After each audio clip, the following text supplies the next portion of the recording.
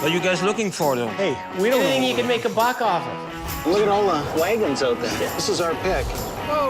It would need $3,000. Well, that's a lot. The box is great, the radio's crap. Since you're a low baller, That's Mr. Lowballer to you. Scott, I found the ultimate cigar box for you. I'm Scott Cozens, I'm Sheldon Smithens. and we're pickers. We travel all over Canada, coast to coast, from the West Rocky Mountains to the Eastern Shores and all the back roads in between, looking for hidden gems in people's basements, attics, and barns. Sometimes we take a gamble, trust in our gut to make a buck. Just like the people we meet, every story is different. It's not junk to us.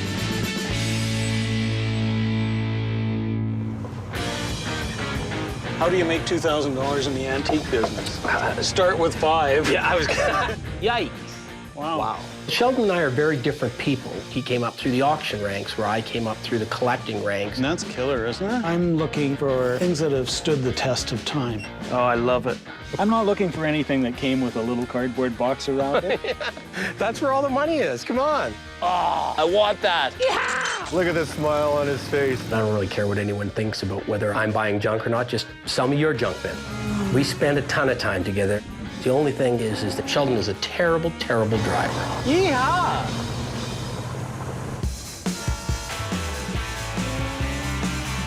I want to stop for coffee before we do that pick. I gotta have my wits about me. Hey, let me grab the mount. Let's plan the day. Yeah, I'm hungry too.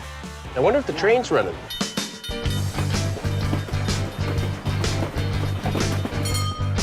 This place hasn't changed at all, has it? There you go, guys. Thanks. We'll head down the Cowboy Trail. That's a nice drive, actually. We're heading over towards sort of the mining territory, right? Exactly. Bellevue. Yeah, this is virgin territory. Yeah. And then as we go a little bit farther east here, we get into more cowboy country, Western memorabilia. Nice, too. Yeah. Have a great day. Thank you. And behave yourself. Thank you. I always do. It's a beautiful morning in southern Alberta.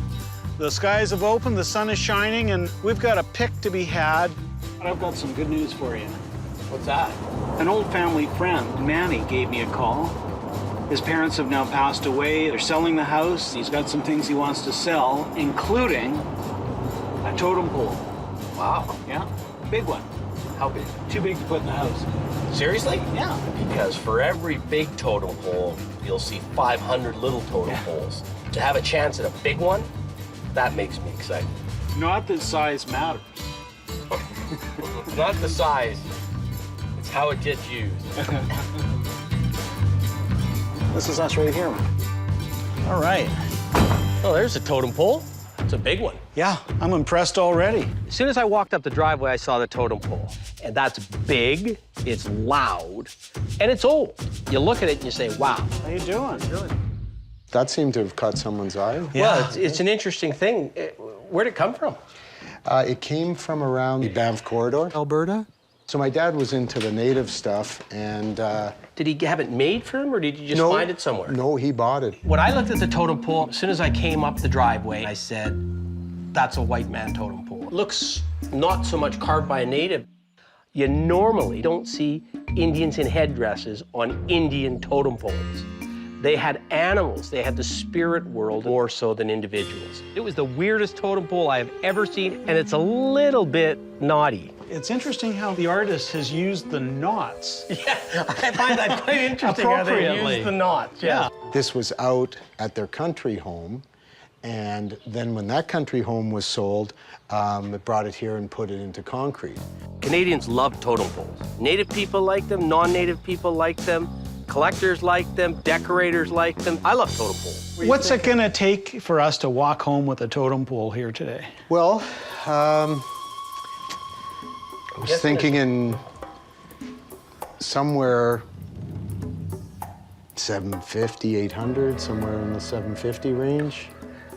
Is that pretty strong? Well, That's pretty strong, Pretty Scott? steep. I know Scott really wants that totem pole. I mean, Yeah. you know, it's one of those things where if it's a native one, that might not be a bad deal, but I just got my doubts. Sorry. I can see 350, 400, something Yeah, I was like going that. to say 400 too. Would you consider that? I really want it, but I want to get it for a good price. Well, like the way I'm looking at it is if I don't sell it, then it's going to have to go with the house, and I'd rather sell it. I got a guy in mind for it, and I think he's really going to want that totem pole. So 4 1/4, and you guys could haul it away right now. We're not leaving without that if I have anything to say about it. Yeah, 4 1/4? 4 1/4. Okay. All right, I want the top It's half gonna if it come out breaks in easy. half. Let's wriggle it a little more. There we go. Keep going. There we go. Keep going. Oh, man. I think we got her. She's out. She's out. I think I ripped my shirt. No, Yeah. she's coming in. There we go. Well, that's the gamble of the day. I didn't buy a lottery ticket. Yeah. I bought a totem pole.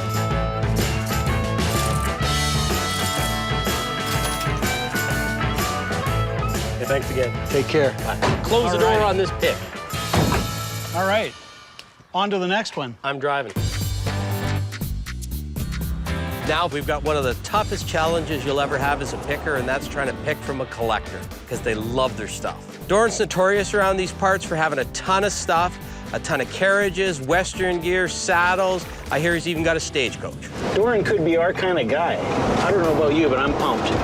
Oh yeah, look at all the wagons out there. This is our pick. I was a little concerned when I rolled up and saw all the stuff. That does not speak to me as somebody that's a seller. Okay, here we are. Biggest challenge with dealing with people that are collectors is they almost always buy at a higher price. They don't like to sell, and when they do, they want top dollar for everything they sell. I'm Sheldon. Doran, this is my wife, Tara. Hi, Tara. How are you doing? So do people see you from the highway? Oh, yes, we get a few coming in saying, just wondered if you had a wagon wheel for sale. Yeah. And what do you say? No. She always says that my funeral's gonna be at 11 and the auction will be at 2. I might as well take you where it all began. My mom was kind of a collector, you know. She never threw anything away. Maybe it gets in your blood that way, I'm not sure. It's certainly gotten in your blood. There's 385 tons of wagon stuff in here. All my parts are numbered. I know where everything is. Is that right? So do people bring these to you, or do you I get go people hunt for them? bringing them to me.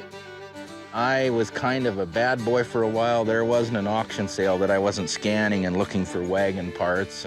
And now I look at it and say, why did I do all of this? Let's see some of the other collections. Whoa! When he opened the doors to those carriages, wow, that looks like an old stagecoach. Yeehaw. I immediately fixated on the old West-style carriage. That I love. Wow, this is great. You always want to be the driver, right, Scott?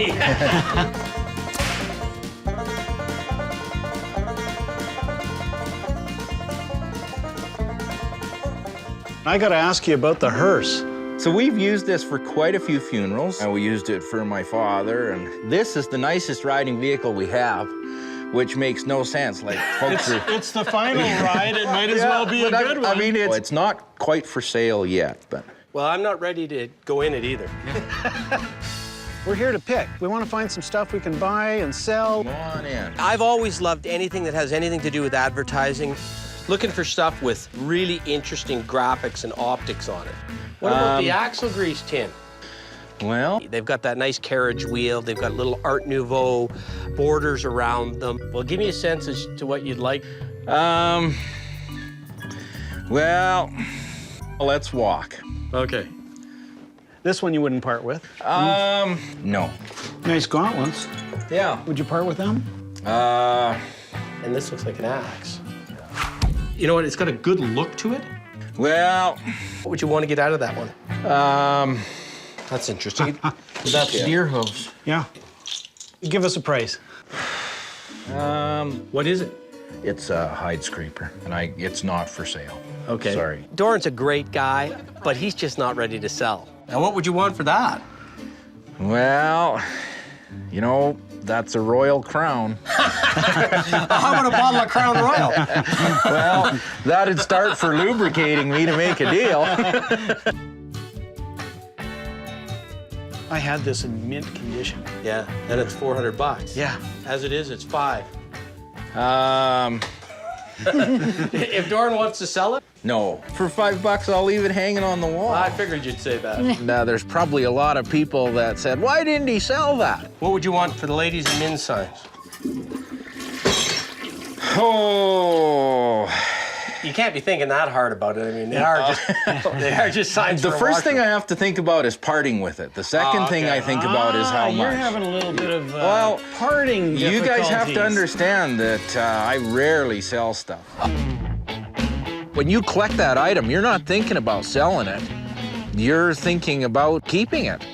And I'm not sure when that time kicks in where it's now time to start parting with all this stuff. Let's get her going. Let's Yeah. initiate it. And you don't have a problem with that, do you? Not a problem at all. I know where the bathroom is. But my wife suggests it needs to be soon. $5 each is what I'd offer on them. Deal. All right. Well, we got to start the day somewhere. Okay. There we go. That's the hardest part. It's getting the start. Yeah. More than anything else, I bought those signs just to get them going. What about the transit case there? That's kind of neat. Is the transit in it? No. Is fitted to hold a transit. So those guys you see doing the leveling at the side of the road, that's the specialty box that would hold a scientific instrument inside. We'll leave you the contents. Okay. It's a package deal. Well, Tara was a real benefit to us because Tara is the one that in the background is giving him the eye signals that says, move it along. Because otherwise, I don't think he'd move anything. Hit us with your best shot, Doran. Oh, the bottom's a little rough on it. Yep, well, I've handled transit boxes before. Stripped down, they look pretty good, nice oil job. Not gonna get rich on that. $5. Done. Let's keep the ball rolling. Or, Interested in selling ones? Sure. $5. Got a deal? $5, we have a deal. Perfect. What's the story, Doran, on the little Indian head? What would you want for that? You tell me what What, you want me to be buyer and seller? Cast aluminum. Obviously, it's screwed onto the side of something, but what is the question? yeah, good question. That's what I've always been trying to figure out. But it is a neat thing. It'll look good on a wall. What would you want for something like that? Oh, probably $60. Oh! I was gonna say 20. Okay, well, you can come back to my funeral auction. From my perspective, he just wanted too much for that Indian head. Would you say 30? No. He's hard. Yeah. But the problem for me was I liked it. So where are we going? We got a little room to move. Well, what if I move down to 50? Scott spotted that branding iron. I didn't see this the first time. Hey, It's got an S in it. and that's our logo. We'll just strike it twice. Bingo!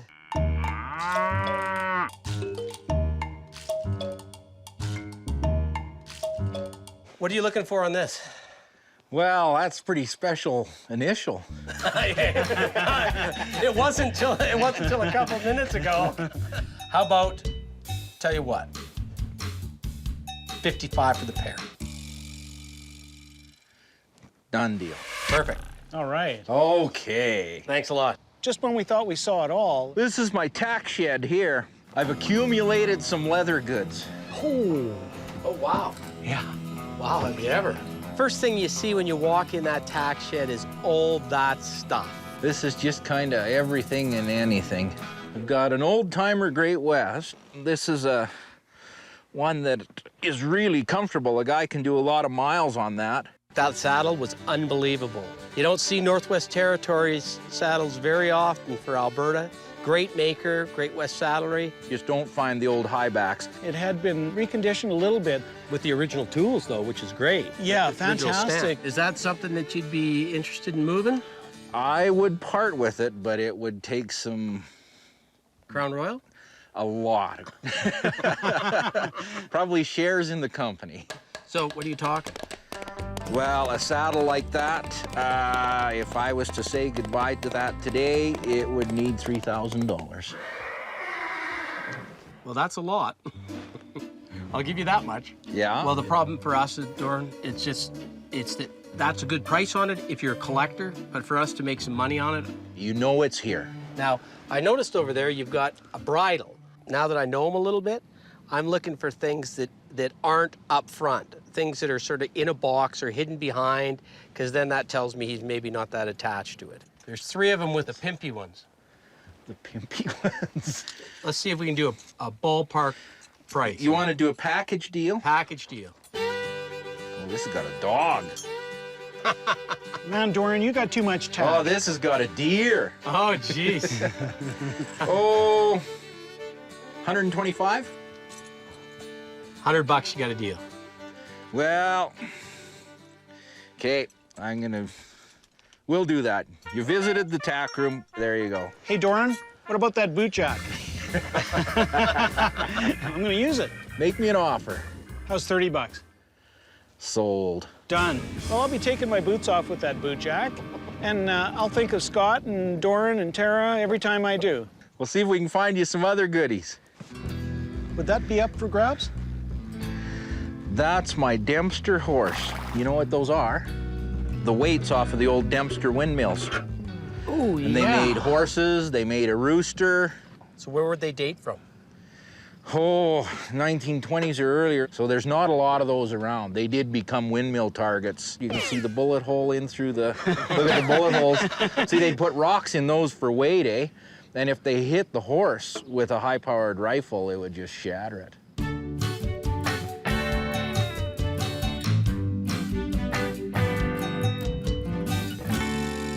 So what would you want for that? Those are pretty collectible. That's Canadiana history, well, actually prairie history. I'd have to have 4.5. That's a tempting thing. It's a great looking thing. That is a good one, isn't it? That seems a bit steep. See, I could do 300 on it. Why don't we go to... That's an original cast iron Dempster, bullet holes. Do 3.5. 3.5? 3.5 done. Okay, that's another deal. We did get some stuff, and if it hadn't been for that horse, I would have been a little disappointed. But that sort of helped me make this pick worthwhile. Here. There we go.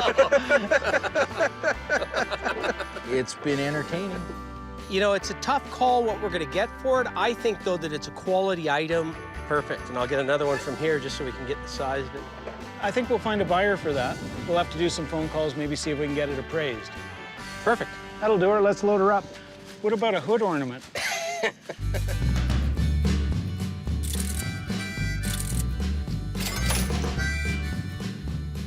Pop it on top of the box here.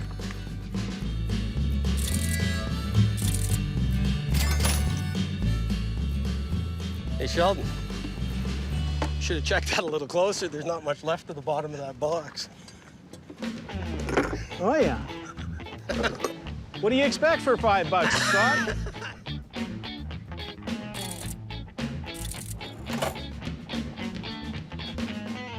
I think I almost paid $5 for coffee this morning, so I can't go too far wrong. So this has been real fun.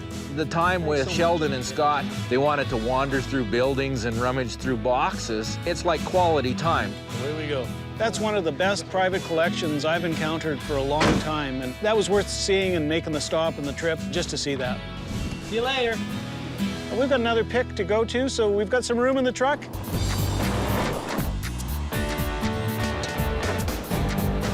It's getting a little confusing here.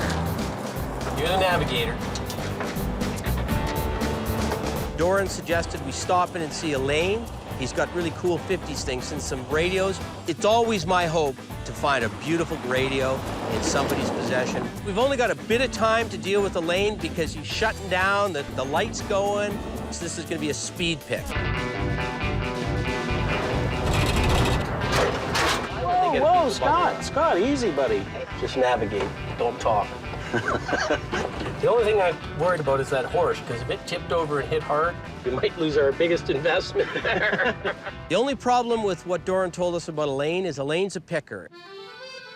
I have this church here, and I figure, well, I can use it for my storage for now, for my picking. And you never have enough room. It's just one of those things. Yeah, it's tough to pick from a collector. It's really tough to pick from a picker. I'm thinking it's that church right, what used to be a church. Oh, here. Well, let's see what we can get. Hi, guys. How are you? I've been waiting for you. Yeah. Let's go. So the place is a bit of a mess. Hey, we like it messy. Wow, there's some old stuff in here. I've been a picker all my life. What I collect the most is antique building material from Alberta. Wow. I love taking apart old farmhouse for the lumber, for the molding, the baseboard, the doors, fireplace, mantles. Scott knows what he's looking for. He's a pro. He knows his radios, and if there's a good one to be had, he'll find it. Oh, man, I'd like to buy something. Well, that's why I'm looking quickly here. We don't have much time. What are you guys looking for, though? Oh, you know, Hey, we don't anything know. you can make a buck off of. There is a technique that when we go in to buy, we don't necessarily zero in and tip our hand that a certain item is the primo item of the whole sale. Strategically, I didn't express too much interest in those radios, but I didn't want one of the better things to be the first deal. Pair of Cowboy boot lamps. Look at that Calgary Stampede wallpaper. Never seen that before. I'm guessing this paper is 50s, 40s? Yeah, 40s it looks like to me. Huh, fantastic. That's a pity. There's more stuff over here, eh? Well, let's look. Holy smokes, there's some light fixtures in here. Let me just peek around the corner here. That's a great lamp base. Elaine, what would you need for that? 20. 20 bucks? Yeah. Sold. Your partner bought something. Yeah. You did? I broke the ice. Is the van empty? That would be telling. You'd love to fill our van up, wouldn't you? Elaine is just like us. He likes history. He'll buy and sell anything and turn it over at a profit. If he's got a good thing, he wants a good dollar for it. What are you looking to get out of the box of tins? Why don't you make me an offer for the whole box? I would go 20 on the 3. Come on, that's too low. Look at this peanut one. You see, it's the boring one, though, right? You guys are lowballing me. What do you expect? We're trying to make some money on it. He's starting high, and I'm lowballing him every time. And then he gives me this look like he's just offended by my offer. It's the dance you have to do sometimes. So I'm going to look around and see what else you got. Let's see. That's an old store tin, but unfortunately, it's really rough. This would be from the 1920s or so, probably, this tin. So what would you want for that tin in that condition? Okay, since you're a low baller, That's Mr. Lowballer to you. Mr. Low Baller, Yeah? yeah. I probably paid 25 for it. You did not. Well, you know, you can't expect to find them always mint, you know? He does the dance just for fun. Okay, now, are these radios? No, those are my income tax. Oh, you said you had Scott was like looking for stuff they can flip quickly, which is okay with me. I do the same. You know Scott's interested in radios. Radios? Yeah. I got about 200 radios. 200? Where are they? I got boxes and boxes of them. You have boxes and boxes of them. Like this towel, Oh, yeah? I have it more in here. For a while, I was buying any radios. If it was $10, I would buy it. As long as it's got color, plastic, and it looks good on the shelf. Yeah. Hey, Scott, here's a Marconi. It's colorful, and it's Canadian. Yeah, that's a nice one. I like that. That's called Beetle.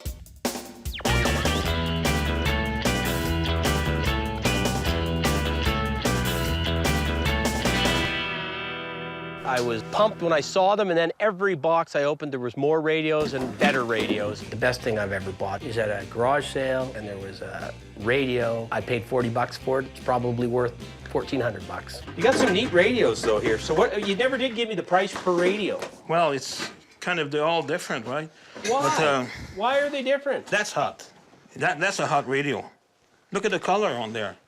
It's black. Motorola. Black isn't a color. He's trying to build these things up like they're Fabergé Easter eggs. And I'm trying to beat them down like they're something that was dug out of the ground. They call that beetle plastic. It's got to go 1, 2, 3, 4, 5 cracks in it. Come on. We both know what they are, and we both know what they're worth, and we're going to get there. How much do you want for these little stand-ups? These one be 50. 15? 50. 50? 50. 50? When you're dealing with a guy like Elaine who loves the game as much as he loves the stuff, it's all about sort of just positioning yourself. Look at that. I can't sell those for 50 bucks. How much for the little guy? That's the colors that people want. That's 40 bucks. I know, but But you're charging me retail. He's a member of the Pickers Union. you got to give a fellow member a break. See, you got a lot of radios here that I like, that's another but the Motorola. problem is I got to be able to make money on I it. know. Is this the Old Man River? You're the first person I meet that likes this kind of stuff. I love this picture. How's 10? Because I like you, I'll give it to you for 10. Because, you know, you Does that mean really... you don't like me? Thank you very much. Ho, ho, ho, ho. Look at this baby here. Unfortunately, this part of it's toast, right? It's too bad I have a Catalan one here. Do you? Let's find it. I'll wait. With rare exception, a Catalan radio is the top of the heap with respect to radios. They start at a couple $100 and they go up to $25,000, $35,000.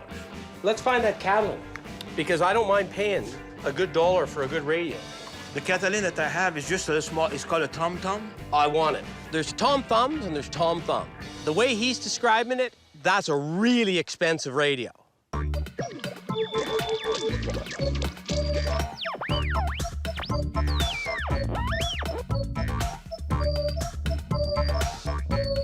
You're very persistent. But it's, oh yeah, it's a different Tom Thumb. So what would you want for that one? Because it's not the one I was thinking of. $50. I'm not going to offer that. So Elaine, what I'd like to do if I could is I'd like to grab a bunch of radios, Okay. put them aside, show you which ones I want, and make you an offer on them. It's two guys that really know what they're doing, battling it out. This one he is gonna have to pay. I paid 70 for that one. I stepped aside and let them do their thing, but I love watching Scott in action. Play ball! And it's a nice hit into left field. Ooh, that's a nice one. Something's missing. Ooh, this is a hot one. Look at the ding there. Beautiful radio, but broken. He's rounding first and going on. One time was selling at 10 grand on eBay. Yeah, but that was the TR-55. Yeah. There's a difference. What about that Sony there? No, it's got a big chunk out of the bottom of it. Could clean up well. Like, who, what are you, dreaming? He's clean past second base. Unbelievable. Some of these are $10 radios, as you know, like that one. I mean, come on. It's white, it's chipped. These ones are not exactly the most attractive radio you've ever seen. You got to admit that. The one I'm most keen about is that pal here. Well, that's a good radio. It's in the bad box shape. is great. Yeah. The radio's crap. He's rounding third. It looks like he's going to go for it. Okay, 32 radios. What are we talking? Well, that's gonna be hard. It's too much. I haven't said a number. And here he comes. Let's talk a ballpark number. I'm trying to make money on this, right? And you're gonna be mad at me when I say this, but I'm gonna say 400 bucks. 400 bucks. Yeah, I told you were gonna be mad at me. It's gonna take you 6 months to make more than 400 bucks on these things. Holy cow, I think he's going to make it. I tell you, I'll go 500. Or I'll keep these ones and I'll sell it even cheaper. You picked the best one. He's sliding, and he's... So, 450, final offer. Sold. It's a home run. We got a deal. Unbelievable. Ultimately, we hammered him down at 450, which we thought was a really good price, particularly where he started from. Last load. Sun's going down. Sun's going down. I'll take that. We had a great time. We shook hands, smiled. It was Nice fun doing doing business. Thank Bye, you. guys. That was some speed picking. Faster than I like. Got to do what you do, right? Yeah. Hopefully, we won't find too many nicks. Hopefully, it won't look like the bottom of your box that you bought today. You want to just keep reminding me of that one, don't you? I know you will when it happens to me. I'm dying to know what those radios are worth. Why don't we give Lauren a call? I've known Lauren for 20 plus years, and Lauren knows pretty much everything there is to know about 50s stuff, retro stuff, and he specializes in radios. I took a couple of pictures. I was pretty sure that we got a good buy on those radios, but I wanted to call Lauren just to make sure. Can you hear me, Lauren? Yes, sir. Did you get those pictures of those radios I sent you? I did. Pretty interesting little collection. Well, I'm hoping when the dust settles on the radios that we're gonna double out on those for sure. There's a bunch of stuff there. Can you give me an idea? That little green Marconi? Yeah? It's actually green bakelite, probably about $250. Oh, beautiful. Oh, wow. What about the little Tom Thumb? How's that? That's not a bad little radio and pull. Got to be worth about $100. Beautiful. I'm pretty happy with that. Can you give me an idea, sort of what you think that we might be able to get for those radios? I was kind of looking at maybe about $850, $900 retail for the whole thing. Well, that's pretty good news. Hey, thanks a lot, Lauren. Hey, fantastic.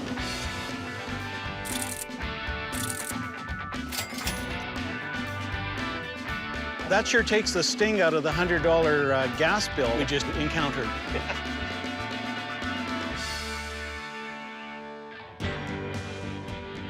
We're heading to Bellevue. This area of southern Alberta around the Crow's Nest Pass is famous for its ghost towns. So we're going to see some interesting things, I think, today. We've got a pick to be had. We've been contacted by a lady by the name of Bernie. She's got a local history museum, all sorts of mining things from some of the ghost towns around the area. She's moving to the city and wants to sell the whole museum. Do you know if she sold anything off before we got here? Apparently not. I think the museum's pretty much intact the way it's been for 35, 40 years. Wow.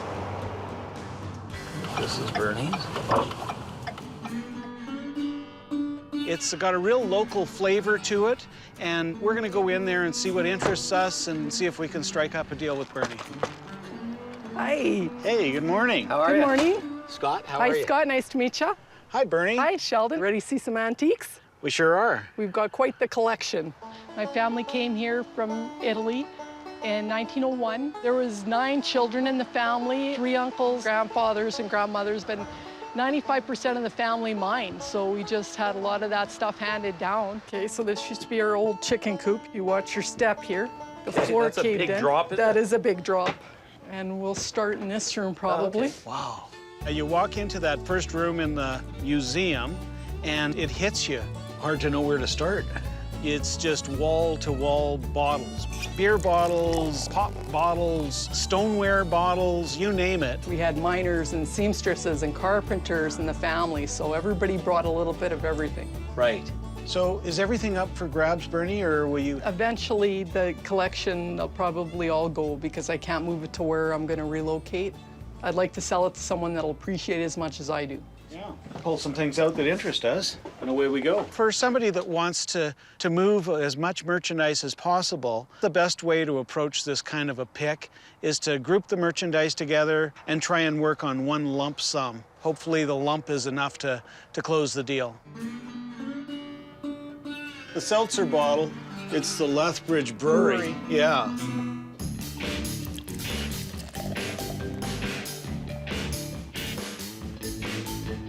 Hey, Scott, this looks like my last year of high school. Yeah, exactly. Right down to Right that down guy. to Uncle Ben's, yeah. Do you have any idea where any of this stuff came from? Most of the bottles were dug up from underground, either in Lille and Passburg. Yeah, Lille don't exist no more. It doesn't exist. It was an old mining town. The mine closed down. The mining company sold off the homes. In fact, Bernie's home is a former house that was moved off-site.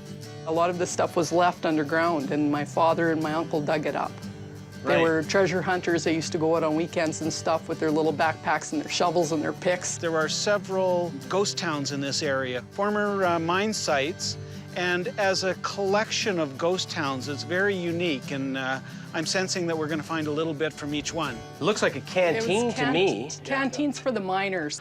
That's a good old one. Canteens are kind of interesting because they're usually not a mass-produced item. They're hand-tinkered. They're pretty unique. They sure show their age. This was dug up, I think, because I Yeah, think it's the top's fused- actually fused. Fused right on there. Yeah. There are people that will decorate their house. Yes. And they'll just put old beat-up stuff Yeah. like that. Are those cannons? Those are bocce balls. Oh, bocce balls. Like an old bocce Yeah. ball. From the old country. Yeah. Wow. Did I go with my cowboy hat? I think you need those on the road, Scott. This is a good mining helmet. Do you know whose hat this was? That was probably a great uncle's. Yeah. Just see if that works for you. If we put a little light on it for the next pick. Well, we can always fall back on mining, because this picking thing sometimes is more difficult than you think. This is my other room. I love the photos. Lots of photos. There's a photograph of Frank's slide before it fell there. Oh, here's Turtle Mountain before the slide.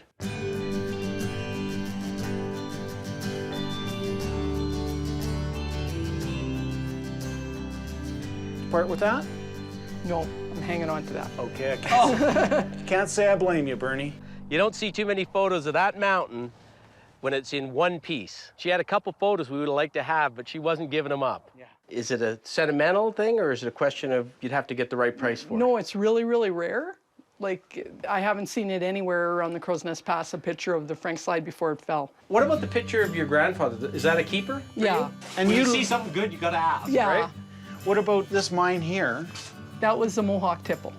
The Mohawk Temple. Yeah, that's the one my uncle worked at, my grandfather worked at. Would you part with that one? Yeah, I have a lot of those. Okay, good.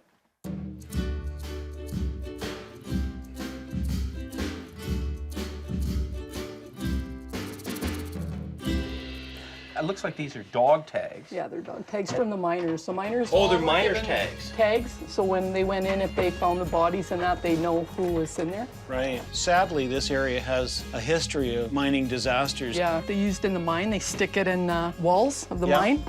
Oh, right. Can I add that to the... Yeah, you can have that. All right. I love all the pieces of local history. Bernie, what about these old ginger beer bottles? Are they Yeah, they're up for available? grabs. This one, you can tell this one's been dug up, right? Yeah. Well, ginger beer bottles are around early part of the 20th century, and essentially that's what people drank. The interesting part is that because this is a railway town, you're gonna find them dug up because people used to ride on the railway, they'd drink their ginger beer bottle, and about a half mile out of town, they'd pitch it out the railway car. So you usually find them all in the same place. I think we might have to do something unusual, and that's maybe sell things as a grouping. Sell the story. So now this is interesting because the color's great. That's a beauty. The longer a bottle stays in the sun, if it's got some manganese or some metal in it, it will turn color. There's one. Boring, horrible sealer, but it's turning purple, color so it's is nice. beautiful. It's a gem. Because they were turning color, somebody will want those because you can sit them up in a window, the light comes through them, and they look beautiful. Do you know what they're doing now with these things? They're taking regular glass, running it through an MRI, and it turns it purple. Really? Yeah. Crazy.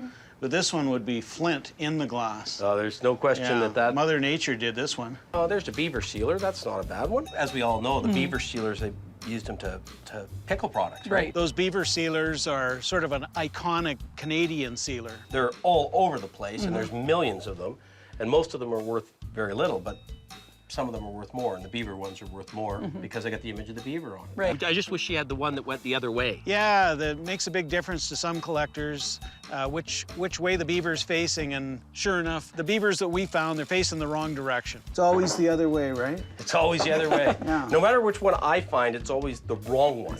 Now let's check out that other shed over there. Wow. Hey, watch yourself, Scotty. Bernie, there's two of these. Would you part with them? Sure. Their eyes light up when they found a treasure. It was like a little kid in a toy store. Scott, look at this. I used to play with this exact same.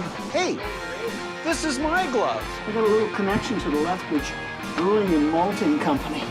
I'm sure that's because you drank so much when you were a kid. Do you have Prince Albert in a can? Well, if you do, you better let him out. You love a good graphic, don't you? I do. Whew. Something smells. Yeah. Well, that's picking, Scott. You use all your senses, right? What's the life expectancy of a picker? It depends if you're picking with me or not. Hey, Scott, I found the ultimate cigar box for you. I wasn't sure if you were talking about personality or Yes, exactly. handmade from long fillers. I think that's a keeper. Bernie, I noticed a couple of buffalo skulls. Hopefully there's no black widows inside these things. And those were two nice buffalo skulls, and Bertie told us they'd been dug up in the Crow's Nest River, not far from here. This part of Alberta, the buffalo migrations used to go right through here. And so it's not unusual to find bones and skulls, but these two were both intact. They showed their age, they were weathered. I think my bison's older than yours, Scott. They used to be plentiful, and now they're scarce, and there's a little bit of market value to them. So, Bernie, I think Scott and I should probably compare notes and come up with some sort of offer for you. Okay, sounds good. Thanks, Bernie. Leave and leave you guys talk. I'm a little concerned about this pick because there's a lot of stuff in here that I wouldn't normally take. But she's a nice lady, and I don't really want to take a beating on this stuff. I would have normally picked 5 or 6 items out and left the rest. but we were trying to put a package deal together because we knew Bernie wanted to move a lot of stuff, and we would get a better deal if we took more stuff. Well, I think what we should do is this. I'm gonna go up there, I'm gonna give my scan of it, I'm gonna sort of price it up in my head. Hey, I'll do the same. I'll do the same. Then we'll take a couple minutes, talk about it, see how close we are, and if our numbers are close, we'll go in and try and do the deal, okay? Yeah. My way of doing it's a little different than Sheldon's, is I look and I pick the 5 or 6 or 10 best things that I see that I can sell at retail, and if that gets me my money back, the rest is the profit. I'm thinking about what I would allow for each piece. I'm not going to get hurt on each piece, and add it up in my mind. And then I usually round it off to the upside, and then we start negotiating from there. Quick sell. Yeah. They're not going to make a lot of money off them, but they're a quick sell. Nothing is really valuable, but priced right, should be able to turn it over quickly. So now that we've scoped it out, what's your price? No, you go first. I don't want to go first because I'm always lower than you. No, you go first. Go on. Okay, well, 325 is my number. Oh, I was going to say 350. Huh. It was generous enough that we weren't insulting Bernie. There's some real treasures in here, and then there's, you know, a few bits and pieces that probably don't have a lot of value, No. but they're interesting. Interest. Yeah, we came up with a number that worked for both of us, and the number was $325 for this bundle here. How does that sound for you? That sounds good. How about 350? Oh. See, that was the mistake we made. We didn't start low. Yeah. No, I think actually that sounds very fair. Absolutely. Okay. Yeah. Okay, Great. It's a deal. Okay, Got thanks, ourselves Bernie. a deal. Thanks.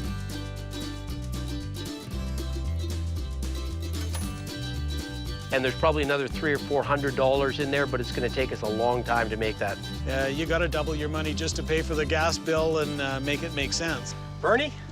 It's been a It's pleasure. been a pleasure. It was great. You take care. You too.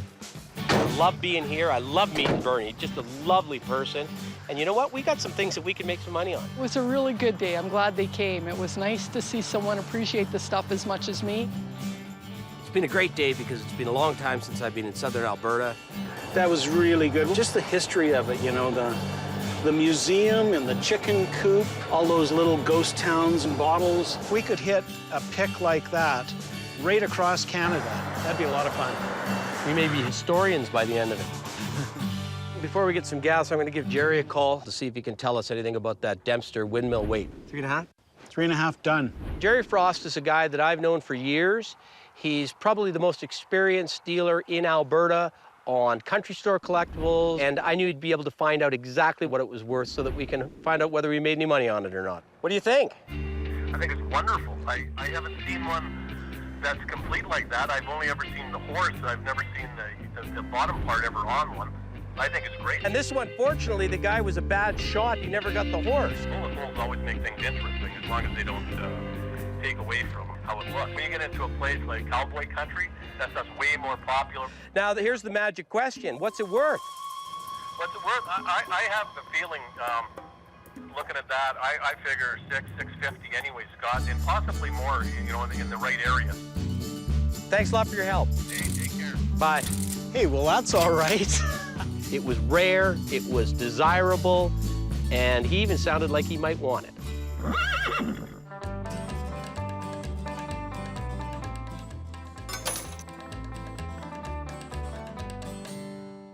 Overall, I quite enjoyed that.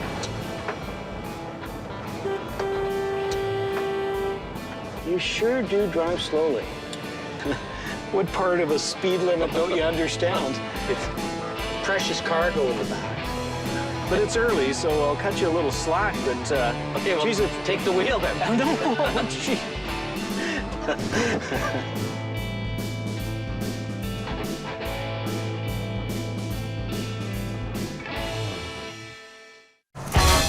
This Badlands is incredible. Holy smokes, it's a 3-seater. What are you guys doing rooting around in my shed here? How much would it take for you to lose your marbles? Yeah! Tell me what you'd want for everything. $75,000. Whoa! Step back in time. I love it. The strategy was go for the throat. You guys want to go to the suicide shed? Watch yourself here, Shell. Oh, I want that. Please? I don't think so. I'm Scott Cozens, I'm Sheldon Smithens. and we're pickers. We travel all over Canada, coast to coast, from the West Rocky Mountains to the Eastern Shores and all the back roads in between, looking for hidden gems in people's basements, attics, and barns. Sometimes we take a gamble, trust in our gut to make a buck. Just like the people we meet, every story is different. It's not junk to us.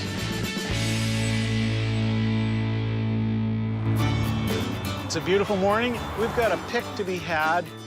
Straight north of Calgary and Wetaskiwin. Looking forward to meeting Stan Reynolds. I am, too. Yeah, he's been around for a long time in this part of the province. Stan Reynolds has been a legend in this part for a bunch of years. He's been a big collector of automobilia, pretty much anything that moves, airplanes, military, and he's got a great museum. I heard that he's having a bit of a fire sale on some stuff because he's sold property and he's got to move, so that could be good. Hey, look at the sign. Well, there it goes, Stan Reynolds. Must be the place. Wow. Look at this place. That's unbelievable. Look at the old buildings. Looks like he's got some old outbuildings that he's had transported to here. These are like airport hangars. Yeah, really. Yeah, great Art Deco sign. Let's go meet Mr. Reynolds. Stan, how are you? Well, I'm still alive. Good to meet you. Scott Cozens. Stan Reynolds had an antique store for years and years in Wetaskiwin. I started collecting in about 1948. And the rest is history. Stan's son wanted to clear the property. They allowed the museum to come through and take anything they needed, and everything else was up for grabs and priced. Okay, so you guys want to go? Yeah, we better go check it out. We met Mark, who's essentially his right-hand man. He asked if Mark could walk us around and gave Mark the authority to deal on anything we wanted to buy. Well, look at the cars, Sheldon. It's like a graveyard of cars. Don't get started now. I got to take a quick look at that. Wow. With rare exception, the majority of the cars were late 40s, early 50s models. Wasn't the Hudson a classic in her day? You ever seen anything like this, Scott? I can honestly say I have never seen anything like this. Yeah, Stan's a self-made man, and he was a Royal Canadian Air Force pilot during the war. And after the war, when he'd fly over this area, he'd spot carcasses. It might be old farm implements, it might be automobiles, things that he went and salvaged and turned that into just a major collection. Brilliant when you think about it. Yeah, although, holy smokes. See, that's what I want. Got the great fin on the back of it. Hey, can I get in there and take some hood ornaments off those? I don't think so. No? When you make them into an ornament that's on a wood block or something, I've sold those for good money. Looks like it's an Indian head. Oh, I want that. Please? You can buy the whole car, probably around 200. How about 10 bucks for the car? I'll take the ornament and leave the rest. 10 bucks for the car, 190 for the ornament. Ah, you're killing me.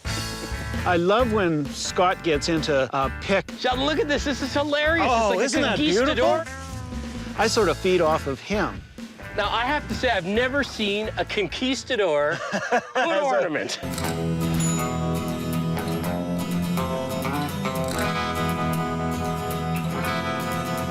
I'm thinking if I can figure out enough of these, we might have to make an offer on the cars and just take the hood ornaments and leave the rest. Oh, no. Man, I love these hood ornaments.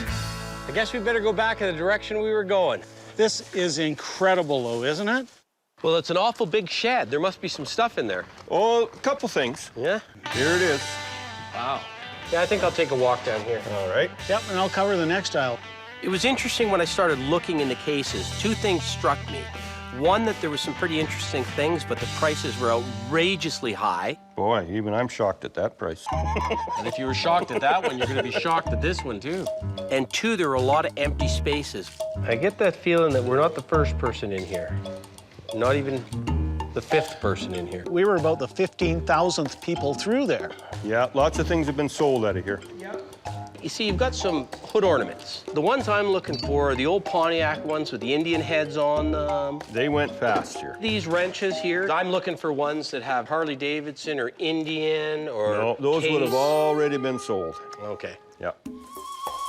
Anything that wasn't outrageously priced had been sold. The spear, it looks like it's got some age to it. We were looking at the leftovers, and I could see why a lot of them were leftovers. It's got 165. I don't, I mean, it's a neat thing. It's an interesting thing, but They had goofy prices on them. I could see us getting 75 out of that. Which means we offer 25.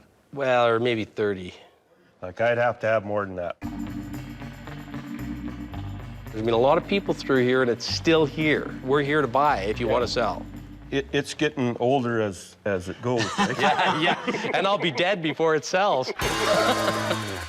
What we're gonna do, I think, on some of these things that we still think you're too high on is we're gonna put a package together, and then maybe we're gonna try and do a bulk deal at the end with some of them, okay? All right.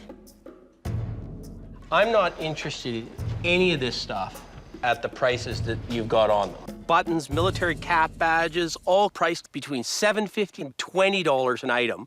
But if you were to give me a blow-me-out lot price on all of them, so cheap I can't refuse it, I might not refuse it. Like $1 a piece? There had to be $1,000 worth of stuff at his prices, 40 bucks for all of them. Yeah, we could do that. Okay, perfect, good. I'm feeling better now. Once I made the deal on all those pins and cap badges and buttons, I was feeling pretty good. Is that a powder horn? Well, it could be.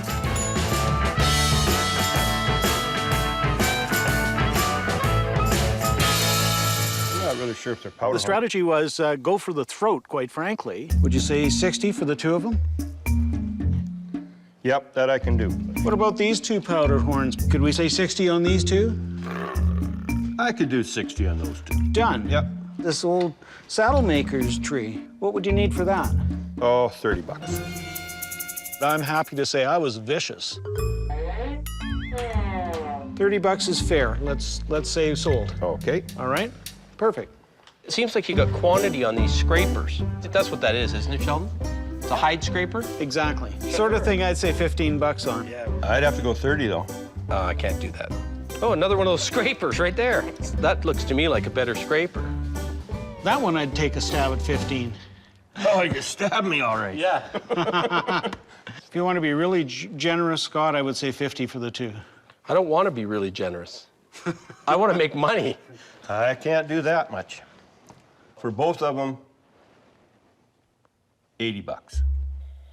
Is that your best price, or is that your... That is just the absolute best price that you could ever get. And is that your best price if we package them together with the other one over there? Oh, the other one. Yeah. His prices were way too high on all of them. I'll put them with the other ones. Okay. I know we're coming back to look at those before the day, and we're going to put a real stink bid on them. Oh, I don't know. The stink bid is you take the lowest possible amount that you think would be reasonable, and then you half it. That's a stink bid. So, you guys want to go to the suicide shed? Who wouldn't? Sounds like our kind of place. Go ahead. Oh, you first, Scott. Really? I'm not sure. I Just a insist. second here. Oh, cow. Watch yourself here, Shell. Oh, yeah. I'm scared to touch anything because it could all come down on us. What a pile of rusty old stuff. Ah, the smell of oxidizing iron. I got a feeling from Mark that he would be very generous. That's not a bad one, right? It was becoming more evident that this stuff was either going to sell to somebody, This is a nice one there. or if it was metal, it was going to go to scrap iron. What are we talking, a bucket throw on these? Well, it was sort of like $5. What if we took 10? Could you say a bucket throw at 10? 10 10 about saws. 20 bucks for 10. 15 bucks is our final offer.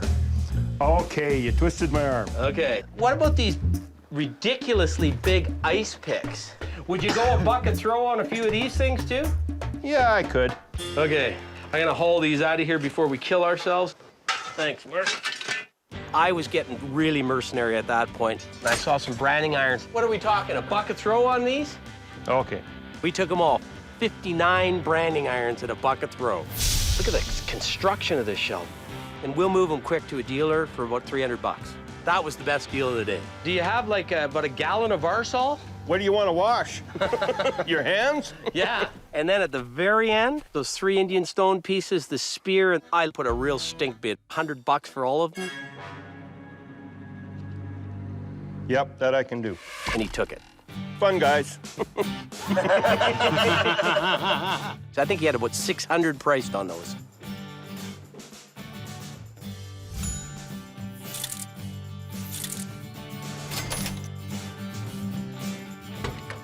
I know we're gonna make money on those pins and cap badges because I counted at least 30 cap badges we can get $2 a piece for, and everything else is profit, profit, profit.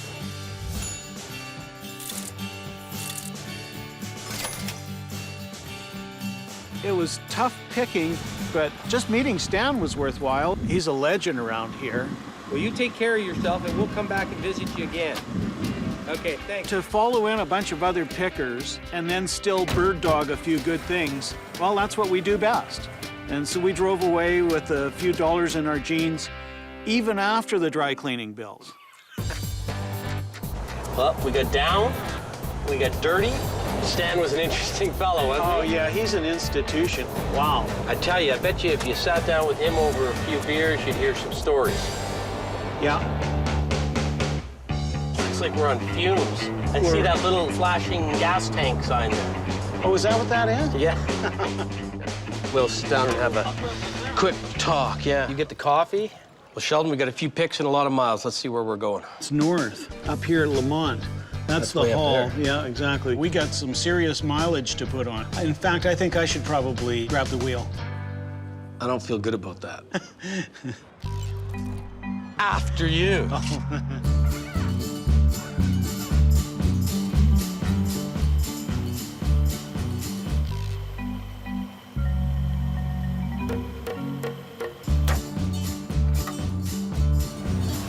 Nice work there, Scott. Thanks a lot for that. You remind me of a guy that you go out for dinner with that goes to the bathroom when the bill comes. Do you see how much it costs to fill this up? $100. Yeah. That makes this next pick that much more important that we got to get some stuff this time. It was a little bit of a drive, but we thought, well, let's take a shot at this one. We heard about Dave. Sheldon found him on the internet. I don't know what he was doing, searching porn. I've got a feeling this is going to be an entirely different pick than we did yesterday.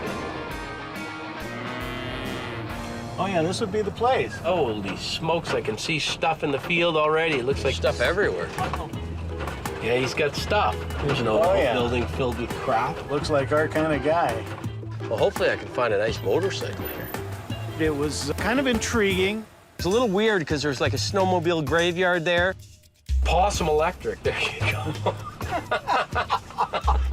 We didn't know what we were walking into. You found it, buddy. You're taking the credit or the blame. Hey, Dave, I'm Sheldon. Sheldon? Yeah. Scott. Scott? Nice to meet you. Good to meet you. You have a lot of stuff. Everything and anything. Yeah. When did you start collecting, Dave? 20 years ago when I moved here? Hey, everybody around here must know that you're the parts guy. Oh, no, I keep it quiet so nobody was bugging me all the time. Yeah, see, you've got a bunch of trains. All kinds of stuff. Dave had collections of collections. And there's some really nice cameras up there. Looking around, you never know if you see that one treasure. Yeah, I'm more looking for the late 60s, early 70s stuff, or punk, which would be in the 80s. They're all too old for me. That's Barbie dolls. That it is. I'm not a big Barbie collector, but if I can find something right around the 1960 period, then I'll take a look at it. If it's any later than that, I'm not really interested. Oh, G.I. right. Joes, I'll look at as many as you got. My poor G.I. Joe got burnt. Dave's a real character. Play a note.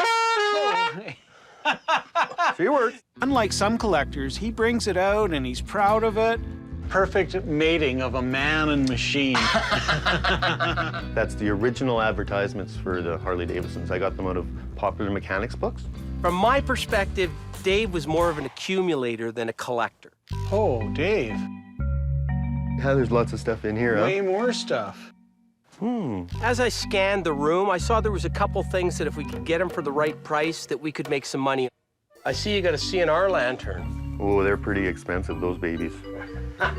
Pretty expensive is a relative term. Yeah. Okay, well then I would rather not sell them. Dave's tough to do business with. I think there's a little chip on the bottom in one spot. That can make a big difference. Yes. What would you want? $125. Yeah, I don't think we can make any money off that. I think we thought it was going to be better than it was. There's horsehair in there. Yeah. I took it apart one day and had a look at it. What would you want for that one, Dave? I got to get $50 out of that old bugger. A little too rich to turn over, I think, at a profit. All right. If it's any good, he wants too much for it. Head her on through. All right. There were a few interesting things in one little display cabinet. You can see you've got some Inuit pieces here. Yeah, this is stuff that I got when I worked in Alaska. You could go into a store up there and just buy it from the native Eskimos who made it. That's incredible. Okay, well, that's called baleen, and it comes from the mouth of the whale.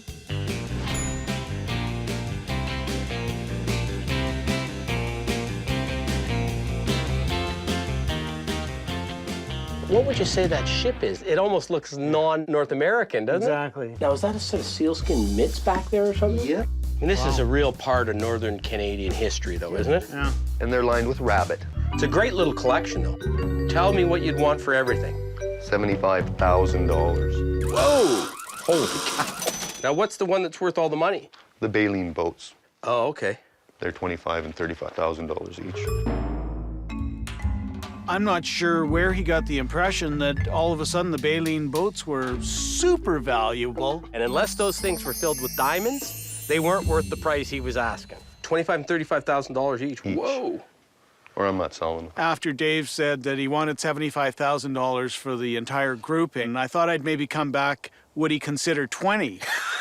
But I was scared that Scott might have a heart attack and Dave would say, okay, sold.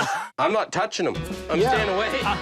Well, I think you better put those back. Why don't we take it? Because I'm scared now. We continued looking at more collections of collections. Chainsaws, boat motors, really old buggers. There you go, Sheldon. I'm the Black Knight, you're the White Knight. Dueling saws? I don't think I was really all that interested in buying a chainsaw, and it certainly took more of a man to handle that thing than I could ever do. This whole era of Honda was when they were trying to distinguish themselves from the Harley-Davidson bad boys, you know? I'm making this one for my mom.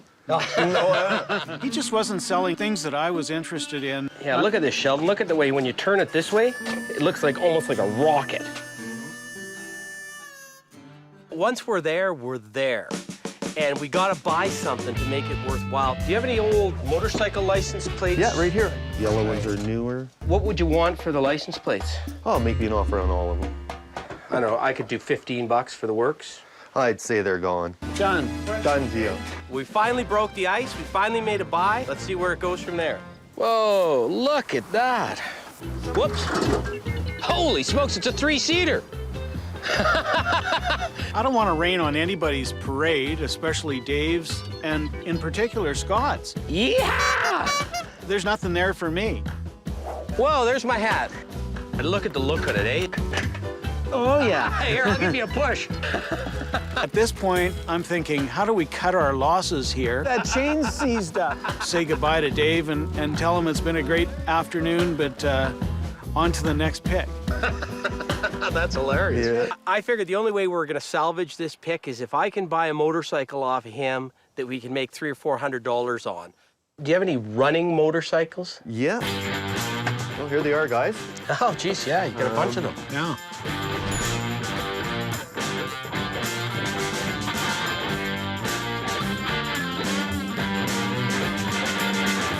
I walk in the shed, and I see some interesting motorcycles.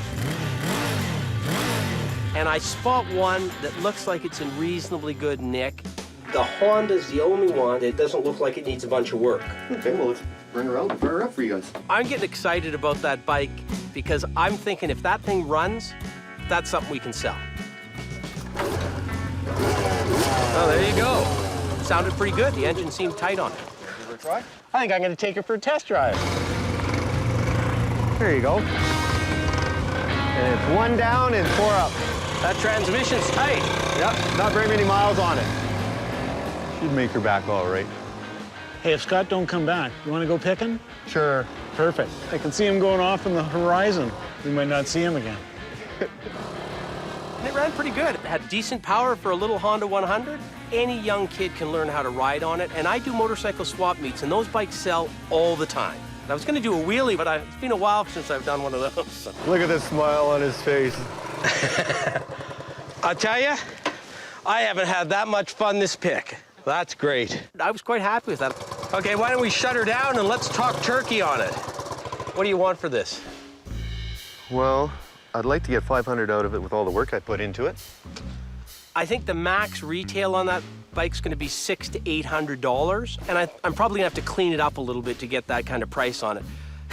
I know Sheldon, Sheldon's looking at it because he's thinking he doesn't want it because we're gonna have to put it in the back of the truck.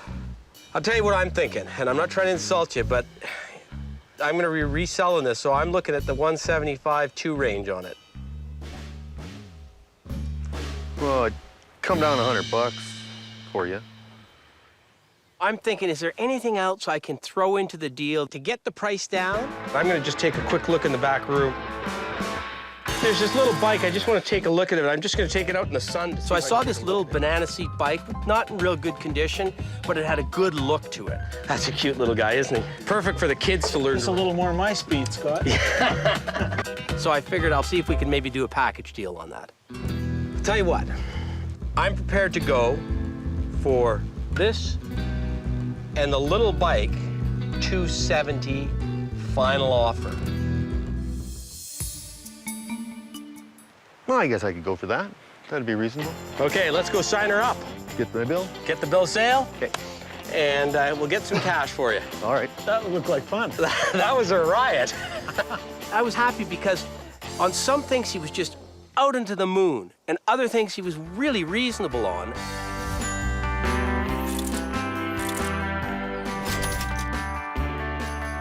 Because I do motorcycle swap meets, and guys are always looking for a nice period license plate to put on their bike. Okay, Sheldon, watch out. There you go.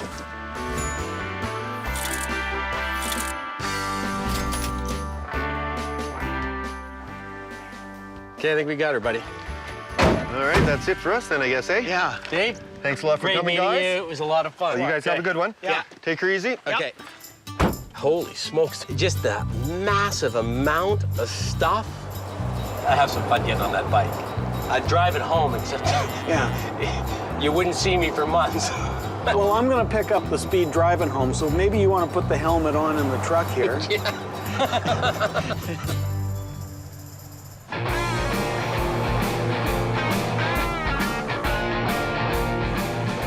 I got a call from a fellow by the name of Jim. Told me he had some really good stuff that he was motivated to sell. I love rolling into the yard and seeing a for sale sign. And I thought, this is good news for us. A golf cart starts zooming at us at breakneck speeds. How's your day? Hey, you'd be Jim Chili. That's me, the one and only. Pleasure. So I see you've sold the place. Yes, sir. It's just time to downsize. And I'm trying to get my wife to convince herself that she will retire, and then we can take our big holiday trailer and go see some more of this country. Well, so where should we start? Well, we've got some pieces in the house. Yeah, Jim had a house. Welcome to my humble abode. And then several outbuildings, a couple of Quonsets, and there were things inside and out. The more somebody has, the more likely we're going to hit a winner. In this room here, we have a kind of a hockey sock full of different things. I saw the toy truck, and I knew it was a Lincoln toy truck. That little truck my wife has had for so many years. Actually, she was kind of reminiscing the other day about driving it around on the farm when she was in the sandbox and stuff as a little kid. And I knew then I wasn't getting it for $10.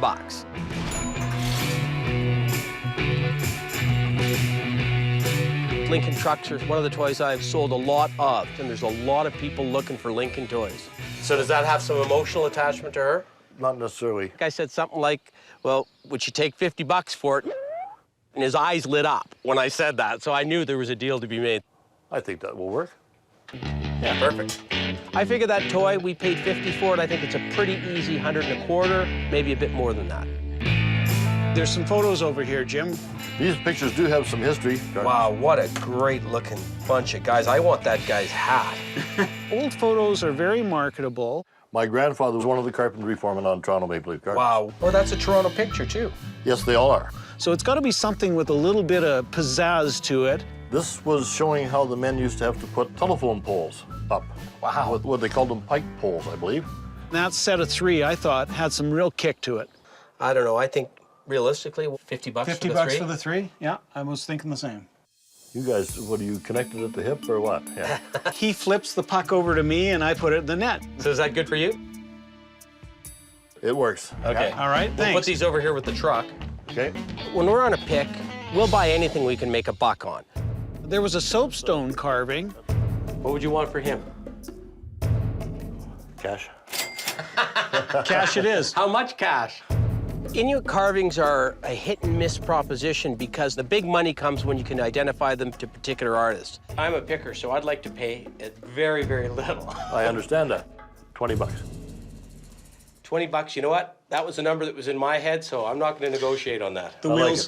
I like it. The wheels are rolling. Yes, Okay. they are. There's great Yes, it things is. everywhere I look. Well, that table there is a library table. Yeah. You got a cream separator on here. They're quite decorative items, and it was pristine. Well, this is a nice size. You bet. What would you need out of that one? We haven't got out of the house yet, so I'll leave the ball in your court on this one. Well, I hope Jim doesn't show us the door, but 60 bucks. 75. I love the art of negotiation. I really, really do. Are you carrying it? Do I look silly? Oh, that's a toughie, eh? This is the way I like to deal. Just because you go into the bay and say they want $100 for that shirt doesn't mean I'm going to pay it. This guy's done this before, hasn't he? We thought, you know what? Let's see if we can package that with the desk. Interested in selling the desk? I do believe. Well, it's a classic arts and crafts piece.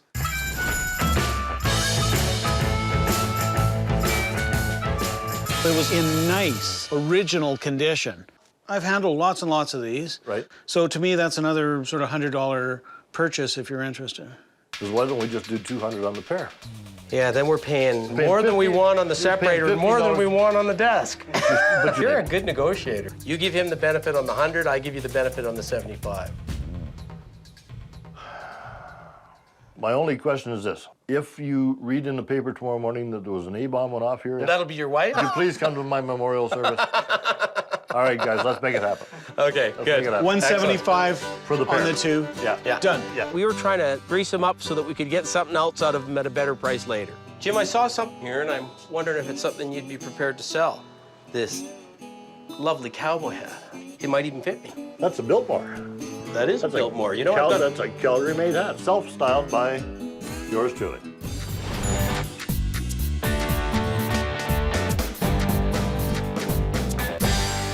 Jim shapes his own cowboy hats, and he shapes them just the way I like them. So what would you need out of a hat like that? We got to start at least one. One what? I'd like to pay 40 bucks for it. Put it back down there. But if you want to add another 20 to that. You are a hard bargainer. Does this look good enough for me to pay 60?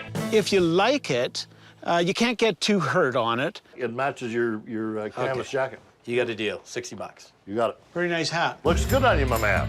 Yeah, the ball was rolling. We were finding our groove. Now, before you make too many inquiries, I will suggest to you that what you do see in here is 17 years of an auction sale junkie. That's me. I'm scared now. Can I just dig around over there? You certainly may. When I walked into the Quonset hut, I thought to myself, not going to be anything in there. Nope, you got some dead animals over here. Oh, a spoon collection. Less than desirable collectibles. Oh, that's nasty. That is bad, isn't it? In the back, I could see some trunks and things, and you turn around towards the door. And these branding irons, would you part with them? I'm going to keep one B, one X, and one half diamond. The others are for sale. 1B and 1S. Scott and I both have a soft spot for branding irons. That leaves 4 odd branding irons.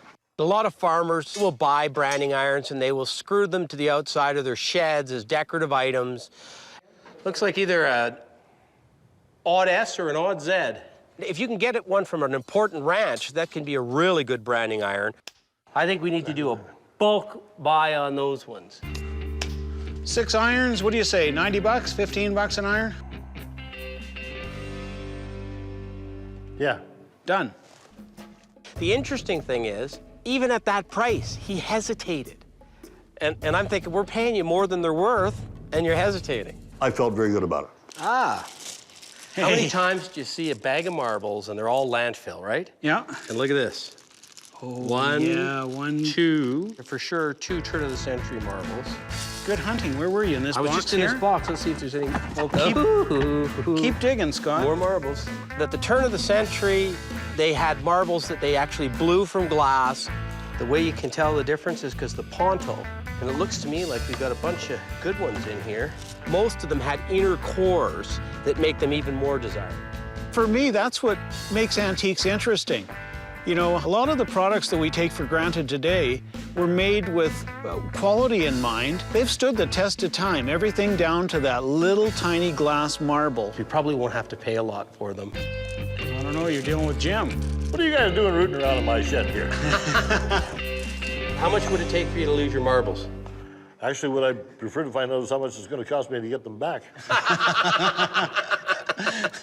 Normally, when you get a couple bags of marbles like that, you can hold them up and get them for $5. But Jim was tough. I really don't know. Talk to me. Well, here's the problem. When you ask me that question, I have to tell you the truth. Jim wouldn't set a price on anything. He made us tell him what we would pay. These ones are, for the most part, landfill. But there's a few in here that are good. They're good because these are turn-of-the-century marbles. I would give you $40 for the marbles. Sold. I made him, I think, a pretty fair offer because I can tell you, he would have put those in a garage sale for like $5, and that's what he would have got for them. Wow. You know, I've got this thing about cowboy hats. Up hanging on a set of antlers, I saw another cowboy hat. Seems to be the same size as my head. Every once in a while, we're buying for ourselves. That's not too bad, is it?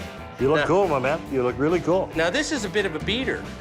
It's got a little wear inside there. Yeah, it does. But that's called experience. I hope you're going to treat me a little bit kinder on this one. Just to show you that my heart's in the right place, we're going 6-0 on the brown one. We round it out to an even, nice little 100 bill, and you own the pair of them. You know, Jim, this is way more than I would ever pay for a hat this bad, but I got to have it. So we got a deal. I love it when a plan comes together. Okay. Yeah, but you gotta have the 2 good hats together. There you go. See, I told you the top was most comfortable, right? There you go. Now you're cooking.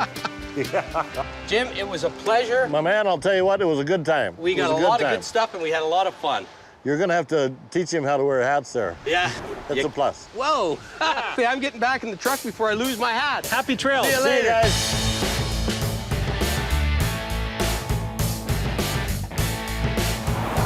Hey, well, that was one fun pick. You know, that made the day. I wasn't sure what we were going to find there, but wow, we filled the truck at least.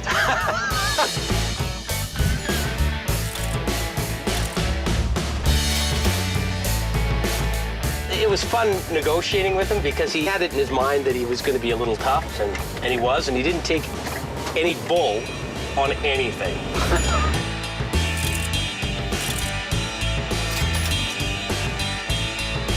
I'm wearing my new lucky hat right now.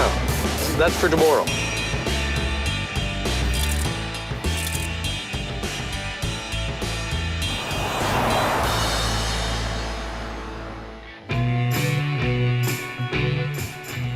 This Badlands is incredible.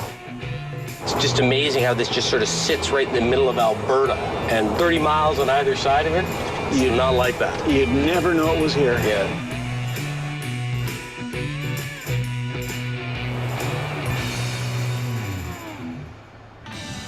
I can't believe I've never stopped here.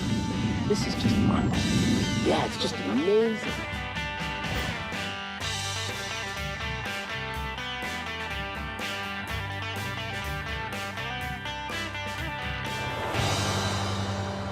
We've got another pick to go to. In Wayne, an old coal mining town. Lots of coal around here. I would never have thought to come here had it not been for the phone call. I'm Fred, and I live in Wayne, Alberta. Been here for 54 years, raised in the old Last Chance Saloon. My understanding is the bar's not going to be running much longer, so we might have a chance. The bar is for sale. Who knows? There could be something in there. There could be something real good. Ever considered a change of career? Not in Wayne. Current population, Wayne, today is 27 people. Wow, look at this. Step back in time. I love it. Let's just walk in, scope the place out, figure out if there's anything here for us or whether or not this is a wild goose chase. Looks like you on Saturday night, that guy with the boots up, head down. Well, ready? Yeah, let's go in. Howdy, fellas. Hey. Hey. How we doing? Great place you got here. Oh, thanks. I heard the bar was for sale, though. Yeah, I've been at it for 27 years and just time to semi-retire. Whoa. That I love. Well, it's really interesting, isn't it? The saloon was built in 1913. It's fabulous. Yeah. This was a coal mining town, gotten a lot of history from old timers that used to live here. There's some artifacts from the mines and the houses that were here back when the place was booming. By the middle 50s, all the mines in Wayne were closed. Everywhere I look, there's fantastic stuff. Collected a lot of this stuff from when I was a kid, not knowing that, you know, it would become my favorite things later on in life. What's the story on the photo of Wayne? Well, that photo was from the early 20s. We had over 2,500 people. We had stores, banks, booming The town. circa 1900 strip mall. Yeah, exactly. Is that photo something that you'd let go? I'm sure 1,000 people have asked him if he'd sell it before. Probably not. That was a gift from an old friend of mine, actually. All the good things are gifts. All the good things are gifts, yeah. This whole bandbox in the corner here, my friend Ted Carter, when he gave it to me, it came out of the old bus depot in Calgary. I'll get her fired up. That's really interesting. Oh, here we go. Wow. The lights are on and everything. Yeehaw! Fantastic, eh?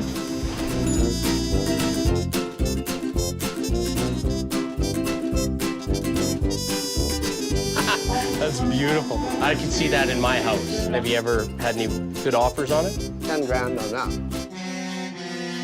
Wow. Yeah. Ted wanted it somewhere where basically the whole world could see it, and that would be here at the Last Chance Saloon. We're kind of a crossroads to the world. We wanted to own a piece of that, but it wasn't going to happen. What about the boar's head?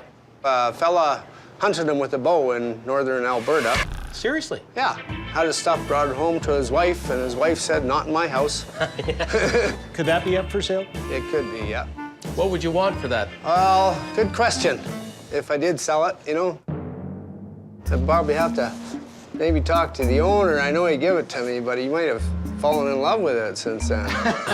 Maybe his wife has too, right? He wants it back. The carrot is dangled and then it's snatched away. That's really tough for a picker. I found a stereoscope and some cards. Is that something that you might be interested in parting with? I think we could. Before moving pictures, that was a way to get you into places that you'd never seen before, and in 3D. Yeah, that's interesting. There's no question about that. The Theater of Satan. Now, the stereoscopes themselves are not that hard to find, but the good cards are. What would it take to separate you from the stereoscope and cards? Probably around $225. His prices were through the moon. I think one of the reasons may have been because he wasn't interested in selling it. Niagara Falls. Oh, yeah. People made offers that were ridiculous. And so that's what he thinks the price is. Well, there's a lot of stuff we'd like to buy, but I think you're attached to most of it. I'm attached to a fair bit of it, all right. That's the peril of being a picker. People think they want to sell, and then when push comes to shove, they're just not ready. Well, maybe that's one to leave here, if you don't mind, just aside for a minute. Yeah. What's happening here today is exactly what I feared might happen. That fly cop sign. Looks like it's from sort of the 1930s, maybe 40s. As far as selling it, somebody wanted to buy it last week. And what did they offer you? They didn't offer because I told them it wasn't for sale. Okay, well, is it for sale today? What do you offer? Everything I was asking about, he couldn't part with. What do you want? 1,000? No, it's not worth 1,000. There we go, then. So he wouldn't part with bull snake on the wall up there. Is that something you would consider moving? No. So he had to talk to somebody about parting with it. The boar's head, do you have to make a call on that? And then he wouldn't talk to somebody about parting with it. I better hold on to it. I'm just sorry to say. Okay. Yeah. And he wouldn't sell it. From time to time, I do sell stuff out of my saloon. The majority of it I like to keep. Hey, time to make a couple last offers and move along. You got a Coke button in the back room. What are you thinking about that? Oh, it's worth a couple grand. Couple grand. Yeah. Couple grand. Come on now, friend. Yeah, and I always laugh when I see people putting huge prices on those things because they think they're rare. Well, every corner store in Canada had at least 2 of them. This one happened to be all shot up. That would work out to about, what, $400 or $500 a hole? About that, yeah. When I buy stuff for myself, a lot of people will give me a bit of a deal on it because it is for me and I'm gonna keep it, not just turn it over. That come from around here too? Did, yeah. Another gift. When it comes right down to it, we just can't afford to pay for sentimentality. Just before I leave, can I get one of these jalapeno pickled eggs to go, please? Oh, yeah, you gotta try one of them. I love pickled eggs. Hoo-wee. Smell that, Smells eh? like the prairies, yes. That'll be $1.50, please. Thank you very much. Well, it's always good to make a sale, regardless. That is beautiful. The best thing about that pick was the pickled eggs. I'm glad they were here and I enjoyed their company. I'm really glad I got to see the Last Chance Saloon. Probably my last chance to see it. Wasn't great picking, but there's always another pick, and there's not always another pickled egg.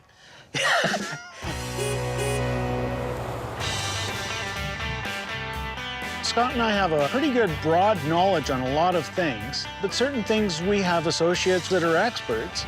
Sid's a friend of both of ours. We both respect his opinion. I take a few pictures and emailed them to Sid last night. Now we're gonna give him a call and find out what he has to say. Hey, Sid, it's Sheldon. Scott sent you some photos. There was that truck.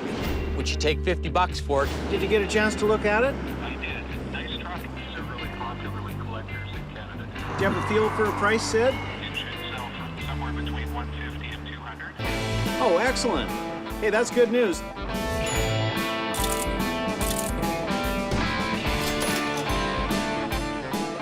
There was 3 photographs. Realistically, $50 $50 for the 3? for the 3? Yeah. It works. Okay. Yeah. So I'm dying to know what you think they're worth. As a collection, they might be worth more than individually, but you should easily get $50 to $75 a piece. Excellent. Excellent.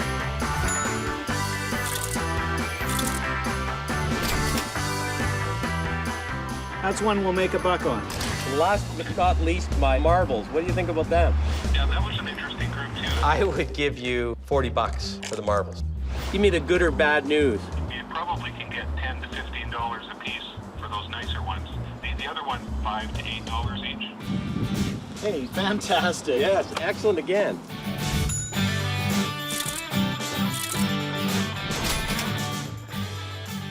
Hey, good luck on the road. Thanks a lot. Thanks, Sid. See ya. Yeah, you're welcome. Bye-bye. Bye. You do want to drive? I'll drive. I don't like that. I like to keep you on edge. We've made a few bucks, and we're on our way to pick some more, so that's really encouraging.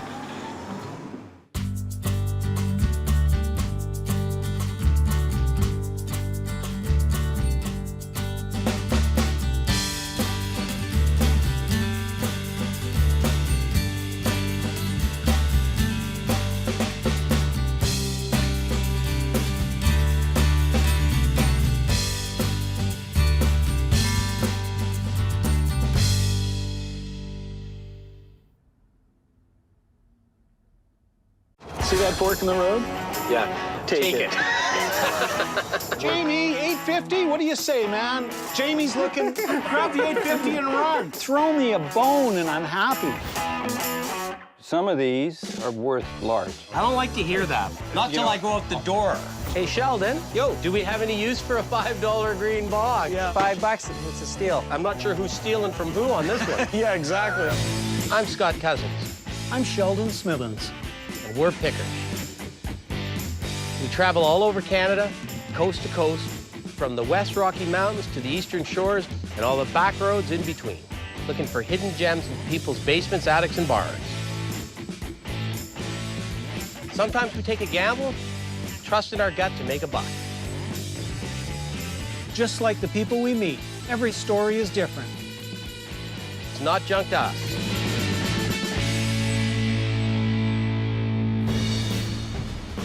Hamilton, eh? I can't just smell the steel.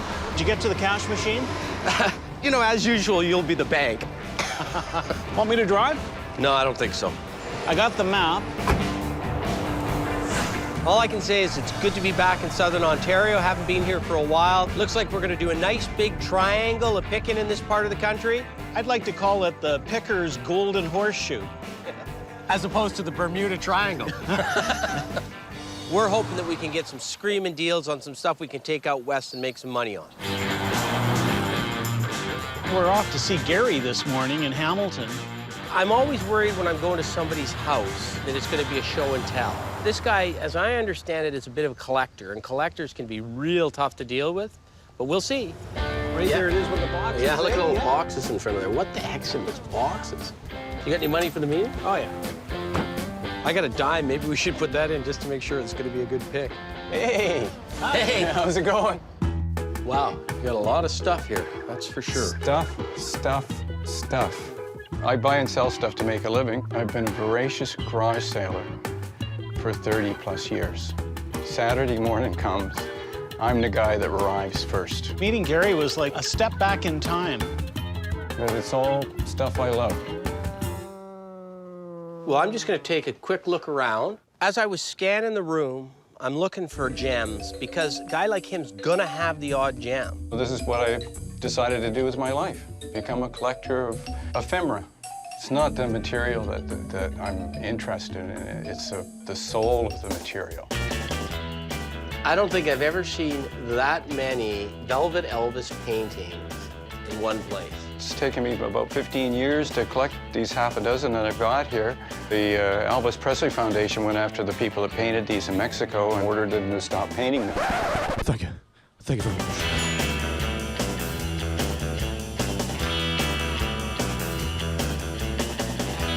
That's a bit of overkill, isn't it, to stop a guy in Mexico from making a buck? Well, good luck. Literally a buck at the time, right? Well, Velvet Elvises are the worst of the worst and the best of the best, depending upon where you come from. I've had lots of Velvet Elvises in the past. They used to be really funky and collectible, then they died off. Now they're come back again. hey, there was one Velvet Elvis that was quite appealing because the guy had a double chin quite like mine. That was the Fat Elvis period, right? I could kind of relate to that period. My Velvet Elvises are not for sale. It's not a matter of the value of them, it's just a matter that, you know, I love these guys. It'd be like, you know, me leaving a girlfriend. Oh, love me tender. Pretty well anything else, my arm can be twisted. I noticed you've got, looks like a poster in the corner from a movie. Yeah, that's an old movie that had a dope tie-in. It was a really interesting poster from probably the early 50s, back when they were trying to outlaw comic books and they were doing the anti-drug propaganda. I love the wording. She looks like an angel, does the work of the devil. It's beautiful. Now, your airplane, you either got the tabletop version or the ashtray version. Yeah. This is a tabletop version. What would you need to get out of your airplane? I'd probably need to get it somewhere around $500. Wow. Where I come from, that's full-bore retail on that. In fact, I sell them for less than that, more retail. The thing is, we can't buy retail. Even if I love it, I can't pay retail for it. Your circus poster, probably 40s, looks to me, 40s, 50s. I'd say that. Made to just slap up on a wall and leave it in town when you left. Exactly. Right? What would you need out of that if you were going to sell it? Oh, probably a couple $100. Yeah, see, again, you know, that's sort of retail on them. With the stuff that I love and have a passion for, my prices are going to be a little bit higher. Yeah, it sounds like you got a love and a passion for just about everything. What's the purpose in having something in your life if you don't love it? I see you got some tins back there. Is it okay if I go back and take a look? Absolutely. I spotted 3 tins, and I took the one that I thought was the least expensive first, just to get a sense where he was coming from with his price. The reason why this one is sort of attractive is because of obviously the image on it. I think it's probably American. So what would you want for that? So I thought if I could get that for $5, I'd sell it for 20 and maybe make 15 bucks. 25 bucks? So you know the retail real well. Back it goes. Okay, let's see. Now the radios, is there anything in there? I don't see anything there that's starry. He's got a rack of radios, and you can tell he's got a good eye. You got that little goofy little one that looks like a bit like a robot. What is that? This one here? Yeah. Oh no, that's actually cigarette holder. Oh, cool. It had a space-age look to it. When he pulls it out, it's actually even cooler, frankly, than what I thought it was. You'd put your cigarettes in here, and your matches in here. You'd have it on your coffee table, so when your guests came over, they would go, oh, there, I'll have a smoke. What would you need for something like that? That I'm not going to part with. Why is it that everything I like you don't want to part with? He really did love his things, but he's an accumulator. Guys like Gary are tough because he's paid nothing for the stuff he buys, but that doesn't mean he loves it any less. It's not that it's got any value to it. I just like it. Well, so do I. The design of it. So I changed my gears, and I said, okay, forget the collectibles. I'm gonna go flip through a few records and see if I can find anything. Sounds like a plan. If he's got something that's turned on its side and shoved in a slot, I might have a better chance of getting something off him because there's more of them and they're less visible to him at all times. You got the floor reinforced in this place? Yeah, I do. There's about 15,000 albums here. Let's see if I can find some ugly ducklings here. A lot of people are surprised about this, but records are one of the hottest things right now. Ah, there's an ugly duckling, though. And the stuff that sells best is Canadian psych rock, Canadian prog rock, because it's really rare. Hey, Gary. Yeah? What do you want for this one? I work much better when there's a stack rather than on an individual level. Maybe a little guilt's gonna set in because he hasn't sold us anything yet. And if I put together some records, I can maybe make a deal. The Candy Goody Gumdrops. I have never heard of them. Have you? Obviously you have, you bought it. Scott all of a sudden gets into a little bit of a zone. W, it's not original. There it is. And I know that, you know, leave him alone, go for a coffee, which is actually what I did. I got your two sticky fingers and I got a Frank Zappa. We're only in it for the money. Okay. Oh, New York Dolls, too. Do you have New York Dolls? Let's see. Yeah, loaded. I'm sort of buying partially for my own collection here. And then I came back. The Rolling Stones ones are good mostly because they're Andy Warhol covers. That's right. But you're paying, everything is to do with the Andy Warhol zipper cover, That's right? Yeah.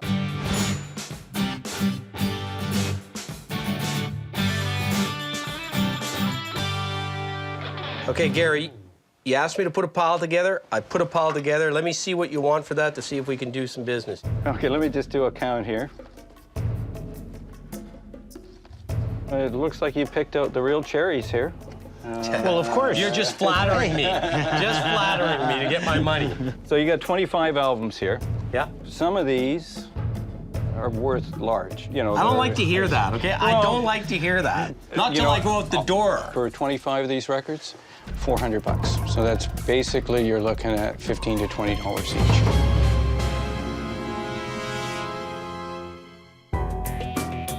I was originally thinking a wholesale price for me was between 5 and 10, knowing there's a couple in there that I'm going to pay more for. So that would have put me at $2 to $250, and I think I'm stretching it for me to make money on it to go to $275.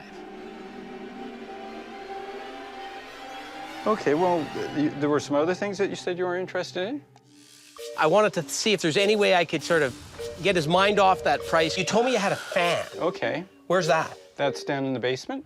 Grab a couple things to throw in the pile and get the price down. Okay, well, why don't we go look at the fan? Okay. You go down and you're in good hands, Gary. Okay. And here's the big one. It's made in the United States by a company called Vornado. Okay. But Electro Home in Kitchener bought Vornado fans and put their logo on it.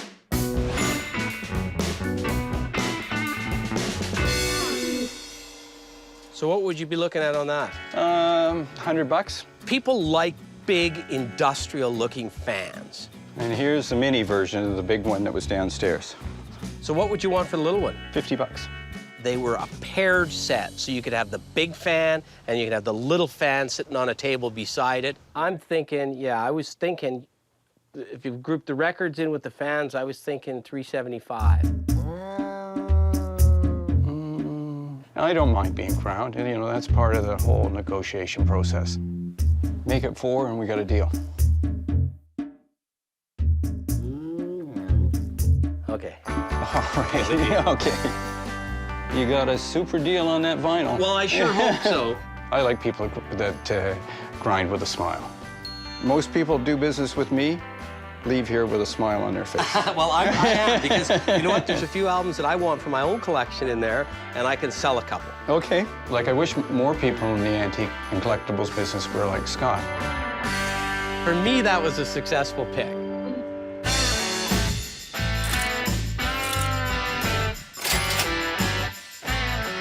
I got a bunch of really good records. I love records. My wife loves records. My friends love records. So for me, it was a good pick. And I think we'll make some money to boot. I'm happy if Scott's happy.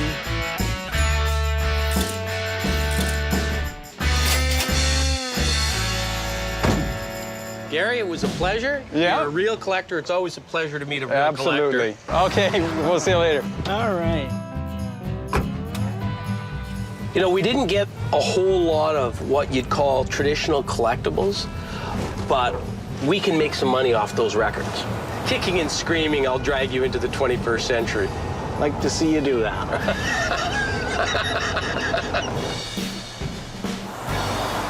What I love about this part of the country is it's been around for so much longer, and it's been so heavily populated compared to Western Canada that there's a ton more stuff here. Oh, look at that. Look, there's a Coke button on the side of that building. I'm gonna stop, see if it's for sale. You're the ultimate picker, Scott. For every Coke button you see in Calgary, you'll see 40 here. I drove by and I saw your Coke button on the front of the door, and the person inside gave me your number to give you a call to see if you wanted to sell it. You know, the Coke sign, the big Coke sign.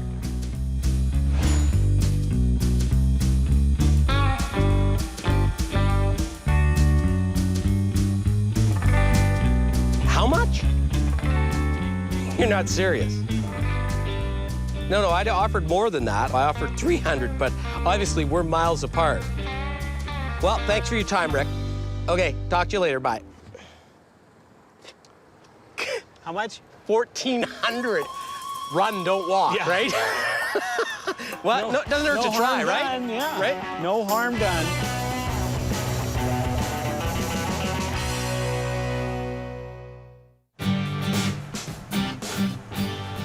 Did you get a good night's sleep? You ready for picking? Brutal. I was up for 4 hours watching poker on TV. And I figure I know when to hold them and I know when to fold them now. You were all pumped up about Christie. We got our work cut out for us today. Christie's just a huge show, covers a huge area. There's literally hundreds of vendors, hundreds of booths set up. When Sheldon and I go to a show like this, one of the things we're looking for is stuff we don't see every day. We have arrived. Oh, here we go. Look, there are the tents, yeah? Yeah. It's a good day for picking. It's a great day for picking. You haven't been this excited to be at a show for years and years. Gates open, 8 o'clock, and the adrenaline's rushing. And... Like that picture over there, eh, Scott? That's hilarious. One of the first things I noticed was an oil painting. We literally had walked in the door. It was the first thing we saw. It's actually better as you get closer to it. Yeah, it's not bad. Thomas Mitchell. Worked with the group of 7, yeah. You've got 300 dealers with 600 or 700 tables.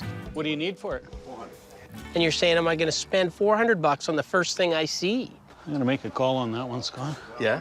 We'll be back. That's a great picture. Well, I'm phoning my art dealer, buddy. Yeah. Hey, Doug, it's Sheldon. Can you get right back to me? Give me a call. I need your help. Sooner's better than later, Doug. Serendipity. Let's see if it's there in a few minutes, and keep picking. Okay, so how do you want to do this? When Sheldon and I go to a show like this, we generally split up. You go your way, I'll go mine. Because he likes different things than I like. What's the price on the Addison? I need 150 for it. Wow, great piece. Get a price on the chair for me? 125. Would you take 100? No, I wouldn't. Thank you. And we're trying to cover as much ground as we can, as quickly as we can. I love this. Yeah, I spotted some bellows. They've got that north wind mass carved right into them. But they look good and they're functional. These were as good as it gets for that sort of category of item. Take 250? Today, yes. What do you have on the Joe? I bought all of it for $100, including all the outfits, the rifles. I think your price is fair, but Price is fair? there's nothing I can make off it. That's the Can I ask you about this? Napkin holder. It kicks out an IQ question, is Yeah, it? put a coin in, a little card to pop out. This one's probably from around, the 40s, 50s, Yeah. maybe earlier. Would you take 75? I got to pick and turn it over. That's fine. 75 it is. Yeah. Nothing cheap there. This guy's stuff will all be a fortune. There's interesting things, but they all seem to be priced way too high for me to be able to buy them and make money on them. So I'm gonna keep looking, see if there's that one piece that jumps out at me. Girly stuff. Is this your chunk of birch bark? Yes, it is. What can you tell me about it? I would say it's probably about 1940s. Yeah, I love it. Did you say $100? Okay, yes, sure. Sold. Okay. Okay, that's where I wanna go. Unfortunately, I'd sell that for about a quarter of that price. I just don't know that there's anything to be made off that. I'm seeing 80% of the stuff is the same old stuff. I see it every show, priced too high. That is the ugliest phone I've ever seen. It's not stuff I can make money on. We just can't do it. $2,200 for the set. Well, I know sooner or later I'm gonna find something, but I have to admit to being a bit discouraged. I'm still waiting on the call from my buddy that knows art and has all that information at his fingertips. I'm waiting and waiting, and you know what? The heck with the detail. If I'm not getting the information, maybe I'll take a shot on it. My beavers are gone? You hesitate. A chap came in about 10 minutes after you were here. Yeah. And he just said, I'll take it. Unfortunately, I'm still waiting for the call. Gotta go out and find something else killer.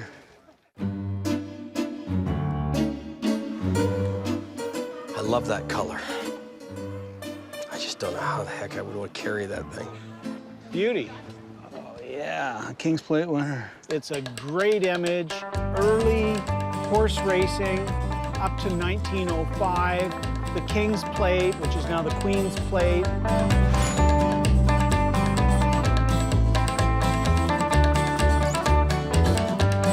What do you think? I mean, that's killer, isn't it? You don't see them. You just don't see them in the original frame, too. What do you have on it? $950. Are you hung up on that price? No, I'm negotiable. Absolutely. Yeah. He's asking $950. Man, I think I have lots more for I walked away. I was afraid of the bolt of lightning coming down at me. It's early. I'm going to hit you with your first good sale of the day. Would you take 5? Give me 7 and it's gone. Split the difference at 6 and we got ourselves a deal? Done. All right. I mean, I think we could double up on that one. I was a little jealous that you picked that one. You can be my partner. Good eye. I'm heading that way. I'm behind you. I could see it from a mile away. There was a circus banner.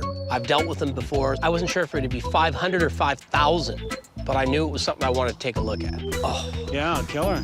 Wow. Is it right? Yeah, it's signed down there. Virtually every rodeo, old-time rodeo, had a trick rider if they could find one. There are a couple ladies actually in action. I just love the image. Yeah, the image is... The image is killer, isn't it? The image is killer. Yeah. I thought, wow, that's a great thing for Calgary. How you doing? Good. How are you? Good. A couple Alberta boys here looking for a bargain. We like this. Yes. Yeah. Where'd you get it? It came out of a restaurant in Montreal, actually, so it's part of the decor there, so Really? Since the 1960s. We thought we'd see how aggressive we could be and see if we could buy that. We're here, we're doing some picking. Yes. We're buying low, we're selling medium. Right. We're gonna turn it over. I don't want to insult you, but I wanted to offer you $500 for it. I couldn't believe it when you offered him $500. Can't do it, so. Usually when a guy's got prices like that, if you offer him like almost half of what he's got on it, what's your best offer? He's not biting. $950 is our best, yeah. No room to maneuver. No room to maneuver. All right. Scott, what do you think? I got somebody in mind, but I don't think exactly. there's enough potential room in it for us to make that a kind of investment. Well, I share the booth with somebody else, so you could speak to him. We're looking at this piece here. What can you do for us? We can't really go down. Would you take 800 on it? We love to do it, but we can't. Well, you don't have to love to. I'll just peel it out, and there you go. It's 8 bills in your pocket. There's some profit in it for you, and maybe a few bucks in it for us, too. We bought this 2 weeks ago in Montreal. It actually was hung up in a restaurant. It took a lot of money to get it off of them. So you're saying you're not budging? We can't really budge on this. $850. You know, Jamie, $850? What do you say, man? Jamie's looking. Did you see that smile? Jamie's saying, yeah, let's go. Grab the $850. Grab the $850 and run. Right? Yeah, look at it. He's nodding. And grab the $850 and run. He just said it. Come on, let's get a deal going here. Come on. I know what he's saying. He's saying we're going to walk. I already walked in my mind a few minutes ago. Yeah, okay. Crunch time. $850. You guys say yo or no, yay or nay. We're 850. It's a deal. It's not a deal. How about 900? I got to talk over with Jamie.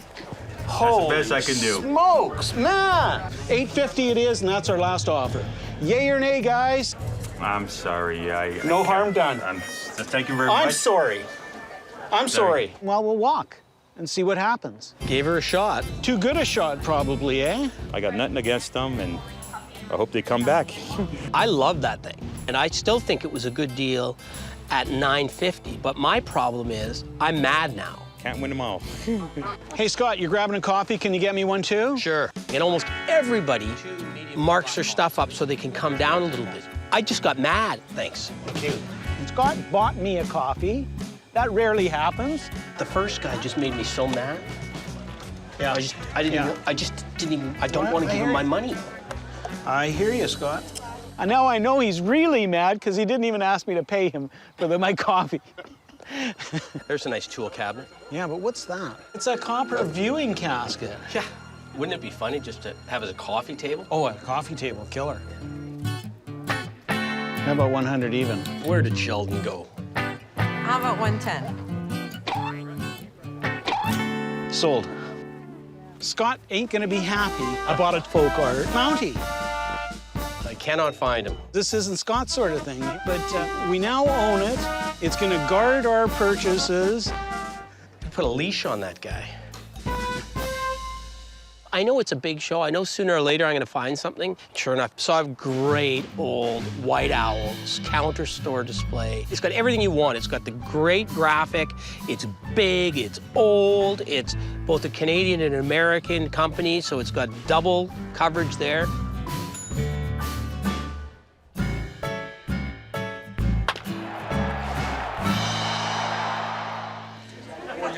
I'd like to know, what do you have on it? 1,800. The only problem with it was expensive. And do you have any room in it? I'd do 1,500. I'm not seeing a lot of stuff I can buy volume to make money on. I thought I'm gonna buy the best thing or the best 2 or 3 things at this show. Are you open to package deals? Oh, definitely.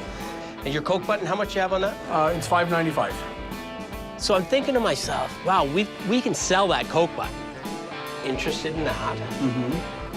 Interested in the Coke button. If you take both pieces, I'll give you the owl for 13 and the Coke dot for 5. You went from 1,800 on the white owl to 1,800 for the pair, I think. Yeah. Ah.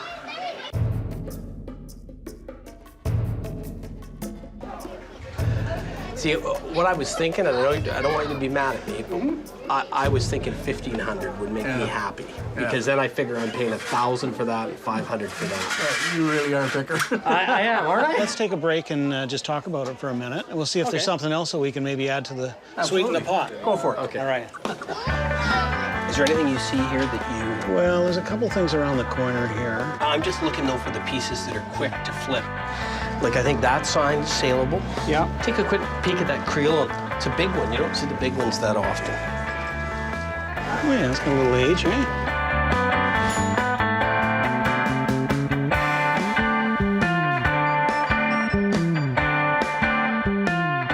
This white owl piece is cool, too. Oh, yeah. That's the clincher, Scott. Then we threw in the white owl poster, and that'll perhaps help sell the white owl itself. So that could only help. What we're thinking here is the white owl, and this is obviously a natural to go with it. Absolutely. The Coke button, of course, we talked about, and the telephone sign. And we're trying to get ourselves to a number that you can live with on all of that. I was thinking 15, you were thinking 18. We're thinking $2,000 for the 4 pieces. You're gonna have to go back to school now. Nice driving. That ain't gonna work. So what can you do? I'll do you 2 on this guy, which brings us up to 2,000, and I'll do you another 200 on the bell sign. It's 2,200. I was gonna say 21. How about we do it? No, 2,200 is a really, really fair price.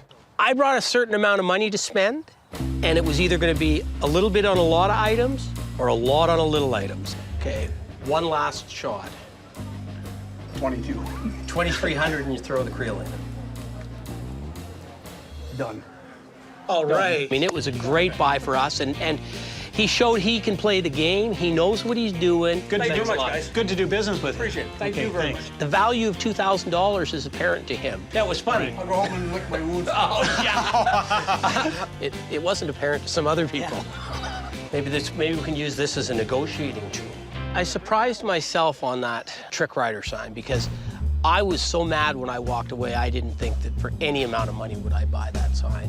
Will you take 10 bucks for this? What do I have on it? 14, absolutely. Promises to put it to good use. But then Sheldon and I started talking about it and thinking, you know what? We can still maybe double up on that thing and back in Calgary. It's a killer image. That's the problem. And I hate going back and eating crow. So I guess the profit got the better of me. I've come to negotiate. I've come to negotiate. So we're still interested in trick riding here. Yeah, it's nice. Did you guys have a chance to talk? $950. Well, hold it. $950. Weren't you at 900? But Yeah, you were at talk? 900, but you were going to Yeah, talk. we're going to talk at 900. Didn't work. It was just as painful the second time as it was the first time. But hey, it's business. If we can't negotiate on price, would you throw in that little deco ash stand just to sweeten the pot?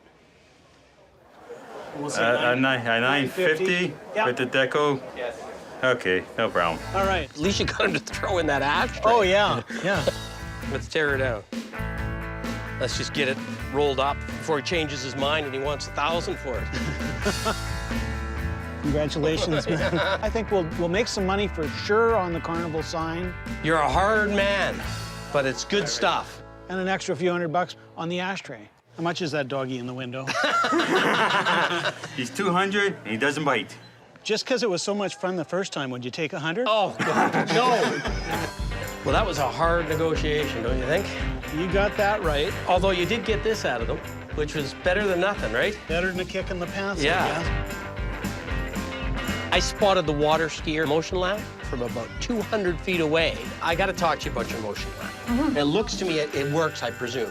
It worked beautiful. I wish I'd brought a generator. That's a killer lamp, and it's best condition one I've ever seen. Right. The broken one sold last week on eBay for $350. The perfect one sold 3 years ago on eBay for $3,500. So the price of that lamp is somewhere above $350, and could still be north of $3,500. And I went, because it had a little sign on it saying, "Make me an offer." And I thought, well, I can't make an offer even remotely close.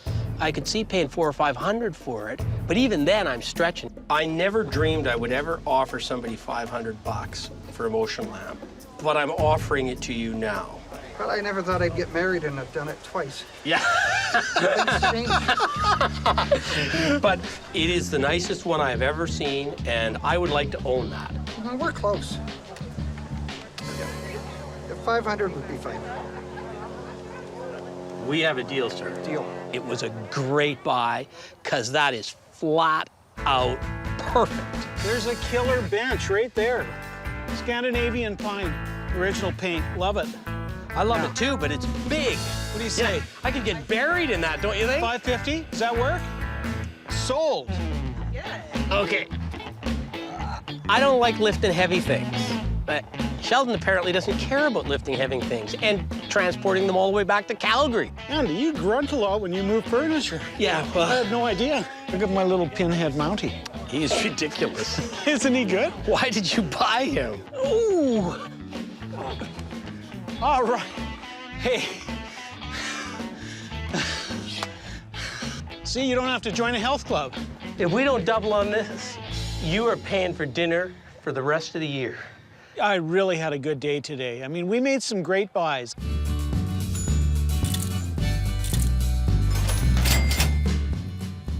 Actually packing it up, I'm thinking, wow, we did really well today. We'll make some money.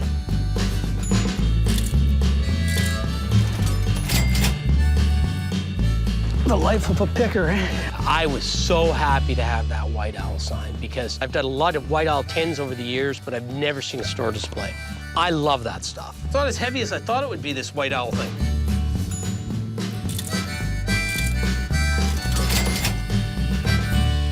If I throw him, does it make any difference? I'm only ashamed of one thing we bought. When we triple up on him, That Mountie is the ugliest thing I have ever seen in my entire life. Let's go, man. We were wheeling, we were dealing. I had a great day today. This is what I live for. That was some good picking. That was that was finger picking good.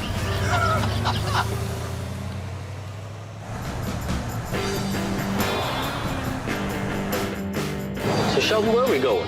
See that fork in the road? Yeah, take it. Scott and I are heading over to see Steve DeRoche, local dealer, and he's going to give us some appraisals on some of the things we picked up at the Christie show. I'm an antique dealer. I've been in this business probably better than 20 years. If we made a mistake on a piece, we're going to unload it, get our money out of it, not going to ship it all the way back to Calgary. Steve, Scott Cozens. Steve DeRoche. Hi, Steve. Sheldon Smithens. Hi, Sheldon. This is a little bit off the beaten track. Scott and I are saying it's really a one of a kind. Yeah, 950. Yeah. With the deco. Okay, no problem. Let's get a little confirmation that we've got something good here. Oh, this is in really nice condition. Great subject matter, Annie-Oakley type stuff. They're called tent banners. They actually used to put them right out on a wagon, going from town to town, and you're probably in the $1,200 to $1,500 range. We're taking it to rodeo country, yeah, so... well, you're taking it to the right place. Yeah, real easy, quick flip. It's not all about money, but that was too good an item to leave. It was just too good for where we come from and for the people we know that love that stuff. You see, I got my motion lamp fired up for you, so... Yeah, these were made by Econolite. They started quite earlier than this lamp. They started in the 20s, but this one's up in the late 50s. I had a bit of butterflies because I was half expecting them to say that we overpaid for it. I never dreamed I would ever offer somebody $500 for a motion lamp. The 500 would be fine. Absolutely pristine. You got the Holy Grail there. This lamp is between $3,500 and $4,500. Wow. When those numbers came out of his mouth, I just was shocked, absolutely shocked. On a good day, you might do a little better than that. Wow. Hey. The water skier is, the water skier You got a buyer is, for it? When he told us what it was worth, I realized I'm not keeping that. It's gonna be sold. Thank you. Thank you. You have a good day, guys. Yeah. I couldn't believe that. There's another pick to be had. Beautiful country. Well, let's go. We're on our way to Roger's place. We're going to see a 150-year-old barn with unbelievable stuff. Here on the right, yeah. Oh, for sale. Hello. There you are. Hey, you'd be Roger. Hi. Teresa. Hi, Teresa. Hi, Roger. I'm Sheldon. Nice to How meet are you, you? Sheldon. What's the story here? You got an old barn and you want to get rid of some stuff. Old barn, drive shed, workshop. We've got a lot of old junk around. Some was here when we bought 25 years ago from the old homestead, the original farmers. But it's good stuff. You guys will like it. Good junk. That's exactly what we like. Excellent. I'll lead the way. Just follow me. Everything's for sale at rock bottom prices. Yeah, Roger's what I'd call a gentleman farmer. He's a pretty sophisticated guy. He knows what he's doing. That's to tell you if it's windy or not. Yeah. Just in case you hadn't noticed. He's a little bit rambunctious, I would say. Take a close look. I don't want you missing anything. And I think that there's going to be a little bit of fireworks during the course of the day. That's my guess. Help yourself. We want anything we can buy cheap and make money on. I walked into the first room and I just took a look around. Wow. And then I saw Sheldon start climbing. Kind of curious to find out, is there some quality or just straight quantity? So I dove right, well, I want to say in, but I sort of dove up. It was a pretty good vantage point from up there. Is this the mortar or the pestle? People love those things. They're a great display item. Man, this thing is heavy. That's what the biggest uses to grind up their herbs and spices. So 10? Oh, okay, so... Done. That was an icebreaker, that mortar bowl. All right, I think it's showtime here. It's really essential that game on happens. If it happens easy and early, then at least we're all on the same page. Hey, Roger, there's a little sleigh under there. It's solid, it works. Take $10 for that? Come on, you gotta do a little bit better on that one. 11. Did you say 15? Well, we'll just get the ball rolling. Okay. 15 it is. Okay. I found That's something that I would normally never buy, but I like the color of it. The meat grinder, right? That's a good one, yeah. I would normally just kick a meat grinder over. I wouldn't buy one for $1. But there are some people that are decorating their country kitchens and it's red, and they want the red color. We're gonna grind you right now, because we don't normally buy meat grinders. We made a lot of pork sausage with that. So what you're telling me is it's paid for itself over and over again, so you'll let it go cheap? Well, no. Well, I'll give you $10 for this just because it's red.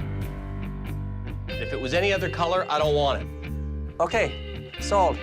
There's a whole basket of grinders there, too. Yeah, and I left them because they're not red. I like the process more than I do the money. There's a lot of good junk there in those boxes and cans there. Apparently you're walking by the good junk, Scott. See, there's another red thing. That's for the garden, too. The corn seeder, it's something you don't see a lot of. The seeds fall down from the bin, goes right down the tunnel, and it drops in one at a time. You just walk along. Somebody will stick that in the corner of their cabin, and it'll look great there. And I'm going to offer you the $5 on this because it's got pieces missing. Look, it's missing the back. Are you trying to make $1 million or what? Well, no, but I'm trying to make at least 5 or 10 on it. But that's red. Yeah, it's red too, yeah. So what do you want for it then? $10. $10. I tell you what, Roger, that Teresa's a lucky woman. She's got humor constantly, Could you doesn't say she? that a little louder, please? Scott, did you check out the guitar? Yeah, take it. That's an antique. Oh, yeah, there's a guitar. Look at that. It's an old Quebec guitar. Norman, unfortunately, the back of it's pulled right off. That's well worth the $5 you're going to spend on it.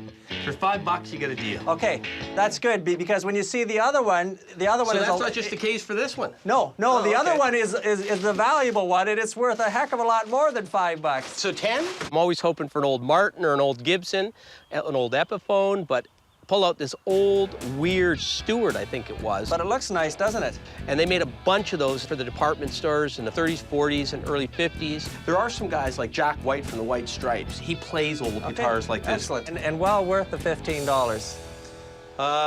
Okay, you get a deal. Okay. That made my pick so far. Let's go down and check out the shop. All right. So here we go. Whole new ball game. I immediately spotted a photo on the wall. Hey, that's interesting. I think Scott was trying to nudge me out of the way. Well, I think we both reached for it at the same time because as soon as you can't miss that when you see it there, right? Yeah. I just happened to have the edge on him this time because I'm a little older and a little wiser. I think it was more that I thought I was going to get my hand bitten off if I reached for it. That's an old photograph. Those Indians were heading to the reservation after they were forced to go there.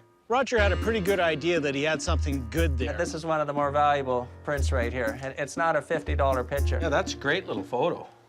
It's got everything in there. It's got bows and arrows, a few muskets. You see the horses at the back, the teepees, the cooking pots. On this, you have a price in mind. It's $200. I'd say 100. 150, not a penny less. You know, Sheldon, I know it's good. I just don't know how good it is. It's very good.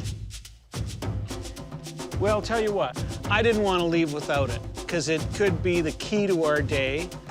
Why don't I bend over backwards this time, because we'll get you back on something else. 150 it is. Could be a famous image. It could be just one-off image. We don't know that. Why don't we just put that back up there for safekeeping? That's a gamble. I don't mind taking it all. I'm guessing that's the barn. That's it. I keep looking at that barn and those wide planks. That's for sale, too. We think it's built in the 1860s, and they even have the old hex signs to keep the devils out of the barn. Wow. Oh, yeah. Just the sort of structure you don't see in our part of the world. Wow. Look at the timbers. Is this thing safe to walk on? Yeah. I go up there all the time. Want to feel how heavy this is and tell me if you want to move this across the country before we ask Roger about it? I guess it depends on whether he's got a price per pound or not. No, it's not by pound, $20. Sold. Okay, load it up. Do I have a say in this? Absolutely. I've got a spot for you to sleep for the rest of the pick. Yeah, thanks for that. The setting is great. I love the barn. And Roger is also colorful. Well, this one's promising. It says junk. It says Mum's Junk. Is Mum's Junk? Can I look at it? Sure. $5 for the box. This one's Cheese Ball 70s with the Cheese Ball 70s coffee Okay, pot $1 design. for the box. My last offer right now. Roger. Just give us a second to make sure. Isn't Teresa going to give you a rough time? She's not here. Getting a kick out of them. We're having some fun, and that's why Scott and I are pickers, is we're here for the fun of it. You'll be losing sleep tonight if you don't take it. And to make a buck along the way. I'll be losing sleep if I do. How about this? Watch this. He thought that cash register was the holy grail. That's an oldie, there's no question about it. You know they wholesale for $200 to $400.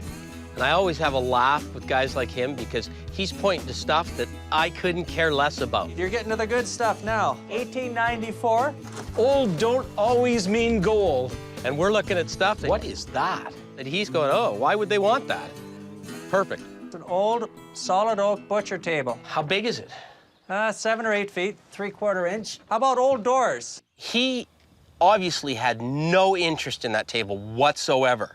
That would make a great kitchen table in a big country home, wouldn't it, Sheldon? Yeah. Make me an offer. I'm feeling weak. We got to stand it up and make sure that it's actually gonna stay together. Man, it's heavy.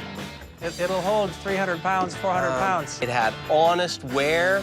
It had green alligator finish on it.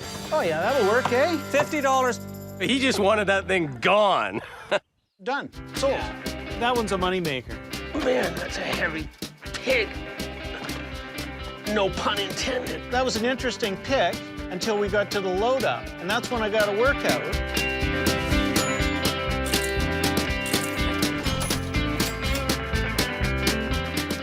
That was a lot of heavy lifting.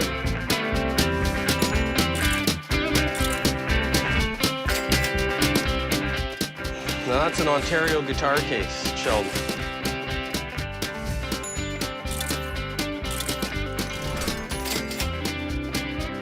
Are you gonna take this picture up front with you?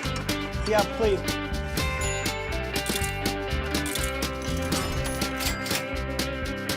Those pants are great, too. Those pants are perfect for picking. What do you want for them? I'll sell them for $15. Do you have anything in a 35? No, you gotta lose a couple pounds. So far, I'm going at a rate of about 2 pounds a pick. Well, that was a lot of stuff. Yeah, I think that's a load. Hey, thanks. Yeah. If we can ever figure out a way, we're coming back for this barn. Well, Perfect. you know where I live. Okay. Thanks. Thanks, Good luck, bye-bye. He was funny. He was. Roger's humor is going to stick with me for a while, and hopefully his merchandise doesn't. I'm going to remember Southern Ontario most for the people we met. I'm tired, though. That was a lot of heavy lifting. Oh, yeah. I noticed I got the heavy end of everything today, too. I noticed that, too. I think I'm going to have like maybe a couple barley sandwiches to get rid of that pain I got in my back right now. I don't know if I want to part with that beauty. Hey, I thought we already had a discussion about that. I'm thinking about a career change. I can shuck with the best of them now. Bada bing, bada boom. We're talking $3,500 for that book. $1,000. $35,000? Oh, yeah. Whoa. You are my kind of man. $350? Holy smokes. This isn't the smartest thing I've ever done. We both zeroed in. Ka-ching. Wow. I'm Scott Cozens. I'm Sheldon Smithens. And we're pickers. We travel all over Canada, coast to coast, from the West Rocky Mountains to the Eastern Shores and all the back roads in between, looking for hidden gems in people's basements, attics, and bars. Sometimes we take a gamble, trust in our gut to make a buck. Just like the people we meet, every story is different. It's not junk to us.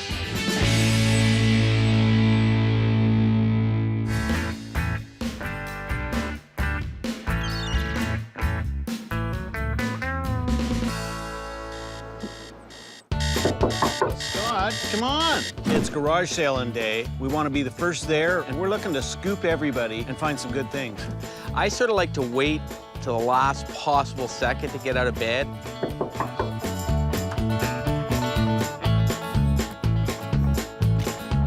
We gotta do some picking. Sorry, but I was strategizing with a couple of boys down in the corner last night. So much for being the first one there. Did you get your coffee black like I like it? My coffee black like you, right? Exactly.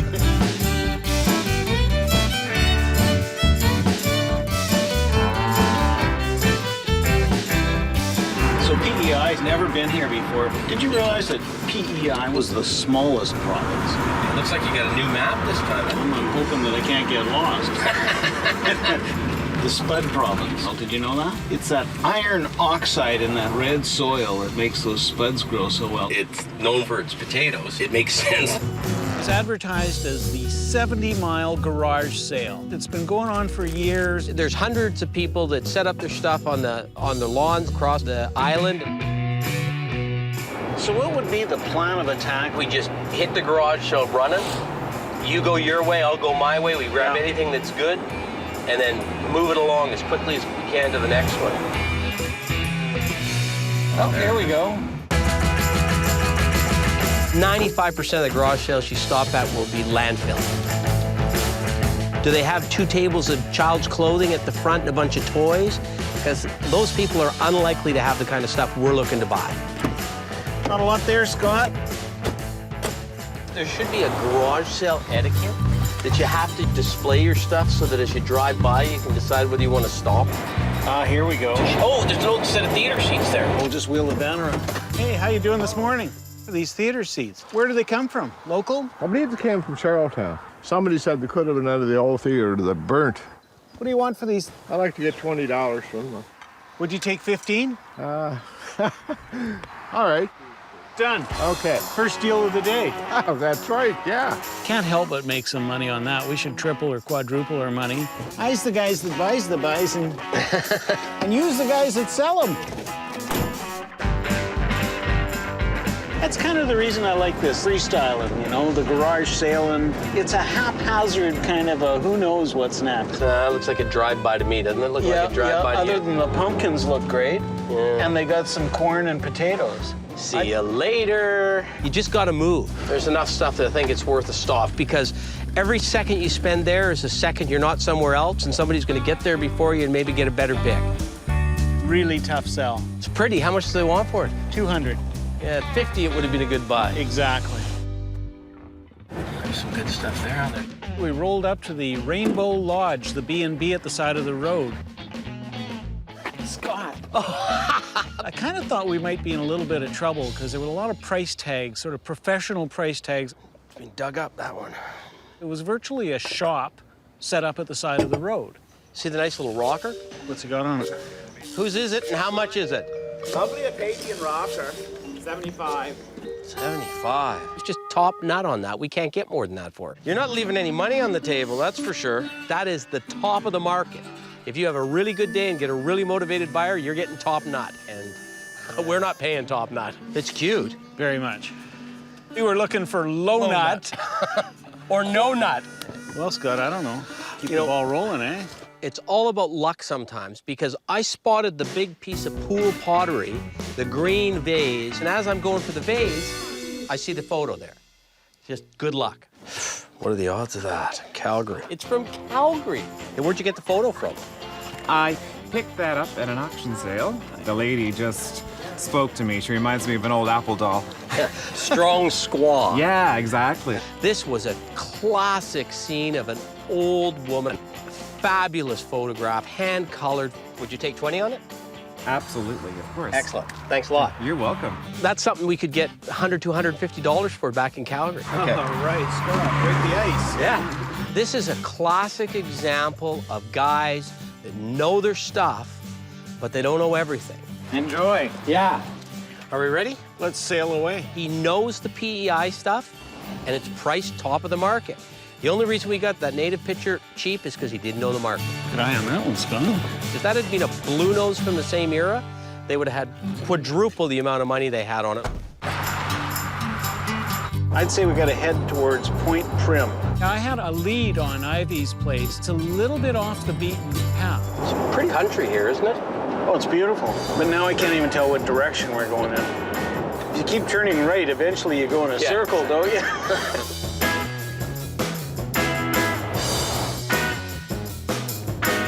You want to angle left here? I believe we do. No, we can't. Whoa. No, we can't. There's no way.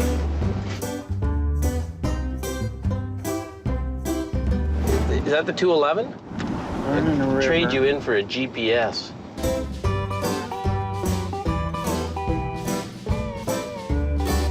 It's dead-ended. Where does it dead end?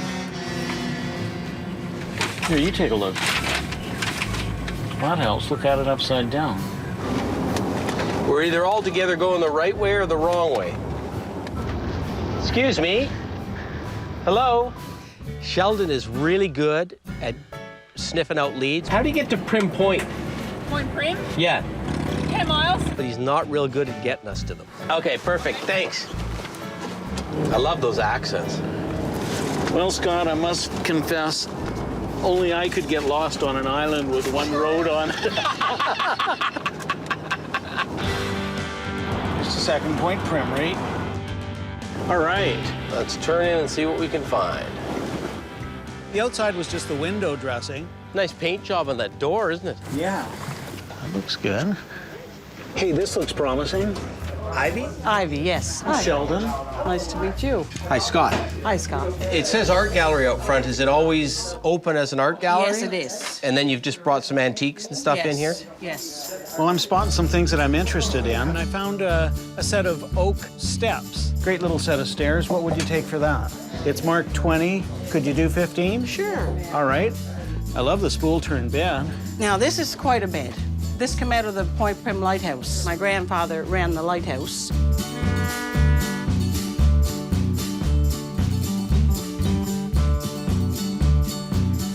So this is something we want to make sure that stays in the family. Sure. What about the quilt on top of it? We'll go $5. Can't go wrong for $5. I'm looking at that. There was a long, narrow photo. It was actually Canadian ships going off during the Second World War.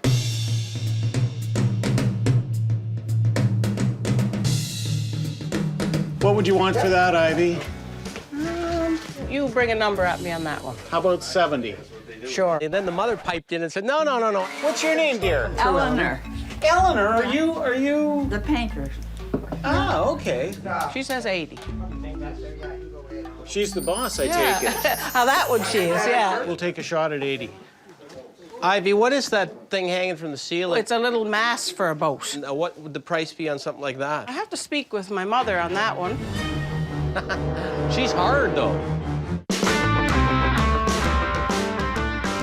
There's a quilt stand. This one is made out of local driftwood. My brother Gilbert made it. Sheldon and I are snapping off. What do you want for this? I'd go 25. What do you want for that? How much would you need out of the tin?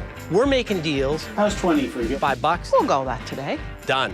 Yeah, sure. $20 it is on the sleigh. So anyone that's got this much stuff that's sort of collectible, they got something hiding in the house somewhere. And you've got a sign on the, just as you walk in the door with the guy shooting the grizzly bear. Mm-hmm. But I'm thinking to myself, you know what, if we can buy enough stuff that she thinks we're serious, what do you need out of that sign? Not sure about that one. Give me an offer. We might get into the house. $20? And if that happens, we might get something good. You got it. Okay. Done. We're in. She realizes that we're prepared to pay some money, and I think she thinks, well, maybe I got a few things that I'd like out at the house that I could let go. Okay, go ahead. The difference between a good picker and a not-so-good picker is the ability to work your way in to the back recesses where the other people don't get to go. Look at the view, Scott. Oh, just amazing. A, you get to see things no one else sees. Wow. Yeah, what a great room. Oh, I love it. B, there's no competition. Wow. Like to see you. Yeah, what a great room. Ivy, this is just incredible. You have a knack. I really like Ivy's style. Very eclectic bunch of stuff that all works. And it turns out on Prince Edward Island, it's an old established community. There's lots of cast-offs. You've got the touch, though, Ivy. She takes found objects, she takes broken things, useless things, and turns them into really interesting things in this green painted piece. Yeah. Is that something you'd sell? No, I don't think so, because it just sort of suits the little green theme. The ship's wheel, that's an interesting thing. Yeah, my father made that. He was a fisherman and a farmer. When farming and fishing slowed down in his later years, he got into this woodworking, and he loved to make anything that was related to nautical. You got any of those real ones hanging around here anywhere? I don't know. What's that, Ivy? Now, that is a ship's lavatory. That's quite a rare item. Pieces like that lavatory are a bit of a mixed bag. And this would be called the slosh bucket. And I'm not really a big fan of dealing in toiletware. Oh, I see something I like. What about your trunk? And look at that great green. Yeah. The patina's nice, the picture's nice. Look, is that a touchable or an untouchable? I did the picture, and I hate to part with that You one. did a heck of a good job. I'm hoping to make a deal on something good inside that cottage. Well, is there somewhere we can go to find something we can buy? And then I think as we were walking by, I think it was you, Sheldon, spotted that beautiful table. Oh, yes. Truth, loyalty, union. Yeah, it's just bizarre. Like, Yeah, so unusual. the Mason symbol's unmistakable.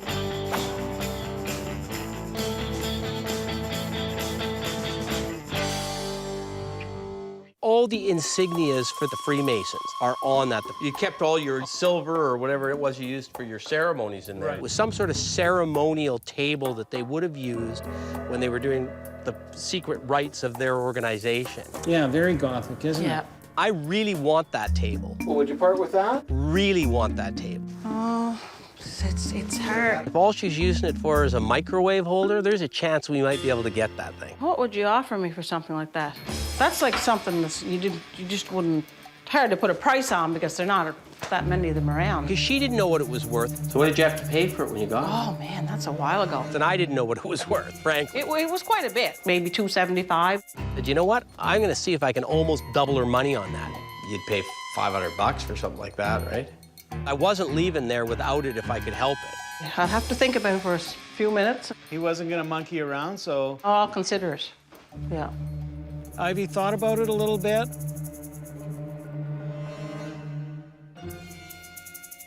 We'll make a deal then. Yeah? Yeah. Okay, let's get the truck over here. I was elated. It's a one of a kind. Thank you very much. Ivy? I am so happy, absolutely elated. It's the best thing we've seen on this trip.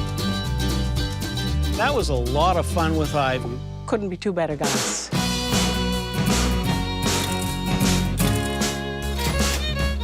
Okay, good.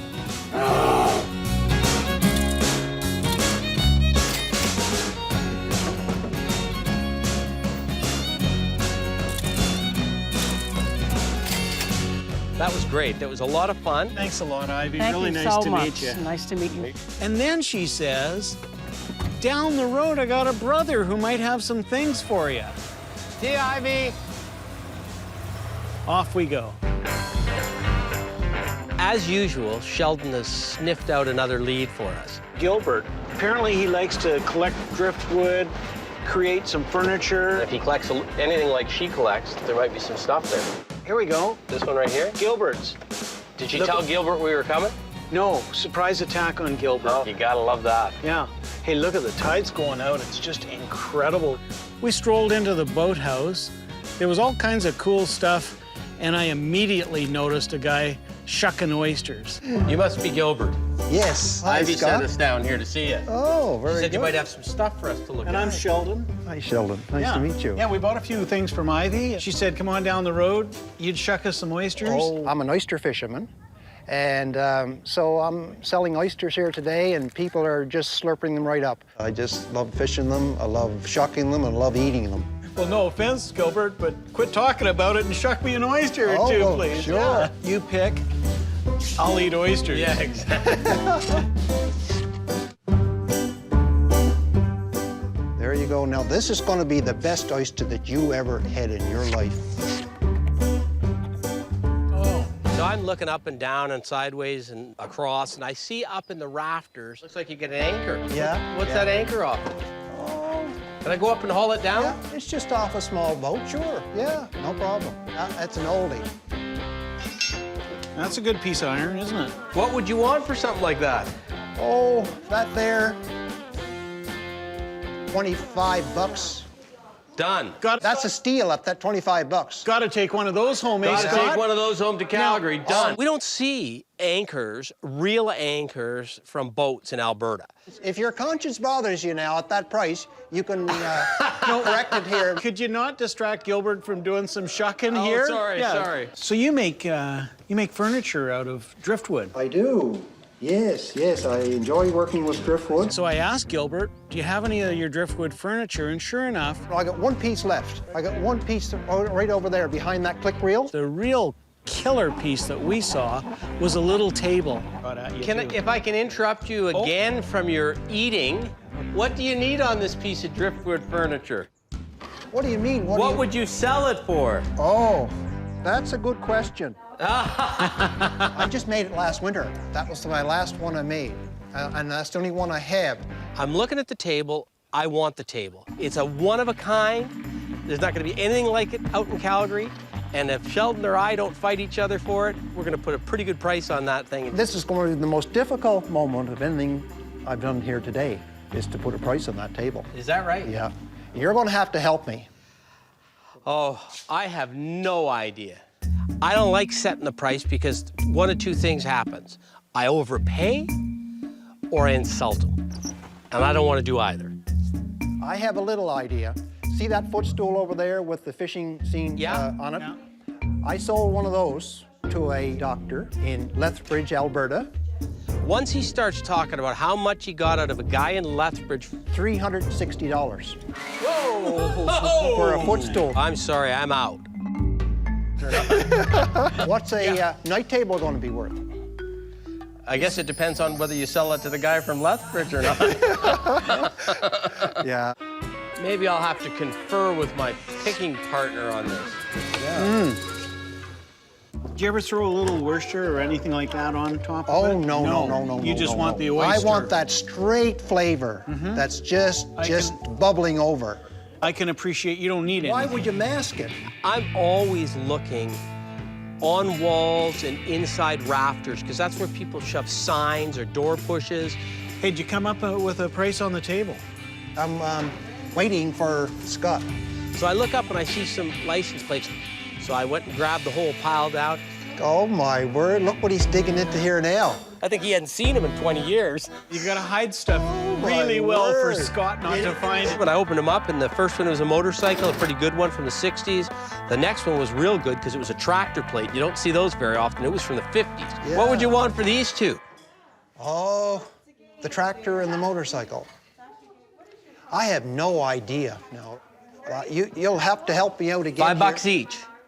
10 for the pair. No, we'll have to make it. We'll have to make it $10 each. You're just trying to get me back because you think I got a good deal on the anchor. Well, I did give you a terrific deal on the anchor.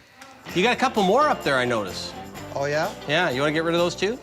Why not? You want to collect up enough stuff, we'll give you a deal for volume. Yeah, because that's a little steep for me, but we'll figure out on that. But let's go get the other two anchors now. It works to our benefit to package things, but even better than that, he's gonna make a deal and I can just eat oysters. Maybe I should take the hot seat and we'll let a prairie boy do a little shucking for a while. Sure, I'll teach you how to do it. Yeah, I know I can shuck oysters and eat them at the same time. Hey, Sheldon. Yeah? Here's another one. You can do it. Yep. And get in there and twist. There you go. Yeah. Hello. Oh, this is the way. Oh, my word. I don't know if I want to part with that beauty. Hey, I thought we already had a discussion about that. That is a classic. That's to hold a lobster fishing boat. That'll hold a lobster boat. That'll never move. Anchors away. All right. Oh.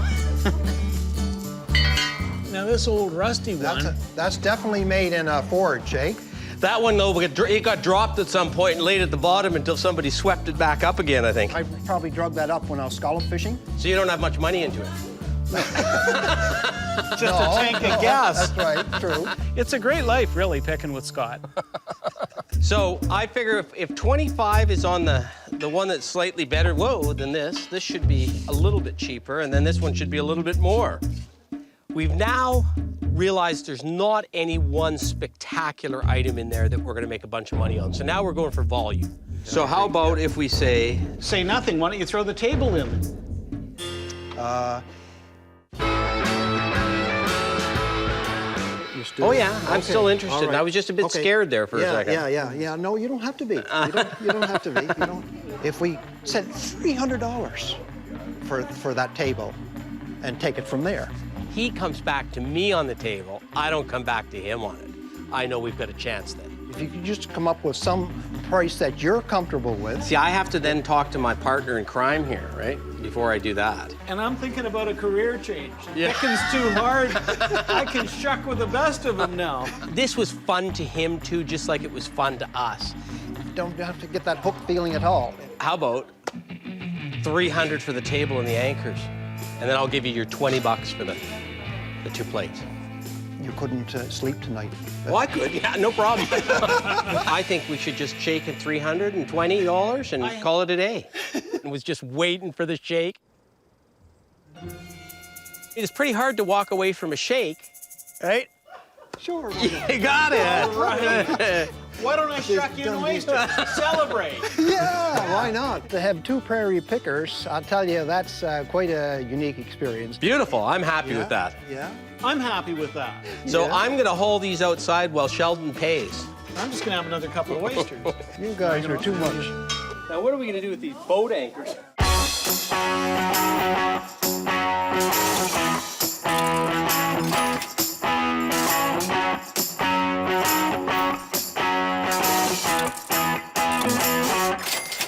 I'm just overjoyed with this.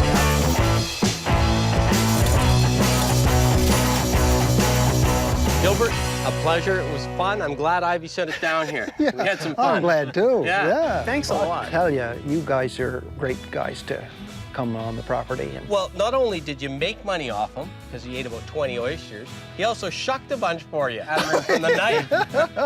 Thanks, Gilbert. Thanks again, Gilbert. All right, You take care.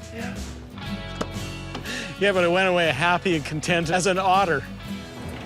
Gilbert was quite a character, wasn't he? That was a lot of fun. Yeah, that was a lot of oysters. Yeah.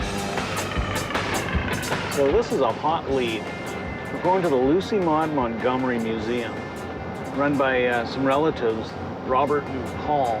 When you pick for going to Anna Green Gables Museum, when I pick for going like to Wild Bill Hickok's museum, okay?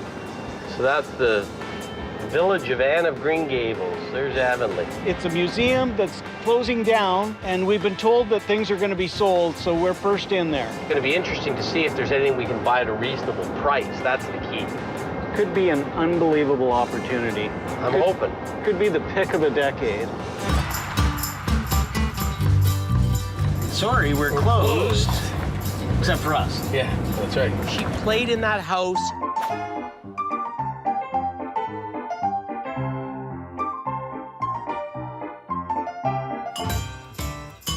Good morning, I'm Robert Montgomery. She touched the things that are in that house, and that's really important. Lucy Maud Montgomery is a Canadian icon. If we can have anything associated with her, we're gonna have a real serious market for that piece. This house is where her father grew up, and she spent a lot of time here, especially as a young girl, and she writes about this house in 9 of her books. So before you start, are you selling this piece by piece, or are you trying to sell everything at once? What are you trying to do? I hope someone will buy it, everything. My heart sort of sinks a little bit at that point. Lock, stock, and barrel. Yeah. It would be a shame to see it broke up. We're not here to buy a house. I really like PEI, but I'm not sure I want to be in the museum business. We're here to cherry pick, hopefully, the best items out of there that we can try and sell and make some money on. Well, let's see where we go. Why don't you show us some stuff? Okay. One of the first items that Robert showed us was a green Staffordshire dog. Recognized by Lucy Maud fans worldwide. It was a reoccurring theme in her books. When she was a little girl here, there was a pair of these green spotted dogs. In her diaries, she says that her father would always tell her stories about them. They were called Gog and Magog.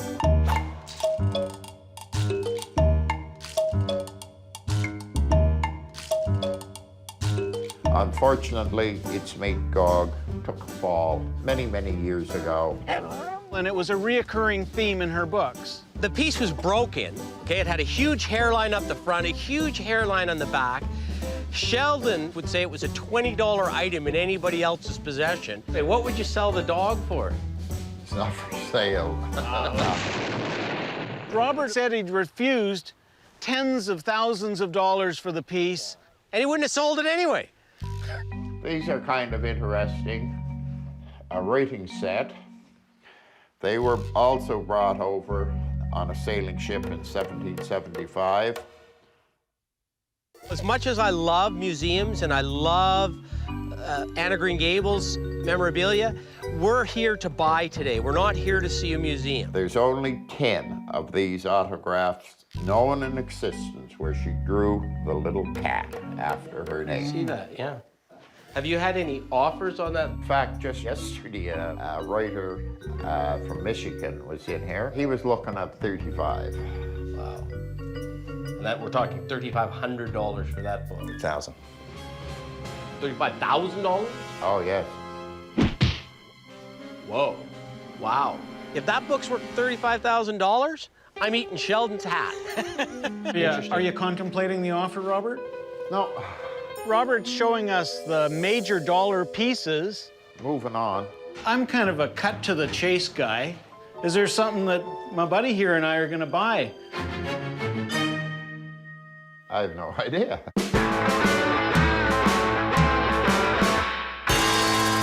Here's what my proposal is. Let's walk into the room, and I'm just going to point out some things that I'm interested in, and you can say yes or no, they're for sale or they're not for sale. Yeah. Okay? Does that work? Sounds good. Okay. Sure. Well, I'm trying to salvage either our time. This flowery cup, of course, was her grandfather's. It was a mustache cup to keep the mustache out of the coffee. Or walk out of there with something. What about your cowboy boot, Jack? That one's a new one, but this one's an old one. Yeah, I might sell you the new one. I want the old one. I don't want the new one. Scott and I are telepathically thinking, let's zoom in on one piece that we maybe can buy, and we both zeroed in on Gog and Magog. Seeing as I can't buy the real green dog, what about the rug that's on the wall? It's visually beautiful. It's saleable in and of its own right. Forget the Lucy Maud Montgomery Association. It was handmade, of course. My mother hooked that. She would have been nearly 80 years old. So now we've got the story connection, we've got the family connection. What would you want for something like that if you were to sell it? Make me an offer. Tell me what would make you happy. 300. 300. I'm getting some resistance, a mental telepathic resistance from Sheldon. How about 200 bucks? It's worth about 50 bucks other than the fact that your mom did it with Gog and Magog on it. Let's split the difference. 2 1/4 then? That's a good split. 275. And we'll split the difference. You're not going to take advantage of an islander, I'll tell you that right now. I'd say that's such a good piece. Let's go the 250, and at least we're not walking out of here empty-handed. Done. Okay. And I'm happy to have that. Real happy to have that. I had no idea what it was worth, but somebody will want it and somebody will pay.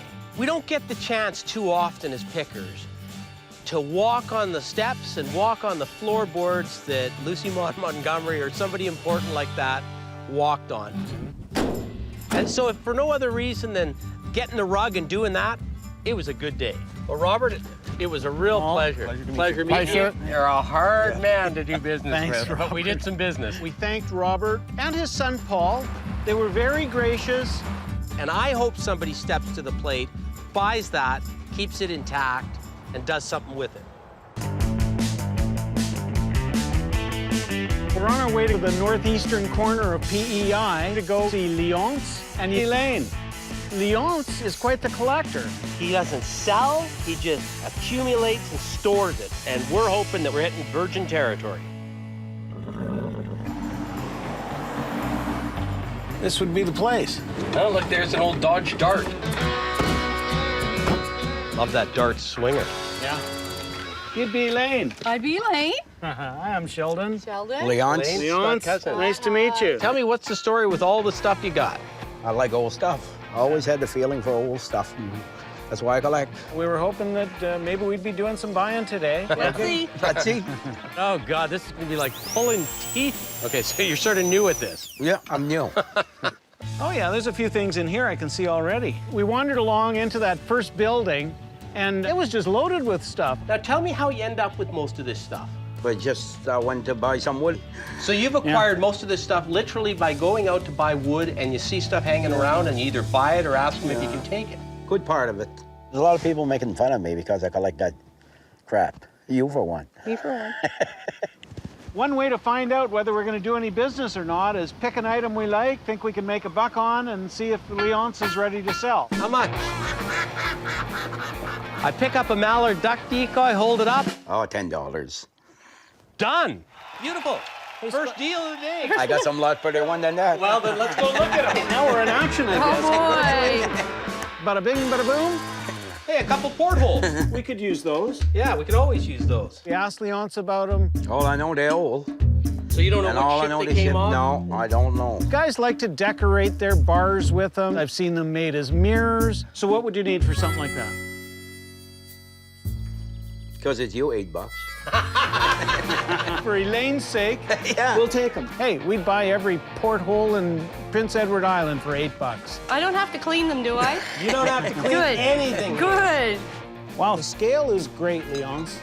They're really decorative items, quite often used as coffee tables. They'll put a piece of plate glass over top of them. What would it take to wrestle it from you? That's 1 1/4. 125 for that. Would you take 100? Yeah, I would. Sold. And that... You okay with that, Elaine? I only paid 44. Yeah, I'm fine with that. I think Leonce was smiling so much because he knew what we were paying him and he knew what he paid for that stuff. Watch yourself, Scott. It looks like there's some sort of a gaff hook or a harpoon or something up here. I always love to climb up and see what's up above. Holy smokes. This isn't the smartest thing I've ever done. Don't break your neck. I'll try not to. Because a lot of times people take cool things, they'll just pitch them up there and forget about them. I don't even know what's up there. Some stuff been up there for 25 years. Jeez. Wow, what is that? That's for rolling logs. Rolling logs? Yeah, I did use it when I was young. Looks Big dangerous. logs. Yeah, it is. Yeah. PV, that's what they You call called it. him a peavy. Yeah.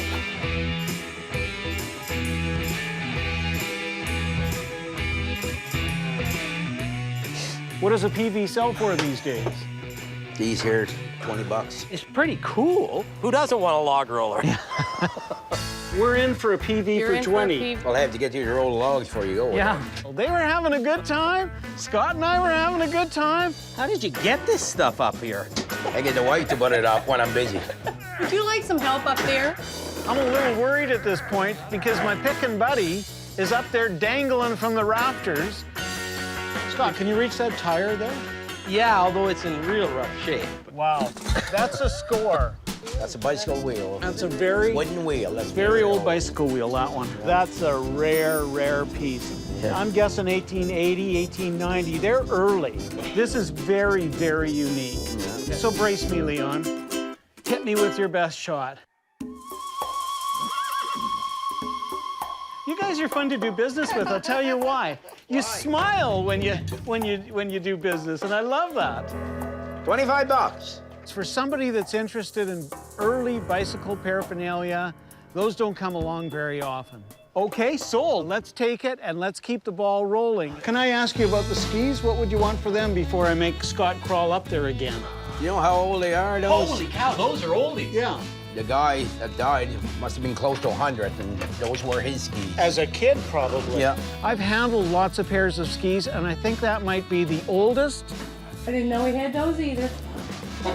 and the most folksy and probably the most valuable pair of skis that I've ever handled. What's it gonna take for us to ski all the way home to Alberta? You're gonna have to climb up there and put it back. Yeah, that's right. That's part of my strategy. No, those are expensive. Well, I'm thinking $40. Them, oh, you'll never get that for that. No? They're made out of birch. They're hand carved. I would have to get 75 for those, so they'll stay here for the wife. 60. Deal. Deal. I was going to make that deal for you. I like you. I think I want to deal with you on this. Sure, let's go. Gas Boy of Canada. I must confess, never seen another little one like that. Where'd you find that, Leonce? I found that from a local farmer around here that quit farming about 50 years ago that had that at his place. Very unusual. What would it take for Scott and I to drive this one out of here? $200. I'd like it better at 150. Yeah, I guess I would. At 100.5, that's gold to a picker. That was good fun. That was fun? So where do we go from here? Well, we'll go to the barn, do a few things up there. Oh my. Don't break your neck. Don't trip over it. I have never seen so much stuff. You got more here than a lot of stores have. You are my kind of man. Yeah. In one small place. You'll find everything in here. Wow. Hey, Leonce, I found a treasure here. What do you have? Solid brass, side, Yeah. the whole thing's made out of I brass. can tell by the green on the side of it that it's brass. That's right.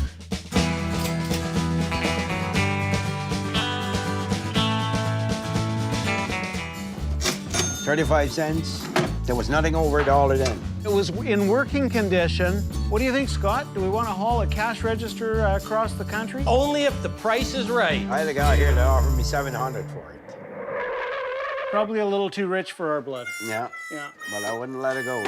So we left that one sit there and carried on picking. Leonce, would you part with this? I'll give it 25. Great. But the dynamic is going good for us right now. $5 on the tractor plate. Yeah. So, you can have it. And how about the mini ship wheel? Oh, that's a pretty ship wheel. So we're just holding something up and saying, how much?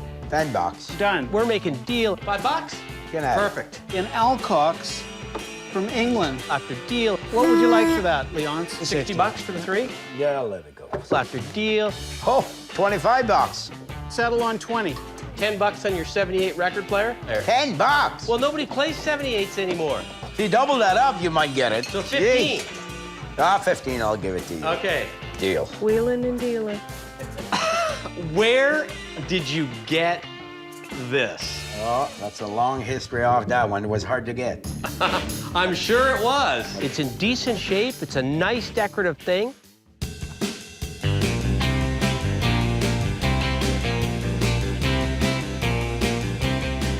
How heavy is Copper. It's not nearly as heavy as it No. looks. It's Might probably be maybe 20 30 pounds, pounds. 30 pounds. I know those things sell for a lot of money. How much would it take to take this out of the attic and put it in our truck? And I get that sly little 450. That is a killer piece. It's an absolute beaut of an item. That's a special helmet. $350? So. And now you gotta. Just because it's you. That was pretty good. Yeah, we'll pack our stuff up. We'll see you outside. I can't stop thinking about that cash register because you just don't see those little ones very often. We're losing our light rapidly, so we're gonna throw these things in the truck. I thought, you know what? And if I can get that baby out to the truck, I might have a chance to get it. Wait! Leonce, I couldn't leave without one more time saying, 500? Going once. Yeah, deal. All right. Love that cash register. Love that deal. Perfect way to end the deal. Hey, thanks a lot. Thanks again. All right, bye-bye. That was the most fun pick I think I've had in a long, long time, maybe ever. Why do we keep buying heavy stuff?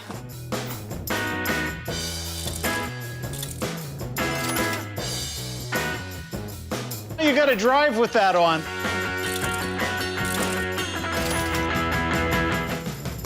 Good pick. Wow. You don't get those every day, do you? Yeah, you know you had a good day when you're leaving when the lights are gone. So we're off to see Aubrey Bell, local appraiser, see how we did on some of those picks. Always like to get somebody else's opinion. This must be the place. We always buy stuff with the hope we're going to make a lot of money on everything. And, you know, sometimes we don't do as well as others.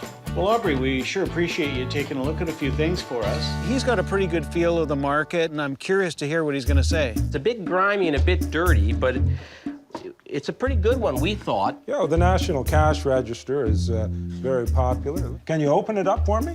Oh, yeah. Perfect working condition. We'll just ring in a sale for 35 cents. 500? Yeah, deal. All right. Boy, I'll tell you, that's going to be a real find for somebody. You could be into it 1,000, 1,500.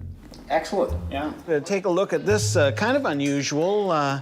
Masonic piece. You just never know what somebody's going to do appraising a unique item like that. Pretty nice, eh? They don't make them like this anymore. The collectors of that kind of material tend to be rather cautious when it comes to spending a lot of money. So that could hold it back a little bit. I'm not sure what you paid for this one. Scott threw out $500. We'll make a deal then. If we were to have it in the shop, we'd probably be trying to retail it in the $1,500, $2,000 range. Ka-ching. Where I'm coming from, I'm going to put a massive price on that thing. And if somebody says, how can you get to that number? I'm going to say, go find another one. Now, I got a piece of oddball for you. And here's the one we're really curious about. It's got a connection to Prince Edward Island, of course. To me, a good appraisal is one that's based upon other similar items selling. Aubrey, we got this off the wall of the museum that is in the house of Lucy Maud Montgomery's grandparents. Much more difficult when we're talking about maybe an appraisal based on provenance or a unique item that there's not a lot to compare to. This is a really nice piece. That hooked rug by itself, I could see it retailing for $200, $300, $400. But because it was made by a relative of Lucy Maud Montgomery, that moves it into a whole different plane. There are a lot of serious Lucy Maud Montgomery collectors, and I can see any one of them being interested in having a piece like this. It's something we paid $250 for. I don't see any reason why you couldn't get at least $750, $1,000, maybe even $1,500. That's great news. Ka-ching. The bells were just going off. I think if we let him stand there and look at it for about another 10 seconds, it would have been up to 2,000. I love it. We really appreciate that. Every once in a while, we hit on a treasure, and that was the piece of Prince Edward Island. We bought some great stuff, but that's the piece we're going to score on. Another good day, another good appraisal. That's really what picking's all about. We're going to make a few bucks. We're going to have lots of fun doing it. We're driving away with about as much as we can handle. I want to miss PEI. This place is good fun. I really love the landscape. And everybody's got a little more time for you. They're really friendly. Yeah, and good picking, too. Yeah. It's turned out to be as good as we'd hoped. I think we barely scratched the surface.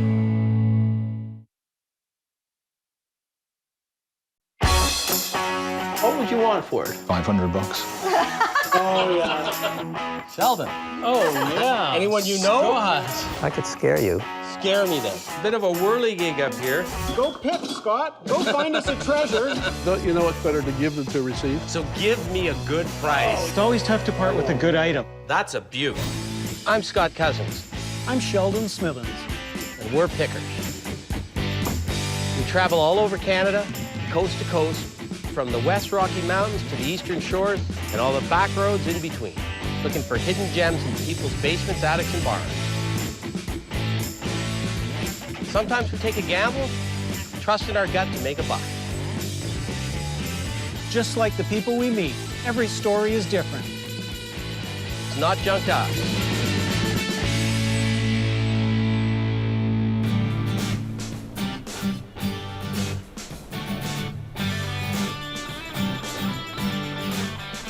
Don't jump, Scott. It's not that bad. Beautiful morning. We're in Peggy's Cove, Nova Scotia. Oh, you gotta come here. Check this out. There's the big swell coming in. Yeah, there you go, yeah. Let's head back up, grab the map, and take a look and see where we're going. Nova Scotia, here we come. All right. Several picks. Okay. Up near Truro. We're going to Great Village. Okay. See, look what you're doing in my map. I should be driving this time. Why? You do the navigating.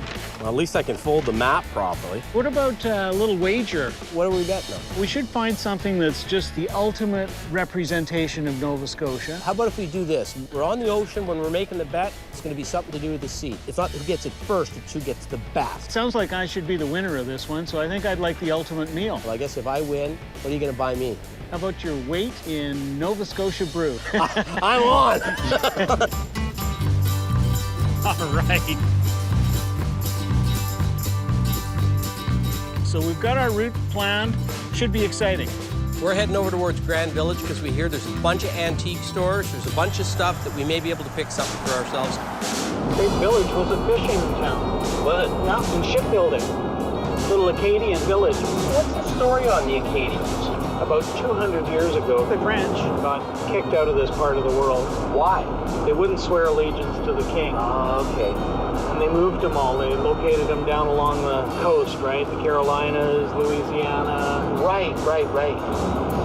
So today's pick, we're going to see Claire. Claire's got a shop. When you're going to an antique store, you just never know what you're going to find. You might find some really cool stuff. You might find nothing that you can buy. Oh, look at the nice old church. Wow, that thing's got to be 100 years old. Oh, and the mist on the river? Yeah, it's just beautiful. Oh, wouldn't you love to be in there with a fly rod? This has got to be it. Let's check her out. Oh, you're dashing, aren't you? You want to win the bet. Afternoon. Hey. You look like real cowboys. Hi, Scott Cozens. How are you? Hi, Scott. I'm Sheldon. So what's the story? I love buying. I love going out, digging through old attics, barns, garages, things have passed. They're so colorful compared to the things that you see today. We're picking for resale. Open to a little bit of negotiating. Oh, sure. It's wholesale for Calgary down here anyway.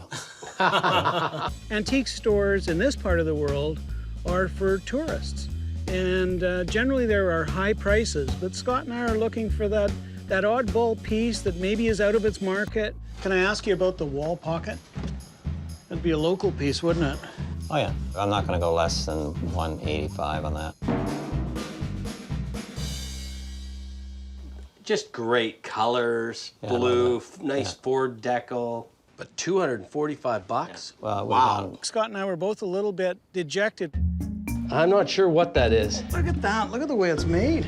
It was one of those high chairs that folds down into a chair as well. And look at the gears on the side of it here. Kid puts his finger in there, he's losing his whole hand. I could take a pass on it. I see this nice little perfume sign. Where did you get the Cody sign? Seems to me that came out of the attic of an old house. I can tell that it's old, 30s, 40s. If you're a perfume collector, that's a piece of advertising you want to put in your cabinet. Would you go 10 on that? What have I got on it? 12. Sure. Okay. Good deal. Good, thanks. A little icebreaker. What about this? King Cole tea? Yeah. It doesn't have an image of the king on it, but it is King Cole. Yeah. King Cole is probably the most collectible advertising out of this area.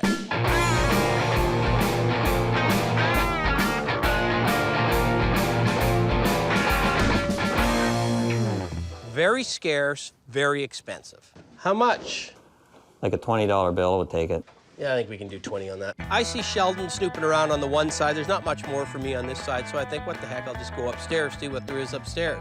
What you often find is big things upstairs, and that's what we found, was something really big and really cool. Bit of a whirligig up here. Got British decals on the bottom from the Second World War. In Nova Scotia, it's almost a tradition to have a whirligig. It tells you the wind direction. It also gives you an indication of wind speed. So what would you need out of that? I could live with $100 out of that. To go 75? On a rainy day. It's a rainy day. Shake his hand, Sheldon. I'm too far away. Why not? 75 it is. Thanks, Claire. Well, I noticed you got a 5 Roses flower sign in the window. And how much is that doggy in the window? You could start at $350 and go from there.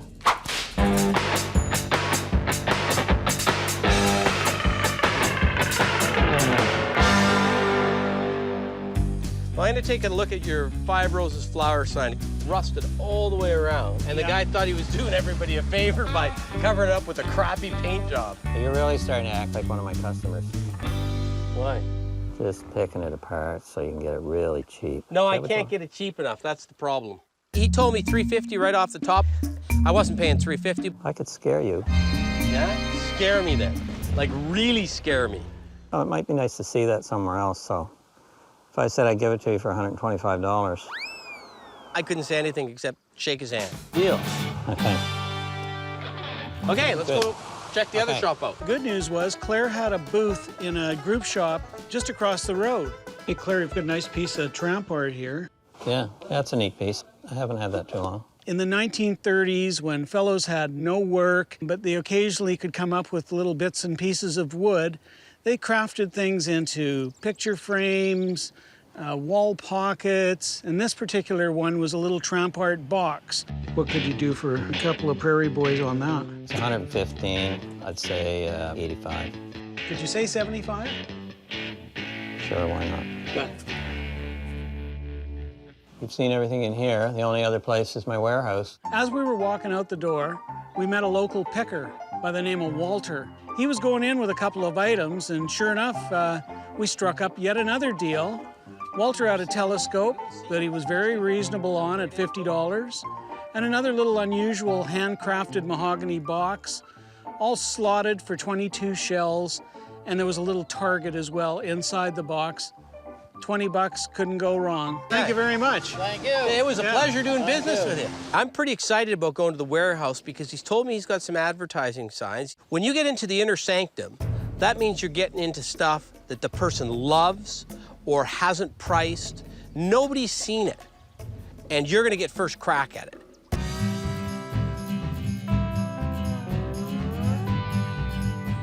For the most part, I'm seeing the starting of a good bonfire. Hey, that's about as crude a set of slots as I've ever seen.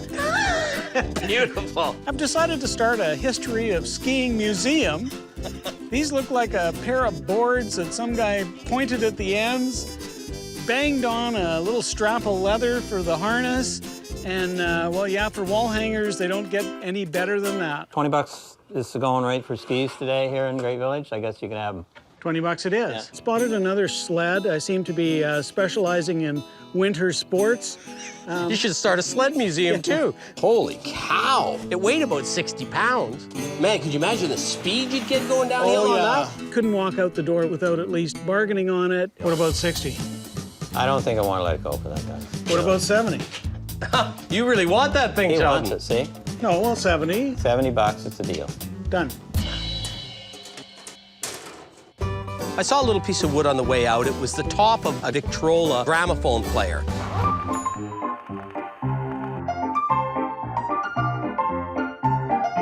Sort of a nice thing, even just by itself, It's a isn't sign, it? yeah. What do you want for that?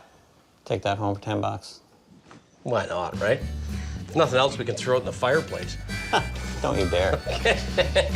We pretty much picked the warehouse, and there was one last shop that we thought, maybe there might be a buy or two left. So you know the person that owns that? Renard, yeah, I spoke to her. I can get you in there. The owner of the store's not there, but she's got somebody sitting in on it. Apparently, according to Claire, he's got the authority to sell everything, and he's gonna let us upstairs into the inner sanctum. That's where you're trying to go, is the inner sanctum. We ignored the store, went straight upstairs. Grant's here, and I guess he's looking after it for Renard, so I'm gonna leave you with him. I walked up and he's holding on to a cane. Like I'm looking at this thing you got in your hand. So what can you tell me about this? Okay, now I got that off an old girl down the road here, actually. It's probably 75 years old or so. And that's just a big, ugly, diseased piece of wood Exactly. somebody carved out. Yeah. But it feels so good, doesn't it? Yeah, it The does. It's years got and nice years wear of and- wear and somebody holding it and rubbing it. I love canes. I've always loved canes. You got 25 on it. Would you do 20? I think I could go 20 on that, sure. Why Perfect. not? I think that's a $65 cane at a show any day. Oh. Hey, I you spotted something good.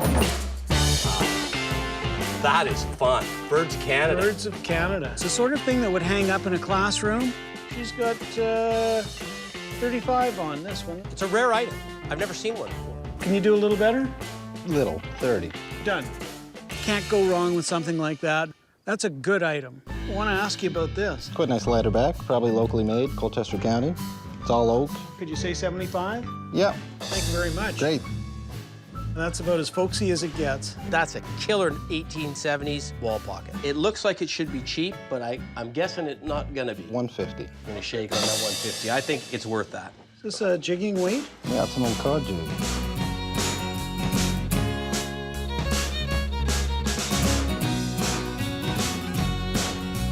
What would it take to buy that? I'd like to get 25 for it. 20? 20? Yeah, we can do 20, sure. Good. We'll do well on that. We should double up easy. Can I touch this boat? Yeah. Very nice. So would that just be a toy some guy made for his son, or I would it would be say a so. model? I don't think it would be a model, no. It's got the brass hole here where the anchor comes out of it. The craftsmanship of that boat was wonderful. Not only could you visually see the detail, but that just had quality written all over it. The best thing in the place was the boat. I know we're going home with it. The only question is, what are we getting it for? Sheldon, what do you think? I don't know, it's handcrafted, it is nice. What would you need to get out of that boat? Oh, geez, I don't know. $275. Would you go 225? $225. Leave a little room in it for us? And throw in the cobwebs. Yeah, oh yeah, I'll toss that stuff in. Yeah, $225, yeah. Excellent. That's a good piece. The boat was the closest we came today to that bet. Unbelievable the amount of work this person put into this little thing. It was almost there, but I know enough that I wasn't gonna say that I've won the bet because I would have got a slap in the back of the head. That was a nice piece, but it's gonna take something extraordinary for this bet to get decided. I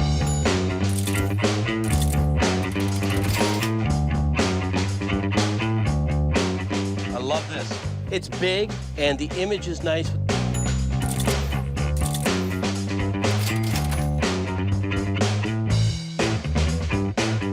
That looks good on you, bud. That's just a fun thing to have, right?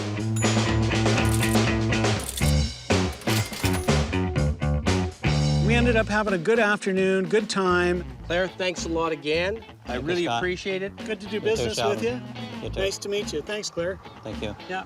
I think we even got Claire to smile at the end. We had a good time. Hey, well, that was good picking. Yeah, that was excellent picking. I really like the whirligig. The more I look at it, the more I like it. And the more I like it, the higher the price is gonna be.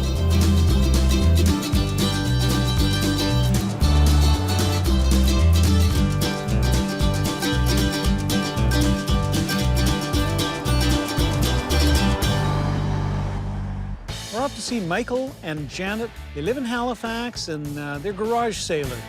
Michael, I believe, has been collecting for 25 years. What's he collect? It sounds like 20th century collectible. That's my bailiwick. Yeah, that's why I thought you might be excited about this one. Okay, slow down. Here we are. I think it's this old green one right here. Hello, welcome. I'm Sheldon. I'm Janet. Hi, Janet. Scott. Hey, Sheldon. Hi, Sheldon. You'd be Michael. What do you have, and why do you want to get rid of some of it? We've got a bit of everything, and we've got too much. Has anything ever gone out the door or just in? We have a flea market once every 15 We have a years. street market. And when was the last one? About 15 years ago. Let's see what you got. Here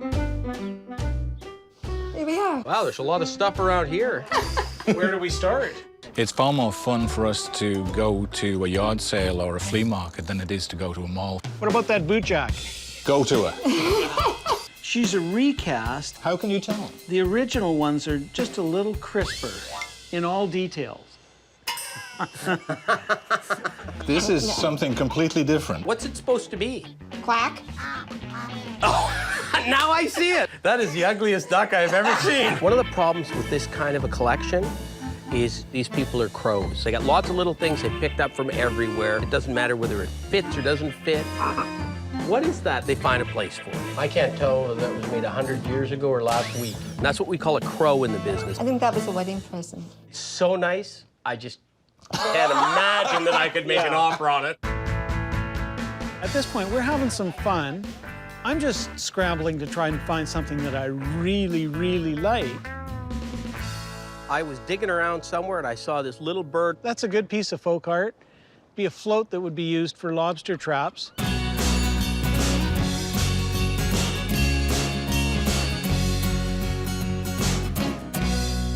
And just typical Nova Scotia. And what's it gonna take for us to let this little seagull fly back to the prairie? At least $500. Yeah, I don't know whether to laugh or cry when you say that.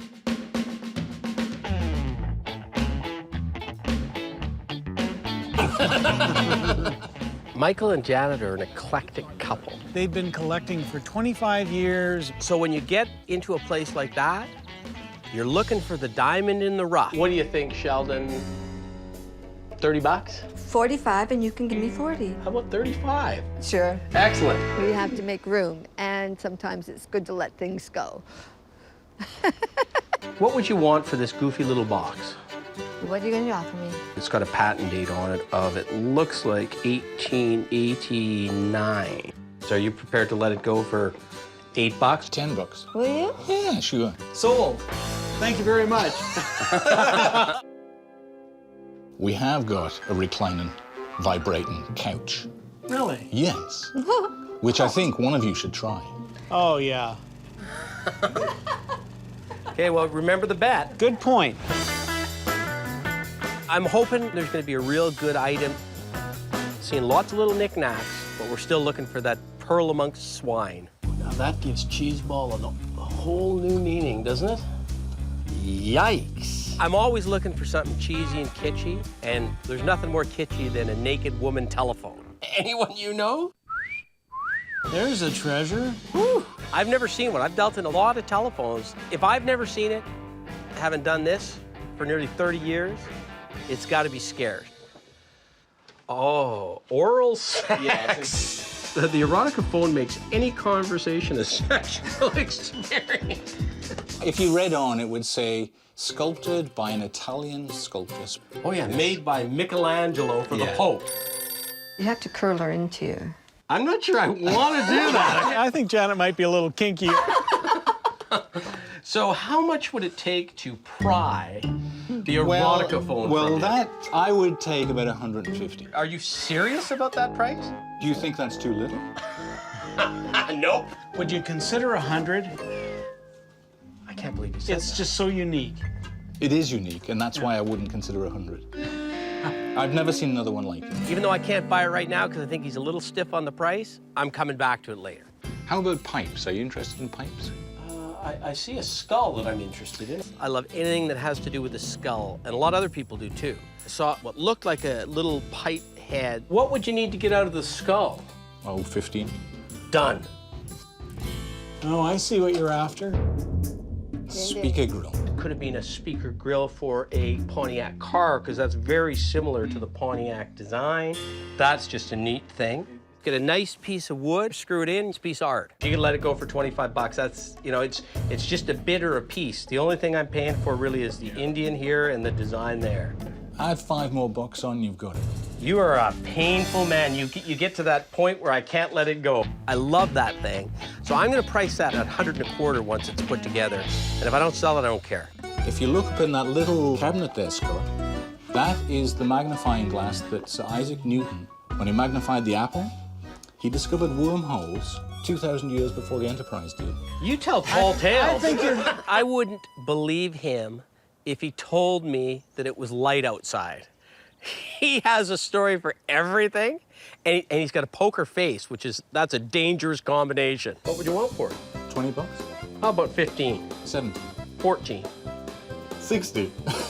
15. 25. 15. 15. 1850. You were already at 17. Well, you went lower. And then you went 16. Yeah, but you went lower. Okay, 12. 16. You went down as low as 16? 1650. Maybe Janet and I'll go for tea and you fellows duke it out. I liked it because it was real primitive. What do you think, Sheldon? I'm glad you liked it. Oh, yeah. Janet wanted me to try on some vibrating goggles. She thought that was sort of a carry-on from the chair. It's doing wonders for my gums. Are you still there, Scott? It was actually quite the sensation. Your nasal passages got quite the workout. I've got a blowfish with a sombrero, which I'm sure you'd be interested in. There's a class thing. There's sort of a cool little bird hanging from the bottom of it. That is a Cree Indian piece.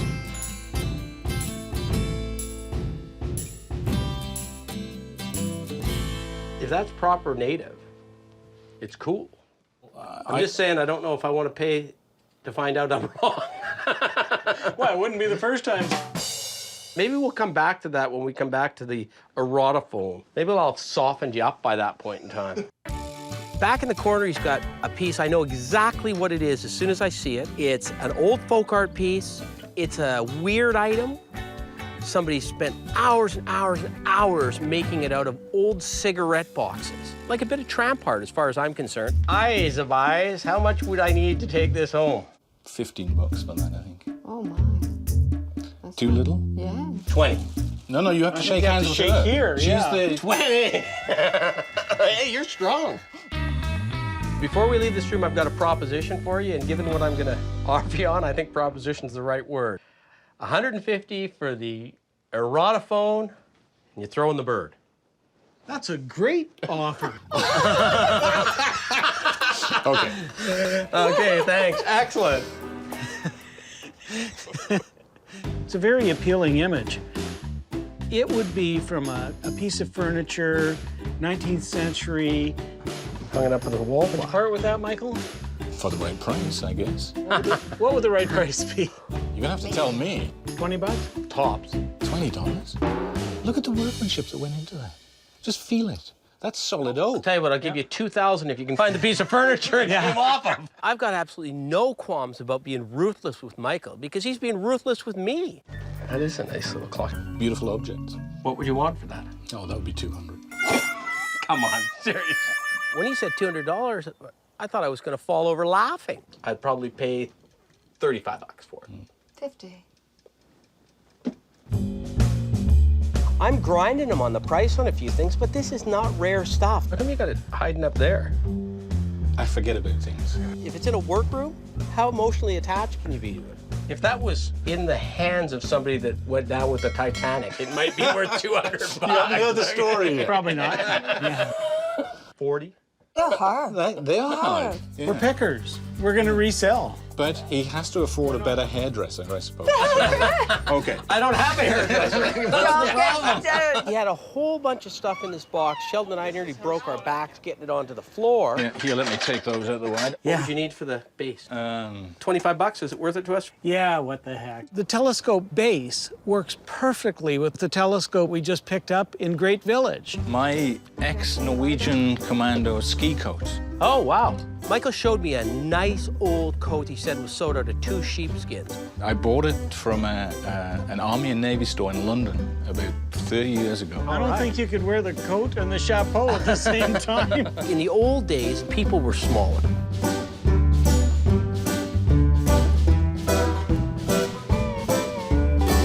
So what do you want for this, baby? 50 bucks. Deal. Oh, he's taking the coat. Allow me. It's exciting for me because I won't be freezing my ass off in Winnipeg. Okay, let's go. We've had a good day, and it's been a lot of fun, and the guys have been great. We have some great items going back to Alberta. I really like the folk art piece. That one's a fun one to take home with us.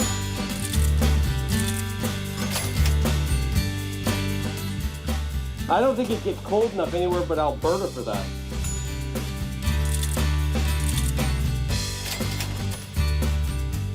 I love that skull pipe.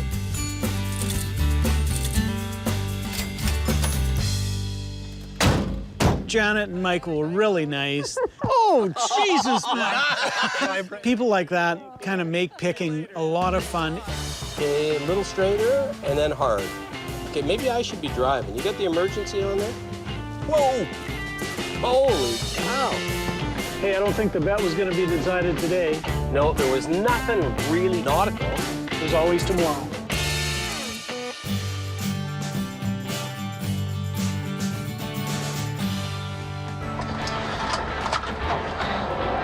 Oh, look at that. An antique shop there. So I think I should take that goofy phone we bought and see what he'd give us for it. Why not? Do you mind if I head into the pub? Doesn't take 2 guys to sell a phone. Nothing ventured, nothing gained. Exactly. Good luck. I run a little antiques and collectibles shop here in downtown Amherst. I've always been a collector. I've always liked going to yard sales, auctions, picking through old stuff. Howdy. How you doing? Good, how are you? Good. What's your name? Paul Farrell, Skippy. I see the things I love to see, buy, sell, trade. And I thought, you know what, I got a goofy item here that I wanted to bring by and see if you knew anything about it. How goofy's goofy? It's pretty goofy. You want to go inside? Yeah. Are you ready for the unveiling? I think so. Have you ever seen anything like that?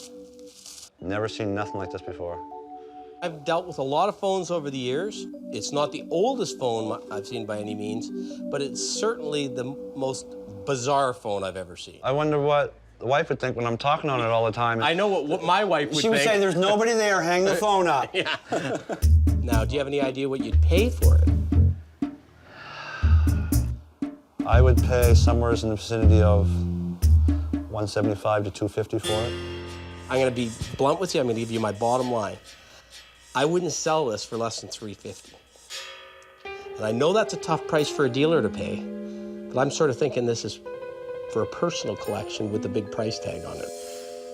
Would you take 300? You know what? You're getting fairer by the minute, and I hate to say no, but I'm holding firm at $350, and I totally understand it if you don't want to pay it. But I think there's a big upside in this, particularly if you've got a shop where it's on the shelf, on display every day.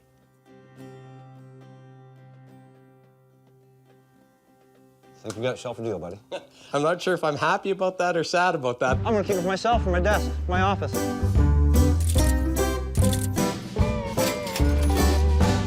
Now let me call my banker and get some money sent over.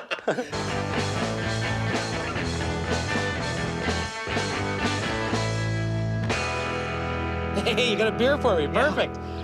How'd you do? You're not gonna believe it. Hit me. $350. Good job, man. Now I don't have to answer my wife's question as to why I bought it. Yeah. It's a win-win.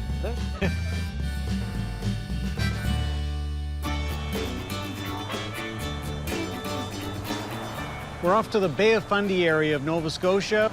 Apparently, Garth is just an all-around collector. What's you got? Garth's got jukeboxes, That's always good. pinball machines, Sometimes good. yeah, some gas pumps, automobiles. Garth's got it all, it sounds like. So why is he having us in? I think he's trying to lighten the load. I sure hope he's trying to lighten the load. Oh, yeah, there's That a would gas be- pump. That's always a tip-off, isn't Yeah. it? Hey, do I know you? Not yet, but you will. Good. What's your name? Scott. And yours? I'm Sheldon. Hi, Smithens. Sheldon. And you're Garth. This is it. Yeah. This property goes back to 1761, and the house is 1892, and the goodies are here from the 1880s on up. Where's a good place to start? Well, you can start right here in the garage if you like. Let's do it.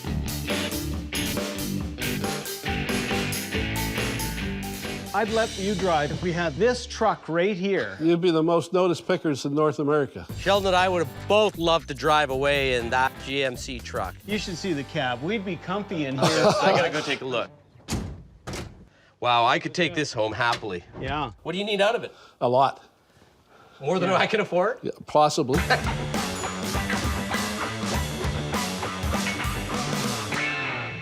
What we need is a sponsor to buy it for us.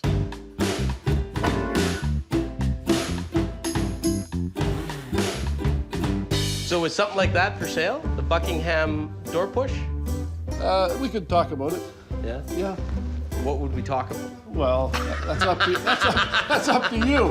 I'm always apprehensive when I'm dealing with collectors. I always have a good time. Trying to pry some of that stuff out of their hands can be a bit tough. Retail on it's probably 100 to 100 and a quarter on it. We could probably do 60 on it. No. Okay. When something's screwed to somebody's wall, it's always harder to get than if it's sitting against a wall. Old Ford dealer sign, genuine parts. Hey, that's a great sign, Scott. It's a little rough, but it's still a Ford sign. What era would you say that one's from? 30s. That's what I thought. 30s Exactly. or 40s Yeah. at the latest, because of Yeah. the way the Ford insignia is. Mid-30s. And you got it hiding behind a couple of boxes. That's right. That usually means it's not going to be nearly as dear. But Yeah, right. Probably 400.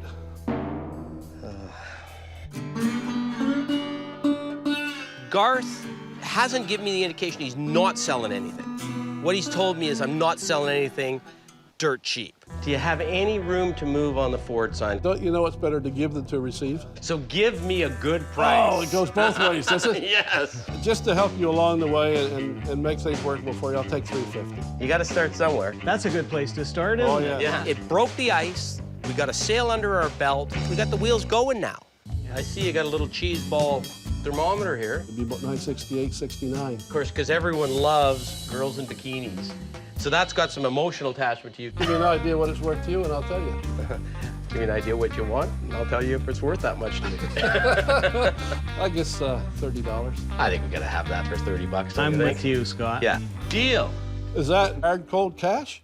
As hard as you can get it. We're gonna put it in the cooler for Oh, a while. right on. Perfect. Let me just take a look at the front. I want to see if there's anything out there. Usually that's a bad sign because if it's on the front, you like it even better. Got a perk. That's a beautiful sign, very rare. You're real attached to that because I am too. Now, is that from this area? No, it's U.S. and Canadian. It's U.S. and Canadian, Yes. okay. There's a whole lot of early tire manufacturing companies. You've got to purchase one of them. Out of business since probably the 50s or 60s. This one's a rare sign. When they were screwed to the outside of buildings, they got shot, they got stolen, they got used for insulation in barns. You know, they just didn't survive. If you were to sell that, what would it take to get it out of you? That would be probably between $500 and $1,000 somewhere. I'll give you 501. And one what? I'd like to take that back to Calgary with me. You work your little mind on that thing and think about it for a while. I'm going to hit you with that a little later, you know. Yes, I know. Wow. Gentlemen, you're now in the building we call Memories. Wow.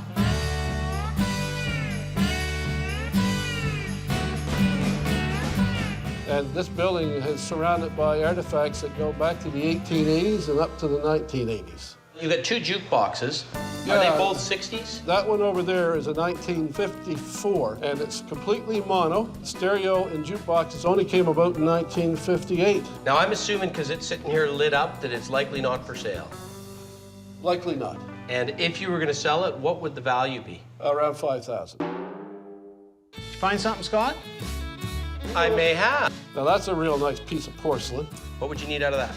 All you can give me. The reason we ask people to set the price first is because we're afraid that if we're too low for them, we may insult them and that may change the dynamic. I'll make you happy. 150. If you can avoid any negative thought, you're doing yourself a favor. Okay, 150. 150, it's a deal, no tax.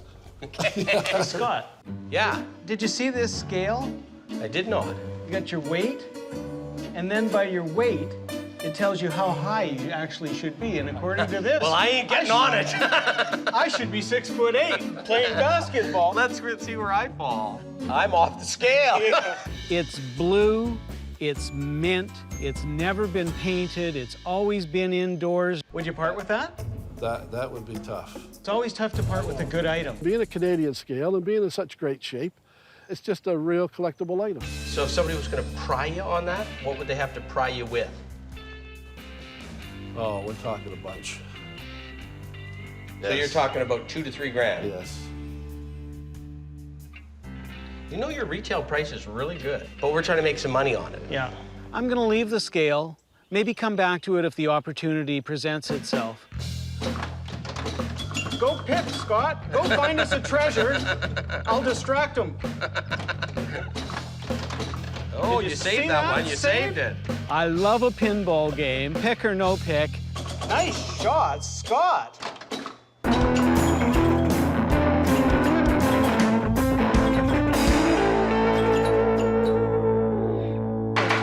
I love that sound. That's music to my ears. Sounds like a winner, doesn't it? Yeah, exactly. The museum is just a fun place. The jukeboxes, the pinball machines, the memorabilia. Elvis is in the building. He never leaves. I love the little lip thing. That is so bad. Garth likes to have fun. Thank you very much. Wow, that's a big Coke cooler. That's a beaut. You know, you see 100 of the one single half ones for every one of these. I'm not sure I've ever seen a white Coke cooler with red lettering. Anyone would want that in their rec room. I'm guessing if you had to buy one of those, it cost you about $1,000? Yeah. Great thing. It's just too darn big for us to haul across the country. And you're not probably selling it anyway, because you'd have a big space there. No, you'd I have would. to Yeah? Yeah. Can we open the door? Yes, we can. That is a good-looking thing. Yeah. Geez, you're tempting me on this one. You're tempting me. I'm looking for unusual, and this is unusual. We're gonna walk around and think about this. Anything down here? Yes, there is. Something of extreme interest, not what you expect. So now he's got me hooked. I'm really dying to see what's up. This here is not what you're expecting. I don't know what I'm expecting. Whoa. I have no idea what that is. Something that the government at the experimental station in Dartmouth made this up with all these different rudders and so on and so forth. It's an underwater apparatus, but I can't give you the exact name of it. So there's one of the fins. It's one of those picker finds. It's the ultimate fishing lure, isn't it? I can't tell them exactly what it is, only what I think it is. Whether it chases a submarine or comes out of the water and goes after a plane, I don't know. Where'd you find it? I bought it at auction. At auction? Yes. Good, we're not going to get in trouble for buying it then. No. Yeah, right. There's nothing top secret in here? No. Why do you still have it? Because you haven't bought it. Yeah. Give us a shot.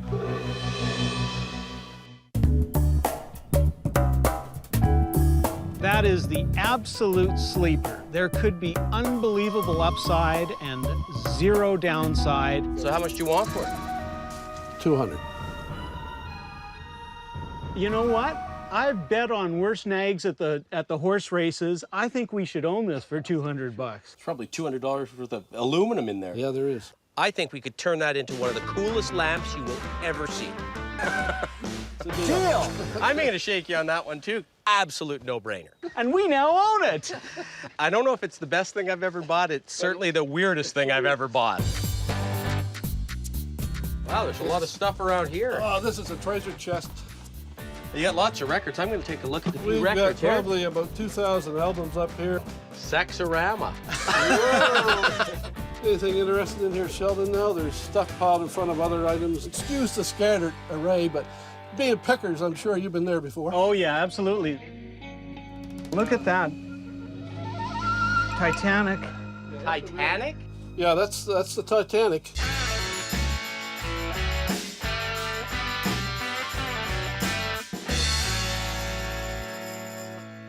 Can I squeeze it by you here? I just want Sure. to take a look at this. What a great piece of folk art. Yes. It's a beautiful rustic. picture. It's reverse painted on glass, and they've actually put a little bit of mother of pearl in here. You can see it with the light. Oh, jeez. Just to, it's fabulous. Look at how out of scale it is. It's Yeah. just perfect. Actually, we're connected to that through our family background. Really? My grandmother married a sea captain from the turn of the century. He often walked down to the docks. Happens that the Titanic was there getting set for sail within the next week or so. Right. They tried to convince him to join the officer crew of the Titanic. He did not sail. Titanic has meaning for us, not that we actually had a family member on it, Yeah. but that we didn't have one on it. Exactly. Thank goodness. Exactly. That's what You made wouldn't be here right now. I would not be. Well, this is something that I would really, really love to have. I'd like to have it. And also, I think it maybe solves a bet, Scott. We had a bet as to who could find the best nautical piece while we were here. Oh, yes? But we had to buy it. Garth, what would it take to part with this piece of folk art? It'd probably come in the $500 or $600 range, perhaps maybe $550, $575. Well, I was thinking $4. Would you consider $4? Ooh, that's a little tight. What about $5? How about $450? How about $475? I'd almost prefer that you went up. I have reasons for that. Oh, I have reasons. $475. Oh, Scott, you. would you shake that man's hand for me? I gotta buy him a lobster Jesus. dinner. Yeah.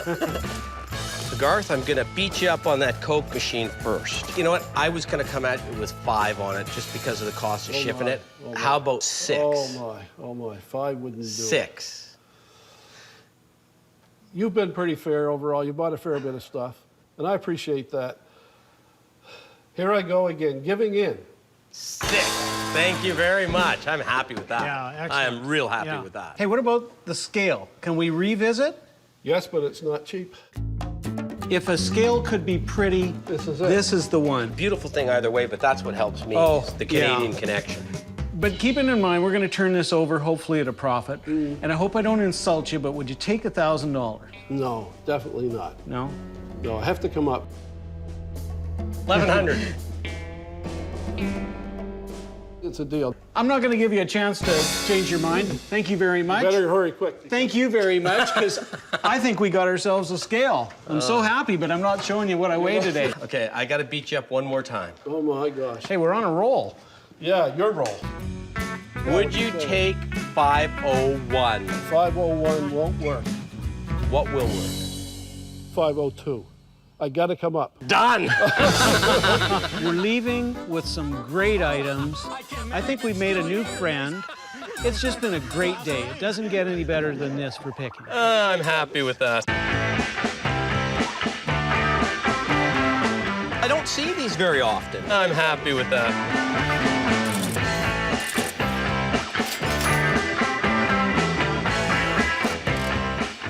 Real nice. Yeah, in great shape.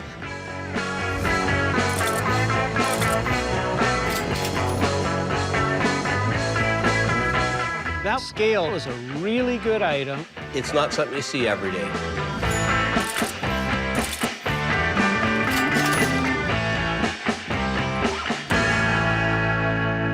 That was fantastic. Yeah, I enjoyed it too. But you know something I never do? What? I never say goodbye. See you later. If you're from the far south, Slater.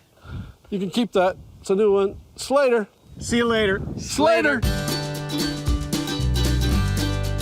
Slater. Hey, that was quite something. What I can't get over, he said that property has been there. He's got a deed to it from 1761. It's a great part of the world, isn't it? Yeah. Yeah. The old fish factory. That'll do. Well, I hate to say it, Sheldon, but you outpicked me on this one. A deal's a deal. And you're a man of your word. I hope your credit card's paid up is all I can say. Yeah, well, I think all I'm having is the warm bread baguette.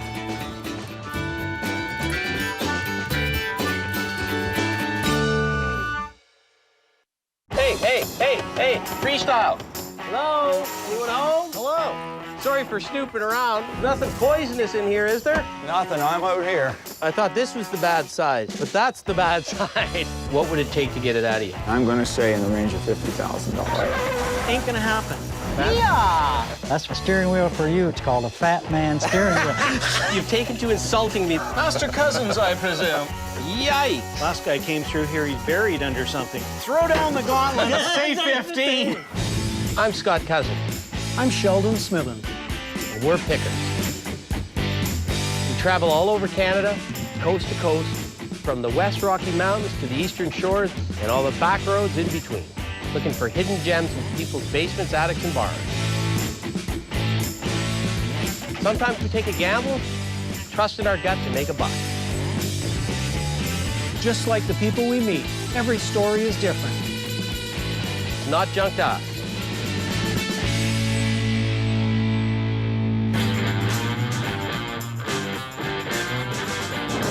What an incredible part of Nova Scotia. It's just beautiful, isn't it? Absolutely. Unbelievable. There's a whole province to be picked here with some great old barns. As long as you don't hit a moose, we're golden. Apparently, Lunenburg County is the Christmas tree capital of the world and the home of the Blue Nose. Let's hope it's Picker's Paradise. Yeah, exactly. Great old barn. We could be doing some door knocking on this road. Yeah. I think we're going to do something we haven't done in a little while. We're going to do some freestyling. That means you're just going to look on the road, see a house that looks good, see if it's got stuff around it that looks good. You knock on the door, see what happens. There's an old barn. Yeah. But it looks like a hay barn. Not likely to be anything in that. I am totally convinced that there's something to buy here, Scott. Yeah, I'm looking for an old tractor out front, maybe a cream separator with a nice couple barns and an old ratty truck. Not looking for a BMW on the front lawn. Hey, freestyle. This has all the elements. It really does. An old Victorian house, they got a little bit of, the paint doesn't match. Do you want to stop? Why not? Hello? Anyone home? Hello. Hi. How you doing? Good, how are you? Sorry for snooping around. My name's Scott. Hi, I'm Jeff. How are you, Jeff? Pretty This good. is my friend Sheldon. How you doing? How you doing? We're antique pickers, and we're just driving around looking for places that look good, and your place looked perfect. Okay. We were wondering if you had anything you might want to sell. You never know, but you can look around. Okay. I spotted something inside the door I wanted to ask you about. All right. You've been snooping already, Scott. But I noticed you had a little piece of advertising right up at the top of the stairs. Yeah, that's been there for a long time. Probably my grandfather had that there. And I know that that's something that I'm going to buy if I can. So it's starting good for me. Can we go up and take a look at it? Sure, come on up. Oh, a workshop in here. Hey, this is where it all happens. Whew. You do some carpentry. Oh, yeah. I'm the 4th generation in here. Wow. My great-grandfather built it. I think in somewhere around 1921, maybe. As we wandered into his shop, I could see Jeff was a real craftsman. And he had a few old bits hanging around here and there. Whether they were for sale or not, well, we were going to find out. Got any old tools? Oh, yeah, but they're staying here. You collect old tools? Oh, well, I don't really collect them, but there's been a lot collected up over the years, and yeah. I'm not too anxious to get rid of it. No? Would you part with the sign? I probably would. Yeah? It's just hanging there. What would you want for that? Look, I don't know what that's worth. Neither do I, but it's cool. It looks like it's probably from the 50s, is my guess.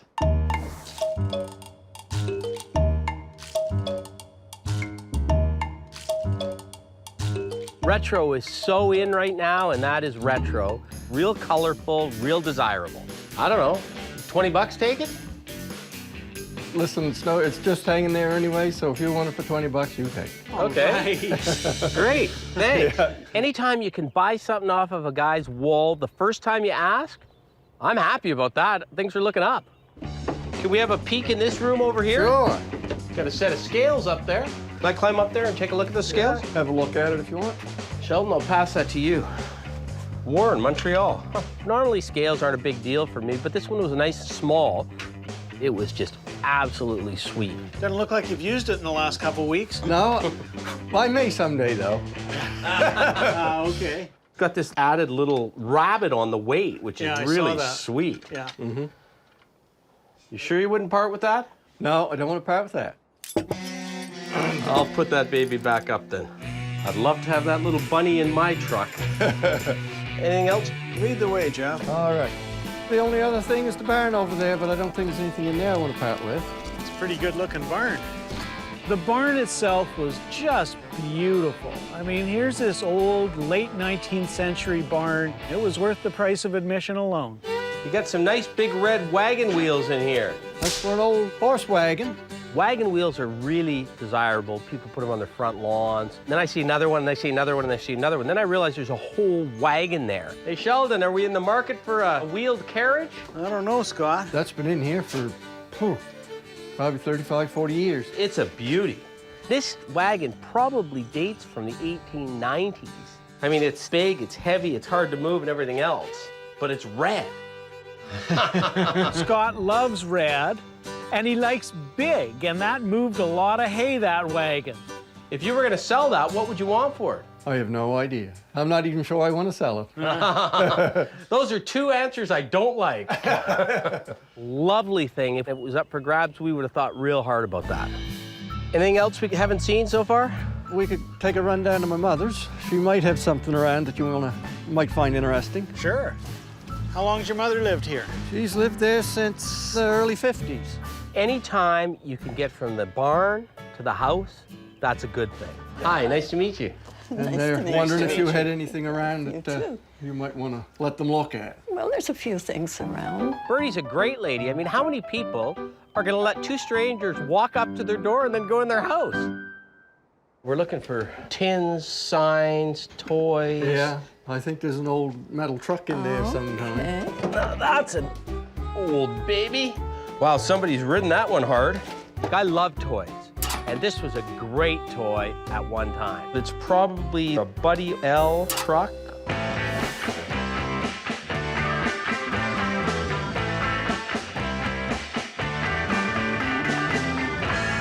That must have been Dad's, and then he gave it to me. Well, that could be. I think. Yeah. Yeah, this is made in the 1920s, probably, early 30s, maybe. That toy in real good condition would have been anywhere between $600 and $1,000. It was beat. Looks like you took it for a joyride. Yeah, I think I sat on it and shouldn't have. Yeah, and I think you left it out in the rain a few times, too, but it's still sort of a fun little thing. Would you sell that? Yeah, Yeah, I don't want it. What would you want for it? Whatever you think it's worth. I'm not going to be sticking you on that one. $20. Yeah, that's good. Okay. All right. It would have been a lot more if it had been in better condition. Oh, I'm sure.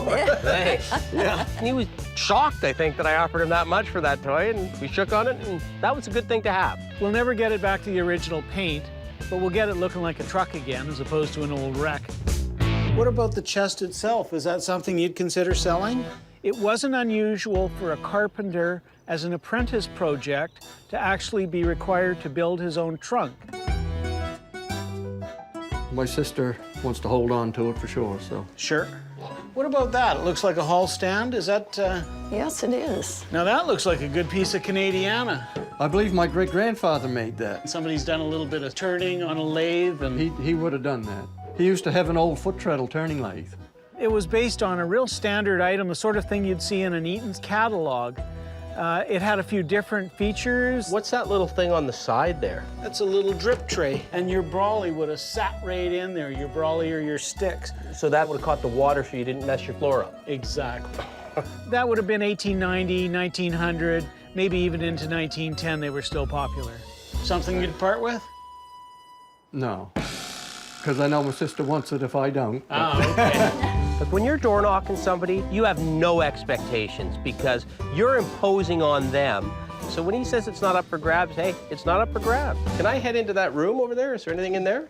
Sure, you can go in, have a look. Hey, Jeff, anytime you want us to come and clean out your basement, just give us a call. I'll do that.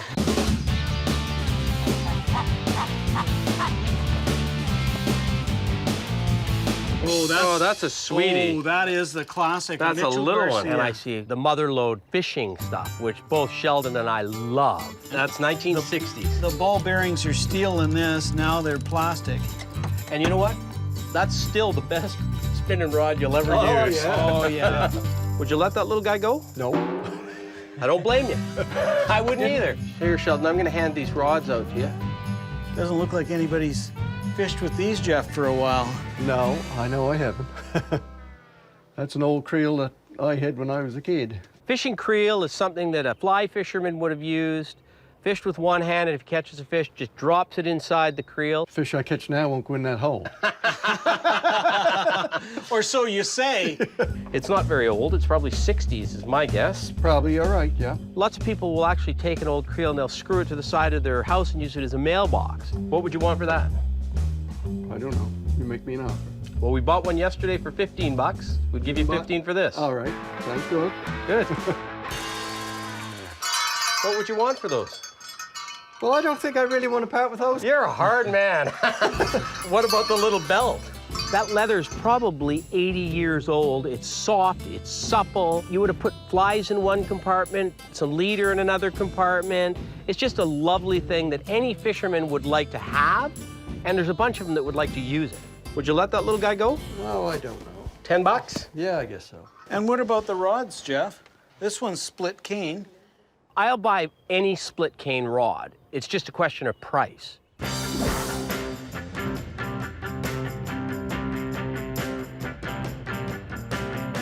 They made these split cane rods right from the 1890s right up to the 1960s. Yeah. I'd say these were turn of the 19th into the 20th century. They're good old rods. I don't think I really want to part with this one. That one there that's kind of going to pieces, maybe. This is going to pieces. Yeah, I'm quite sure. This is a wall hanger. That's all that is now, is a wall hanger. You know, it probably would have been, what, a $75 rod in good condition? Yeah, but the it's wraps probably a $20, $25 rod tops in that condition. Yeah, 20 bucks. Are you okay with that? Okay. All right. All right. Good. Okay. If we decide to restore it, it's going to cost us a lot, but then we've got a serious fishing rod. I think we've done all the damage we can do in here, Sheldon. Thank you so much. So nice to meet you. You too. Thanks a lot. I really appreciate it. Bye-bye now. See you later. So I think all we got to do now is unscrew that thing off the wall and we're done.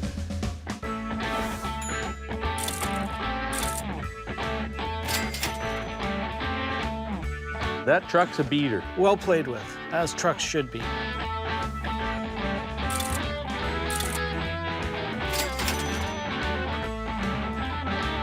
Creels are great. Decorators love them. Fishing collectors love them.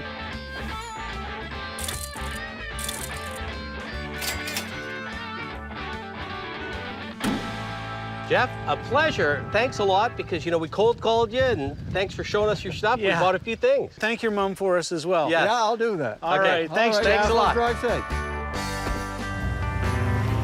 See you later.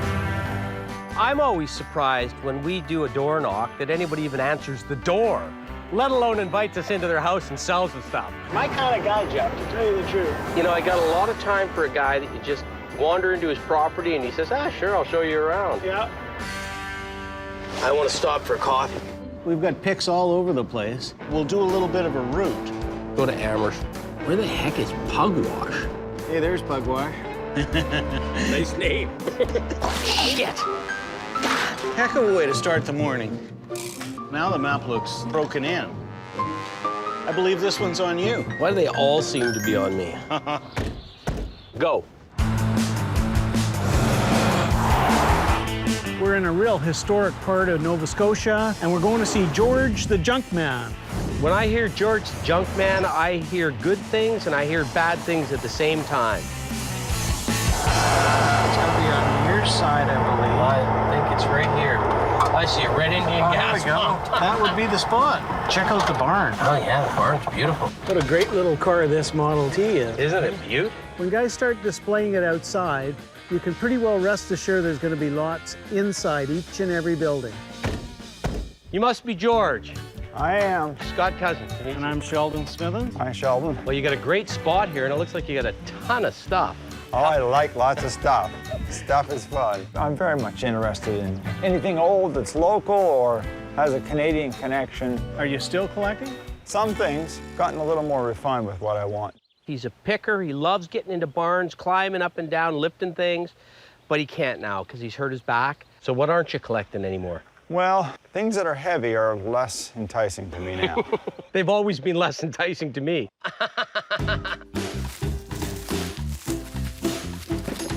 Would you part with either of these? I would sell you the green one. Do you mind if I dig it out a little bit? Not a bit. Just go for it. Can I climb up on the Sure, track of this? on the track, yeah. Sheldon's down low, so I figure I may as well go up high so we're covering two bases there. And I see this little tricycle. Nothing poisonous in here, is there? No, nothing. I'm out here. Has that been in there a while or what? Wow, has that been in there a long time? Gosh, I might be able to clean some of that off. It's got that real nice sort of Chrysler airflow design to it, right? Yeah. And that's what people are looking for. They're looking for style, an image. Whirlich, Western Ontario.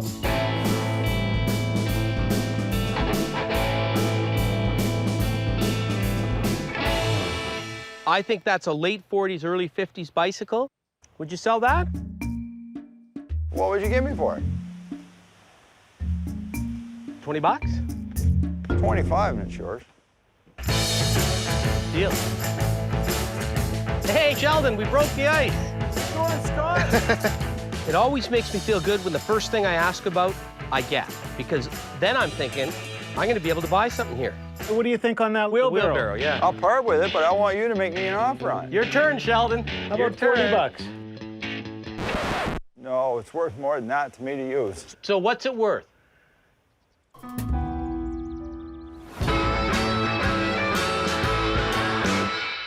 What do you think on that wooden wheelbarrow, George? I tried to buy it off him. It's the sort of thing I would pay $50, maybe even stretch myself to $60 or $70. $100 bill. Let's think on that one. At $100, I don't think there's any money in it. Didn't we just buy one of these? We did. Did you? Yeah. Urban oil with the dozer on it. Yeah. Very cool. In nearly mint condition. Really? Yeah.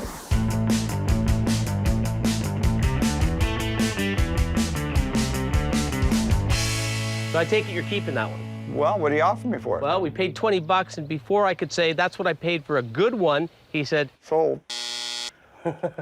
Sold it is. Got to bring these things out to the light before I make an offer on them. And when I got it outside, it was rusty. You know, I paid 20 for it. I'll probably sell it for 20. Have you got room in your truck for a John Deere? Only if it's pre-1910. Good answer. And I noticed you got a paint sign up there. Right there are a bunch of really saleable signs. If I can get them at the right price, I'm buying every piece of advertising I can find that's in decent condition. The frost and wood sign, it's wood? No, it's tin. And I'm thinking, if I can make a deal on this piece, maybe there's going to be some advertising up for sale. Would you sell that?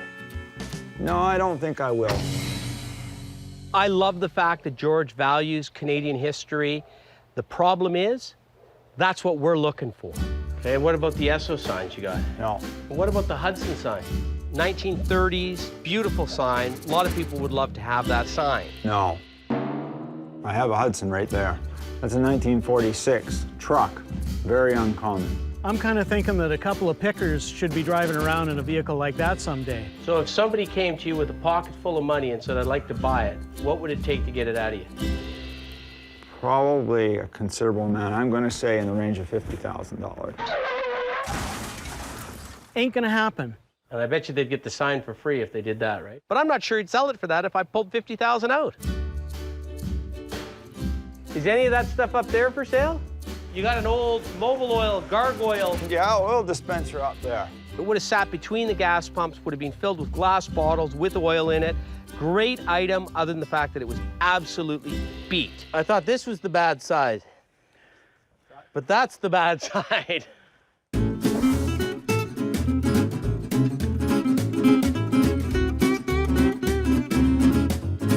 So what do you want for this thing? I mean, it's in rough shape, right?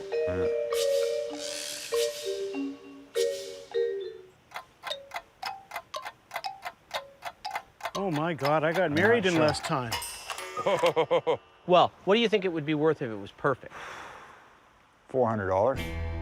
I think he was light at $400 on it, but that wasn't in real good condition. So, beat, what do you think it's worth?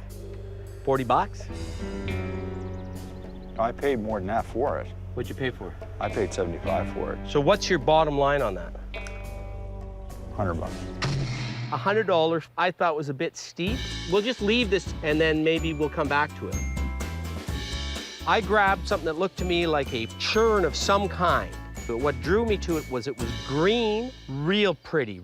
This looks like a little air vent there, see? It had a bunch of wheels inside of it that is typical of what a butter churn is. What does it say on it? What does it say? It says freight churn, so it's probably American. September of 1871. Yeah. And what we'll probably end up doing if we get it is we'll take that right off, take the guts out, and somebody will use it as a platter. I'm not sure about these bottom legs. Are you, Sheldon? Yeah, they're right. They're right? Okay. Yeah. So what do you think? What would make you happy? $175. You're a little higher than I wanted to be. Sheldon and I are having trouble buying anything here. This is a really nice item that's up both our alleys. We both love it. We're taking that home. It's just a question of what we're paying for it. You're firm at 175. Let's just have a break and talk about this, okay? Okay. George, why don't you sit down? I called Sheldon aside because when you're talking a number like that, I want to make sure he likes it as much as I do. I think what we should do is let's just shake on the 175 because I think he's going to change his mind if we don't do it quickly. Yeah. And then maybe that'll help us in the other room. And I think we got to keep this ball rolling. Okay. We're going to take a chance on it, George. 175. Thank you, sir. Thank you. Now we're back in the game. You said you got another shed right now over here? Why don't we take a look there and see what we can do? Holy cow. There's some good stuff back here.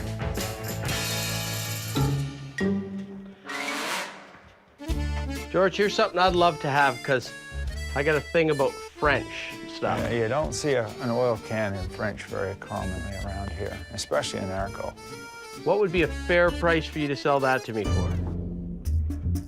In French, I think it must be worth $75. Would you sell it for 75? Because I think I'm in a buying mood. Yeah, no, I don't think I want to sell it. Okay. I know these things are near and dear to your heart, just like they're near and dear to me. I'm just going to point to a couple of them, and you can say yay or nay. Okay. Okay? The flying antifreeze. No, not for sale. Of course, I got to ask about the Red Indian. No, the only one I got. Okay. You got a couple of old Marvelube tins. Yeah, those are handmade ones. They're not for sale because they're a neat display and they fit with my automotive collection, so to speak. Now you got a few of these old Irving oil cans. What would you give me for that? What would you want for it? The pair of them for 20 bucks. You know what? I'm not going to argue with you on that. That's a deal. And I could see that the grease would come off and they're actually in pretty good shape underneath. Scott is very energetic. I wish I had him around for a couple weeks to help me. I'd keep him busy. Just for interest's sake, would you part with that? Yeah, sure. 30 pounds of cod. Very typical of the Maritimes.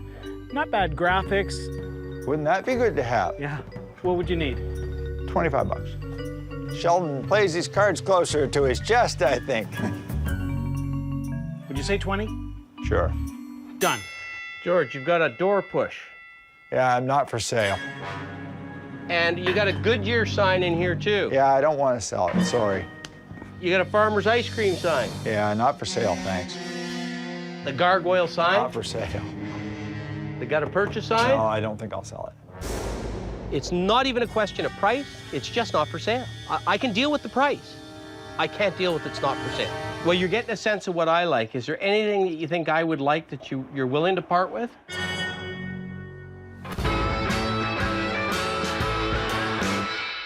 I should sell you this, and you could put it around your neck. So that you'll know I'm coming? Be able to keep track of where you're at. Try it on, it'll be just right. There's just one more thing. What's that? I'm gonna shake your hand at $100 on the gargoyle thing in the back. I thought this was the bad side, but that's the bad side.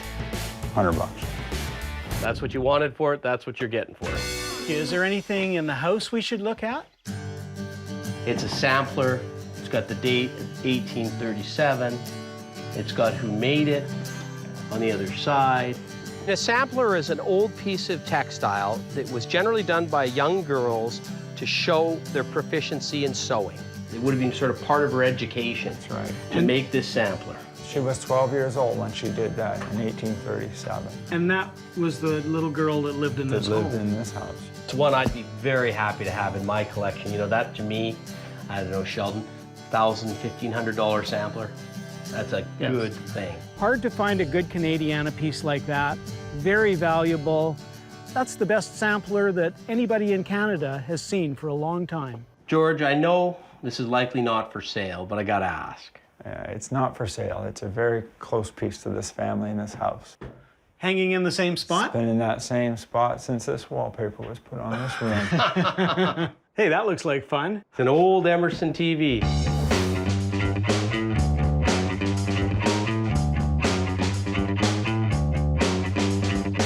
But he did have this goofy old TV case.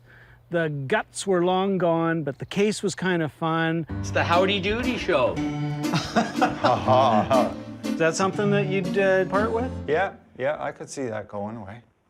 What would you want for that? 30 bucks. Let's go for it, George. Sold. Just because Scott looks so good on TV. Somebody will use that as like a little showcase or something.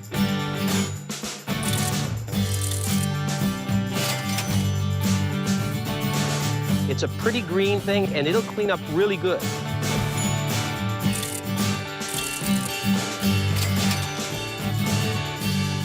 The nice thing about that oil dispenser is the graphic on it of the gargoyle.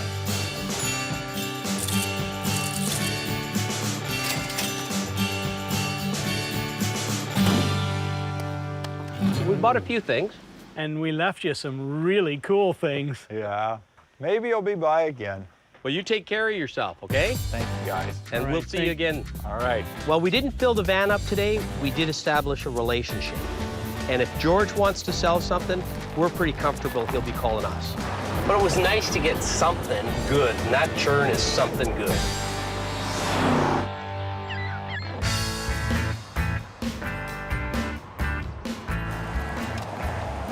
We're heading up to the Northumberland shores of Nova Scotia, and we're off to Pugwash. Love that name. Apparently it's Mi'kmaq, means shallow water. I'm not worried about the rain, because I got my lucky hat on today. You got the Dorfman on. Exactly. Yeah, we've got Pugwash has a population of about 1,000 people, an old village, very picturesque. This is definitely lobster fishing territory. Look at this guy on the right. Yeah. He's got fish nets. Now watch. Oh, that's a barge. Yeah, we've got a lead on Pick. We're going to see Victor. I think Victor's been collecting automobiles, gas pumps, eclectic is the way he described what he's selling. Well, that can be good. I think this is looking like a likely spot right here. This is it. Oh, there's a gas pump. Look at that. Yeah. Classic I think cars. that's some old cars, yeah. You'd be Victor. I'm Sheldon. Nice to meet you. Hey, Victor, how are you? That's Scott Cozens. Scott. Nice to meet you. That's what hilarious. a great shop you have here. So how long have you been doing this? Restoring vehicles? I bought that 31 Chev, 1958. The deal was made for $25 and I brought it home. He used to teach auto body to hearing impaired children. He knows his stuff and he had some good things to show us. I've come to an age where I got to start downsizing. I noticed you've got some nice signs on the outside. Decorates it up a little bit. Even the wife likes it, you know? I like this one right here.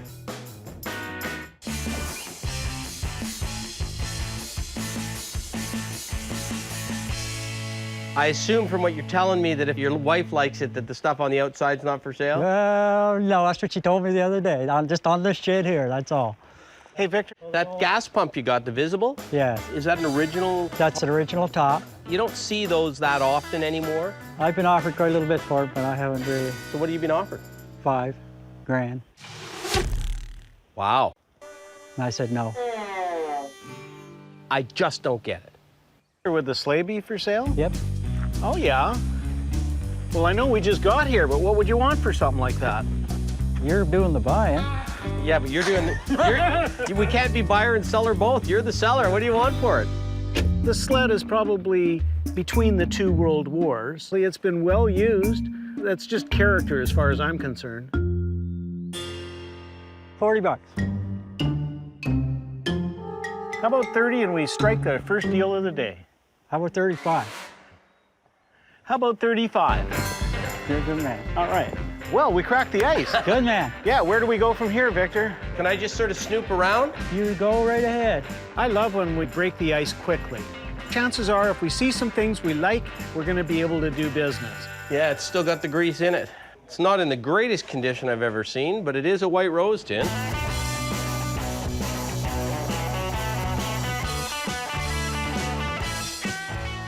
It is a white rose tin. So what would you want for something like that? $30. Yeah, I think that's about retail on it. Is it? Yeah, that's about what I would sell it I for. heard it was 40 retail, but Inflation in the East Coast. East Coast. Well, let's see if we can put a pile of stuff together, and Okay. I may come back to that little one. Okay. You got a little inventory here, it looks like, Vic. Yikes!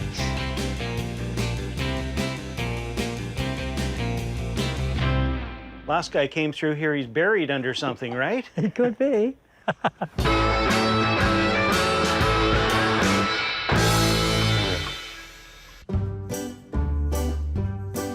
Yeah, as I walk up the stairs, I see that he's just chock-a-block full, mostly car stuff. But it's sort of interesting. Nice old wood wheel with a suicide. No, that's not for suicide, sir. What is it? That's what they call a steering wheel for you to get in an old car. It's called a fat man steering wheel.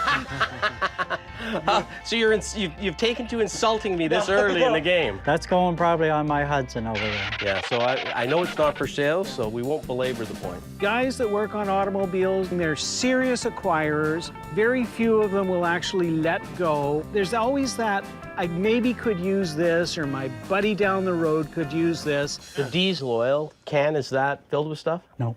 Is it empty? It's empty. What would you want for that? 25. Can you pull that out of there, Sheldon? You bet. Can you take a look at it? And you don't see Irving out in Alberta. That's the only reason it has any interest to me, is because it's Irving, which is East Coast. They're probably the biggest oil and gas company in the Maritimes.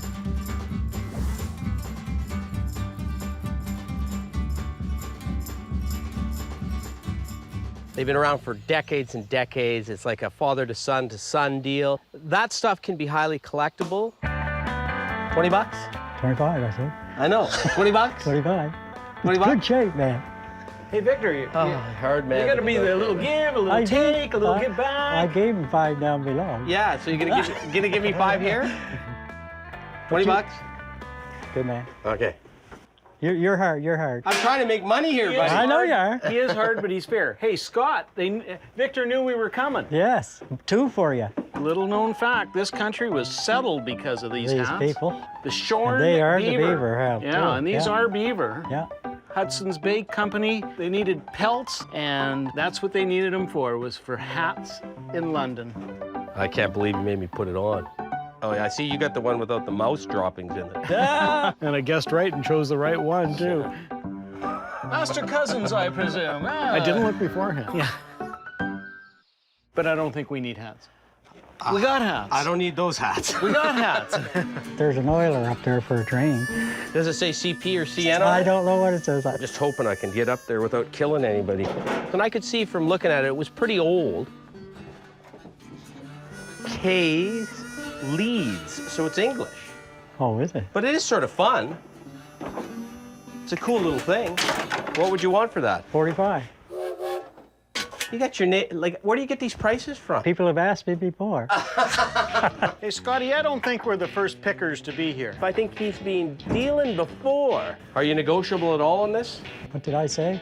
You said 45. I was sure you said 25. I'll come down 5, sure. 5's not very much. Scott and I are having some fun. Victor was too, for that matter, and he enjoyed showing off his wares. See, I would have offered you 30 for it. Did you say 35? Did I hear 35? 35?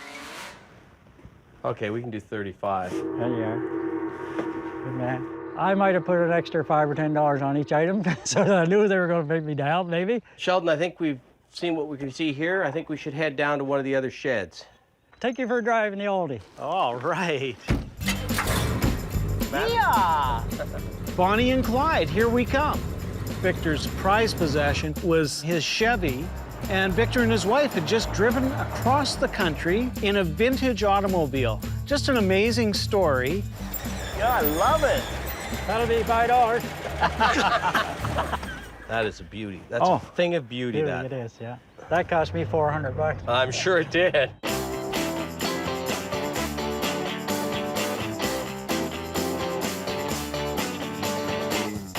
What are you working on here? That's a 55 Lincoln from California. No rust. This will be gorgeous. There's your 4-man box. I see. Is it painted on the I upside? couldn't tell you. What would you want for it before I start Well, it's, crawling up the other there? one was 2-man, so this 4-man, that's double, isn't it? Oh yeah, same paint job. This one was a little longer. You could get the whole family on it. This one's been cobbled a bit at the front. They had to put this on so they could keep it together. Victor, I think this one to me is worth $40. Sure. All right. Thank you, sir. Something odd about that sign. It's usually green and orange, right? There's 2 different colors. I have the other green and orange down below. The BA sign is a British American oil company. One of the reasons advertising is so highly desirable is because it was never meant to be a collectible. That would have been on the side of an old gas station. Yeah. So they hung out on the outside of buildings. They were exposed to the weather. They were exposed to kids shooting them. So to get a good sign in good condition is a tough thing to do. What would you want for something like that? Oh, 500. Well, you know your retail prices, Victor. I was going to say, Scott, down to the other shop. Okay. I'll let you lead the way. Oh yeah, here we go.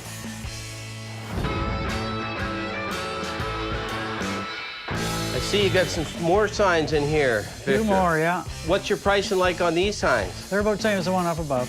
They're getting hard to find. And Brake battery kit.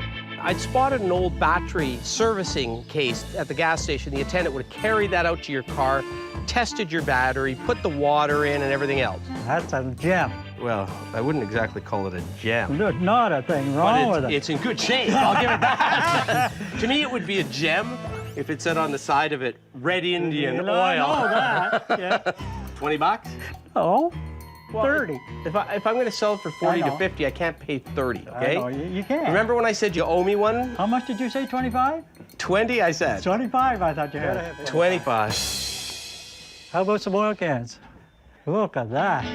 Unfortunately, it's an antifreeze tin and not an oil and gas tin, right? I have to say that's a nice decal, It at is. least.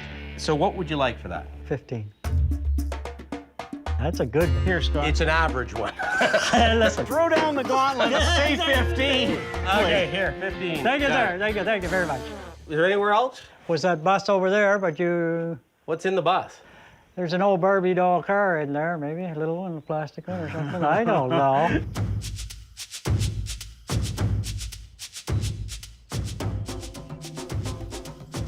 Yikes!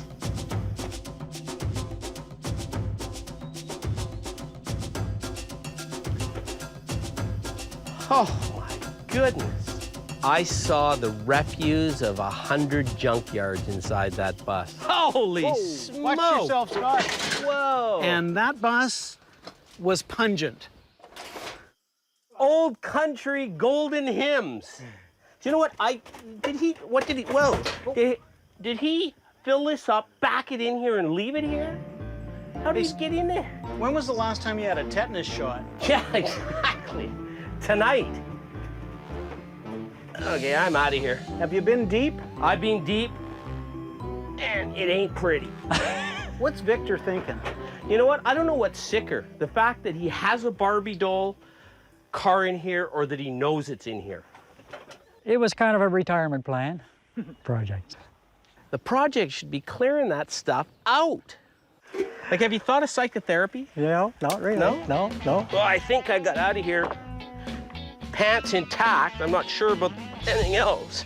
Hey, I actually see something here that's sort of interesting. No, he's found a treasure, I think. Yeah, you got a couple bicycles in here. This one's a Murray. Murray, yes. They were more famous for making pedal cars than for bicycles. Yeah, I think that's the only one they made. It's pretty rare.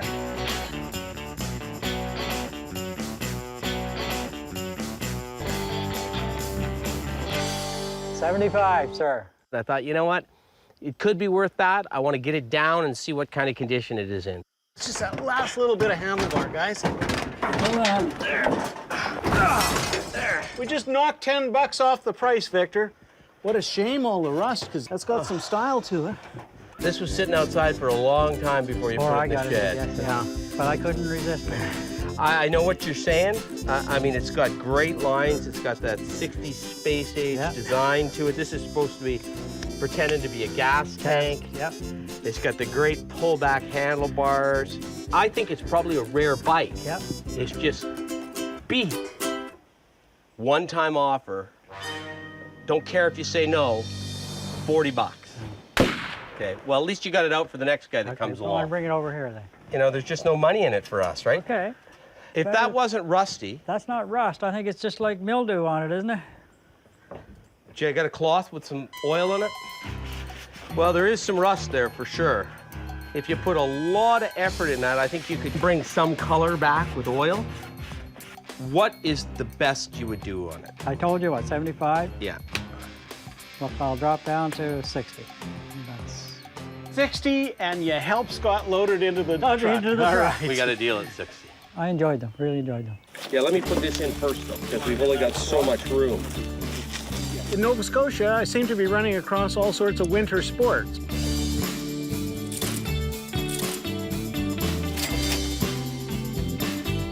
Nice visual, and we don't have them out west, so somebody's going to want to throw that in their collection.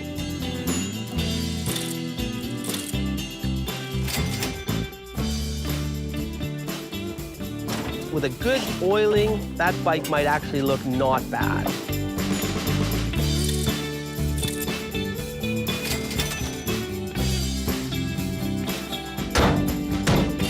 I wish I could have bought some more stuff off you, but you like it as much as I do. Maybe the next time. Maybe the next time.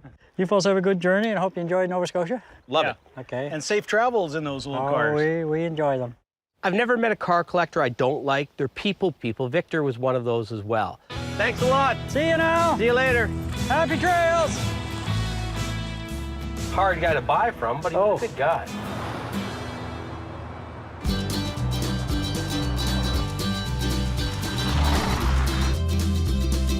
Those photos that you sent to the appraiser, he must have had a chance to look at them by now. He should be able to give us an idea. I've seen a lot of butter churns in the last little while in Nova Scotia. That one we got was exceptional. It's got a good look to it. Its stenciling just puts it visually far and above any other butter churn I've seen for a long time. What about just pulling in here and giving them a call? I called one of my buddies back in Calgary to see if he could help us out. He gave me the name of a person he knows in Amherst. Oh, is that you, Don? Yes, it is. You get those photos? Yes, I got your photos. Have you ever seen one with stenciling like that? Yes, a long time ago. You don't see them very often, but once in a while. 175 bucks. That chart has a value of about $2,500. Thanks for taking the time for us. No problem. Wow. I feel good about that. That's a lot more than I thought. Do I have to pay for it first, or can I eat it first? Perfect. Mmm.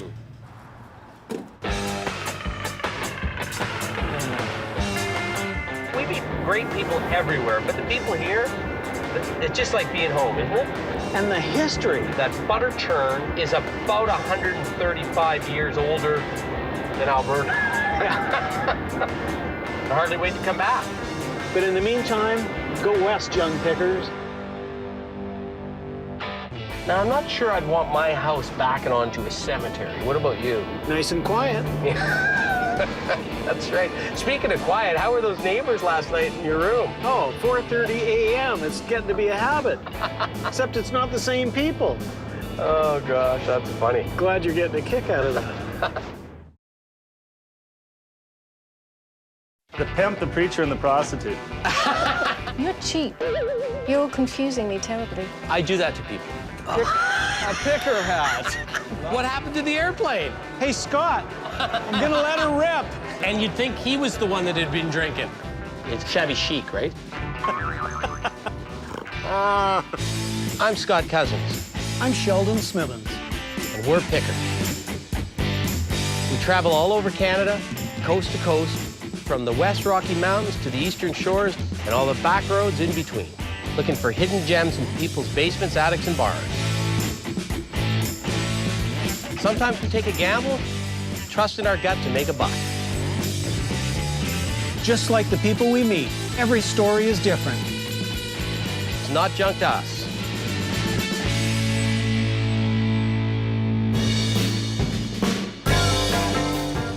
La Belle Province. I think we should try and blend in. That's a good one. Here we are in St. Catharines Street in Montreal. Oh, look. I always wanted to visit the Taj Mahal. Perfect. It's probably as close as we're gonna get. I gotta buy the crappiest souvenir I can find in Montreal from my father-in-law. Really tacky, but it's gotta be Montreal tacky. You see, this is almost perfect. Tacky's one of my... That's tacky, but it's Canada tacky. It's not Montreal tacky. One of my specialties, tacky. It's gotta be really bad. It has to grab you with its ugliness. All right, I think you might be the sole judge of ugliness. Hey, Scott. A picker hat. I think you should have that. Classy.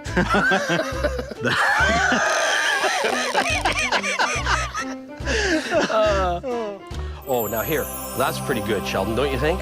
Olympic Stadium. I could do it. It's hard to get any better than that. Don't forget to get a map. Oh, yeah, I'm going to get a good one for you because you are navigating as usual. Better throw one of these into. Let's see. Back into the rain. Let's go. Quebec is just beautiful at this time of year. Yeah. Yeah. We're heading to Hudson, Quebec, a little west of Montreal, an English-speaking area. Oh, we're going to see Rob. I think Rob's grandmother was an antiques dealer. Oh, that's interesting. Yeah. Yeah, I'm looking forward to seeing Rob's stuff. He's got some modern stuff, some little knickknacks and goulias. Goulias? Little things. You just made that up, didn't you? Yeah. Here we are. Oh, you can't. How can you miss it? Look at the car. Yeah. Hi. How you doing? Scott, how are you? Rob, how are you? Welcome to Hudson. So what's the story? Well, I've been collecting stuff for the last 20 years, and I think I'm getting on the verge of becoming a hoarder. When I go out to buy stuff, I feel like I have to buy something. Things I like to collect typically are mid-century modern. I love the design, the shape. So you're looking to sell some stuff? I am. And where is it? We got some stuff in the garage, got some stuff inside, and I've got a bar just down the street. Having the bar helps me justify, oh yeah, I can hang that up in the bar somewhere. Try to justify it. You want to start in the garage? Sure. Yeah. Wow. That's sort of cool. Got a hole in the other side. Looks like somebody got mad when they got booted out of the tavern. Well, What's this, Rob? a hopper planter. I just liked it. You have a place to put your ice inside. Oh, yeah. Have you ever drank that beer? The garage is always the best place to shop because if it's in the garage, it's further from the heart. Got everything from these Burke chairs. What'd you call them? Burke. It's a company out of Dallas that basically did a imitation of the Saarinen chair.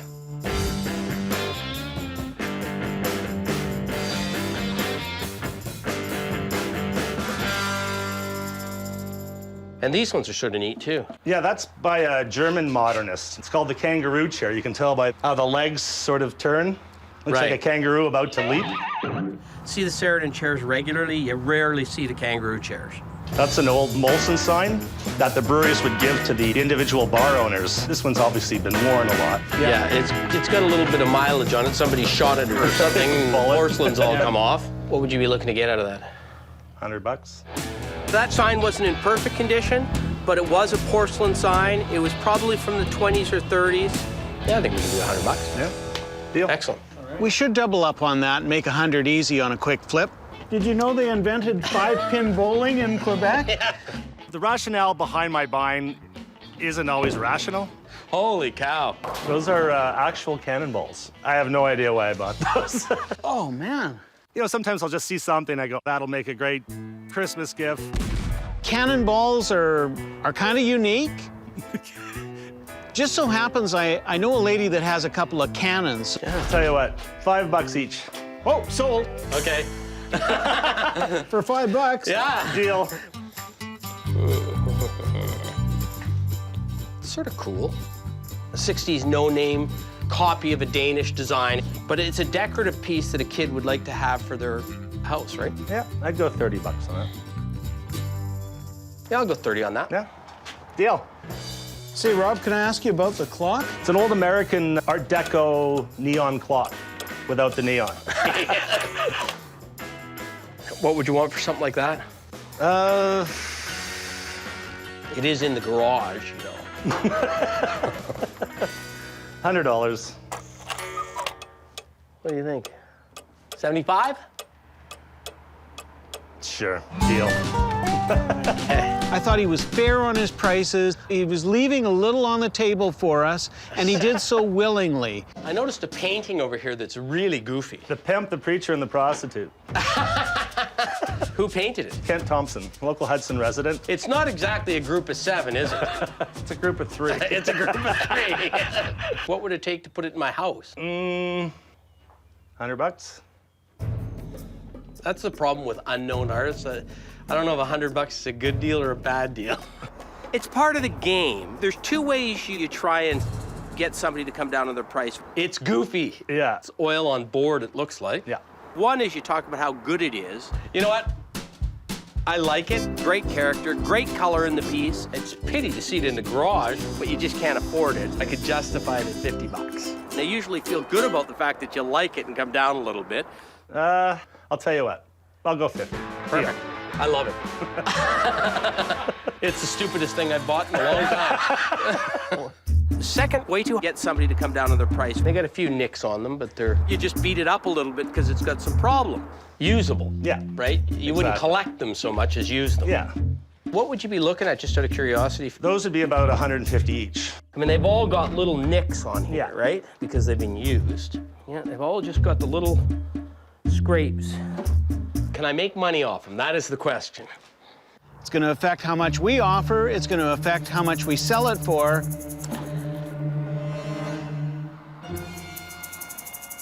How about 400 for the 4?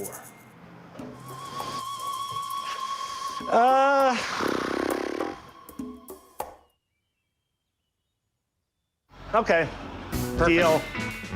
Well, I've emptied out your garage a little. I got some more stuff inside. Let's go. All right. I love the way you've decorated. Well, thank you. I like the table. You see these in teak all the time, but this kind of design, it was an absolute killer piece. I'm guessing because it's sitting in your house filled with stuff, it's probably pretty dear to you. You'd have to want it more than I do. And how much do you want it? How much do you want it? I'm just curious what you would want for it. Around 1,500. See, which isn't bad if you're buying it for a piece of furniture for yourself. Yeah. But for us to buy it to resell it, too big a risk. Yeah. I'd love to have it in my house, though.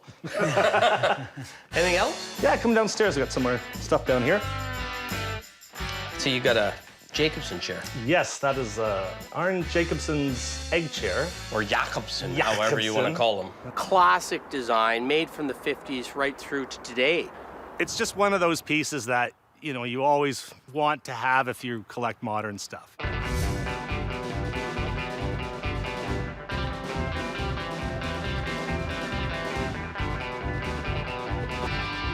It was an original piece with a replaced cushion.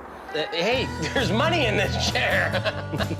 Ultimately, they're not really that comfortable, but they look nice, you know? What would you want for that, just out of curiosity? Well, 2,500.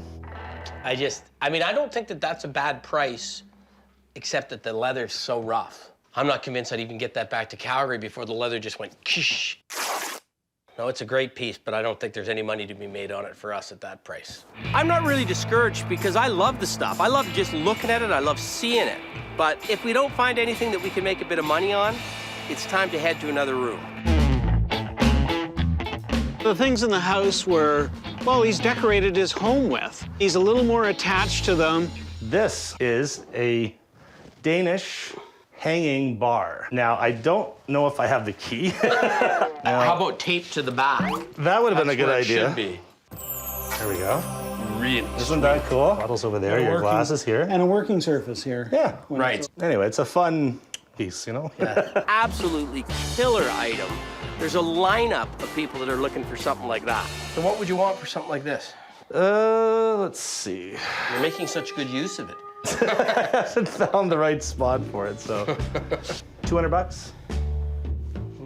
Not for real. See, I was thinking $100. That's and then I might price it at 150, 180. How about 150? 1.25. Final offer. Deal. Let's get to the bar, okay? Have not picked out of a bar for a long time. If nothing else, we can get a beer. Wait. Oh, there it is, Chateau de la. What a great old building. So this is the bar. It's built in 1898. This bar is historic. It's one of the oldest continuously run bars in Canada. The railroad came through Hudson about 1890, and the hotel followed. Fantastic. Yeah. Let's go picking. All right. Yeah, Rob took us to his mini theater, and it was a real neat little thing. So this is... I basically took 4 of the hotel rooms and turned it into a little mini theater. He done up that little theater in a very Art Deco theme. We rent it out for children's parties and... Premieres. Yeah. It's had some great theater seats, really cool decorations. Let's get picking. Okay. You want to go upstairs and see the rest of the stuff? Well, just before we go, your phone. Ah. Looks like it's a Northern Electric or something like that. I think it is. Probably 1930s, maybe 40s. It's two-colored, but I don't think it started life out two-colored. I think it was probably purple at one time. It wasn't a factory paint job, but it was a really good paint job. What would you sell it for? 50? $40 and we got a deal. Deal. Perfect. Let's go pick it. All right. And if that's what he's got in his theater, I can hardly wait to get upstairs and see what he's got in his storage room. And sure enough, it's packed. It's full of goodies. Hey, you got the blue nose. I do have the blue nose. But now we're in a big new space. What do you think, Scott? Do we need a hood ornament? Important that we keep the ball rolling and crack another deal. Got an old parking sign here. Oh, I love it. Montreal taxi stand? Yeah. You can't park there, you just take the sign. Yeah. I've owned those before. They're always a novelty item. It's cool. It's old. It is. Something somebody would want to put in their bar, decorate a store with it. Is that something we need back in the prairies? It all depends on the price. 150? See, I think we could do 100. I was just about to say we could do 100. Because we'd probably sell it for 150, 175. Okay. Deal. Excellent. Sort of a neat planter, eh? Shabby chic, right? It's a shabby chic sort of piece. Exactly right. One of the areas that Sheldon and I disagree on sometimes is the whole shabby chic thing. You don't like it, right? I rarely find shabby as very chic. But you don't think that because of the color that somebody's gonna want that? But it sells. And that was a nice green piece. It had been painted. See, I think that's a useful thing. It had a bunch of levels. Somebody could use that in their house. What's the price on the plants then? I could let you have that for 80 bucks. Tell you what, my partner hates it, but I'll step out and go 50. 60. Not gonna argue for 10 bucks. You've been fair. 60. Deal. Okay. 60. Deal. If Scott's happy with that as a screaming deal, then I'm screaming happy too. Hey, I just spotted something. You got some water skis here. Yes, probably from the 1950s. These come from Magog, Quebec.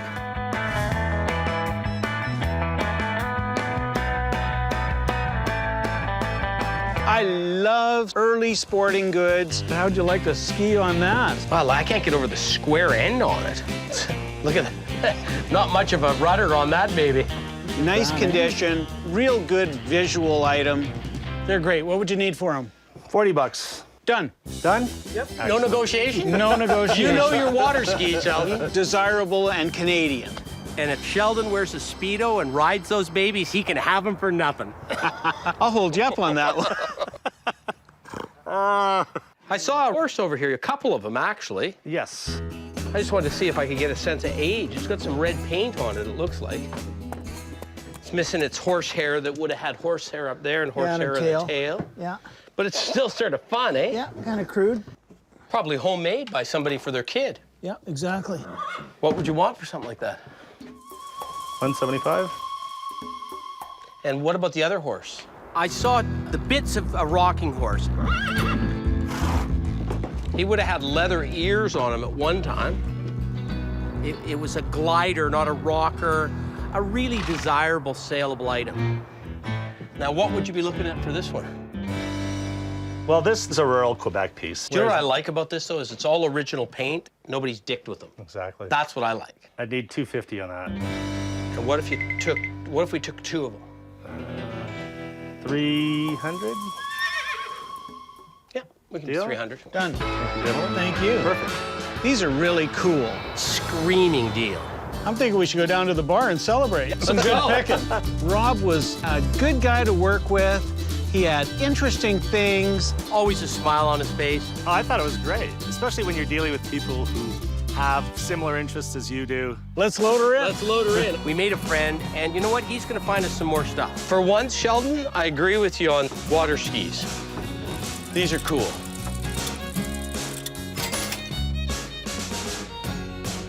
Anything you want to hold in place with this?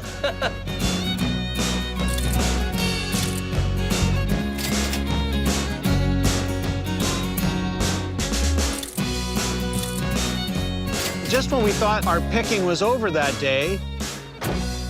I just happen to know a guy not too far away from here that might have a house full of Star Wars stuff. I wouldn't mind seeing that. So I told him I would send you guys by there. Perfect. Well, that's been a pleasure. Gentlemen, That was a lot of fun, Rob. that was a hell of a lot of fun. That's great news. We're excited. We don't have to travel too far. Rob turned out to be such a great guy. And now he sent us on to John, which is unbelievable. When you can get from one pick to another pick a block and a half away. Rob told me that John had some Star Wars stuff. I'm the Star Wars guy in Montreal. A little leery. In Star Wars, I'll be watching you, the master, do his thing. You know, I think he's just up here. Stuff everywhere. Hey, you must be John. How you doing? Good. I'm Sheldon. Nice We to meet met you. John, Who's hiding back there? Oh, I'm Rita. his mother Rita, and John's daughter Ruby as well. What's the puppy's name? Coco. That's Coco. Coco. Coco. Coco. You're He's a an big- attack dog. So what's the story here? Just moved in 10 days ago. Still unpacking. Garbage is free. Everything else, well, you know, we come do some picking. Is it here or is it in the house as well? Some here, some in the basement. How is it you have so much antique stuff? About 7 or 8 years ago, maybe more, I decided I was going to open an antique shop, and didn't work out too well. We've But I heard had that a lot story of fun. before. I had a good time. And your shovel with the broken handle? You can have that, yes. Nice one, used for maple syrup or something like that.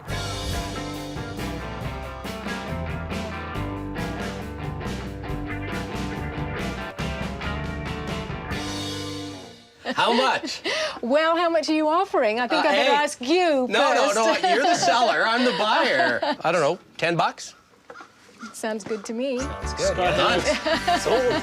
Can't help but make $30 or $40 on that. Can we poke around in here? Yes. Of course you can, yeah. Would you like my arch? Yeah. Did you strip it? No, I bought it as is. I'm curious about this little desk, though. Is that something you'd part with, Rita? Yeah, make me an offer. I think to me that's worth 60 bucks. I was thinking sort of 125. Wow. That's a retail price. No deal there. Can I ask you about the trunks? Something's falling. Grabbing into that? The bottom one here be up for sale? Yes, it is. And what would you like for it? Well, supposing I say a huge price and then you... Then I won't dig it out to see what it's all about. I do want to sell, but everything I have is near and dear to me. Tell me what you'd be comfortable with on it. What are we gonna put it at? 350? Yeah, I don't think we can do that on it. I don't think we're even close. Well, it's an old sort of city washstand. Interesting because it's sort of gouged out the decoration just with a chisel by hand, right? This one's too big for that thing, but it would sit right just like that, right? They're not necessarily in style now, but that was a nice small one. Could go in just about any corner. Put it this way, I'm thinking we might be able to sell that for 80. So I'm thinking sort of 40. And I'm not sure if it's because the way I approached her. You're cheap. Well, you tell me what would make you happy, and we'll just say yes or no, right? Did I not just do that? No, you didn't give me a price on this one. Oh, I didn't give you a price for that one. You're confusing me terribly. I do that to people. Yes. You're looking at my shirt. No, I have blue eyes. Can I use that to my advantage? What do you are? 75. I like it enough, I'd go 60 on it. Okay. Hey! Oh, Rita! Hey! We did it. See, that's the hardest part, Rita. Now I'm going to give you everything, right? Now, exactly. Forget it. Forget it. Oh, I see one other thing. I bought it at a flea market when I was a kid. When you were a kid? When I was a kid, yeah. Wow. Yeah. Well, that's got to have some sentimental value, right? Not anymore. I'm not drinking anymore, so my kids and stuff. Now, you know better than me what these sell for because out west we don't have Dow, right? You don't? Yeah, it used to just be in Montreal, right? Quebec local beer. Right.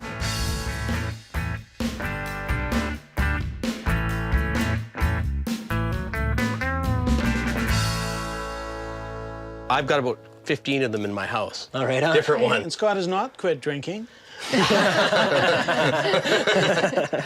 How much? 10 bucks. That's perfect. 10's perfect for me. Sweet. Wow, good deal. See, as easy as that, Rita. John is much more of a business person. That's a correct. Yeah, you say yes, you shake hands, and we're done. Yeah. He knows he can buy again. I wish he had the authority to sell the furniture. Let's get inside. Oh, all right. I can tell you just moved in. I want to look at some Star Wars then. Oh. R2-D2. Oh yeah, he's tough. Yeah, he's a good one. I think Star Wars hit a lot of people that grew up in the 70s pretty hard.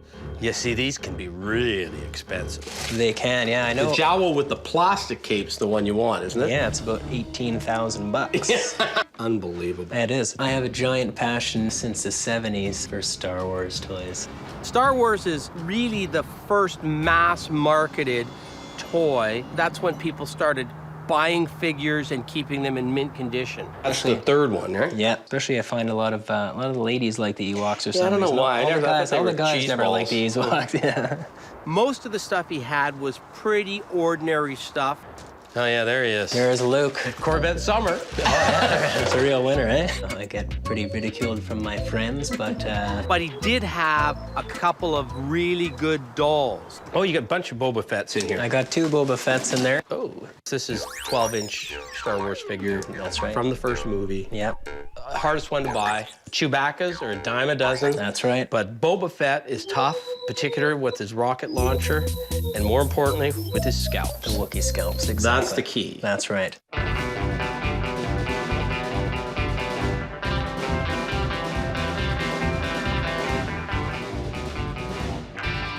This is about as clean as it's gonna get. I do toy conventions and I sell Star Wars toys. This one I paid 120 bucks for it. Oh, I gotta think about that. Sheldon, this would be a personal thing because I don't think you're gonna want to have any part of this. You got any little Boba Fett figures? Well, I'm a toy seller. I know you are. I know you are. I would sell that for 25 bucks. That's what I would sell it for at my toy con. Wow. And would it sell for 25 bucks? Oh, easily. They only make certain amounts, especially of the ones that they know that people like, Boba Fett's. So what would you do for the big Boba Fett and the little Boba Fett? Well, I have to sell that one at 120 because that's what I paid. But if you wanted them both, I'd give them for like 130 bucks. That's 10 bucks, which compares to your store. 5 bucks left leaves you room for $5 profit. Okay, we'll do a deal like that. Sweet. Excellent. All right. There's Star Wars things for Scott. There's some wood for Sheldon. I think it's homemade. Yeah, I wouldn't be surprised. I had all sorts of applied carvings to it. I love the diamonds on the front. Yeah. Looks like the top has been a new top. She'd taken the old top off it. Because the other top was absolutely chopped to pieces. My guess is if she'd left the old one on, it would have been a better piece of furniture. Gosh, it looks like it was a different color in a prior life. Did you strip it, Rita? No, I had it stripped. I hate it when people take the paint off things. Leave it alone, okay? Leave it alone. And they finally stripped it down to this awful red and green. Awful red and green? Well, I know that that's the color, but it wasn't the color that I wanted, so. You know, I'm getting along okay with Rita. What would you need out of that? A lot. Somehow or other, she's dealing with me. Well, how about if I say 1,000? Ooh, you got some silence there. That was pretty good. No, you see, I think if it had the original top and it's still green and red, I think I'd pay 1,000 for it. I don't think we could make any money on that. How about $9.99? If we waltzed a little bit, because I was going to say 350, 400. Scott, Oh, no, I wouldn't Scott's be looking at interested me. in that. But is there some ground in the middle there, or are we wasting our time? Maybe 950. Yeah, I think that doesn't leave any room for profit. Well, let's leave that for a moment. Okay. Carry on. Is that a keeper? I hadn't really thought about selling that because I sit it usually on top of an armoire and it looks kind of nice. I'm sure it does. Yeah. That's why we like it. Oh. I mean, if you're interested in selling it, If you really like it for 150, you can have it. All right, Rita. Wow. See how easy that was? Yeah. oh, that's better than the normal one. Yeah. Britain's motorcycle. There was also a box of lead Cowboys and Indians and soldiers. I do motorcycle swap meets. Okay. So you take that and sell it to somebody that's got motorcycles and they like collectibles, right? Yeah. Now this is an excellent one. It's a headless- tailless, it's legless. The headless, legless horseman. But there was about 15 or 20 of them that were good. Maybe I'll pull a line that my mom's using. You can make an offer for the box.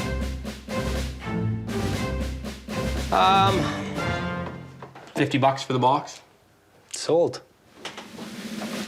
Good. I'm happy. All right, good. Okay, well, let's get some packing stuff so we can get out of your hair. Yeah. Got it. Rita, John, that was a lot of fun. Thanks so much. I've never met a guy like John that's got a smile on his face all the time.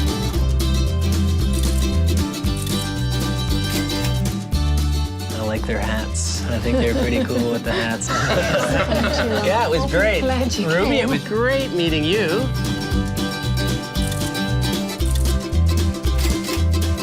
I should have been dealing with you, though, I can tell. Oh, she's tough. She's tough. Thank you very much. Good luck on your Okay. travels and happy picking, guys. Thanks a lot. Bye-bye. See you later, guys. Bye. I expect nothing when we essentially cold call somebody, so we came away with a few things. I'm pretty happy. Scott, I haven't been this excited about picking in a long time. The old Montreal Antiques Show. Our timing is great. We just so happen to be in Montreal. The show is on. We hear this is the best antique show in Canada. High-end merchandise. Not unusual to see items in the thousands, some even in the tens of thousands of dollars. We're just hoping we find one or two great items at a fair price.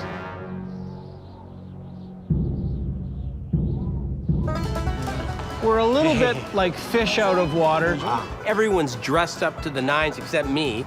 Here's a couple of prairie boys. Oh, don't even get inside the door and somebody's giving me a glass of champagne. I'm ahead of the game already. Not the sort of place a picker would go, but we're there to buy low. How much is that one? $5.40, huh? Well, in this instance, buy medium and sell high. You never know, we could find one key item that makes our night. Isn't that a sweet little piece? Wow. One of the booths we walked into, single item caught my eyes, and it was a great miniature chest of drawers. Wow. It's like jewelry. Hand dovetail? Yeah. And that would definitely have been an apprentice piece, right? Yeah. It's likely something that was done by an apprentice carpenter to show his skills at the end of the day to get his ticket. It's that kind of quality. You can't get a better miniature than that. Isn't that the truth? What's he got on it? $12.95. You know, if we could get that at $1,000. It's one of those things that you look for years and years and years to find something as good as that. I think Sheldon wants to talk to you about that little miniature. How you doing, Sheldon? Where would you have found this piece? I found this in an estate in Ottawa. Ah, you know, it's within my perimeter. That makes sense because I think it's English, right? Yeah. That makes perfect sense that it would have come out of Ottawa. It's a good thing. Yeah. There's no doubt about it. So the question is, what's it going to cost to get us to drive it away? And do I need another glass? 2 glasses, and I'll join you. I think I would do 1,100. You know. Could you say 1050? I can do 1050. Yeah, gentlemen's. I can do 1050. Thank you so much. To come down $250 within 5 minutes of the door opening, I'm happy with that. That's good. That's a guy that's trying to sell. Well, they're fun, actually. There's a good team there, and I like the cowboy sort of gunslinger approach to things. Look at that piece of gold shiner. If we were in England, wow. It's going to be a little pricier than what we're normally buying. $3,800. I mean, it's nice, but wow. Look at this table. $9,500.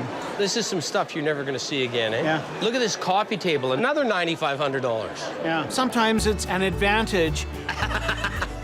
Wow. Having 2 simple prairie boys. I'm a lumberjack and I am okay. Attack 1 Quebec dealer. Oh, man. Who owns this booth? One of the booths had some great folk art. That is the Canoe Cup. All sorts of Quebec items. Boy, it doesn't get much more Canadian than that. But the one that leapt out at us, probably my favorite item of the whole show, was a little folk art biplane. What a great item. Francois, where did you find this piece? I bought it from a collector here in Quebec. Was it mounted like this, or was it? So you've got it marked $5.25. Keeping in mind, I've got to eat, and he's got children. As I do too, huh? I've got a deal for you. We'll give you enough so that your kids can eat, and you leave me enough that my kids can eat. There you go. All right. I can do it at $4.50 for you guys. Not real old, but it's got what you want out of a piece of folk art. It really grabs your eye. Look the conditions. Francois, bonne chance. Thank you, sir. I was going to try and grind you, but he already said yes. It's a good guy. It's my friend. Yeah, mon ami. The dealers have all been flexible, and they can appreciate we're there to try and turn things over. What happened to the airplane? They're leaving a little room. Hey, Scott. I'm gonna let her rip. Catch. And you'd think he was the one that had been drinking. We've moved on. I love that right there. Wow, look at that. Isn't that a great dry sink? We saw a classic Canadiana item. This is 140 years old. Tell us what a dry sink is for. Just for cleaning up after dishes or whatever. That's where they would have had a bucket here to do washing and things, extra storage for more buckets there, or washing vegetables. Pre-plumbing? Yeah. We see the big ones sell for $3,500 out west. It's got that Natural beautiful wear. feel to it, right? Yes. It was great. It was small, painted red, original red color. It had some repaint on the green on the inside. Got patina. If you had to say what's patina, There it is. there's right patina. We haven't bought one painted piece of furniture in Ontario or Quebec. We haven't seen a good piece yet. So that said, can you help us out on this price-wise? little on the pricey side. She was asking $1,200. But we thought maybe that was worth negotiating on. I would sell it to you for $1,000. I think that's always a magic number, isn't it? You get below that, you feel like you've been done. Yeah. You get above that, you feel like you've done well. So we may as well take it. Yeah, and I love it. Great. I'm happy to be taking that west. You. Fantastic. Good. It's the best little piece we've seen for a while. Yeah. I've got a soft spot for bronzes and brasses and small things. You're asking for the piece. There, this is that. Oh, yes, the guard cutter. It was a little bit naughty. It doesn't look like something the Tsar would have ordered. You never know. You never know. And I spotted a really cool little piece. I think of you every time I see that. Probably either a soap dish or a key dish or something like that. I could see you with your business card lying in there. It was almost like the devil was holding out his arms and legs to envelop something. Ah, monsieur! Oh, yes. The devil's advocate, eh? Yeah. It's a typical 19th century European bronze. I've never seen a devil on a bronze before. But it has absolutely no marks, which you would have thought there'd be something, and I... Well, you know why, though? When this was made, if the religious community knew who made it, they would have been ostracized. There could be something there, absolutely. We had to come up with a fair market value, so I put $750 to make a profit, and I'm willing to, to play around. I mean, I do have to make a... We all have to make a little bit of money, right? Bit of money. It was pricey, but you know what? It's such a cool item, and there are certain people that really like that occultist, devilish type thing. So tell me this, we're getting ready to go. What's the rock bottom dealer price on that? I would do 5.5, and if you hit me over the head and treat me nice and fill up my glass of wine, $500. But you were talking about something else as well, maybe. Well, I like that Riopel. Well, I shouldn't say that. My wife really likes Riopel. Well, Riopel is probably the most internationally recognized painter to come out of Canada. He's God. In Quebec, he's God.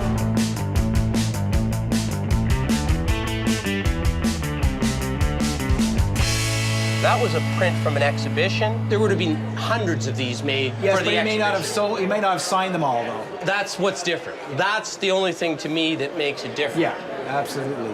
Yeah, I thought that the $495 price point was reasonable, and if you wanted to do a deal for a few things, then I can rob Peter to pay Paul. Well, let's go back to the front and see what we can do.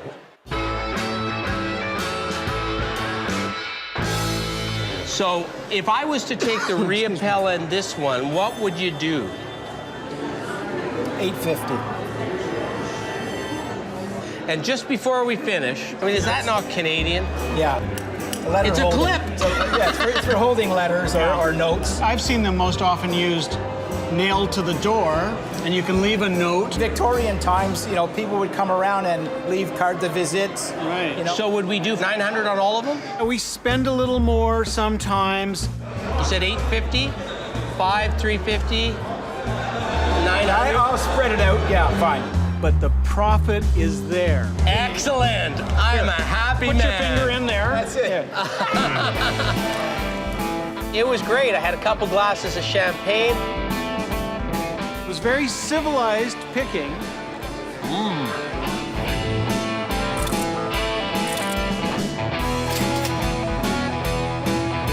Merci. Thank you.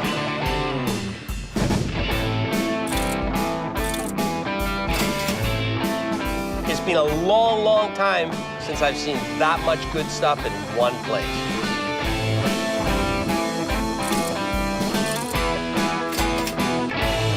Yeah, exactly. I'd go back to the old Montreal show. That was a lot of fun.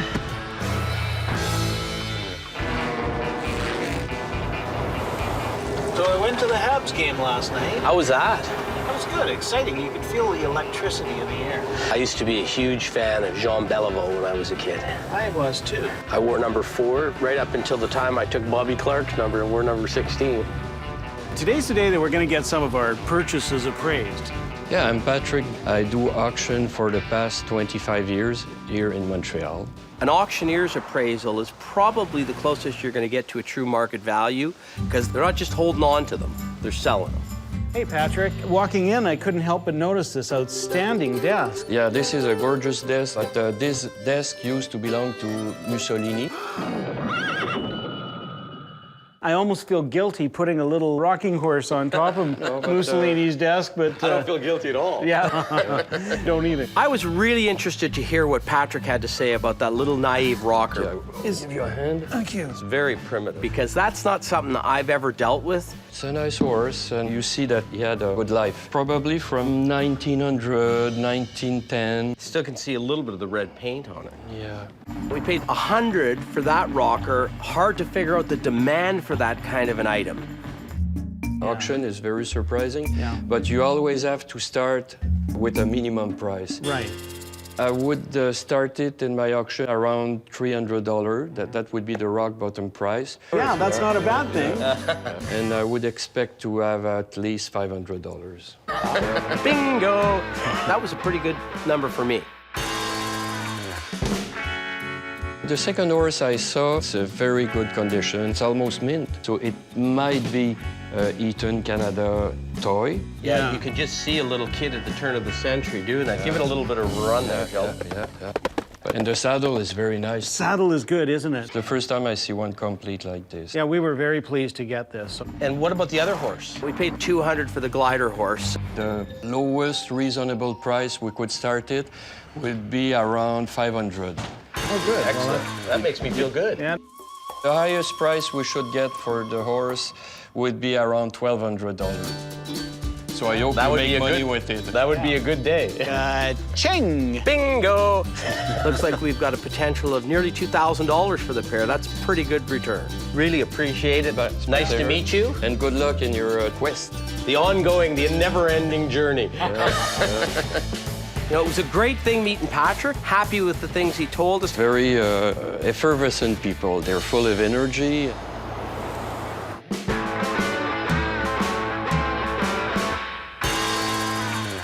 It's Goofy. We're standing in an alley waiting for somebody to come. Yeah, this morning I got a call from Rod. I told the guys I had something special that I thought they might like. So what did he tell you about this Goofy thing? Oh, it sounds good. Here was the key. It's red. Oh, perfect. Yikes! Hey, hold on! And sure enough, in the passenger seat, he's got the big red bird. Wow, that's a big, that's a life big size. I put him up here. Oh, man. Oh, isn't that cool? He's sweet. Yeah, it's about 100 years old. It's got some nice wear to him. And he's red. Red is... Folk art is absolutely the craziest market in the business. You can get an American windmill that was made in a small town somewhere that can go for tens of thousands of dollars. And most people would look at it and go, I don't understand why. That piece, though, it had everything going for it. You know what I really like? I like the motion. They didn't just plant the other foot there. I like that motion. Yeah. He looks like he's traveled a little bit in his lifetime, so I like him. Actually, I picked this up on my travels through rural Ontario. Oh, yeah? Came out of an old hotel. You just bought it as is? Well, I saw it and I went, wow, you know, it's red. And it's big. So, what's the damage? I need $1,000. I know it sounds like a lot, but... You know, I was hoping to hear less, but I wasn't surprised. This is a very nice piece of folk art. And wow. We are at the Montreal Old Antique Show, and we saw pieces that I don't think hold a candle to that turkey for triple, quadruple the price. $3,800. Look at this table. $9,500. $3,200. Wow. So I thought to myself, I'm not leaving without that turkey. Hey, we don't drop $1,000 without at least having a little discussion. By the way, my recollection of the little parlay was, buy it. Deal? Hey, I love that turkey. We could pick this country for the next 10 years and not see as good a piece of folk art as that. I'm gonna let him ride in the front with me. I think we can get $2,500 for it, but the sort of upper limit on a piece like that might be $4,000 or $5,000. Who knows? We're gonna sit on it for a while and try and make the bingo off that turkey. Are you feeling strong? Oh, man, he's a heavy guy, eh? I'm happy about that, bud. Yeah. If somebody enjoys it as much as I did, then yeah, I'm happy.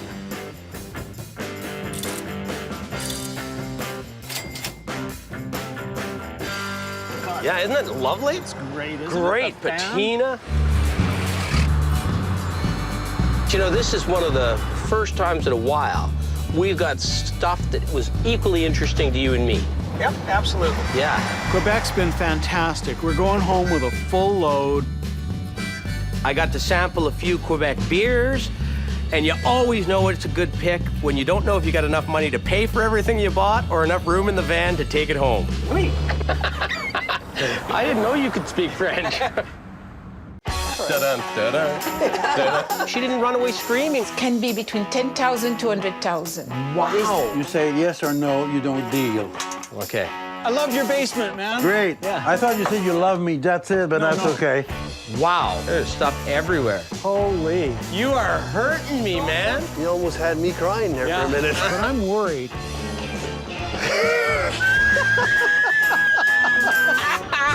I'm Scott Cozens, I'm Sheldon Smithens. and we're pickers. We travel all over Canada, coast to coast, from the West Rocky Mountains to the Eastern Shores and all the back roads in between, looking for hidden gems in people's basements, attics, and barns. Sometimes we take a gamble, trust in our gut to make a buck. Just like the people we meet, every story is different. It's not junk to us.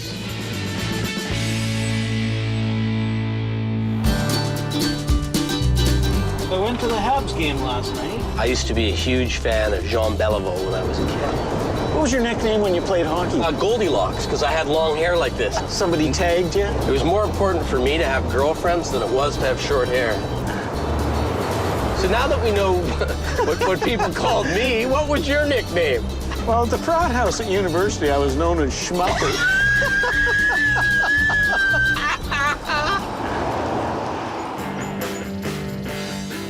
We're in the eastern townships of Quebec, east and south of Montreal. On our way to Scottstown. There it is, 26K. We're off the beaten path, and that's a good thing for a pick. It's an old, established area, lots of old farms. We're going to see Miriam and Mark. She's been collecting apparently for 15 years, but I know she wants to sell. Here we go. Okay, yeah, that looks like it. This is it right here. Yeah. Hello. How are you? Scott, how are you? Hi. Hi, Mark. Okay, I'm Sheldon. Okay. I redo all my studies in Montreal as historian. I like the New France period, 200 years ago. I like the style, the furniture, the way of living, everything. So why are you selling?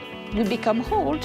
I have a son of 26 years, and he don't care about antiques at all. There's a certain segment of today's young people that just don't care about this old stuff. So that's good for us because it means that there's not a family member laying in the weeds putting a claim to all the good pieces.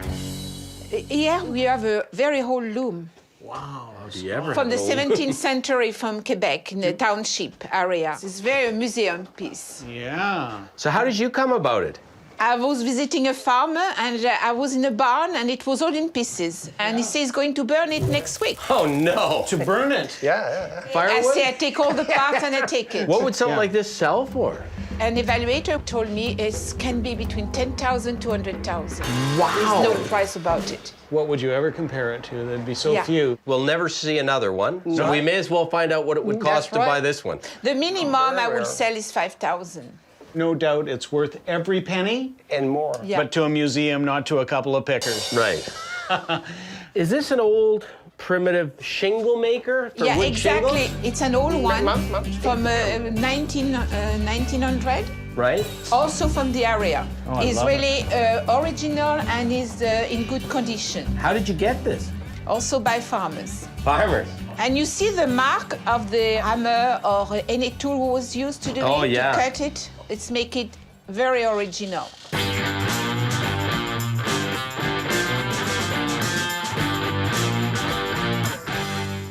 Miriam, what would you want for the shingle The bench? evaluation was around $200. It's a nice thing. It's interesting, isn't it? I love it, but I'm taking it out west where nobody made shingles out of wood out there. So I want to try and keep myself into that for the least amount of money possible. Now, are you negotiable? Because I love this piece. It's so primitive. Well, let's see what else they got. First. I'd like to strike up a deal. I love doing a quick buy, The game is on. What is your offer? Could we pay you $100 for that? I will go to 125. Is that all right? Your call. Well, let's get the ball rolling. 125 sold. Thank you. Thank you. Can we go inside your house and see some more? When somebody's got that in their porch, Let's go. you know they're gonna have something good in the house. Ah, So we wow. have a lot of primitive here for you. Yes. This is a mysterious piece. Yes, it is, isn't it? And a little tiny bit of the original paint left on them. It's a very nice piece. It's a mystery piece, though, isn't Yeah. it? Yes. I believe it to be American. Miriam thought it was American as well. With the hat, it looks part of the American story, according to the hat. Where would you have found this? In a farmer's place, in a barn. Everything's from a farmer's place in a barn. Which way is the barn? Where do we go? Miriam writes for a farm magazine, and she would travel the countryside from farm to farm. She'd ask if they had things they wanted to dispose of in the barns, and that's how she got most of the pieces. Are you interested? I think I am. What do you say, Miriam? For the price? Yes. $300. To me, that's a retail, maybe even beyond. He's a little bit dear for resale. If I actually knew what it was, then I might be able to figure out, do I have a market for that or don't I? It could be a decorative piece also somewhere. Well, I'll make you an offer. I'd say $100. I think about it. Okay. I'll let this stout gentleman rest Yeah, here. yeah. Maybe it gets packaged with another item. Maybe we come back to it and buy it at 100. Maybe there's some room to maneuver. Now, this Oh, that is a big piece. The, big piece. The It's a cigar little malt. piece. It was to make cigars. So you put the plant inside. You'd wrap it in Yeah, the leaves, yeah, obviously, yeah, right? yeah. In good condition, excellent condition. Really. Nothing's chipped or broken really No, off of it it's, at all. You could still make cigars. Yes. Or maybe something a little more nefarious yeah. than that. and what are you asking for that? That is a big piece. And of course, big piece for her means big money. I'm still curious what you're asking for It's it. $500. Oh. I think I'm just going to leave that for now and work my way in here. Sure. Yeah, go ahead. That is a big piece. Why does I always touch big pieces? I'm not sure if it's because she thought I had a good eye or she thought I was an easy mark. What is it? It looks like it's got something It's to do a with sugar maple malt. syrup. It is beginning 1800.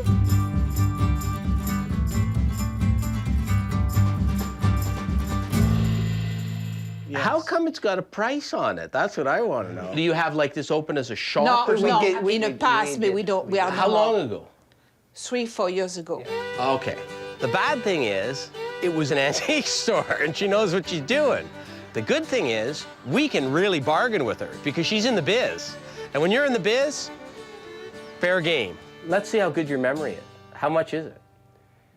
It was evaluated at 9,000. Wow. Well, that is a big piece. Yeah, that's right. I'm putting that back. Yeah. Good enough. What about this cabinet here? Is that a big piece? No. Can I take a closer look at go the ahead, cabinet? go ahead. Sure. It's an old cabinet from 1800. At that time, it was beef blood. So when you say Made by beef the blood, farm. that's what they mixed up with something to paint? Yeah.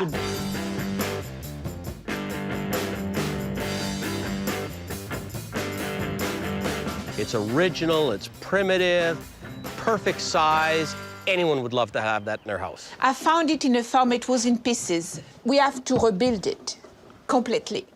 This is a homemade piece, I think. Yeah, exactly. 70, It's early. 1850, 1870? It's an early, yes. Yeah. You know what I like, Scott? I like the fact that it's truly been sitting on the floor. Oh, everything's rotted right off of it. Yeah. The back is all right. The back is But good. can I take a peek at the back? Of course. It's warm in here. Da-dun, da-dun, da-dun. That's right, sure. It looks just what I'm looking for. It looks right. It's planked, it's primitive. Nobody's messed around with it other than maybe just No. pieced it back together. Yeah, exactly. Are you interested? It's so primitive, very I love primitive, it. Yeah, exactly. I would say it's, sincerely, it's $400. That was a good price. But I knew because she's in the biz, I could try and negotiate with her. I'd be happier at too. She didn't run away screaming when I did that. 300? 250. 250 sold. Sold. Excellent. Mark, he's a little more enthusiastic about selling these things than Miriam is. Miriam, perhaps you want to make us some coffee. We're going to deal here. No. Now, just before we leave this space, what can you tell me about this? That is an old farmer's cupboard. Armoire is what we Armoire, call yes. it. Now we got the red one out of the way and we realized that, hey, she's not too bad on that type of thing. So I thought I'd take a run at her on the green piece. No skeletons in the closet? No, a lot of books. Antique Wow. books. If we buy that baby, it's going to take a while to empty it. No, it's go quick, don't worry. That was used in their kitchen. It's like a jam cupboard, except an extra big one. Exactly. How much do you want for it? Oh, she gulped. No. Mark, get back here. No. I'm here. No. Is this a big piece or an ordinary piece? But it's a big piece. I would say 8's what I'd be prepared to pay. That's what You we mean need. 800? 800. That's what we need to pay to sell it, because we're probably going to price it at 14, sell it for 12. 900? How about 850? Fair. Done. How easy that was. I'm noticing that Mark he's piping in. Mark, Scott. I keep forgetting to talk. He's I should be talking to you. Mark is your best friend. That's right. Yeah. Mark and Miriam are so different, but they're so much fun together. She's Parisian French. He's sort of a guy from the neighborhood. Miriam is the negotiator. Yes, because I'm a tough person. Exactly. Let's see what you got in this room here. Right in. Wow, there's things everywhere, Scott. There are. That is a very old desk also. Fine desk. Oh, yeah. Oh, that's just a classic. I know Scott really loves nature, naturalistic things, and I thought, well, here's a beaver with a corn cob. I didn't know beavers ate corn. Now, where's his tail? It's a muskrat. It isn't a beaver. No, it's not a beaver. It's a dog of the prairie. Yeah, it's a big groundhog. It's a teeth on it. prairie dog. It's the Texas prairie dog. It is really bad, but it's big. And if you can't make it good, make it big. I cannot sell under $50. I can say I've never seen him before. not that often, never before. I'd be okay if we said we won't see him again. Yeah, I would be too, but you know what? We might have to have him for a mascot. Oh, no. So, are you serious? Like 50's the rock bottom? Yeah. He's a special. $40. It's like he's... Okay, so. Deal. That was easy. You killed me. I was gonna go no deal. She got me in a moment of weakness. He's worth about $2, right? But the look on Sheldon's face was worth every cent of that $40. He's riding in your seat, buddy. And I'm hitchhiking. You don't like Skippy? I like Skippy. I just didn't have him in mind for our mascot. I see a whole bunch of little ducks all over the place. Yes, antique one in wood. These were good old working decoys, and the quantity makes them very desirable. What is your bargain price on a flight of ducks? 400 altogether. That's a good deal. No, but don't look this. $395 per duck. My heart can't take much more of this. It's a heart attack, right? Ducks are not the hottest thing going these days, right? But I think we could do 300 for a flight of ducks. Deal. See, there was a good. Miriam, I like the way you just made a decision.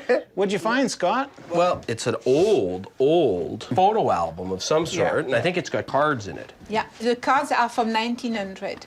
So what would a book like this be worth to you? See, What will you offer me? well, for me to buy that book, I'd have to buy it no more than $100. Scott offered you 100. We left this little Porteous fellow sitting here. Mm-hmm. I'd offer you 100 for him, so that's $200. I would say I'm going to negotiate. Not this. No. Not that one, no, please.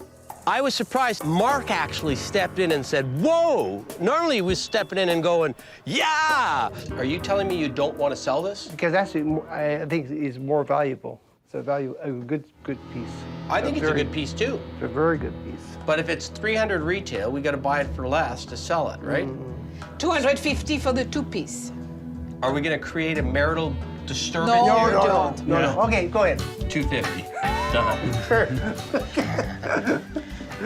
When you're married, the woman's a boss, so I'll let her think, do. no, I am the Yes. one who negotiates generally. And there's a cabinet in the kitchen? Yeah. Go ahead.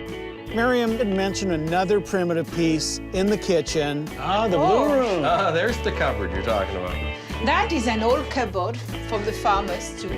Original colors. It was blue, which is good. It was big, which is not good. Looks like it's been rehinged a couple times. We have to ask The price? the price. But I'd like to ask Mark. You don't want No, to no, stop. no, no. I don't He's think- a man. I don't My think- wife is a boss. Speak a He's lot. the boss. You're a wise man, Mark. They keep it good. Yes. Now, what can you offer me? I would say $500 would be the most I'd ever spend for a piece like this. $500 a deal. You sure? Wow. Where you put all the stuff? A, I was shocked at how big an offer Sheldon made on it. And B, I was shocked that she took it. And you can't bug me about Skippy anymore, buddy. I'd say we're done and we probably have one piece of furniture on the roof. What a day, what a pick.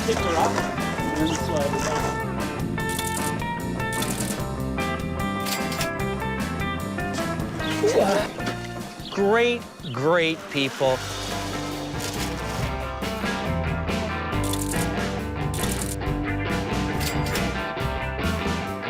I can hold it. Nope, we're good, we're good. Don't get a hernia.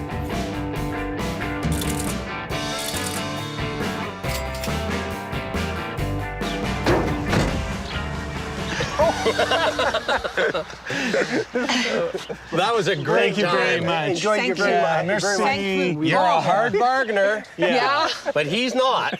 No, I know that. So I think I get a good deal and they get a good deal. Bon chance. Yes, Beauchamp. Bye-bye. Bye. I enjoy their company. And we invite them to come back. Hey! Skippy! Well, that was a lot of fun. What a great couple. They were a great couple. They had some fun things. Yeah. She was really fun to negotiate with. Oh, yeah. You know, you never knew she was bluffing you, right? Because when I said 40 on Skippy, she said I couldn't sell them for less than 50. I said 40, and she had her hand out, done, quick.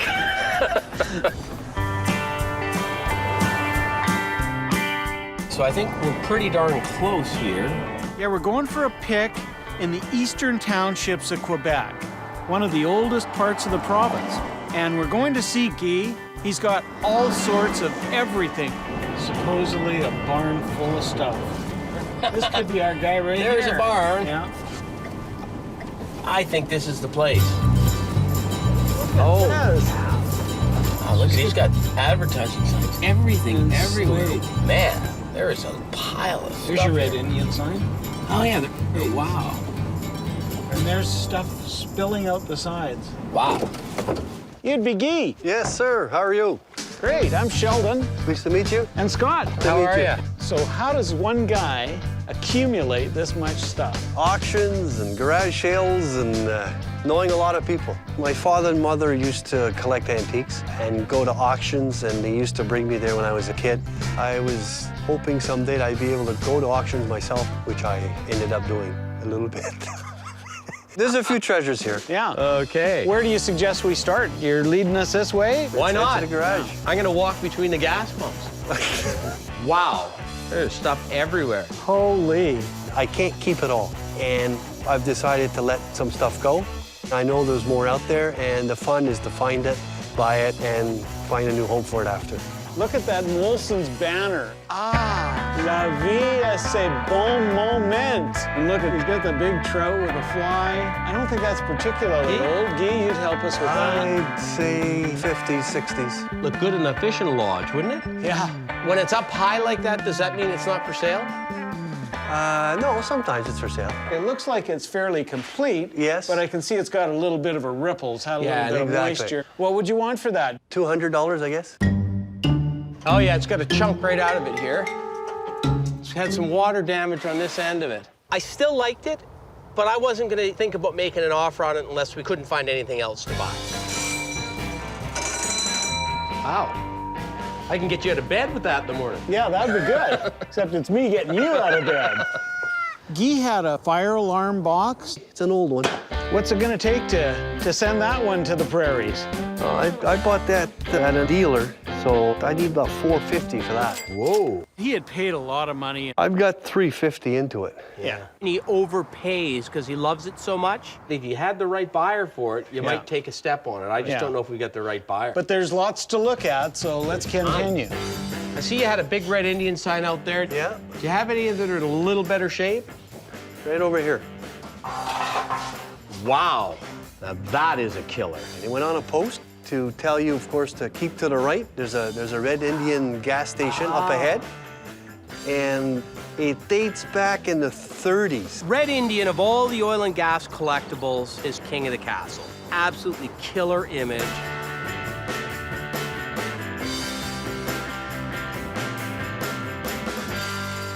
I'm guessing you've been offered a lot of zeros for that. Yeah, that's not for sale.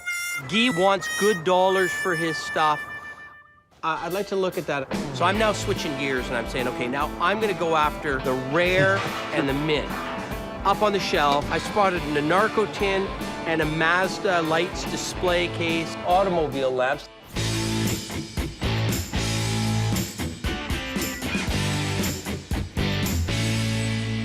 The Anarco, that's a rare one. I've not seen that one before. Got the guy on it. That makes all the difference, right? The Mazda light was in pretty well mint condition. It's an old store display would have sat in the auto shop, right? Yep. And it's got the little lamps in there. That's right. A lot of people will use these for displaying stuff in, right? Right, right. What would you want for the Mazda lamp? $250. And what would you want for the Anarco tin? $80. If I took both of them, could you give me a bit of a break? 250, 80. How about 275 for the pair? No, I can't. What can you do? 320 for the two. You're taking the 10 bucks off. I'm taking the whole $10 off the can. You are hurting me, man. Let's go look at the little garage. I'm worried. Guy wasn't bending at all on his prices. You wouldn't do 300, eh? How about 310? Okay. I'll take that. Everything has a value, and I try and evaluate it for what it's worth. Is this one any warmer? Not really. Is that a boat prow or something? Yep.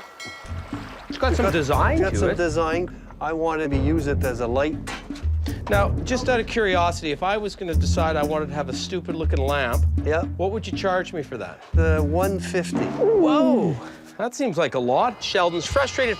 Guy's not coming down at all on his prices. When I give a price, I expect to sell it for that price. I just don't want to negotiate too much. You got an ice cream sign here. What about it? It's very good condition. It is in good condition. What would you be looking for out of this one? $250. Are you going to leave me some meat on the bone, Guy? Or are you going to give me a bit of a deal? I got to sell it, remember. I'm not a collector. I'm a seller. $2.25. I like the condition. Excellent condition. But where we're coming from, English over French, pretty much every time. Send it off to Mont Tremblant where it belongs. It's red, Sheldon. We're playing good cop, bad cop. $2.25, done.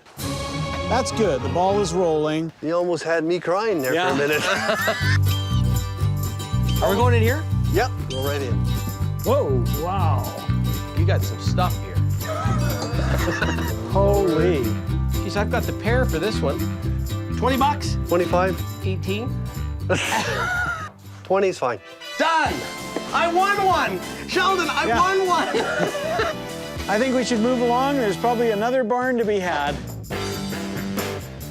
It never ends, does it? Never ends. My goodness. I know what my friend Scott would say. He'd say, you're a sick man. The barn's huge, and it's chock-a-block full of stuff. Check this out. Whoa! What was this, G? Part of a sign, a trade sign or... Wrought iron. Looks like it's from the Art Nouveau period. Would you part with it, Guy? Yes, I would. $50? Take 30? No. 40. 40. Sold. Does this work? Yes. Oh, yes, it does.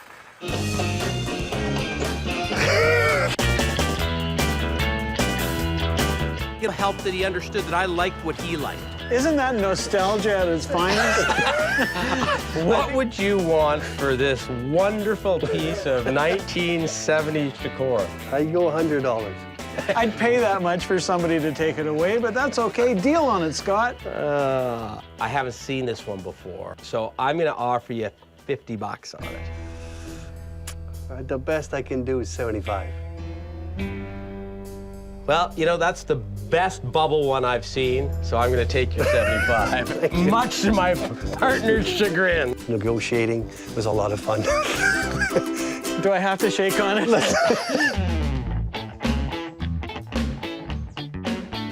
You gotta love this fella. Voyageur, what's the story? That's a Labatt 50 advertising. It was used at the entrance coming in a hotel. You know, come on in and have a 50. So what would your price be on something like that, Guy? I can go $275. And where did the number come from, 275? I had no idea. At least you're honest. You got a little guy out front. What would you do if we packaged the two of them together? I can go $350. For the pair? For the pair. It's your call. Any room to move? 300? 300 for the pair? 3 1/4. 3 1/4, done. See, look at him, Shell. He's a little rough, but, you know, he's still a cool little guy. Anything advertising is good and popular. Anybody that collects liquor memorabilia, beer memorabilia, is gonna wanna have that piece. Is there any story behind the beaver? My friend loves beavers. Sheldon's never met a beaver he doesn't like. You buy every beaver we see. What would you want for him? $40? I was kind of thinking 20. How about we split the difference? I go, yeah, 30? 30 it is, done. That's fair. Thank you. He's turned. That's good. The ball is rolling. Looks like it's 1940s Miami Beach. $10. That's exactly what I was gonna say. We got a deal. How's 50? 50's fine. Done. Thank you.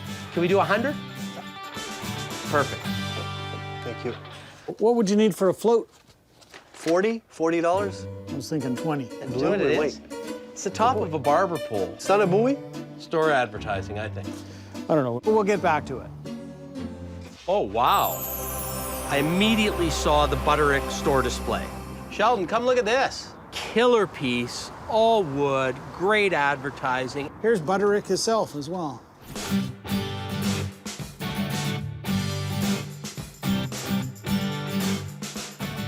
Nice to have the sign along with it. What would you want for the cabinet and the sign?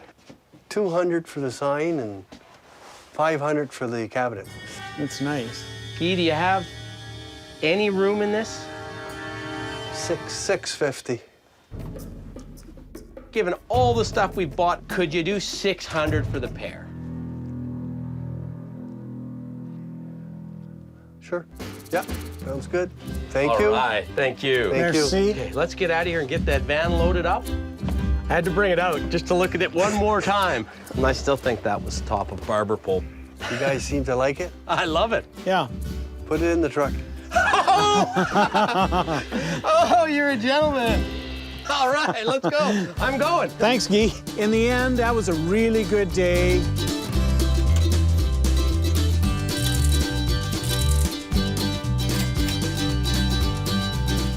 We could have spent a lot more time and a lot more money there.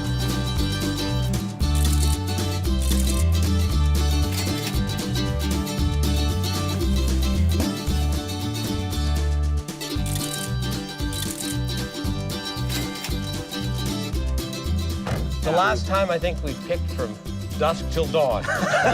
Hey, thanks, Guy. Thank you. Next time we bring the semi, we load her up. You could go back here every year and you'll see a lot of new stuff. Thank Bonne you. chance, mon ami. Yes, sir. Yeah. Bonne chance. Take care.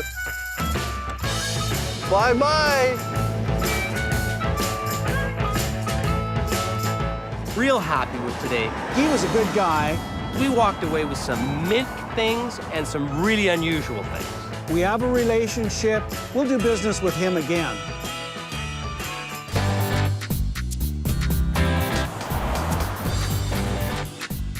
So what can you tell me about Sherbrooke? Oh, we're right here in the heart of the eastern townships of Quebec. They made a lot of furniture here in the 20s and 30s and 40s.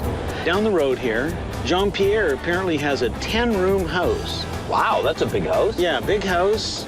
and he's the ultimate garage sailor.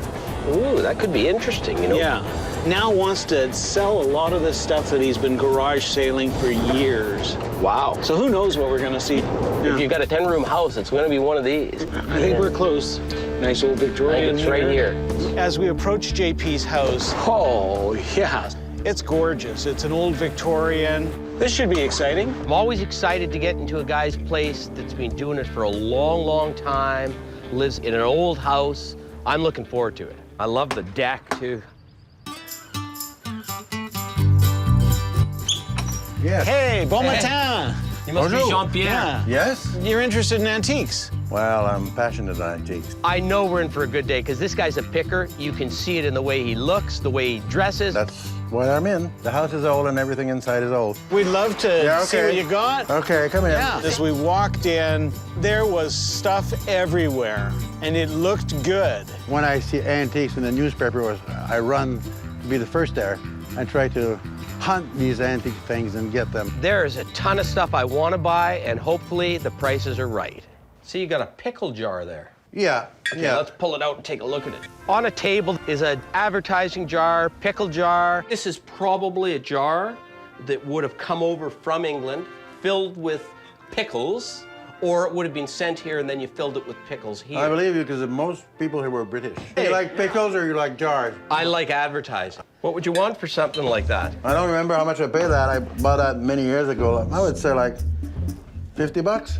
Is that what you priced it at, 69? Yeah. I'm noticing that JP's got prices on a lot of things. He sells mostly to dealers. The odd time the public will come in and either buy or sell to him. How about 40 bucks? Got a deal. Okay. First sale of the day. Really fair price on that, so I know we can deal with this guy. Hey, I like the washstand that it's Yeah. sitting on. That's kind of an interesting piece of Canadiana. Yeah. Probably had a harp or a little backsplash on it. Yeah, that's what they call a backslash. But it's kind of nice. It's nice, clean oak. What would you want for that? I don't know, $100? Could we say 75? Okay. 75, done. Okay. Great. Well, I have a few things downstairs. Want to get a look? Oh, yeah. Absolutely. We feel privileged when we get into Well, somebody's that's okay. attic or their Yeah. basement. Can I look through the snowshoes? Yeah, you can. There's enough snowshoes here to do all of southern Alberta. Everybody gets a pair. Sheldon is picking the cream of the crop out of them. This one looks like really old, because you can tell the thinness of the wood and the thinness of the gut. Turn of the century, 1920. These ones are not that old, but they're an oddball shape, aren't they? Those would be the 50s, 60s. Those were native-made snowshoes, decorative. They're for the cabin. They're the look. The old babiche is what people want.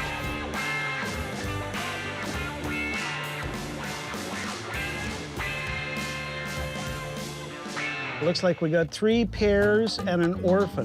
What would it take to buy them all, Jean-Pierre? The whole? Yeah. Well, I was thinking about like average price for each $50. That's $150 for the 3. How about 130? And we throw in the orphan. Pay me. Okay. All right. Okay. I love your basement, man. Great. Yeah. I thought you said you love me. That's it, but No, that's no. okay. I like We your love you basement. too. Okay. We're picking from the picker. It doesn't get any better than that. We're getting the best of what he's got. That's a piano stool. Revolving top, so you can go up and down. It can be either used with a pump organ or a piano. I always like the glass ball in the feet. Those are nice. Yeah. The unusual part is this one has a back, and that's much more rare. What would you want for something like that? Oh, big piece, I big got the piece. whistle. Usually I restore them. Yeah. And then I get a better price. When they're restored, I get like $175. How much do you sell them for in the rough? $100. Your call, bud. 100 bucks? Yeah. Done. Okay. This looks like a piece, what we would call trench art, even though it's not necessarily made in the trenches, but that whole genre of items that they made out of shells or military pieces has come to be called trench art. It's quite cool because he's married a lamp base with eagles on it, married it to a shell. In the First World War, generally it was done in the trenches, so people only had very crude implements and they would be very folky and crude looking.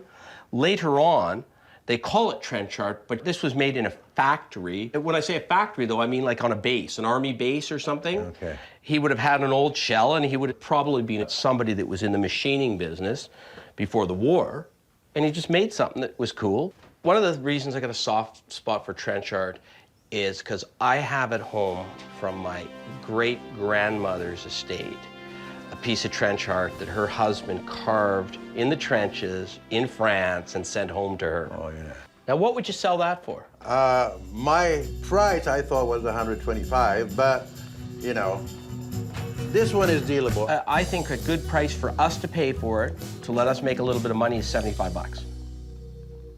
Deal. Excellent. This time, I say deal. Yeah. I like that one. Scott and Sheldon, they're like me, passionate guys. I said, that's the guy I can show things, and they will appreciate that. What do you think? We take a look on the other side here? Well, if you want, yeah. Let's go. Hey, look at this room. Wow, that's a wild chair, isn't it? It's both attractive and creepy at the same time. Can I sit in it? Yeah, I think it's like a lazy boy. Whoa. You can push more. Oh, it's solid, don't be worried. If you want to get it lower. Just a second. Oh, man, Sheldon, you go pick. I'm sleeping. There's a curved glass china cabinet right behind you. Don't recline too hard. I really like the cabinet. Yeah, this looks to be in pretty good condition.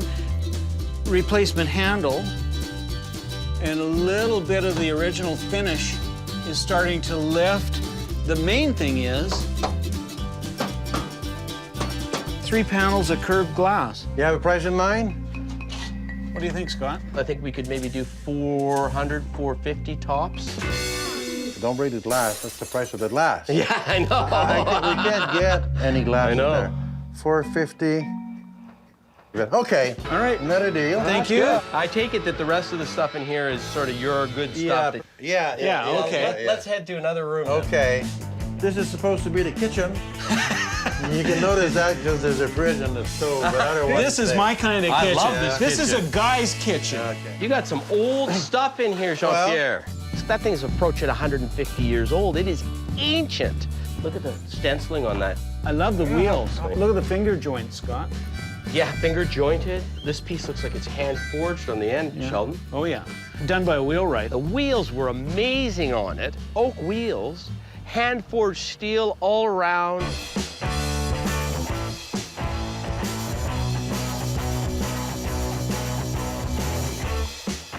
I love that wagon because it's old, it's primitive, it's in the rough, it hasn't been dicked with too much.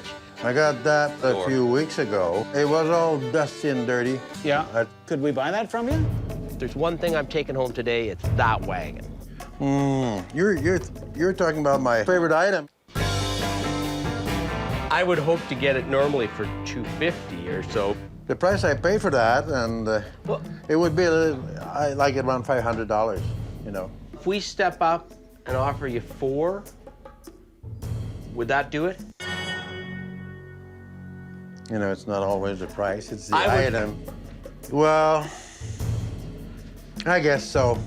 It's okay. I'm shaking quick on that one. Yeah. Hey, you know what? That made my day, because we're driving back to the prairies with just a special piece from Quebec. The guys are great. They know about things, they know I know it, they deal, and I'm a dealer. I like that. Oh, Scott. He takes us upstairs in this room that is just filled floor to ceiling with stuff. Wow. This is my, private. Oh, are we in the inner sanctum? Nobody usually comes here, but you know, things are here for a long, long time. Yeah. Say, Jean-Pierre, okay. Yeah. would you part with some golf clubs? All hickory shafted clubs. 1, 2, 3, 4, 5, like 15 bucks each. I was thinking more of 50. These 5 right here. You never think over what I think I am. Hasn't happened yet. Pickers. Yeah, that's where your pickers. Oh, it's okay. Oh, thank you very much. Well, that would have been a great toy when it was new. It's a rocket ship, and those are popular. There are guys who collect only space collectibles. American made, but this is a Mark's toy, really rough condition. So what would you want for something like that? You don't want to sell it, do you? Okay, I'll make you a price, and this time you say yes or no, you don't deal. Okay. $50. How about if I don't negotiate on that, but you give me a really good deal on the Hamilton? Does that mean beef? you're gonna negotiate on that? Absolutely. Okay, I'll start at 100. 45. I'm at 75. How about $60? 65. I said 50 on this. Yeah. How much did you say? 60. And I give you your 50 for that. Right. Done? Perfect. Yeah. Thanks. You do have a couple lamps here that I like. Yeah, they're probably from the 50s. Yeah, maybe even a little earlier than that, but maybe Yeah. could be from the 40s. I'm not sure. Those two you're touching, those are pairs. It's a matched pair, which is very important when you're buying lamps, because somebody can put them beside a mantelpiece or in a corner. Would you sell me this pair here?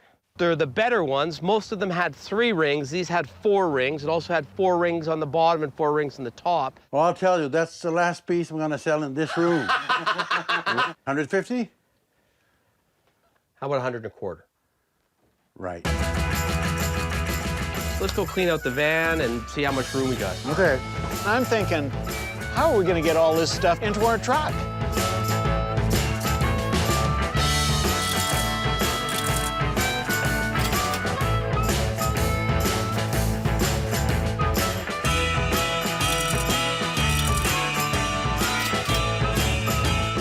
Stand it straight up.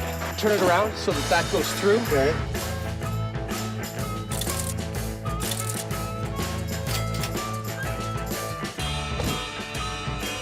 So everything went in. See, there's no room left in the van. Yeah, okay. All right, so long, partner. Okay, bye-bye. Bye. Keep picking. Great guy, great prices. I'm coming back. Love that wagon. We made a friend today, and we made some money. It doesn't get any better than that for us. We're going to see an appraiser we know in Montreal, Patrick. We're going to take him a couple of lamps that we picked up. Well, Montreal is one of those incredible bastions of modern design and furniture. There's more modern here than there is in our market. I'd be interested to see what he thinks in terms of the market in Montreal. He's an auctioneer. He knows his trade. He knows the market. Here we go. This is the place. Hopefully, these are getting heavy. They're very nice. They're in good condition. They're almost new. The guy had a bunch of them, but they were all a little busted or missing pieces, or they didn't match up. We grabbed the 2 that were a pair. Most of them are broken because it's aluminum. It's very thin aluminum, so sometimes they're crushed, or some screws are missing. But these ones look very nice. They're in good condition. You made a good deal. Have you sold anything like this before? Yeah, usually I sell them. I never sold them in pair. In fact, those lamps are Art Deco period lamps from about 1920, 1925. Is the market for modern strong? They are still in style. How about 100 and a quarter? I think that a pair like this should sell in the auction between $400 and $600 for the pair. I think we did well on those. Hey, thank you, Patrick. Right, it was my pleasure. Yeah, it was great. But I got one more thing. I want you to look at a really high-end item. Good, a surprise. Okay? I apologize for my partner. Now look. Yeah. Wow. No, have you ever seen one of those before? Yeah, but alive. We got a little friendly bet going. So the bet is how much money did we lose on Skippy? $40. It's like it's Okay, deal. So what do you think I could sell Skippy for at your He auction? shows up in the middle of the auction and... I would say around $12. I didn't lose. Thank you very much. I didn't lose as much as I thought. I thought I was going to be down to $2. If you keep it as a mascot, He's worth more to me. $100. Come on. You were most kind. Thank you very much. Thanks a lot. Thanks again. Okay. All right. Poor Skippy. That was good news. Yeah, I was quite happy that Patrick was as enthusiastic about those lamps as I am. The only thing I thought he was off base on was the skipster. If I'm not selling him, we're going to get a recliner for him so he can ride with us. Yeah, we stop and go to a restaurant. We ask for a table for 3. Exactly. He's part of the team. He's part of the team. Why don't I go this way? You go that way. Don't touch that! That's what you look like first thing in the morning. Walk this Walk way. this way, yeah. So is that your idea of foreplay? Oh! That reminds me of my youth right there. Scott loves Just a a garage. second. Well, there's some stuff I want, but give me a decent offer for God's sakes. I'm Scott Cozens. I'm Sheldon Smithens. And we're pickers. We travel all over Canada, coast to coast, from the West Rocky Mountains to the Eastern Shores and all the back roads in between, looking for hidden gems in people's basements, attics, and barns. Sometimes we take a gamble, trust in our gut to make a buck. Just like the people we meet, every story is different. It's not junk to us.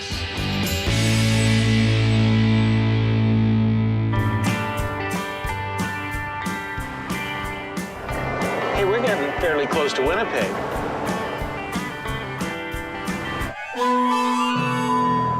Uh-oh, oil light. It came on pretty quick, so. I can't believe this. You can tell I've done this in my former life.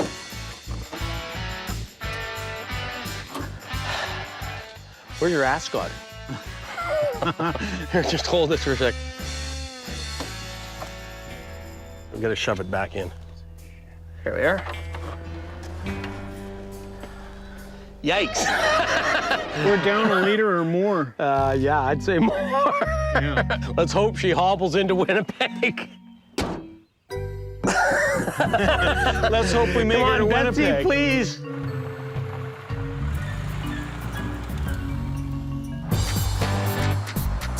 We made it. Whoa, that was a close call. Winnipeg's always been a good place to pick. Whenever I've come out here, I've always bought something. And I think it's because of the demographics. 100 years ago, Winnipeg was quite affluent. It was the Chicago of the North. Exactly. We're going to the flea market today. The excitement that you've got going today is just unbearable. I'm trying to be calm. I'm a little pumped here for the market. Whereas you, on the other hand, put on that gaucho hat. Scott's new look is totally my responsibility. I found his hat for him. Lo and behold, the rest of the look all came about in the same shop. Sheldon found it for me. I always listen to Sheldon. I'm quite proud of it, actually. Members of the opposite sex are really gonna like that look. Would you date a man that looked like me?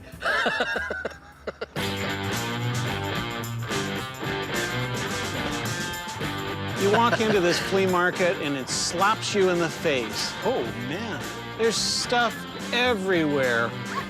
Look at this place, Scott. I love flea markets. I do, I love it. It is a buffet for the eye. It's fabulous. Why don't I go this way? You go that way. When Sheldon and I go to a flea market like this, we try to cover as much ground as we can, as quickly as we can. Well, most of the time, you're not gonna get a screaming deal, but every now and then, there's a diamond in the rough. There we go. That's a beauty. What about your antler lamp? They sell for about $7 online. There's a lot of booze to cover. A lot of stuff here. Sheldon, what do you think of Fat Elvis? What do you want for this? 25. You know how some things are so bad they're good? This is so bad it's bad. I'm driving around with a guy that looks goofy, and now he wants to start buying goofy stuff. I don't think I can do 25 on Fat Elvis. Somebody's got to bring us down to earth. Stay, Fat Elvis. We got to pick some merchandise here. So. Any chance of seeing the Rolly? This one here? Yeah. Yeah. The 1972 Rolex pie pan, original bracelet, riveted.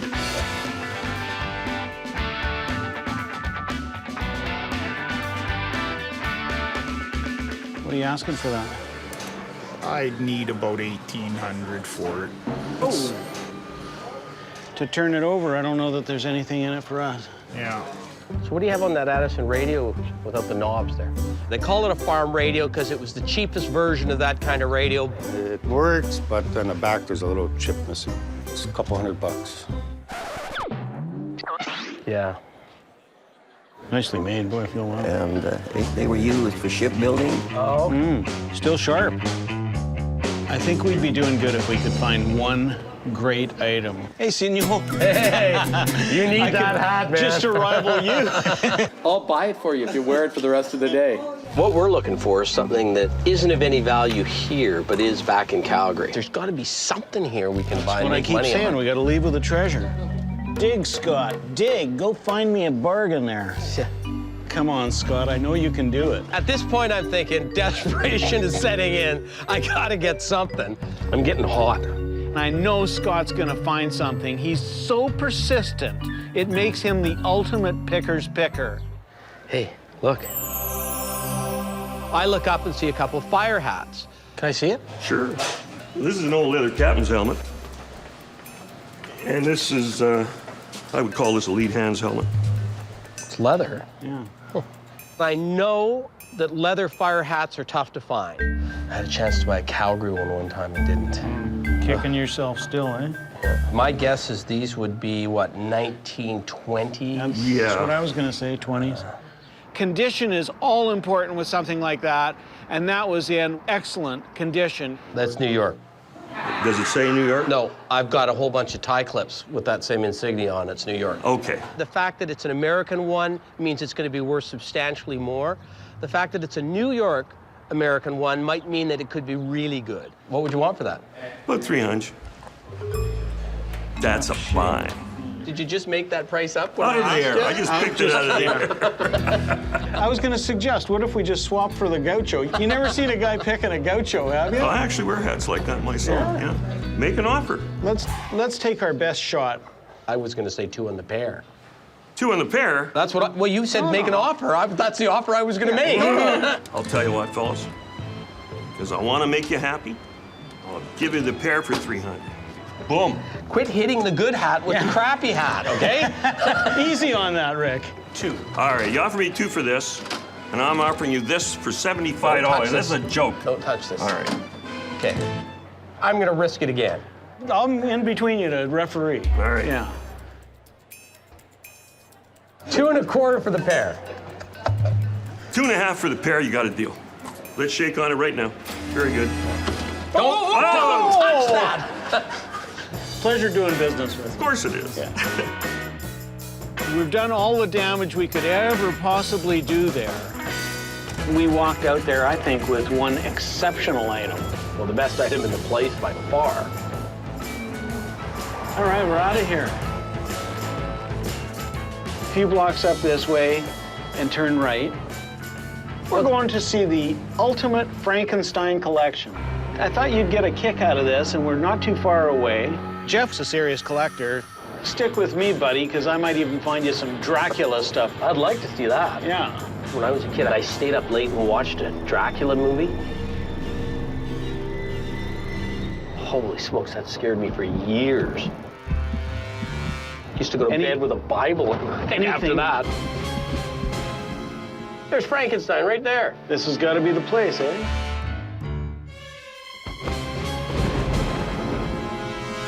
That's what you look like first thing in the morning. Coffee! Scott. I think it's just a mannequin. Hey, guys. Oh, hey, how are you? Good. Scott Cozens, how are you? Hey, Scott. I'm Sheldon. Hi, Sheldon. Frankenstein, Einstein, all the Steins. It's sort of like the Frank Einstein whole... Nothing like a bad pun, right? Yeah. Hey, well, let's go inside and take a look at the collection. Come on in. Wow.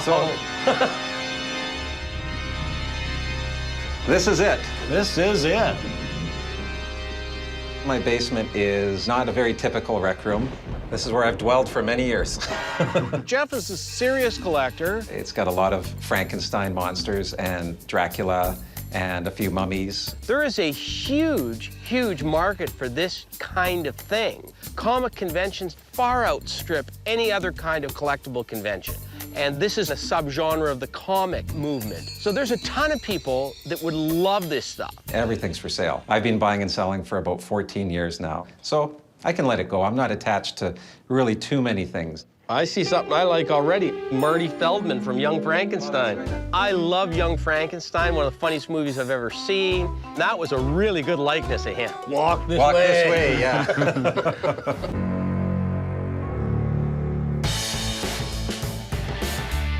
That's the goofiest look I've ever seen on a Frankenstein.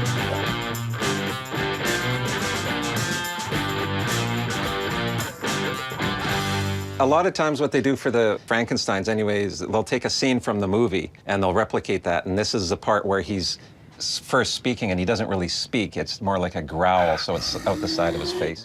So what's this one from? This was made in very small numbers and it's wax. Wax is a real tough thing to do. It's really creepy. The interesting thing about the modern genre of horror collectibles... These hands are worth a lot of money. Seriously? Yeah. Really? Is that they're very expensive to buy. Wax is a real delicate thing, and as you can see, it's been broken here. It's not like you're paying $5 or $10 for them. You're paying $200, $300, $400 for them. Tell you what, I could use a back scratcher every once in a while. Let's say they were perfect. Be around $2,000. Whoa! Find myself another back scratcher. Yeah. If somebody said you could keep one, one piece, which one? Well, I guess it would have to be this because you can't get this.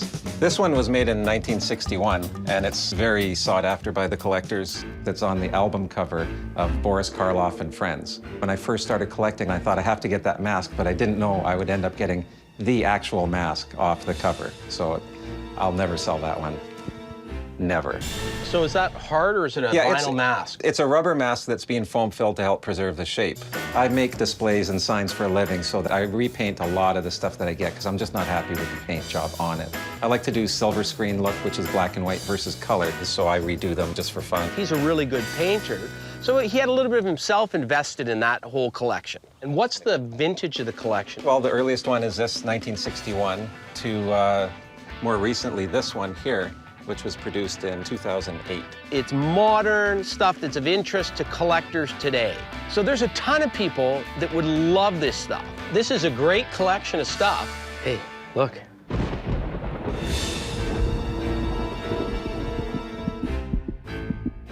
This is the guy that scared the crap out of me when I was a kid. That's a scary one. He had a life-size Nosferatu. Historically, it's very significant in the horror genre. The character was first created in a 1920s movie called Nosferatu, a German expressionist film, absolute cult classic, almost the father of horror movies. And there is a particular level of horror collectors that love just him.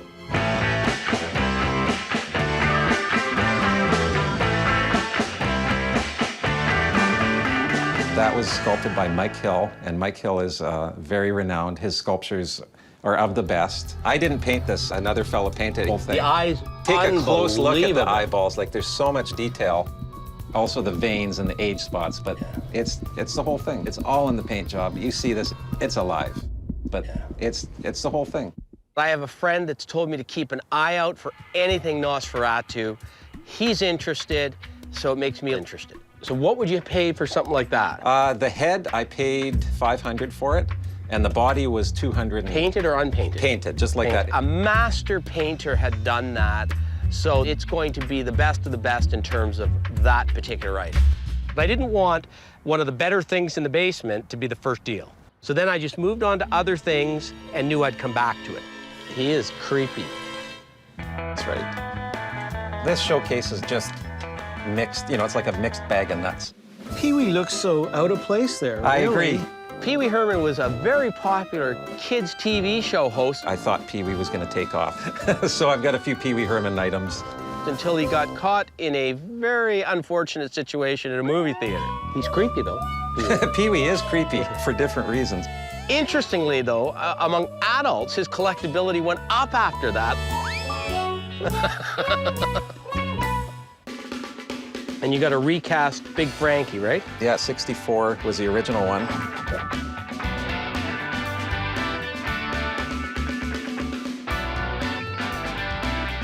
15 years ago, you could get a lot of money for one of these, $600 for one of these things. Yeah. Now you can buy him for like $39. Yeah. So why are you going to pay $600 That's for right. the old one? It's the worst thing it can ever do is reproduce something. Never. And the hardcore collector doesn't want to reissue. Right. They only want the original one. I saw one online last year. No, $3,200. Wow. Because it's still in the box. There's a big market for kits that are untouched. And the box art on some of these was fabulous. Yeah. Absolutely fabulous art. Ooh, I feel like I'm at a convention here. What does your wife think, Jeff? Well, my wife's pretty scared because she has to walk from the garage door all the way through here, right past and under Nosferatu, and she's a little shorter, so it's looking right at her. So is that your idea of foreplay? It's not working anyway, if it is.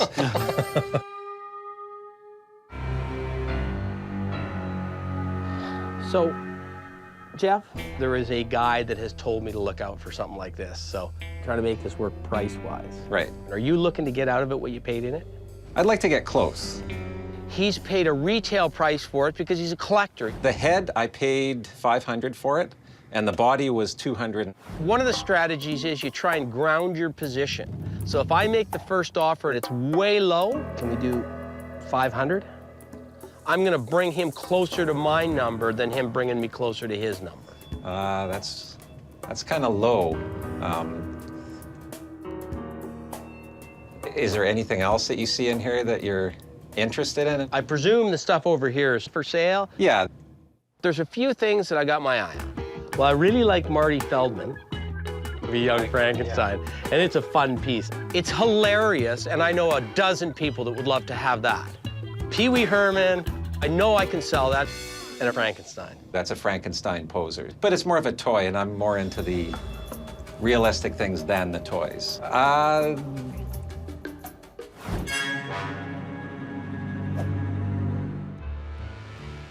What if we did $775 on everything? One more offer. Okay. With everything. $750, Nosferatu, Marty Feldman, Pee Wee Herman, and a really bad Frankenstein.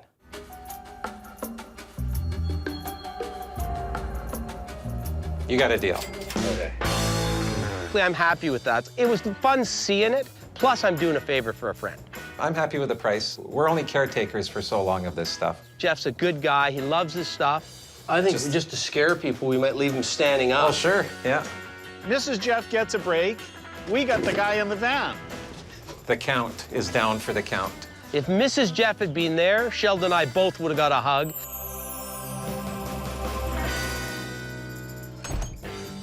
He is an ugly SOB, isn't he?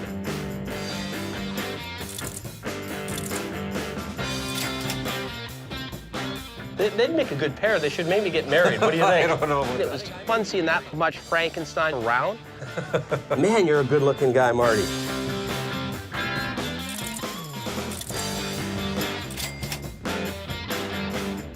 It was a pleasure spending the day, and just don't get stopped by the RCMP, though. They'll see the count in the back, and that won't be good. Okay. Okay, Thanks a lot. Well, that was pretty impressive. Can you imagine the amount of money he must have invested in that place?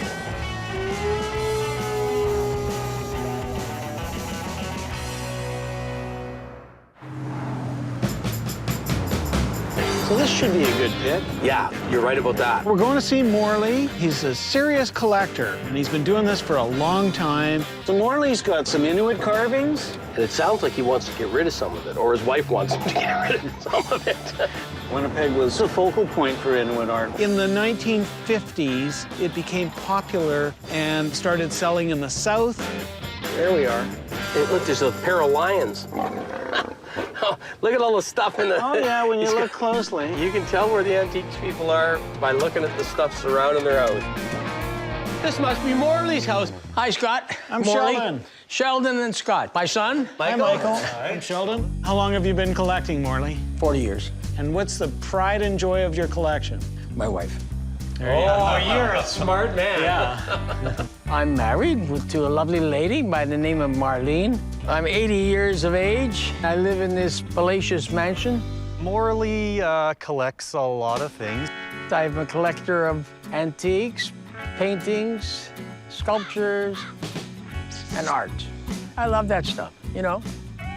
We want him to sell because he has too much stuff. We need to make space on the house.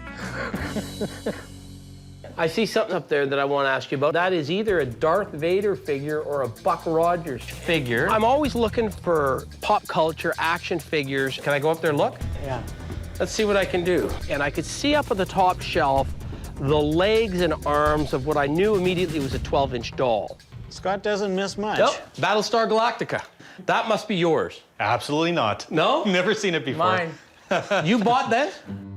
Yes. Why did you buy this? Because I liked it. I liked it. This is 70s. Gun's broken off, unfortunately, on this guy. So if you want it, you make me an offer minus the gun, that's all. Yeah, immediately I could see. Morley's a funny guy, quick with a joke. Yeah, I'll give you twice as much if you get me the gun. Good luck. When I buy something, I have to hide it. My wife says to me, "Where did you get that?"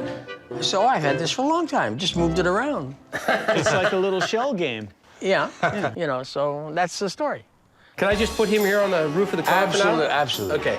Well, why don't we go in the house, see what we've got? Go ahead, do it, after you. and whatever you like. Wow. Yeah. Walked into the living room and there's art everywhere. As you can see from the house, it's all over the walls and all over the place. But I think they're running out of space for all of his stuff. That looks like a Tony Allison there. It is. Morley? I knew that we're going to have some trouble because most people don't even know who Tony Allison is. A very good Manitoba artist. Now, just out of curiosity, would that be something you would sell? Yes. And if so, what would you sell it for? I don't know, about $800-900. Already quotes me full bore retail price for it, right there. I quite like this painting. Who's That's that by? Josh Kakagamic. He's very good, but Yeah. I cannot get any more. I can't.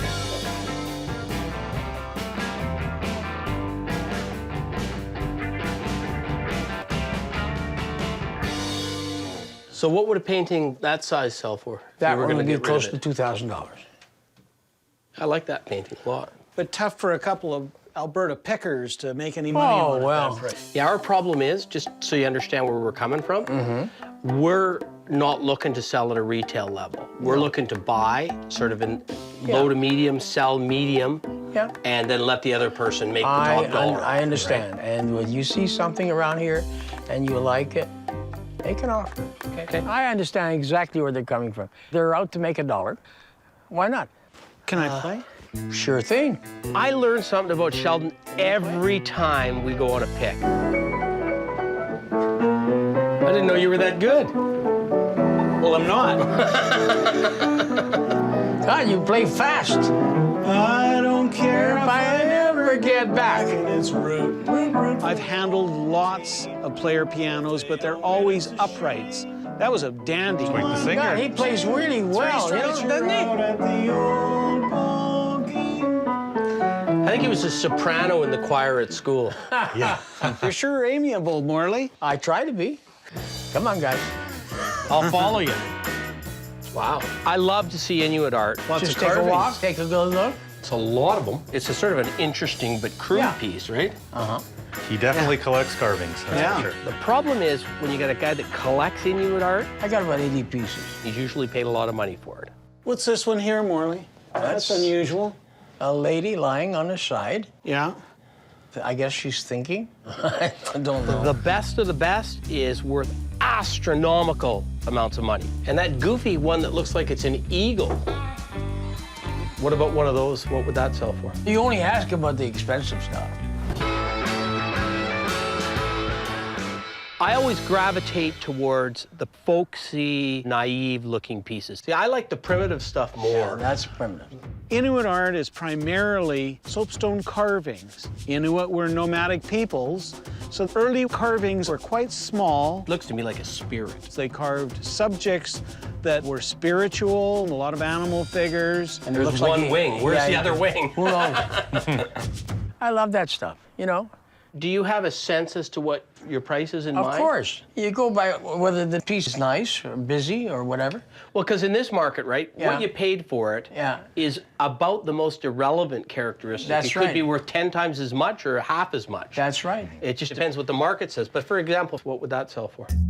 That'd be close to $500-600. And I'm not far off. You're not far off what you'd have to pay in a shop to get it, that's Oh, for you're sure. paying a shop more.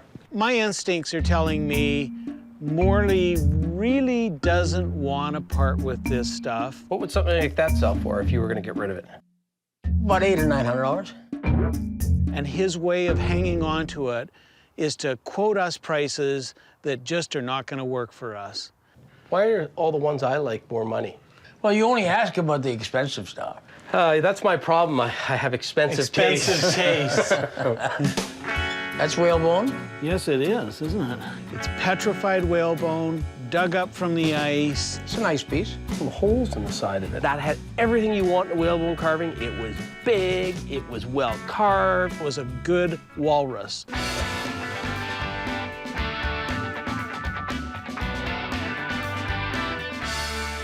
Where'd you get this, Morley? Some fellow brought it from the north, and I picked it up at an auction sale. It might be 1 in 500 pieces of Inuit carving that's whalebone. When you bought this, did it go for a lot of money? Yeah, because it was rare. So if there's only one piece, you got to pay for it. There's only one piece here. Do we have to pay for it? Yes, they're cute and they're nice, and I will give them a decent discount. So what would a baby like that cost us if we were going to walk away with it?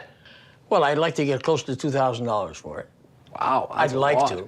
But I think that's closer to a retail price. What do they call that? Champagne tastes on a beer budget? Yeah. When he says $2,000, even though I love the piece and would love to have it, can't even make an offer. Well, why don't we leave the carvings for now? What else can you show us? You have any toys? Well, downstairs. Well, let's check them out. Oh, you got inventory here, Oh, Morley. yes, I do. This is where it's all at. I do. Show me some toys. What do you want to toys? You big guy. Here. Can I touch this? Yeah. Morley is clearly getting a lot of enjoyment out of the pieces he owns. I just bought it just about 4 weeks ago. That's a Julius Chen 1930s Ferris wheel. They made them right to the 50s. The one that's the most desirable is Mickey Mouse on the front, and I think it's got Mickey Mouse on the things as well. But I have never seen one as nice. He loves it, you can tell. I enjoy. Your airplane ashtray, what would you want for that? Can't sell it. He's attached. This is the oldest piece right here, an 1885 puck. What would you want for that? Why? You want to buy it? Maybe, if the price is right. Not for sale. Okay. All right, fair enough. Yeah, we have tried to convince him to sell. Hey, that's a great piece, isn't it? Isn't it? Yeah. It was a lovely little meerschaum pipe. As you smoke them, they darken. Meerschaum is a form of clay. It's soft to the touch. It hardens like rock hard. So what would you want for that? 300. But unfortunately, he wants too much for all the things that he's got. Do you have any more colored radios like this? No, because I didn't bother with them. They're too cheap. How cheap? $20 and all that sort of stuff. Well, it's not a great radio. No. But I'll give you 20 bucks for it. I don't want to sell it for $20. He's a crazy SOB, that Morley. If you give me 50, I'll give it to you. But you just told me it was a cheap radio. But you asked me why I didn't collect it. As the time goes on, they get rare. Yeah, as you can see, it didn't go so well for selling, but we tried. We'd been dealing with Morley, or at least trying to, for quite some time now. Where'd you buy that, Morley? At a arms show. And hadn't pulled the trigger on a single item. Now, you got a little buffalo down here. Yeah. Yeah, it looks like a little bronze buffalo. I'm thinking, well, maybe that might get us going. So what would you want for that? About $50. Yeah, I don't think we could sell it for more than 50. Yeah, that's kind of where we're at selling it. Every time I made an acquisition, try 40. It was the thrill of the chase. Try 20? No, it gave me adrenaline to keep going. My wife keeps reminding me that you die on me, I'll kill you, because our home is full. Anything you want before we go? Well, there's some stuff I want, but the prices are not exactly... Well, what are you concerned with? Well, I love that whalebone sculpture. Well, okay, give me a decent offer, for God's sakes. But we're so far apart, that's the problem. Scott is intent on that whalebone piece. Morley is not so intent on selling it. All right, what's your highest offer? Come on. Give him your best shot, Scott. That's a beautiful piece. Okay, you're not going to be insulted if I... No, just don't be so stingy. Well, I'm going to be stingy because I know what they sell for. Sheldon knows what they sell for. God. I happen to like this one. Yeah, okay. So I'd offer you 300 bucks for it. Oh, that's nice. But he said he wouldn't be insulted if I offered him. And I normally wouldn't pay that much, except I know I'm not going to get it out of you unless I offer you at least that much. Okay, how about 4.5? I loved it. I wanted to take that away. I'll tell you what. Cut to the chase. Yes? Throw in the buffalo. and the carving for $400. Now, you got a little buffalo down here. Done. Done. I gave him a deal. I really did. It's gonna go to a good home. That's all I can promise you. That's great. Thank you. Okay. I decided it's time. That's all. Okay. Hey, is there still some stuff outside, guys? Let's go. I asked Michael if he had any of the stuff he had when he was a kid, and the light bulb went on in his head, and he took me out to his shed. What do we have? Oh! I can see them from here. That reminds me of my youth right there. I mean, blacklight posters can sell for as much as $3,000 and $4,000. So these are got a date from the 70s. Definitely. I won those posters at an exhibition here in Winnipeg. Blacklight posters were sold in the 60s and 70s. They were 39 cents, 69 cents, 99 cents. I had a room full of them when I was a kid, but they're really collectible nowadays. What would you want for those? Well, how about $20 each? Whoa! Have you been looking on the internet or something? Absolutely have. These are better, though, than the ones you find at garage sales usually. 40 bucks for the 4? That's twice as much as I would have offered you for. How about 50 bucks for the 4, and you can pull them off the wall right now. I've had these for 30 plus years. Okay, done. Deal. Okay. Sheldon, you got that screwdriver. Okay, thank you. I thought he was going to ask us because he was going to get screwed. There's your chair. Thanks a lot, Morley. You're a hard man. Michael, you're a hard man, too. It's a pleasure to meet you guys. Nice to meet you guys. And we had a good time, and we had a lot of fun. As I was walking up to shake his hand, I saw that little Battlestar Galactica figure. Unfortunately, he's got the broken thing, so I'm going to offer you something. I have in my pocket $3. Take it. $3. No, take it or leave it. Take it. There you go. Hey, one last deal. What a guy. That hurt. But it makes my day. We had fun.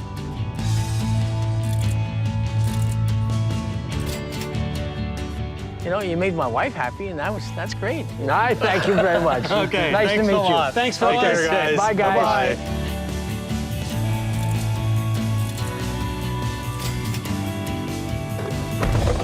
It's like a hood ornament. Look where your toy is going. Yes. Aha. Bye, guys. Hey, that was fun. I'd say the odds are better than average. We'll hear from them again. We've got a friend in town. Mike's been in the business for decades, got a real wide range of knowledge. We're going to take that fire helmet around to him. We want to get it appraised because we think it's worth a lot more than we paid. Mike is probably the most knowledgeable guy in the most number of areas in Canada. I'm optimistic. Is that the Houses of Parliament over there? Whatever It they sure call it is, and you'll notice right on top is the famous golden boy. He looks a bit like the FTD florist guy. Now, he's just up here. But there it is. It's a great, great store. And he sure got it painted up, eh? Sort of like the Sistine Chapel. I think the guy did it over about 10 years. Let's go out and see Mike. I'm looking forward to this. Yeah, this should be fun. Hey, Mike. Holy Toledo. How you doing? How you doing, Mike? Wow, there's stuff everywhere. There's quantities here, isn't there? Been in business 31 years, selling all sorts of antiques and collectibles. I love it. 4% of people love their job. I'm one of those 4%. Yeah, we got something for you. An old leather fireman's helmet? Yeah. Well, you know, it's kind of unusual. You find something like this here, and leather helmets are extremely collectible. Being a New York helmet, unfortunately, they probably produced lots of, probably more in New York than anywhere else, but still very desirable. And I know some collectors would just go crazy for this. I could tell from the look on his face when he was impressed right off the bat. You know, it's actually in really great shape for a hat of this vintage. I mean, you're looking at 80, 90 years old. If that helmet could talk, the stories it could tell, I mean, you could see the paint's melted on the top. Yeah. I mean, it's been into some heavy heat, and it's got a lot of character.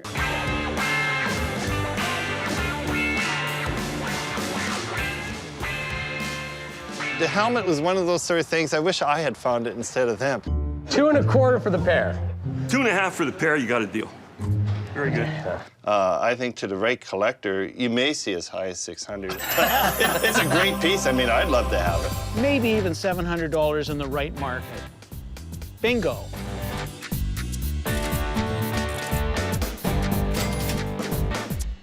Now, can we pick anything here? Anything in the store is for sale. If you leave empty-handed, I'll be surprised. No, we got lots to look at here. Oh, there's something you don't see every day. King Cole stuff's really tough. Very hard to find. Like, that's a big maritime piece.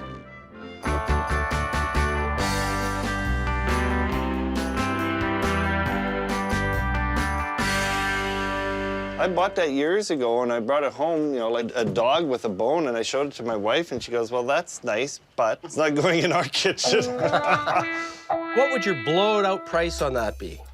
I paid $100 for it about 5-6 years ago, so $125. We got a deal. A done deal? Oh, look at that. You're not Right. leaving empty-handed. I've never left your store empty-handed, Mike. Well, there's always something. Now, judging by the dust, Mike, this one's been here a while. That one's been there quite a while. So I was digging around and found a little picture frame, saw that it was a Canada Paint Company store advertising sign. That would have been a hanging sign originally. Right. Yeah. But I'm guessing that thing's no later than 1910. Turn of the century, graphically great, lovely thing. What's it going to cost us? $75. Take the man's hand. All righty. Thanks, Mike. Deal number 2. We're starting to pull the trigger on things. We were happy. Mike was happy too. He thought we were just there for the appraisal. All of a sudden, we're starting to buy. So the ball is rolling. There's a nice sign, porcelain steel. It's great. The colors are nice. It's strong. It's got one wooger that takes away from the desire. It's a little but it's bit not of a fading. terrible thing. And it's $75. Yeah, it's a little faded. Yeah. You know, it's got some chips on it. But we've been in guys' barns, and they think they're worth $350. A mint one's worth $350, but it's got to be mint for $350. But they're never $350 when they're in a barn. Yeah. So what would the walkaway price on that be? That one there, $65. Okay. Another deal? Another deal. Holy spit, this is getting good. Yeah. I try to price the things so that it's fair to everybody, to dealers, to make a few bucks if I can. Okay, like him. What would you need for him, Mike? I don't even know what it is. Looks like a German Shepherd or something. He's a boot scraper. Good steel stone boot scraper. Great. Yeah. $25 just to get rid of it. Done. Oh, another handshake. Hey, you gotta love this. Mike, I love your juke. That just screams 60s Sputnik to me. Since 1961, it's one of the last ones with the visible records. And the dome is just spectacular. Yeah. It's one of the big four. You got Wurlitzer, Seaberg, Rockola, and you got AMI. Really cool space-age design, very desirable today. And what does a juke like that go for? That one there is You got 5,200. 52.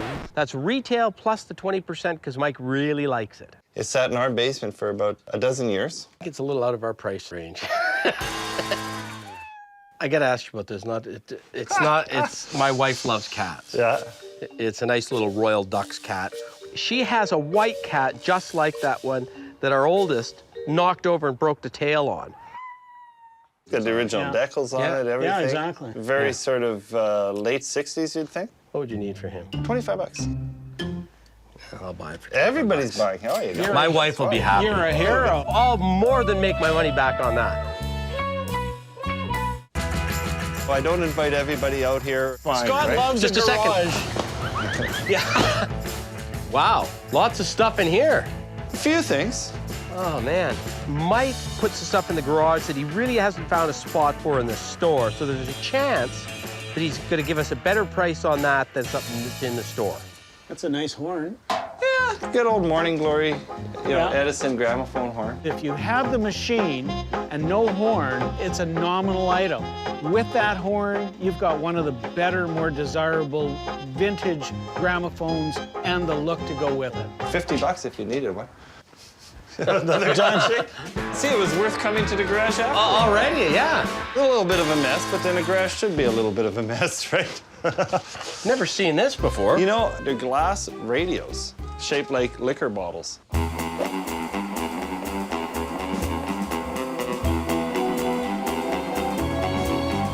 Unfortunately, the labels are pretty much gone, aren't they? Beggars can't be choosers in this business. There's nothing you can do about the nothing I condition, can is do. there? That's an old store coat sign, right? The image on that one's pretty good. Image would be great. Oh, he's trying to pick her up, eh? Sell her a coat. She's smiling. And you got a gargoyle over here. Anything with an animal of sorts on it, I like. The frame's been repainted. It's a lollipop sign, would have stood out in front of the gas station. And what's the year of this one? That one there would probably date right around the 40s. The fact that there's not a bullet hole in this is shocking to me. No, there's no touch-ups on it. There's one little nick at the base on the other Right side. there. It's a beautiful sign. Somebody threw a rock at it. Probably. It's a great company, super desirable. I hate to ask the price. It's in the garage, though. Yeah, because there's no room in the store. That one's $1,500. Yeah. $1,500, is that pretty much retail on it? Maybe I could do 10% on, so like $1,350 would take it away. The reason why it's valued at $1,350, it's a fresh piece. It's never been put in the store. It's fresh. So you got a Philco. Yeah, Philco Predicta. You see how the tube twists on it? Yeah. This is 59 to 61, I think, is when they Somewhere did it. around there.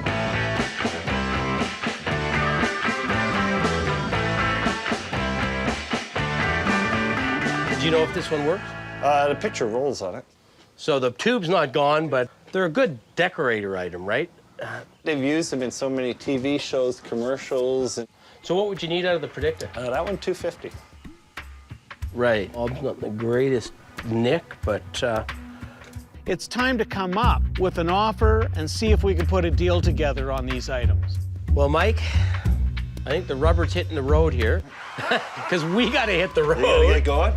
The mobile oil we like. Okay. You've got to get $1,350. $1,350 is it, yeah. That's as good as it gets, as they say. What about the Predicta? You know what? I don't want to sit out here for the winter. $150 and it's yours. Is that a good deal? Well, I'm going to shake on the gargoyle piece. Great. And I'll you can shake on the Predicta. There we go. Hey. $1,350 on the mobile sign, $150 on the Predicta, $1,500. Scott says we're going to do well. I'm ready to load.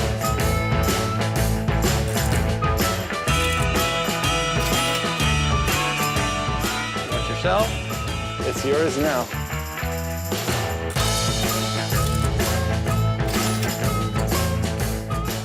So it's all going to get home in one piece, I hope. It's all going to get home in one piece.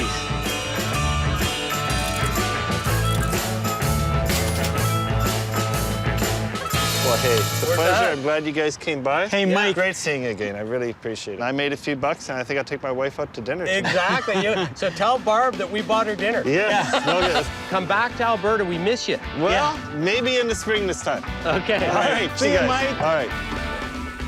I'm really happy. Yeah! That was pretty impressive.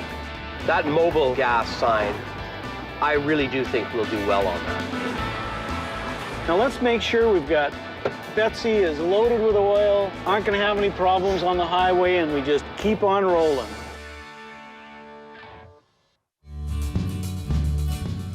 We're leaving Manitoba with some good quality pieces. Won't it be nice when we get home and we can sell some of this stuff? Yeah, isn't that the truth? I love picking, but Yeah, I like love selling the more. Selling. Which way do we want to go?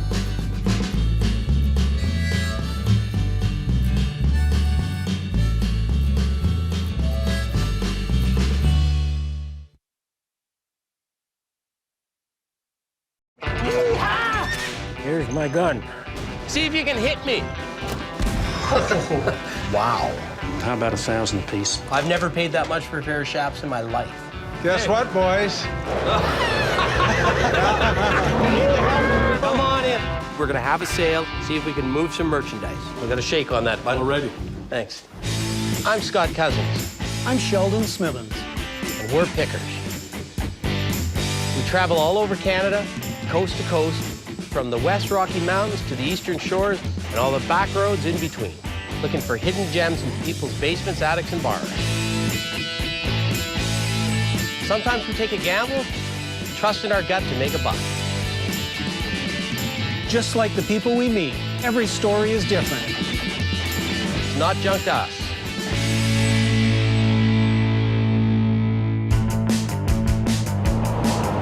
Alberta bound, Alberta bound. What's the best song you can think of about Alberta? Gordon Lightfoot. I'm good. I'm glad to be Alberta bound. That would be my second choice. 4 Strong Winds would be my first. And particularly Neil Young's version. More so than Tyson. Yeah, oh yeah. How does Neil Young do it? Think I'm going to Alberta. I'm not singing. You just curtail your driving and you're singing.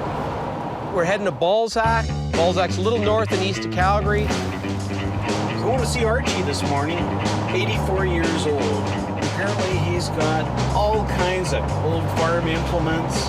Archie's the guy that accumulates things. He's been doing this for a long time, so this should be interesting. Hey, this is it up here. Got some sheds, that's a good sign. Could be some stuff in there. Yeah, he's got stuff. Holy smokes, I can see stuff in the field. Wow. Hey, look, art, farm art. There's a pile of stuff here. Looks like our kind of guy.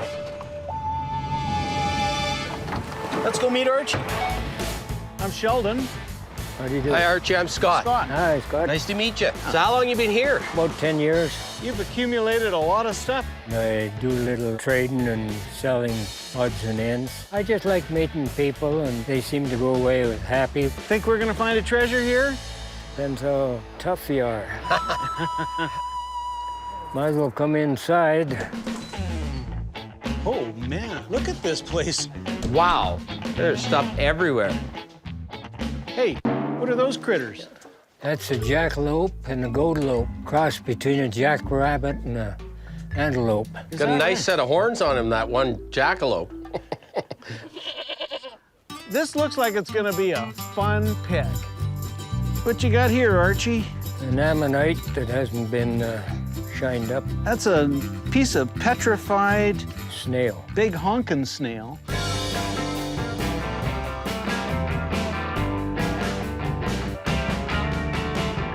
It's got a little color to it. It can be broken up and made into pieces of jewelry. If it's the right piece, if it cleans up, it could be extremely valuable. What would you want for that? Oh, 75. Would you take 50? All right. Done. I'm willing to bet $50 that maybe there's some potential there. I'm always searching because there's always going to be a diamond in the rough. Archie, you got a little ukulele here. Yep. Ukuleles can bring really good money if you got the right one. The ones you're looking for are made in Hawaii. They're made out of koa wood, which is a wood you can't harvest anymore. This one's got some age to it. And what do you want for that? 25. How about 20? 2.5, it's yours. Yeah, you gave him a deal. What about me? Okay, shake the man's hand, Sheldon. Alrighty. I noticed you're doing a little work with some willow here. Yep, diamond willow. I'd never seen anybody do the female form out of diamond willow. I love the way you've used the knots. Like there's her belly button. Yeah. Just very appropriately. One for her eye, maybe. Oh, yeah, yeah. Huh, very much like Inuit carving. They look at a piece of stone and say they're going to carve away the extra. They can see that bird in there and they carve away what isn't a bird. You've done the same with her. You're quite artistic, Archie. Hey, what do you got over there? That's my tool horse. He nods his head and poops golf balls. Hey, I like the way that you've worked the mane. What do? Do you sit up on top and ride it? You gotta be a brave man to do that. I've never seen a horse I didn't want to get on the back of. Watch yourself, partner. There we are. Whoa. That's more like it. Couldn't reach the pedals on it to make it go. Got it to drop a golf ball anyway. You get a lot of time on your hands, Archie. I see you got an old Alberta transportation sign. I don't even know if it's legal to have this.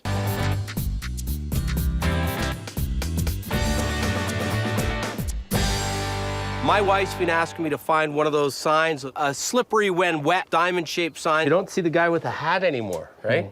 And nobody wears a hat anymore. And they quit making that hat probably 2 decades ago. What would you want for that? Oh,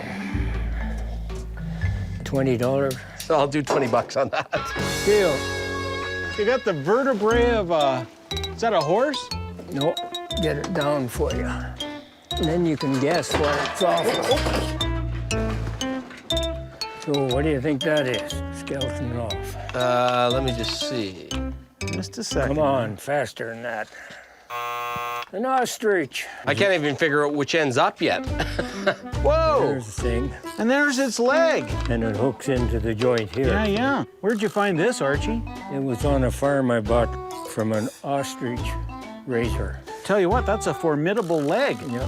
And the toe, no wonder they can do so much damage with it. Yeah. What's the going rate on an ostrich leg these days? I don't know where I'd get another one. Me neither. I'm pretty sure I don't want one. Here, Scott, this is a back scratcher Not for a you. chance, man. Just take a look outside. There's an oldie. Oh, man, I bet you that thing's got to be 100 pounds. A Massey Harris front grill off an old tractor. It would be cool, just screwed right to the wall. Oh, yeah. I'd love to have that thing. What would you want for your tractor grill? Oh, I just got that. I don't know the value of it. How much did you pay? It was on the farm I bought. So how much did you pay for the farm? $300 an acre. What do you think this is worth? A quarter acre? I have a feeling Archie ain't parting with it. Buy your sweetheart a washing machine here. I don't want any washing machines, but I would like that Massey Harris grill. When I learn its true value, I'll be selling it. Were you a bit of a cowboy yourself when you were growing up? Oh, yeah, a little bit. A little bull riding? And bareback. Here's my gun. This looks like your pride and joy. Yeah. He's got the Colt 45. I made it for advertising for a housing development I did just north of Balzac. It's a barbecue. And it's got a barbecue? It does a little more than that. I'm afraid. Whoa! You gotta yell fire in the hole before you do that, buddy. A lot of guys like it, and especially kids. See if you can hit me. Goes to quite a few yard parties. You be careful there, picker buddy. Oh, come on. Is that all you got? I was out playing goal. You got no more than that? Archie's got a good sense of humor. I'm amazed at his ingenuity. You want to hear a really loud one? Nope.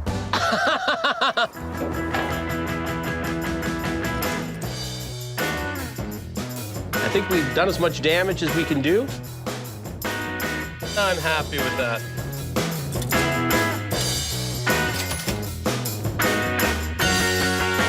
I'm willing to bet $50 that maybe there's some potential there. We'll have some fun with it.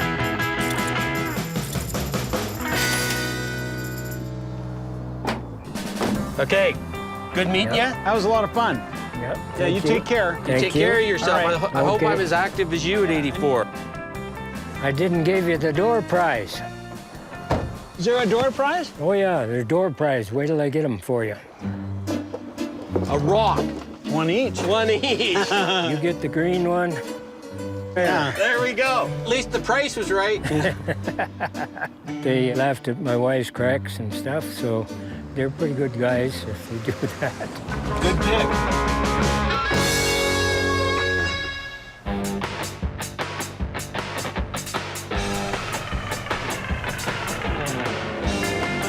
I want to go see our picks. We got a lot of stuff in the warehouse. The stuff that we really haven't had a chance to take a good look at yet. Brought you coffee. Beautiful, thanks. Yeah. See what we got in here I'm to do. sure we got lots of work. Wow. Did it seem like that much when we were buying it? No, we're buying it one vehicle load at a time. It looks like everything got here. Said I'm glad to see this again.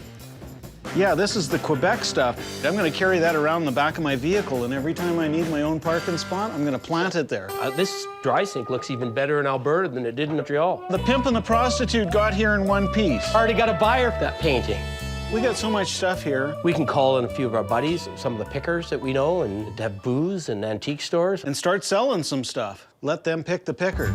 We're on the front line, and we will buy something, and we will wholesale it to an antique shop or a dealer, who will then price it up at retail. So let's just move it along. We got a lot of cash out. We need to get some cash back in, so we're gonna have a sale. I'd say we get into gear, do this in a big hurry. Let's put the word out to some of the people. Get them here for Saturday. Yeah. The point of this is to do some quick flips, to get some cash flowing. We've got other picks that we want to buy some more stuff, So time to sell some things. I don't think I can take much more of this right now. No, we got to pick. We want to add to this stuff. Yeah, exactly. Always buying. Why not load her up more? Are you driving today? I'm driving. Gorgeous day, absolutely gorgeous day. I hope it's this nice for our sale. Yeah. I'm gonna make a couple calls. Zitz, I'm here with Sheldon. We're thinking of having a sale on Saturday afternoon. Are you around? Oh, good. If you want to show up around 12:30 or so, maybe you want to be there because we're gonna invite a few other people and you don't want to be last in line. Okay, I'll see you then. Bye. He's in? He's in. Going to see Terry. When you tell me it's Terry, I'm wondering if it's the guy I know. He's got a ton of stuff. It's the same guy. Whether he's a seller, I'm not quite sure about here. This could be our place. I've known him for years and years and years. Sold stuff to him. Friends of mine have sold stuff to him, but I've never seen his place. This has got to be it. There's stuff all over. I see an old tractor. That little cart there looks like a coal mining cart. And he's got some collectibles out there, too. Outbuildings. This guy's got lots of stuff in outbuildings. Oh, yeah, this is the place. I thought it might be you.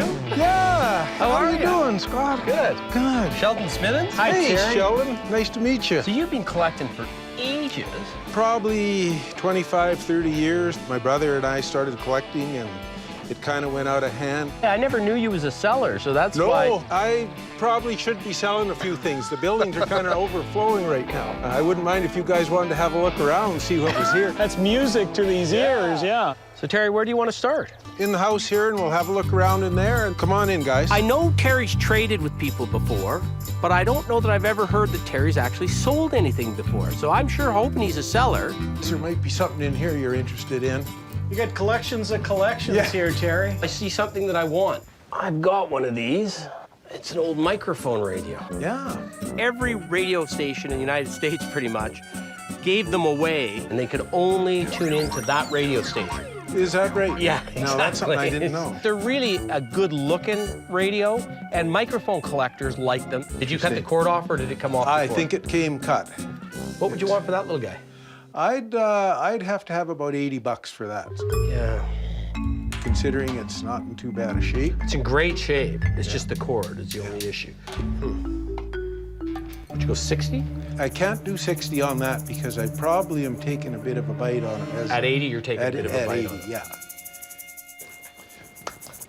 Good enough. Broke the ice. Don't know if it works. Don't really care. A quick flip in a couple days. That's kind of an interesting one. That's been around the farm for a long time. What would you want for that, Terry? I gotta have 20 bucks for that.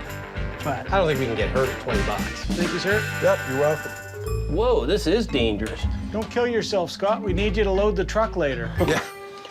This was used in a school in the 1800s. This would be the sun, the earth, and there should be a little orbiting planet. Little moon orbiting. that goes around. Yeah. And as this spun around, it taught the kids where the earth was in relation to the sun, and the moon, yeah. Scientific instruments are really a desirable field to collect. It is so old. Stuff like this just doesn't come up. Somebody put Scotch tape on it, like, that wasn't you, please tell me that. No. And I'm not sure if I can get the Scotch tape off of it, but it's so old and brittle. That one just needed too much attention for Scott and I to flip to somebody else. Nice Ford station wagon there. Yes. Ford Fairlane Ranch Wagon. $395, and that has a good friend of mine, Glenn's handwriting on the bottom of it. You paid a lot for that. At the time, I just had to have it. I couldn't live another day without it. Yeah, and now that you've had it for a while? I could probably take $200 and you could drive it on out of here. Could we flip that for $250 at our sale? I'm not sure about that. I'm not sure either. And you know what? I can't even beat you up on it because you've already beat yourself up I'm enough. beat up already. Yeah. Is there anything we would want down here? This was picker heaven. Lots of stuff there, and it's in the basement. A good sign. If it was Terry's favorite item, he'd probably be enjoying it upstairs. Can I pull this out so we can look? Absolutely. Well, that's a good image, isn't it? Wow. Those were Lancaster bombers right after the war, 1946. Is that one you'd part with? That is probably the one I would part with. Oh, what would we pay for that? I'm going to ask you that question for a change. 25? I'd have to have a little more, maybe 30. Okay, not gonna argue for $5. I didn't think I was gonna be able to buy anything from Terry. I gotta have 30 bucks for that. Okay, done. Because I never have before. I was just getting a big kick out of wheeling and dealing. There might be something in here you're interested in. So there's a little bit over here. Wow. And a little bit over there. There's stuff everywhere. Holy. It looks like you've got some Black Americana. Certain people are offended by Black Americana. Other people highly prize and value Black Americana. And I don't have a judgment call on that one way or the other. It's part of history. That's what it is. This I've seen a ton of times before. Yes, yeah. Terry had a mechanical bank. Comes in both cast, it comes in aluminum. This one looks to me like if it's not an 1800s one, it's an early 1900s one. It's a good one. This, I'm not sure what that is. That was mounted on a post, and you put a ring in there, and you tied your horse up to that. A little politically incorrect today, isn't it? It is. Surprisingly, the most expensive Black Americana is collected by African Americans. So what would you want, say, for the bank? I gotta have a couple $100 for that. 150 is sort of where we'd feel comfortable. I don't know if that works for you or not. Probably not. I'm pretty stuck on $200 on that. Okay. It was a fair price, but not a fair price if I'm going to try and do a quick flip on it. This, though, what would you need out of that? I've got to have $300 for that, just because of its rarity. It's something I've had a long time. I've had that probably 35 years. I think maybe we should put that back. It's a little bit of a tough sell in Western Canada. There's not as big a collector's market here. Now, people... That's great. The Trans-Canada toilet tissue. Now, that is hilarious. Somebody stole that off the train back in the 30s. Right. Trans-Canada toilet tissue. Now, that is hilarious. People collect just about everything. I don't know if it's real or a joke. All I know is it's got a train on it. I'm not sure whether you'd wrap presents with it or use it. I don't know how much it's worth. You know what? I don't have a value on it exactly, but... The replacement cost is probably 39 cents. The replacement cost is high, and, you know, it's a long trip back to the city for you guys. I'm going to say 15 bucks. Oh, well, of course, it is genuine two-process crepe. So. Shake his hand on that. I think that's funny. That's the first time I've ever bought toilet paper in my life. I think the toilet paper roll's gonna get me a lot of laughs and nothing more. Now, this alligator had a little guy that sat on top of him. I think you're right. This guy would pull back on a loop that was through here, and his mouth would go open and close. The little driver was missing on it. The wind-up mechanism didn't move, but it was still a good figural alligator. What would you want for him, just like that? I'd say $5. Yeah, that's done. If that toy's complete and in good condition, it's $250, $350 for $5. How do you walk away? There's a good dinky tank and a whole bunch of other, the whole army's here. I love toys. There's the tank transporter, so you put that little gate baby right on the back of him. Here we go. Yeah, and then there's some ambulances. You got the whole military contingent here. I bought them in a box full years ago, and they've been sitting around here collecting dust for years. Dinky's a brand name of a company called Meccano out of England. They made the best die-cast metal toys that have ever been made.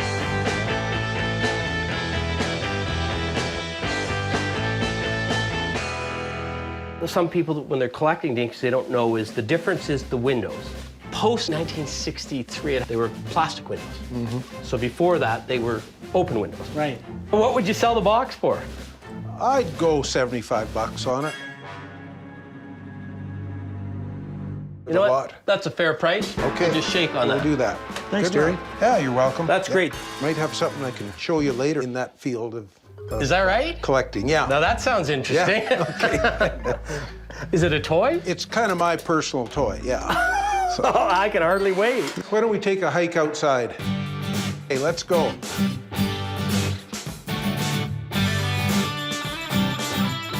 We throw odds and ends in here. There's quite a bit of stuff in here.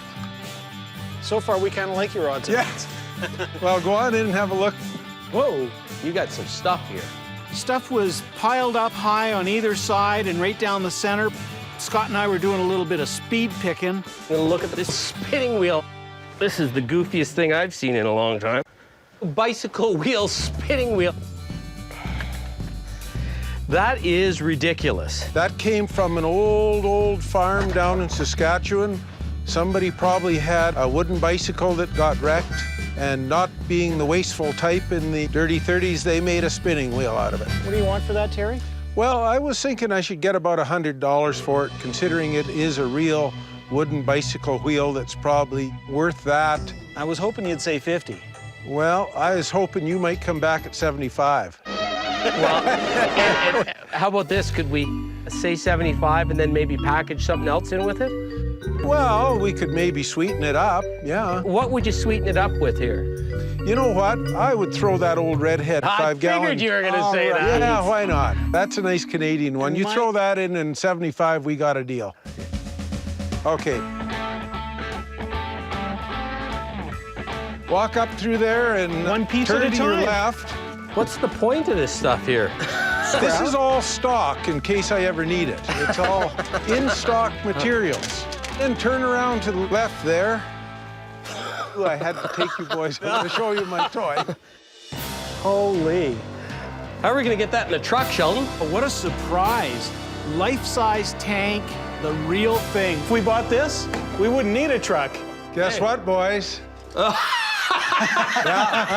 I'm going to turn the key and see if we can get the old girl started. Oh, man, that would be fun. I don't know, Scott. When I saw Sheldon playing with that tank, I just knew that I'd have to take him out and show him the real tank I got. It's called a universal carrier. Built in 1942 in Canada and used extensively in World War II.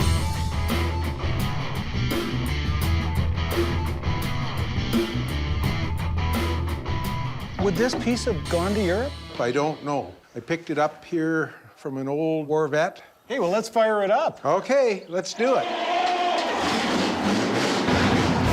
You gotta tell me right or left. Straight back. That tank came up for sale in a newspaper ad. I just happened to be the first guy there, and I was very happy that I had a tank. Even though I don't really know what I'm ever gonna do with it, I still like owning it. Okay, who's driving? Him. Okay. Are there brakes on this thing? Not really. So what do you Stop. Clutch in. Which one's the clutch? in. Holy shit, we're in trouble. The brake doesn't work. Is he Give off? her some He's gas. off. We're going. I stalled it. I guess I didn't hit the gas hard Okay. enough. Whoa! You need the helmet to be driving this thing. Yeah. It doesn't have much of a steering wheel. It was wild. As soon as it kicked in, it just went and it just threw you. It was pretty scary at the start. They were actually heading for a grain bin, and I could see the tank crawling up the side of the grain bin, but they did manage to get the clutch in time. It's a bit of a tough drive.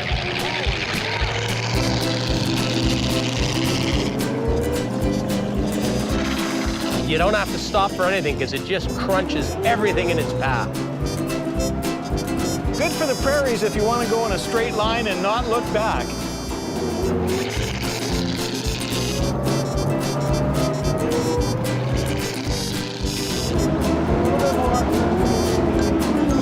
Yeah. That's the new Pickermobile. Wow. I have heard of Armstrong steering before. I feel like I've been working out on barbells all afternoon. That was just incredible. Oh, hey, that was that was good. Yeah, I'm glad you enjoyed it, guys. I'm glad it's not for sale because I wouldn't know what to do with it if he sold it to me. Wow, that's a score. Live in hockey towns in Canada, the United States, and Newfoundland.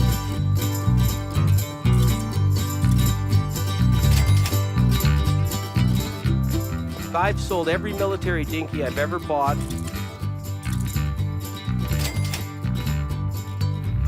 That was a lot of fun. Yeah, I'm glad you guys came out. All in all, I think it was a win-win for both of us.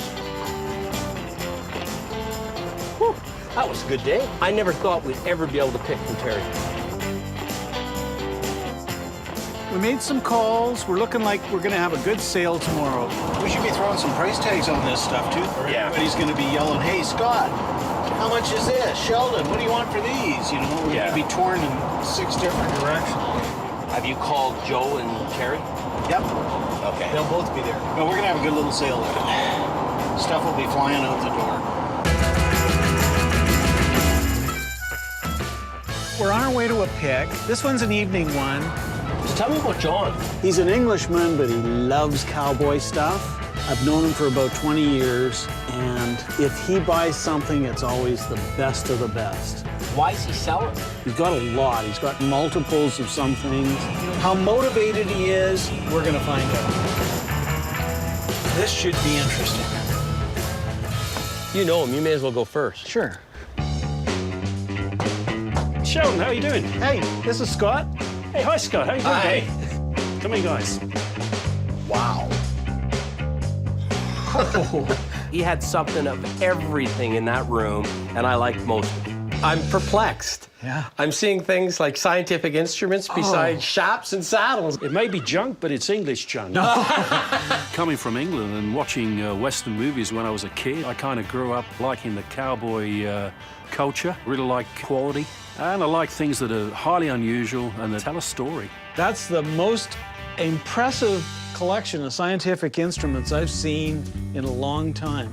Is this a navigational instrument? You're 100% right. It's called a dip circle. They used these before they had sextants, and it's actually used for measuring magnetic north. That would be a particularly valuable piece. I'm sure we're not going home with that today, Scott, as much as I'd like to. And I see you've got a couple of incredible California saddles. Yeah, yeah. I love the silver work and the tooling. Oh, just gorgeous. This one here is kind of interesting too, smaller, not the high back. It's a little later in time, yeah. Yeah, I have a feeling that these are probably out of a couple of pickers' price range. How did you know that? About a pound of silver on the horn might have told me. Oh, I guess so, yeah. What about this? Well, it's an honest-to-goodness saddle. It's a working saddle. It's not actually signed. It is in very, very good condition. The leather, the wear, all honest. It was really nice. With the tooling and everything, it's quite a bit of detail on it, as you can see. I've never seen so many good things in one place. Is this something we could maybe pull the trigger on? I've got quite a bit of stuff, and at some point or other, I have to thin it down a little bit. Let's give you our best shot. You know enough about saddles, you make the best shot, and I'm going with you on it. I have never seen any that I could buy that good. Well, don't shoot the messenger, but I'd say 300? Goodness me. It's in excellent condition. There's a lot of craftsmanship in it. Why don't we make it 350? I don't think we can do more than 300 on that. Yeah, I'm thinking the same. Tell you what, let's say 300, and we'll throw an extra $50 in the next valuable item. Okay. I'll tell you what, guys, if you buy sufficient from me today, we'll make sure that... hey, if this is any indication of what you're going to show us, we'll buy sufficient. $300, that doesn't normally buy you much of a saddle. John played ball on that. Sheldon, look at these chaps. Oh, yeah.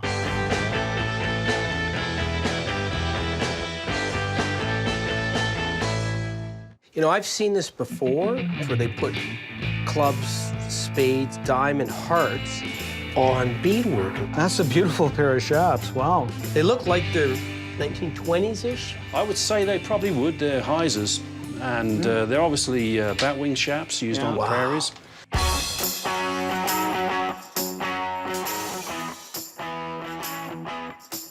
Feel the weight of them. Can I put them on?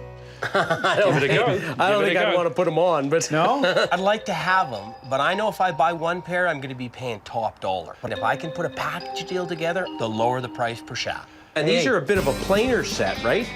Just a little bit, but look at the great arrows. These are like rodeo shafts, right? They could be used in rodeos, yeah. They're sort of the same vintage, maybe a little later 30s, maybe? Mid to late 20s. That is Alberta. That is, for me, Western Canada. That's about the closest you've got to an ordinary set of shafts, and that's a really good set of shafts. The buttoning's all there. Yeah. They're in great shape. Oh, look at the tool work again, the leather tooling. Oh, it's gorgeous. Yeah. Just flows. Another beauty set with hearts on them. Oh, yeah. Now, there's a romantic cowboy that wore these ones. I think so, yeah. All the brass work on them, it's just beautiful. These are interesting because a lot of people mistake this. You see, again, a lot of native work where they have like a reverse swastika. The Navajo used it as a sign of good luck. Yeah, the tool work is gorgeous, too. And that dates these ones because I don't think they did much of this after the 1920s. I put these at probably about 1910 to 1915 with the Navajo symbols. I've dealt in Western wear for a long time, and I've never seen a pair as starry as these ones. Albertans value their Western heritage. Chaps are a big part of Western heritage.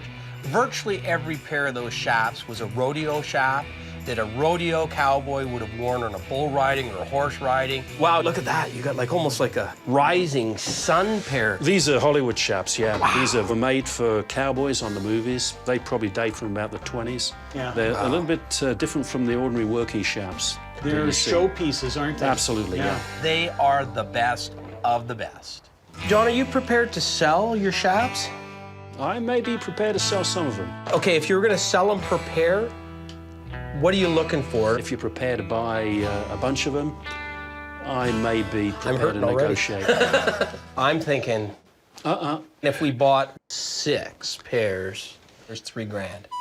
That's a little bit low, actually. And how about 1,000 apiece?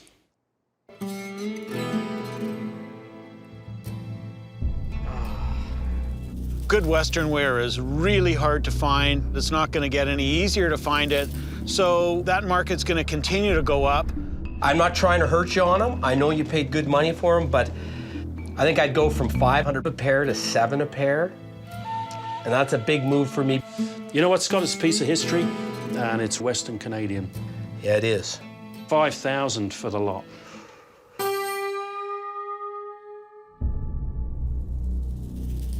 This is one shot, okay? Because I'm sticking my neck out on this. I hear you. I'll go 800 a pair. That's 40, 800. I ain't going a cent higher. Okay, sounds good. Shake quick before I change my mind. I think Scott likes quality as well, and I got a feeling he might be wanting to keep a few of the pieces for himself. I paid more money for those chaps than I've ever paid for chaps in my life, but I feel great about it.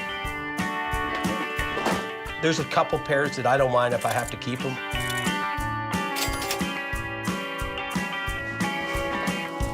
We're going away with some great Western gear. Always good to see you. That was a lot of fun. John, absolutely. It was great to finally meet you. Well, come and see us again, okay? I will do that. They're basically antique nuts like myself. Hey, that was incredible. It was a lot of fun. You didn't let me know what I was getting into there.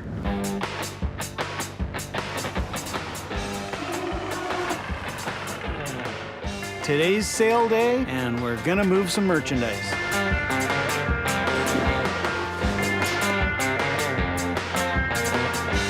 Hey, Terry, so you know about it, it's 1 o'clock. We've invited a few of our friends, Bill at Sheldon, people that I think recognize a good buy, and they're coming to pick from the pickers. Just wanted to make sure you're coming, because there's a bunch of stuff for you. Where's my book? I think I'm gonna be winging it most of the day.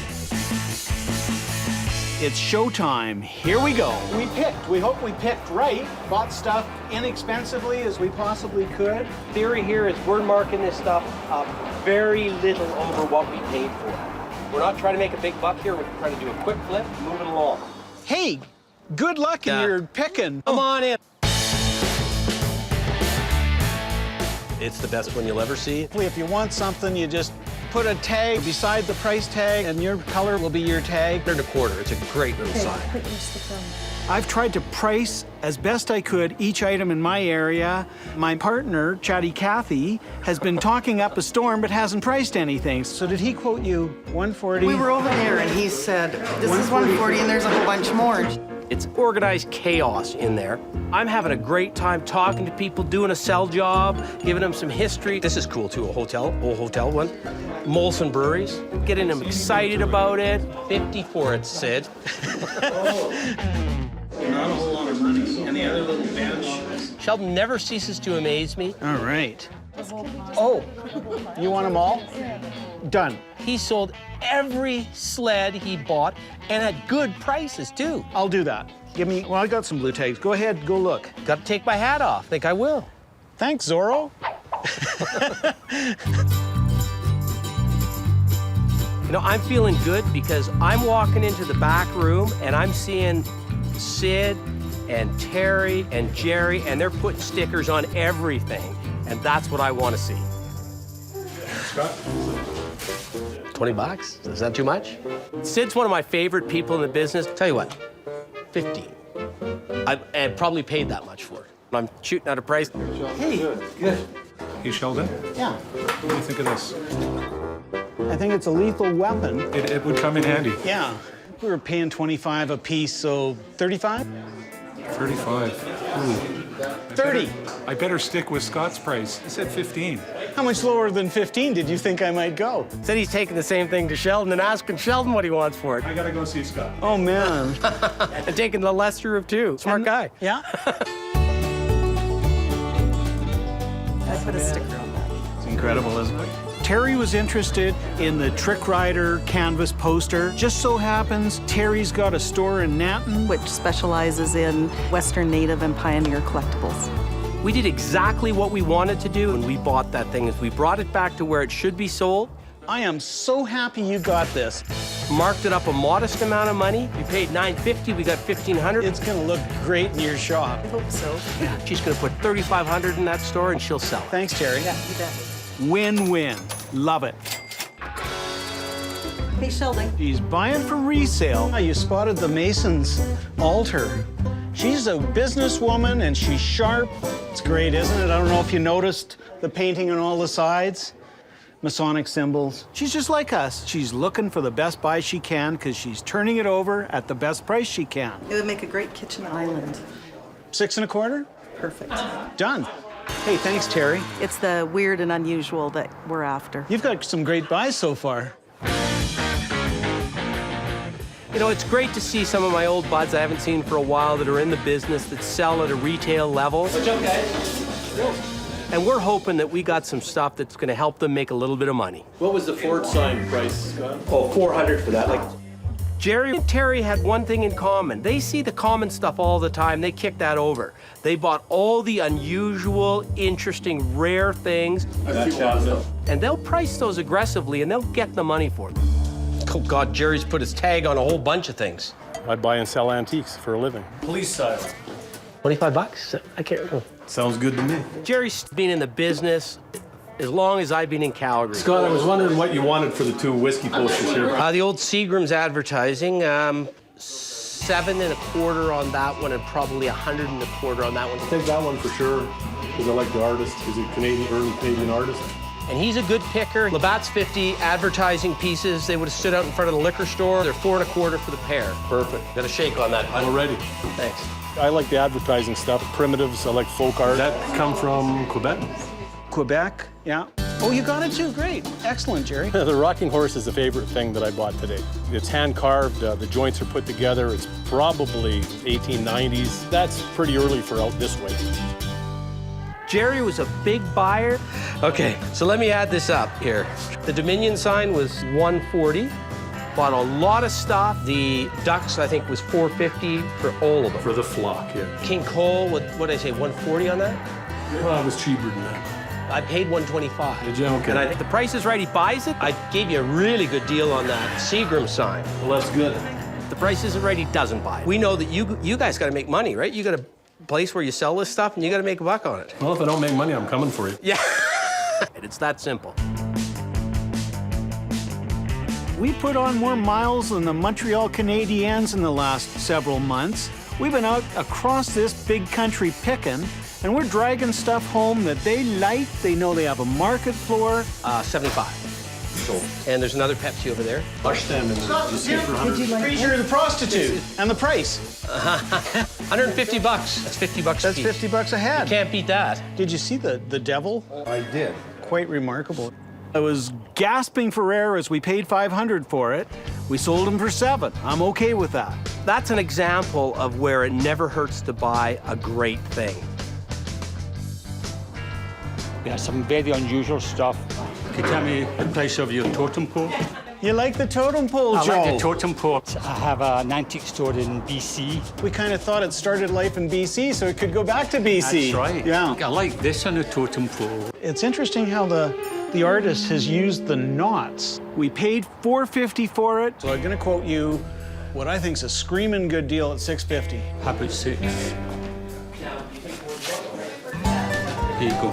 I'm glad it's going to Joe. He was a good buyer today. This is a nice one. We were so happy. We found it in this market in Winnipeg, and it was by far and away the best thing in the whole market. It's very unusual. Yeah, and when you consider it's gone in and out of several fires, water, smoke, it's in remarkably good condition. Very nice. What's the price of that one? $375. Is that your best price? We paid $250 for the leather fireman's helmet. Would you say $350, Joe? And my wife will kill me, but I still like it. Sure. Done. Definitely suits me. Oh, does that ever look good on you, It man? definitely suits me. We left a little on the table. Joe's a dealer. He's gonna resell. Done. I'm glad you got it, Joe. We quick flipped it. Good profit. Okay, You ready? Sheldon. Terry and his wife came down. We had so much fun with them. We told them to come on down. They did. They said they had a lot of good stuff, and I just thought we're going to make a special effort to drive in from the farm. There's a screw in the back, right? And so you could transport it, and then when you're in the field, you'd crank this thing up. It was a killer colonel's shaving stand, field stand. So you could use it as from a general or a colonel, apparently. Would have been late 1800s out in the military field. Just a killer item. You're never going to see another one of those. We got to get $275 on it. Done. You're a sweetheart. I should have been dealing with you before. I know this is your deal there, Terry. Yes, I've been looking at this Ford sign. This sign is in great shape. I suspect it's really old, and I will have to find a place to put it in the collection, but I really like it. And I'm going to do you a favor on this, because you sold us stuff fair. Yes. And you paid a decent dollar on this. Your wife did. I'm going to flip it to you for $4. 4? Is that all? That's That's a all. wonderful deal. I'll take it. Okay. Thank you, sir. I'm happy as I could be. This is fun. I know. We got picked by the people we picked. Yeah. I love it. This is chaos. No, the big grain scale. 2 1/4? 2 1/4. People are starting to line up at some point and want to pay us. What'd Scott quote you on the duck? Or goose? $350. How much is it? $225. It's take a number, and I love doing sales. That's why there's technology. Yeah. I had a lineup. I was the head cashier and employee of the month. And that's what we wanted to create, a little bit of a buying frenzy. Today, it reaffirmed Scott and I are on the right track. We're picking hard, we're picking good, we're making some money. They were thanking us for inviting them. They had the best time. Come with money. We had the best time. Have no more money and no more energy, so it's all good. It was just a great day and everybody won. Well, that was a hurricane. I haven't had that much action for a long time.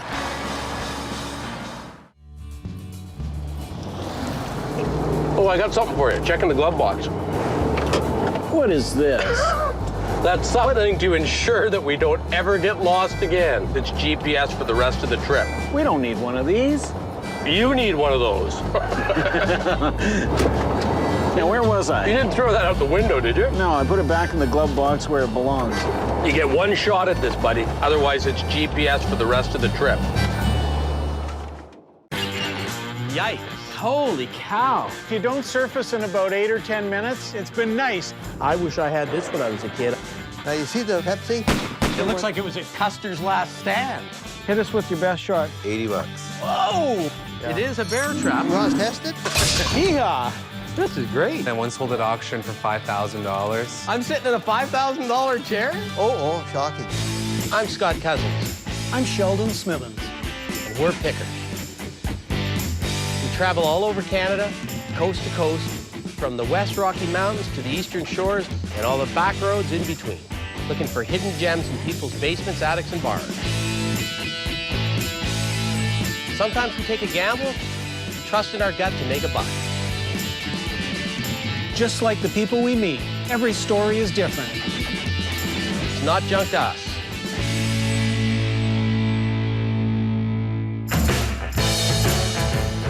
Betsy's not doing real well. She needs some gas. We're gonna stop, fuel up. Of course, I'll be the one fueling up. Hopefully, at least Sheldon will get the windows this time. Holy smokes.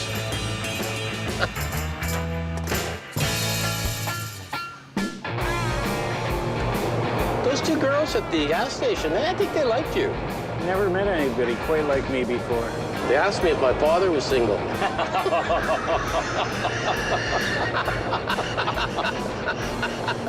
Touché. I brought a few white hats along with us. Perfect. classic symbol of Calgary. If a guy plays ball, they get the hat, right? Exactly. Good pick. White hat. That white hat tradition goes back to, what was it, Mayor McKay in the 40s? I actually don't know that. I didn't know that. I know we white hat people when they come to town if they're important. I thought we'd switch it up a little bit and take the white hats with us. So we're going up to Bayfield, right on Lake Huron. We're going to see Bill. Bill's been collecting for 60 years. He's got automobilia, gas pumps, signage. Apparently Phil has a lot of buildings on his land. Well, hopefully we're going to Phil's land and not landfill. Oh, there. This must be in here. Here we go. Look at this place. Holy Christ! Yeah. It's interesting. This is interesting. Got his own little village here. Yeah. He's got a pile of stuff. You must be Phil. I am. Phil, Scott Cozens, how are you? How you do? Hey, Phil, I'm Sheldon. Oh, yeah, it's a little windy. Well, we were noticing all the buildings coming in. You got a little bit of inventory here, Phil. Yes? I'm calling it Philville. I've heard that before. Looks like you're an accumulator. Yeah, myself, I have mechanical things, clocks, guns, motors, collectibles, Coca-Cola, beer, garden decorations, enamelware, signs, advertising, old tractors, the odd antique stove, railroad memorabilia. We also make maple syrup here. I used to have bees here, but I got sick of getting stung, so we don't sell honey anymore. And a few old boats. Are you willing to part with a little bit of it today? Well, a little bit, yes. This looks like a good place to start. I can see the bottom of a Coke sign there. Oh, yeah, okay. Yeah. It's been beat a little bit. In nice shape, they're like 1,200. Yeah, I think the market's dropped a bit on Oh, those. yeah, I think yeah. in really good shape, they're worth about 800 now. Yeah, okay. You got a Quaker State sign here. What did you need out of the Quaker State? Well, I was looking for 6 on it, but... Whoa, that's a pretty steep price. Well, it's a nice old sign. It's been shot once there. Yeah. I have means to shoot it a few more times if that helps. But now it's your turn to make me an offer. At 600, I'm afraid to even make an offer. Oh, no, don't be shy. So I try them on. I couldn't even give you 200 for it. He's like, oh, God, I've been shot. I think we're too far That's apart. what I said. That's what I said at the first. Say, Phil, what would you do on this little anvil? 25. Well, you got 20 on it. You're supposed to go down. No, but Down for the picker boys, not up. No, you got to start high with you guys, see? Okay, well, I'll say 4. Oh, well. Okay. We'll make it short and sweet. $15. I knocked $5 off of $20. Done. Okay? I'm having some fun. We broke the ice. You've been looking for one of these for right across this vast country. It's not exactly the one I'm looking for, but it is a bear trap, I think. Yeah. We want to set it, test it? Yeah. You do the jaws, I'll hold it down. There we go. I think it's rusted out a little bit. It's not as strong as it used to be. Yeehaw! Yeah. So how much is the trap? $2.50. He's not easy. I think I should take my anvil and go. Now, you see the kick plate Pepsi? Yeah. That's really been shot. Yeah? It looks like it was at Custer's last stand. He did have one sign on the ceiling that didn't look too bad. It was a Toronto Star sign. Is it double-sided or single-sided? Single-sided. Single-sided. Decent sign. It's one you don't see out west as often as some of the other ones. These were actually on bicycle stands. That sign looks to me like from the 40s or 50s. So that would be like 100? Yep. Well, I'm thinking I can do 100 on that. Okay. Here's a Buckingham. Yeah, you know, cigarette stuff's really slowed Really down flat, as of Yep. late, eh? Yeah. The stuff that's really popular is the good oil and gas and coffee and tea, that kind of thing. Yeah. That's a scarce gas pump, isn't it? I've never seen the skinny one like that. This gas pump came with this property when I bought the property in 1979. Wow. So you don't have much into it? Not a lot, no. So I got a total of $49 in that pump. So what would you need out of it? I've turned down $5,000 for the pump and $2,000 for the top. You paid $50 for it. You turned down $7,000. So it's not for sale? Not really. It was never leaving that garage, ever. I see something I'd like to buy off you. Uh-oh. See, this is kind of stuff that I'm not trying to sell. Like, This is all your favorite stuff in here. Oh, kind of. Like, it's a workshop where no work gets done. What about the Red Indian That's sign? what I'm looking at, is the Red Indian sign. It was covering a stovepipe hole. So again, you got nothing into it. Nothing into it, yeah. What do you want out of it? I like it. So come on, hit me with your best shot on the Red Indian sign. You're actually in the inner sanctum here. Where Well, that's where we want to be. I assume you're telling me by the lack of response that you're not selling me the Red Indian sign. Not everything's for sale. Like, I have some of my own collections that are not for sale. Unfortunately, they kind of zero in on a lot of the things I like to keep. Do you have any more white rose type stuff or Anarco? They're pretty high priced. You must have bought them 10 years ago. I did. Anarco is a type of oil or gas that was put out by a company, White Rose. It's got the little boy holding the sign on the Anarco, and that's what everybody wants. It's got the figural, it's got the graphics, it's early 1930s usually. So it's the stuff that's second to Red Indian in terms of popularity. Yikes. Yep. You got some serious 10 years ago prices on these. That is, yeah. So what did you pay for it? Oh, over $3. It is a nice bag, though. Did you buy that for resale at the time, or did you buy I that? was actually collecting, you know, with here the we old go. gas pump and stuff, I was... So you paid a premium to get it for yourself 10 years ago. Yes. Yeah. Right. Yeah, the market peaked 10 years ago. A lot of areas of collecting have softened. Part of that's the economy. Part of that is a lot of these guys that were collecting are too old, and I'm finding some of them want to sell and not collect anymore. If you were to sell the whole lot of those Anarco tins, what would be your rock bottom, blow it out price? Oh. And forget what you got into them, because that's so irrelevant at this point. $600. You're probably not going to be happy, but I'd go 400 on them. That's not leaving us a lot of room for profit. I just think we're just a little too far apart. That's okay. I hate to sell for less than I got in stuff. I either have to wait till the market turns around or get buried with it. Phil, I'm going to warn you. Scott here, he's a tank driver.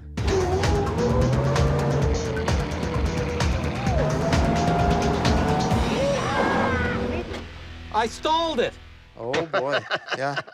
That's a World War II toy to save on metal, eh?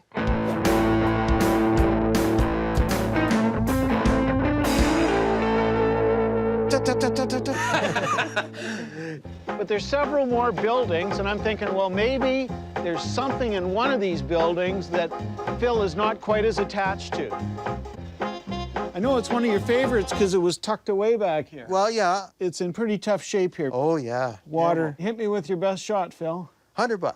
Oh. Oh, shocking. What about this?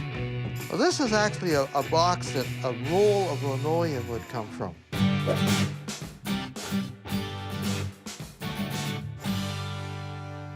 The good news for us, though, is we're shipping, we can put stuff in it. Exactly. That's what I'm thinking. What would you want for that? It's got $30 on it. I could knock 5 off that. All right, 25, done. That's actually the best priced item I've seen so far, Phil. I hope they're happy with it. A box is something we can use for packaging at the same time, and the graphics were good on that. They really know their stuff. Bought myself a Hercules made in Canada anvil. They're good guys. Decent sign. It's nice and bright. Somebody will want that sign. Well, Phil, thanks a lot. You're tough to deal with. I know, but I get practice. You got practice. 60 years of it, apparently. Over that. Maybe you'll have a little less attachment to those Anarco tins next time I'm through. I have a feeling they might still be here. Could be, could be. Oh, I forgot to ask him about maple syrup. What about maple syrup? I was going to buy some maple syrup. Does he sell maple syrup? He sells maple syrup.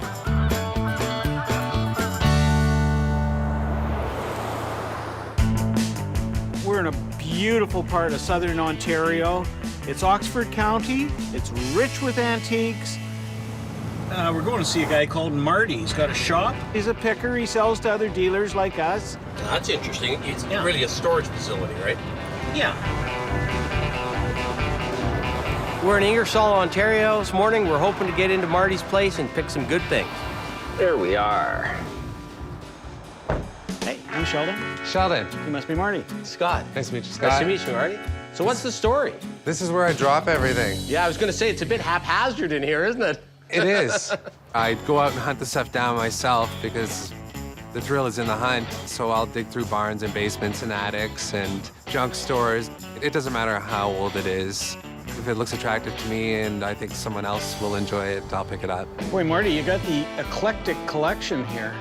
So nothing's priced. So what do? Do we just look around and then ask you? Yeah, just snoop around and see something you like, pull it out, and I'm sure we can work out a deal. I can see that this is a guy that's like a flea market picker, but the good news for us is this is not a place where the public gets. This is a place where Marty takes his stuff, sorts it, prices it, and decides what he's going to do with it. Oh, this is cool.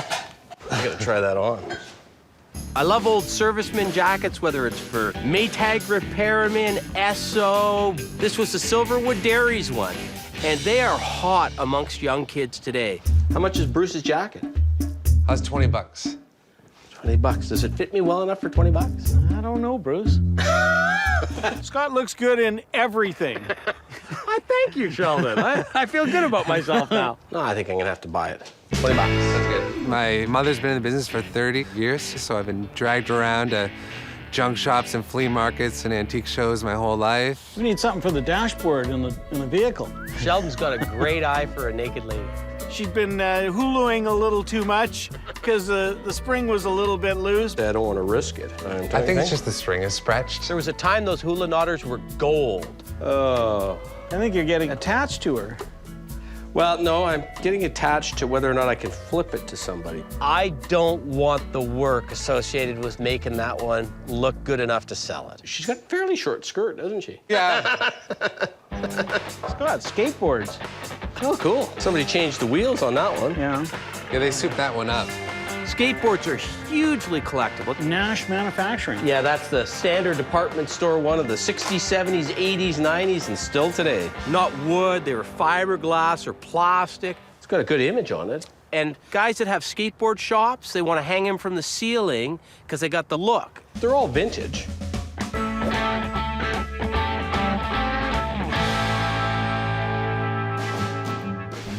So how much do you want for these? I'll go 30 bucks on the lot. 30. 25 bucks. All right, done.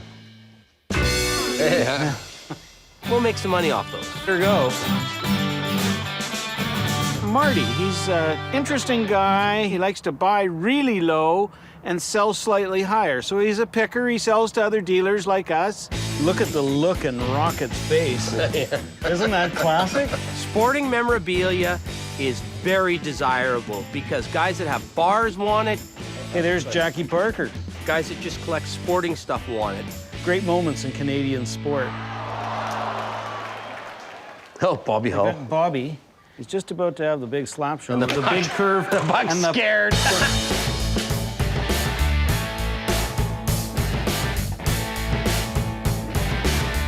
That's hilarious. Bobby, miss. I could see immediately that it was old, and it was just a really cheap 39-cent banner in its day. But you know what? Bobby Hull stuff's not common, and I know people that will pay $20, $25 for that easy. How much do you want for the Bobby? I was thinking 15 on the banner. I'd pay 10 for it. That's all I'd pay. That's fine. Done. Everything's for sale. Everything has a price. As long as I make my money and they make their money, I'm happy. I saw a Dumbo cookie jar, turnabout cookie jar. You could have Dumbo that way. You could turn his head around that way. Proper Walt Disney one. It was marked on the bottom, so it wasn't a knockoff. At least there's no chips. There's no Yeah, and they scratches. often get busted right here. Yeah. On the rim when people put them in. Made in the 1940s and the early 50s. Right after the movie Dumbo came out. What would you want for Dumbo?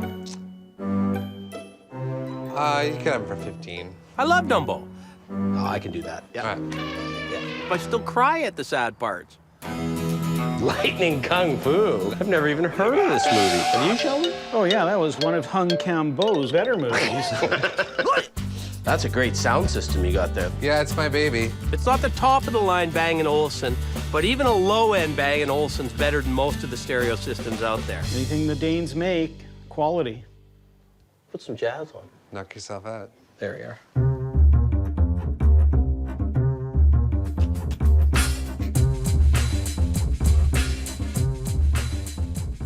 That thing was made in the early 70s, and it still looks good today. Okay, good. What would you need out of that? My best price is $300 on it. It's tempting. Got one guy that likes this stuff. Let me think about that for a minute. But I want to ask you about your fan. That is a cool fan. I think these were really popular in the 50s.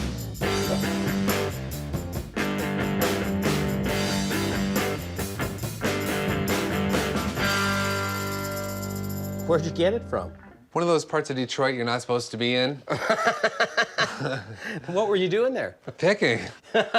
It's dual function, right? You could use it as a stool. Yep. And when the house got really hot, you turned the fan on. Fans in general are easy moves. What kind of price do you want from me for it? I'd let it go for 50 bucks. Oh, I'm having that. Deal. Somebody's gonna love that. We're buying a few things. Scott's pulling the trigger here and there. Where did these buttons come out of? A dirty old estate I was digging through last week. They are dirty. Yeah, but there's some pretty cool ones on there, so I just grabbed the whole bunch. Some of them are older, right? Yeah. I found some Led Zeppelin pins. I noticed right in the middle of it was a real good early vintage Beatles pin. So what would you want for the whole rack of these things? You take them all in the stink with you for 10 bucks. Oh, yeah, I'll do that. All right. Yeah, no problem. Do that. Have you ever seen that before? They're heat lamps. And what would they be for heating? I think they're more for relaxational. They're cool. I mean, they almost look like a black light. Look at these, you can tilt them too, swivel around. You guys rotate on a different planet than me. What would you want for them? I'd have to get 60 out of the pair.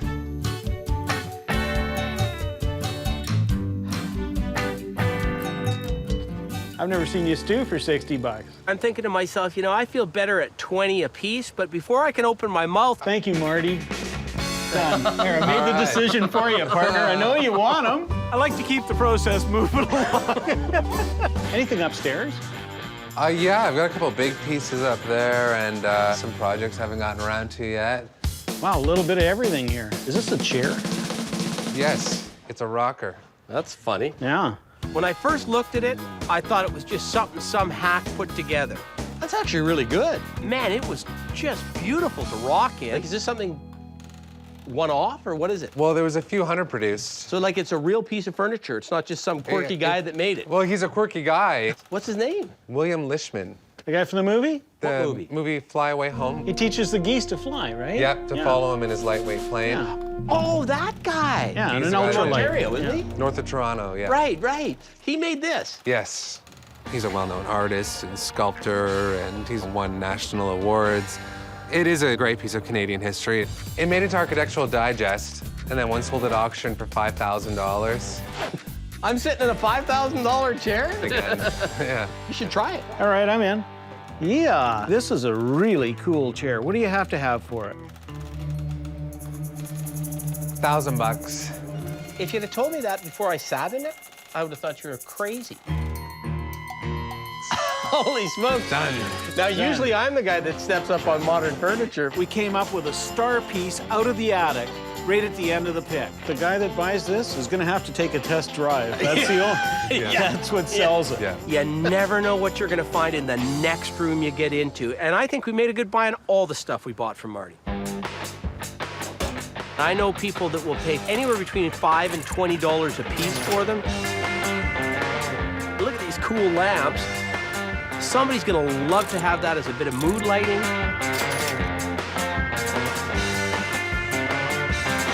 It's a great little fan.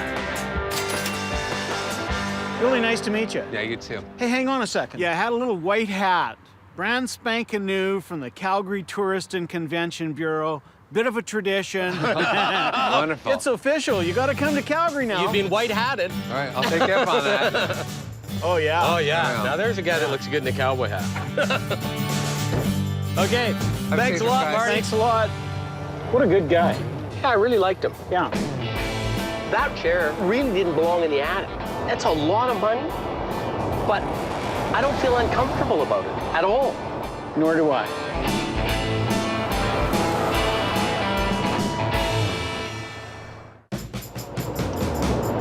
Really like this area. This looks like moose country, doesn't it? Yeah. Heading towards Kawartha Lakes. Lots of lakes, cottage country, and it's rich in material. We're going to see Shane and his father, George. So I think you're going to be excited about George's things. He's got all kinds of automobile collectibles, advertising. So we should be getting close. Yeah. It's got to be here. This has got to be here. Yeah, Nobody's got a White Rose sign like that. Yeah, and the Coke there's a totem pole on the front. I didn't expect to see a totem pole. Look at that double shell visible gas pump. Beauty. How are you? Scott Cozens, how are you? George. Hi, Shane. I'm Sheldon. Couldn't help but notice the totem pole driving up. Where'd you get that? They come from Indonesia. That's amazing. They make that in Indonesia. Yeah. How long have you been collecting, George? Oh, man. I think I started when I was little collecting license plates. I like Coke machines. I do a lot of the vendos. I've restored quite a few of those and fixed them up and sold them. We moved out here about 6 years ago. It was 4 acres. We built a nice shop, and we're gonna have a nostalgia store someday and do the restoration on the stuff. That's a repro shell sign. Yeah, yeah. It's a really nice globe. It's a figure of They globe. look great lit up. We heard that George wanted to sell and had a ton of stuff. So what would something like that sell for? In that condition, probably $2,500. Now, if you were going to sell it to us, what would you want for it in that condition? Probably 28. No. What we didn't hear is that he wants to sell retail out of a store he's going to open up. I can see where this is going. So you live there, and this is going to be a shop. Correct. Well, did you say he had some stuff in the house as well? Come on in. Come on down. Wow. Lots to look at. Holy smokes. Got a real mix in here of stuff. When we get the store up and running, it's going to be kind of like a nostalgia warehouse that's going to have rows and rows of stuff. We're gonna do jukeboxes, Coke machines, gas pumps, signs, pinball machines, the whole works. The paint on this is just perfect.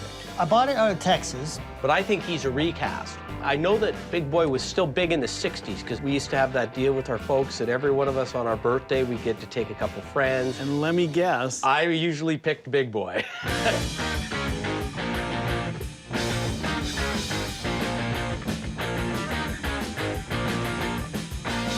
So what do they cost to get them made? By the time I got this shipped up here, if I sold that, it'd be $2,500.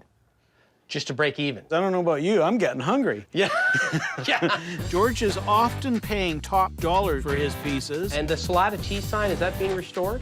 This one I had to repair just a little bit, and I kept all the cracks in it. And he's restoring and putting hours into a lot of them. Boy, did you ever do a nice job on this one? The porcelain was all damaged through there, so I cleaned it off and saw brass, so we polished it up. Can I touch this one? Yeah, take it down, yeah. So as a consequence, George is investing a lot in the pieces that he had. There's a good door push, that Coke one. Yeah. But Scott's persistent. It's the shape that really sets this one off, isn't it? Yeah, very Art Deco in shape, but it's not 20s, it's 40s. I really enjoy restoring the signs. Well, this one's, I restored the ends. Yeah, I was gonna say that one. It was in a fire, and I had to do from there over. You did a great job. That's a nice decorator piece for somebody. It's never gonna be truly collectible because, like you said, it was half gone, right? Yeah. I have trouble selling restored signs. Yeah. People want them original. Like this one is original. What would you want for something like that? Those ones go for about $400. In this condition? Yeah. 400 seems to me to be steep. I think that's probably more than book price on it. I could do 3 on it, but I can't do any more than 3. I probably got that in it. Yeah. Well, there we go. Yeah. I wish I had this when I was a kid. I never had anything like this. You look good on that missile, I can tell already, Scott. It's in absolutely beautiful original condition, probably a 7 out of 10, which is as good as you can hope to get one that isn't out of the box. It's got the little lever on the side, and it makes it click when it drives.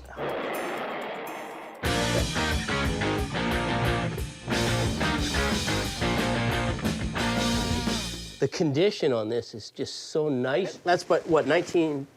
50s, early 60s? Yeah, I maybe? think so, yeah. There's a million cars out there. Every kid had a little car, but not very many kids had a rocket. The kid that had that pedal car, he was the most popular kid on the block. I'm afraid to ask, but what do you want for it?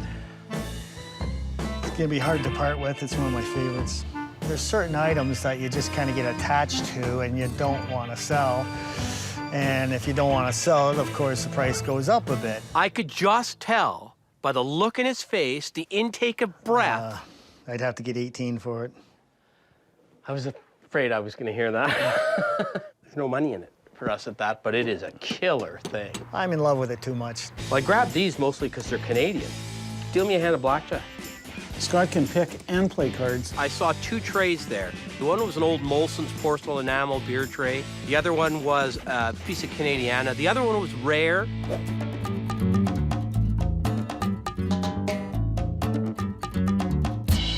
So what would you want for the trays? This being rare, I'd have to get 100 and a half, and that would be 100, that one. If I was to take the pair, would you go 2? No, I can't do it, sorry. Hit me.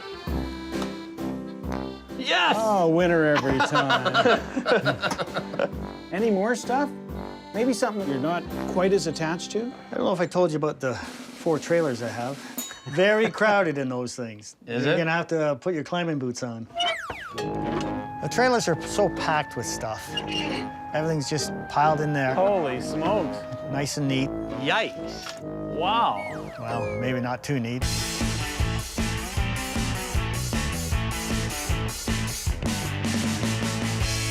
Can I actually sort of wiggle in? Get up there. Holy cow. If you don't surface in about 8 or 10 minutes. Yeah. Yeah, it's been nice. There's some good stuff back here. I just wish I could get to it. Scott's like a Labrador retriever. I send him in, I tell him there's a bird in there. Go deep. Does he bring it back to you, though? Oh, usually, yeah. In the trailers, they're just piled with stuff. And every time I go in there, I go, oh, yeah, I got that. I forget, you know? Have you had a tetanus shot lately, Scott? No, but I got a feeling I'm gonna need one. Oh. What do you see? A rusty 70s pedal car, I think. Now that's a beater. What would you want for a beater? I'd want 100 for it. It's more rust than it is metal, I think. See, Shell, I think we could probably sell that pedal car for 75 to 100 bucks. That's about it, though. Nice checker cab. Yeah, them guys know the good stuff, that's for sure. They tried to get some of my good stuff. What would you want for the checker cab? They're not for sale. Okay. Did you do these Coke stools? They went around one of the bars I built. It's like a $6,000 bar. $6 grand. I might sell some of the stuff off, but I'll keep a lot of the stuff to restore. What the heck is this thing? That's the bottom of a carnival ride. So that must be the bumper off that car. Are you going to restore that at some point or what? It looks like too big of a job. Well, then what would you want for the grill? No, the grill would have to go with the car, because then the car would be worth nothing. Well, it's worth nothing now. So how much would you sell the grill for and throw the car away? No. No? Okay. I don't understand where he's coming from. He won't discount what he loves, and he won't discount what he doesn't. It's got to be a disease to collect this stuff. I did all that climbing and digging. I got no treat. Elbow. Good job. You made it. Yeah. Yikes. Quite often, collectors have a little bit of a problem parting with things. There's lots of stuff in here that we'll be interested in. The only question we've got is, what's the price? Wow, you got a lot of Coke. You got a whole row of Vendo 44s over there. Oh, you saw that, did you? Yeah. The Vendo 44 is probably the most popular of all the Coke machines because it's so small, it can go anywhere in anyone's house. This one looks like it's in reasonably decent original condition. When we restore them, we take the compressors right out and rebuild them. We rebuild the coin mechanisms, do all the body and paint, and when they're ready to go, they're pretty much better than brand new. If you do find one with a rack in it, these racks are gold because they're very hard to find. I used, like, stack my beer sideways all the way up in here. Yeah. I would sell an unrestored 44 that's complete with the rack and compressor and everything for about $2,500. When we restore them, we usually get about 6 for them. There's just no way. We gotta buy those things at $1,200 to $1,500, flip them for 2, and let the next guy make the extra $500 to $700 on them. I'm more interested in this beat, but rare sign. It's rare because it's got the little guy in it. Yeah, and we welded that up because it was so rusty and it's in the midst of being restored. If you were gonna sell this, what would you sell it for in that condition? I'd have to finish it to sell it. I don't mind a few bumps and bruises on it. It shows its age, it shows it was used, and it's easier for me to sell with the bumps and bruises than if it's been restored. If you were gonna sell it to me today, just the way it what is? would you want for it? I don't think it's for sale. Okay, well that makes it easy. Yeah. This big Coke sign, what's the story on that one? It's missing a piece on top with the hangers, and it's to advertise your own store. As I recall it, this thing would look a bit like that, except it would have the big stripes and then you'd have your name in it. It's a 1940s, 50s sign. Coca-Cola dealer would have come to you and said, hey, we want you to sell our product. We're gonna give you a sign and we're gonna put your name on it. Flip it over. Oh, yeah. Yeah, I'm trying to visualize what the top of that sign looked like before we think about whether or not we need to own it. The problem is, he's gonna dick with that thing. He's gonna touch it up and try to make it better, and in my mind, he's gonna take all the value away from that sign. And what would you sell that for if you were gonna sell it?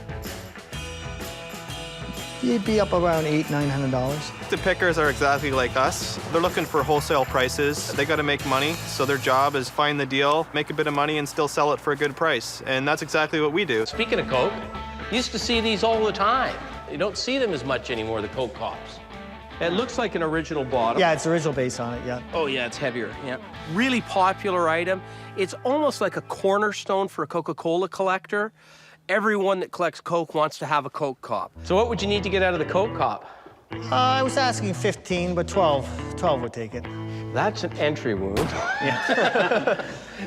That's an exit wound.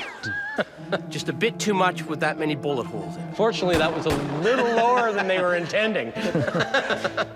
I can see them offer me a lot less on things because they have to make money on it too. Oh, that's a beauty. Yeah, that's a nice bike. Nice condition, too. Yeah, it's a girl's bike.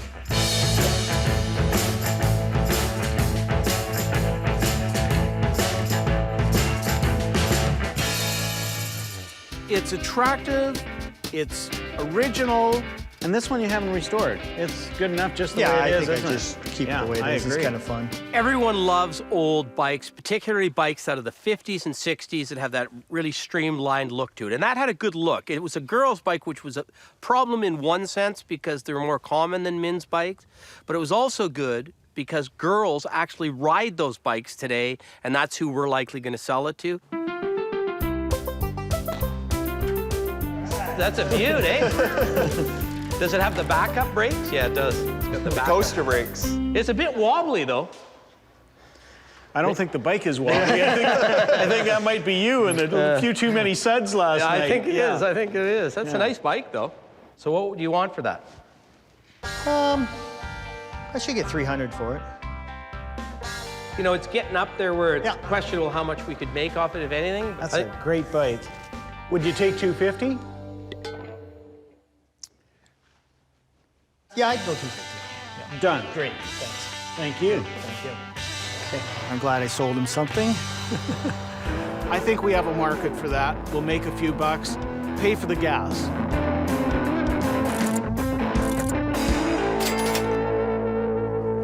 Hey guys, that was nice. Hey, it's nice to meet you. You guys. Take care. Thanks a lot. Happy day. Hey guys, Yeah. Big boy made me kind of hungry for a burger, maybe have some suds. That was quite something. Got to see some neat things, but couldn't buy anything. I don't think my wife would be too happy if I brought a semi-truck trailer and put it on the front lawn. Do you think so? I'd say you're getting close.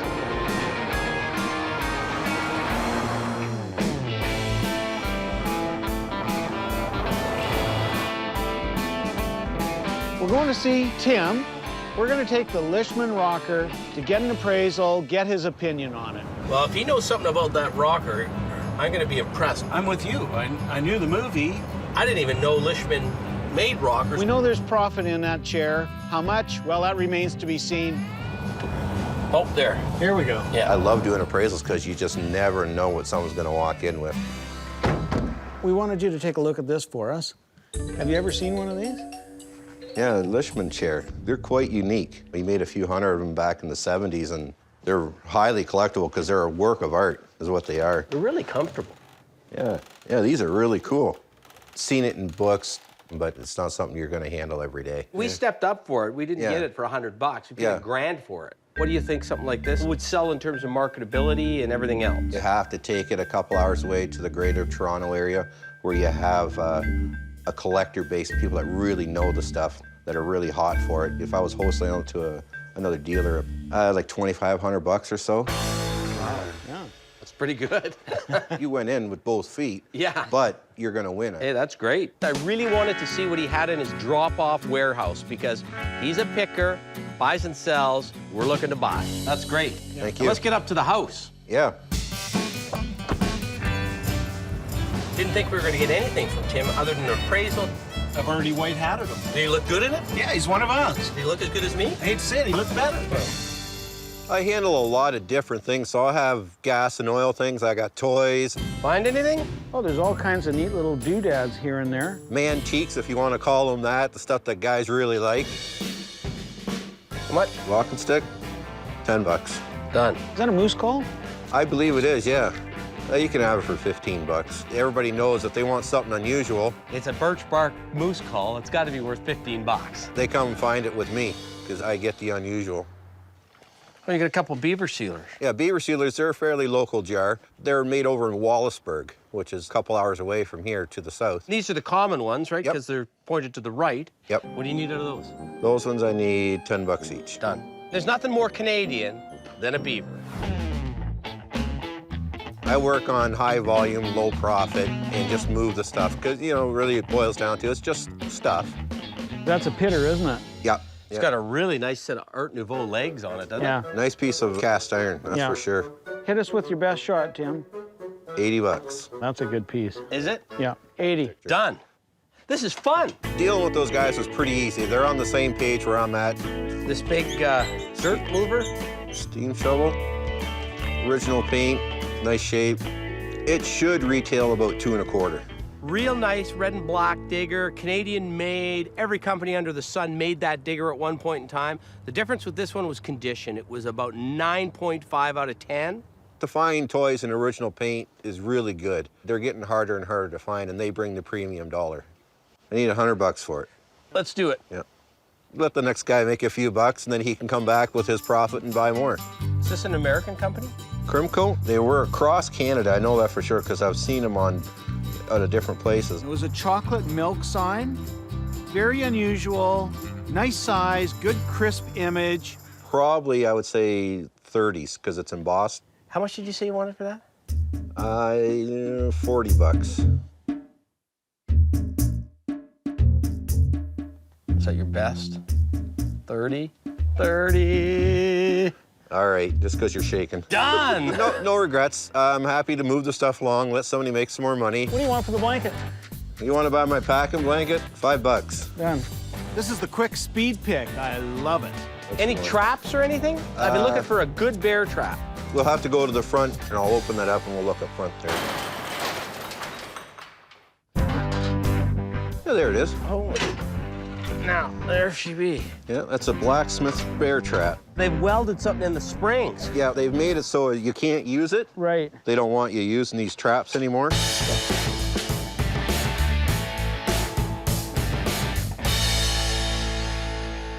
Finally, I found a real bear trap. It was an old blacksmith-made bear trap. A lot of people that have cabins, that's just such a big, impressive thing. It's a cool thing. Piece of history. What do these sell for? They're generally about $400 or so. In this condition? In that condition. Because it's pretty rusty, right? Yep. What do you need out of this? I'd like $250, but you can have it for $200. That's what I got invested in it, so. You know, I've been looking for a bear trap all over Canada. Yeah, shake the man's hand. Yeah. 200 it is. This is great. This is some good picking. The best picking we've had so far. Yeah. We could stay here picking all night if we can. Oh, Delco batteries. Huh. Yeah, that's a battery stand. Comes all apart. It's a really cool piece. That would have sat in a service station, probably in the 1960s. Great display piece for guys that have oil bottles and cans and all that stuff. Any guy that's tried to put together a service station display or a gas station display will want that piece for his collection. What do you need out of that?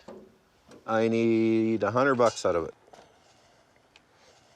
And all the pieces are right there for it. Done. Is that a Massey? No, I don't think it's Massey. There are a lot of people that buy tractor seats. They'll weld a piece of metal to the bottom of them and use them as bar stools. Never have any trouble selling a good tractor seat. What did you want for all these seats? There's 6 seats there, I think, altogether. $300 for the 6. Several weeks ago, we were at a pick, and the guy wanted $300 for one seat. Shake the man's hand. Thank you. Thank you. The guys are welcome to come back anytime. That's your new lucky hat, isn't it? Yep. Brand spanking new. We've been doing well, but I think we better get this packed up and get on the road before it's too dark. Watch your fingers. Yeah, so this is a homemader. It's just a wall hanger anyhow at this point. So. It's a pretty seat.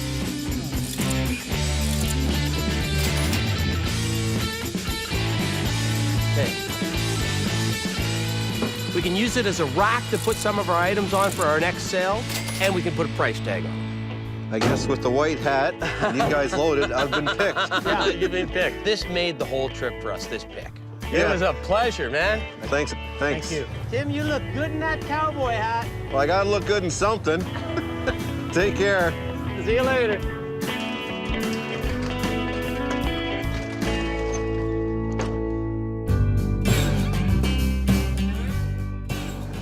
When you give a white hat to a guy, you're giving him an invitation to come to Calgary to visit the city. I agree.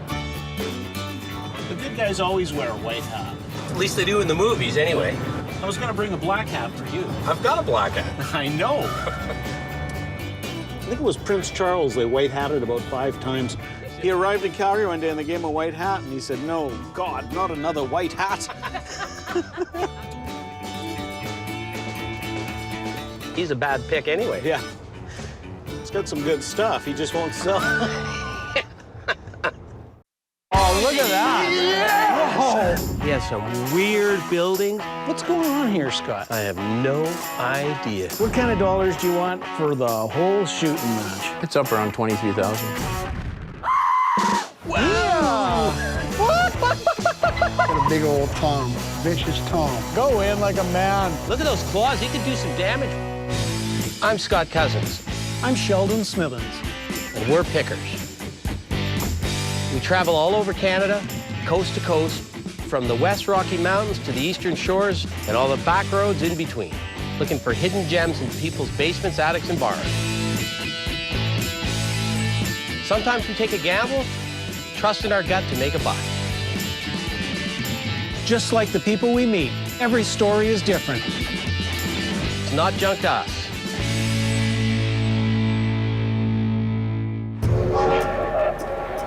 Gotta love the West Coast.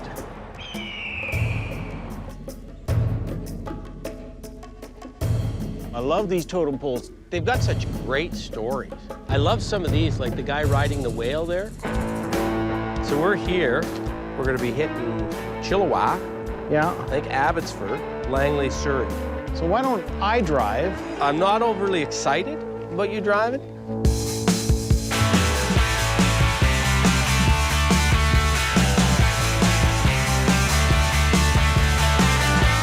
We're on our way to Bridal Falls. It's in the Fraser Valley. It's a really nice area. It should be some good stuff here. Simon Fraser, great explorer. This was his gateway to the Pacific. I guess that's right, yeah. We're going to see Henry. This guy, I think, is going to be primarily oil and gas, some Pepsi. Excellent. Yeah, so he's got some stuff. Now, Does he say he's a seller? he says he's a seller. He says he likes selling to pickers, and he says he's prepared to sell anything and everything he's got. Hey, this looks like the place. This is it. A couple big shell signs there. Hey, you'd be Henry. I'm Henry. I'm Sheldon. Hi, Henry Scott. Got some interesting stuff here. Yeah, I enjoy it. How long you been doing it? Pretty well all my life. I've always enjoyed the old stuff ever since I was a kid. And the hunt's part of it. I like collecting anything that's rare, unusual. Always oil and gas? No. Used to collect kids. I got 9 kids, but I found that it's too expensive. Well, let's head inside and see what we can look at.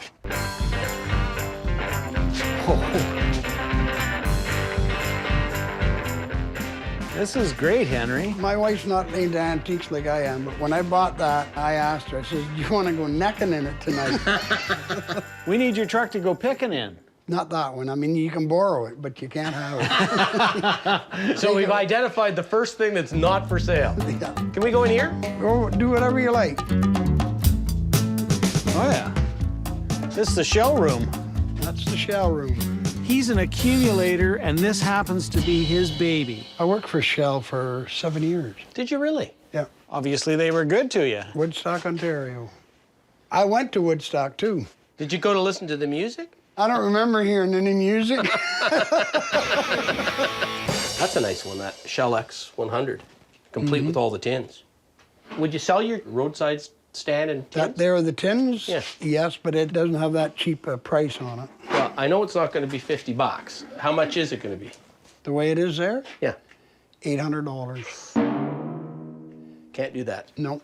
This is a good little display cabinet. Would you part with that? A good little oak cabinet in perfect condition. Had nothing to do with shell. That's something I'd pay, maybe $60 for. No, 100? 75? 85? What do you think, Scott? Done. 85. Oh, you got a grip like a vice. And he kind of surprised me. He parted with that little display cabinet, and I think there's more to come. I'm sort of happy now because Sheldon's broken the ice, so I'm hoping the rest of the day goes that way. I just want to take a look at this Bonanza lunch kit. It doesn't have a handle on it, huh? Yeah, well, that happens sometimes.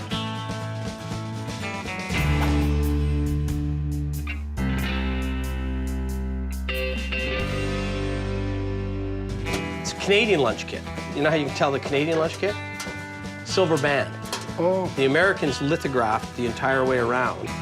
There's a very small handful of collectors in the United States that pay huge money for mint Canadian lunch kits and mint Canadian thermoses. Good Canadian guy, Lauren Green, in it, too. Yeah. Unfortunately, it's a bit of a beer. So for what I would offer you for it in that condition, it's probably better up there. I just want to see if there's anything old. You see, there's a couple old Lesnies in there.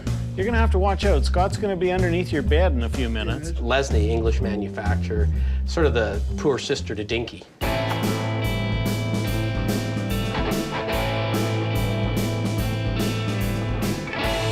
That's a first series Lesnie. Is he? Yeah, you can do steel wheels. I bet you paid $35 for that. How much? Paid $100 for that. What? Holy. I do have some weak moments at times. I've done this myself. You see something, you love it, and you overpay for it. If I'd paid $100 for that, I would tell my wife to put it in my coat pocket and bury it with me, because you're never getting $100 back out of that baby. You don't want too many weak moments. No. You got a pile of stuff. Oh, whoa, Henry, you've been busy. Once it's in your blood, collecting and that, if it's in your blood, it never leaves. This is cute. I don't really care about the lifesaver. No, but the stand. Yeah, the stand. And it is old. Probably 30s, 1930s is my guess. What do you need out of it? It's got to bring $100, or I'd rather keep it. Can you come down a little? $75? No. I can't. On that one, I can't. $100. Okay.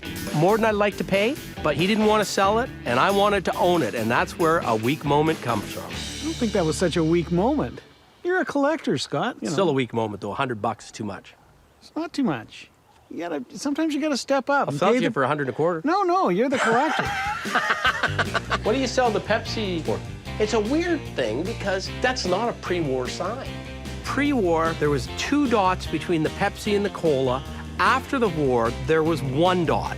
It's all original. Oh, no, it's right. The year's 51. But Okay. what I'm saying is, I think what happened is they used the pre-war stamp on it, even though it's a post-war sign.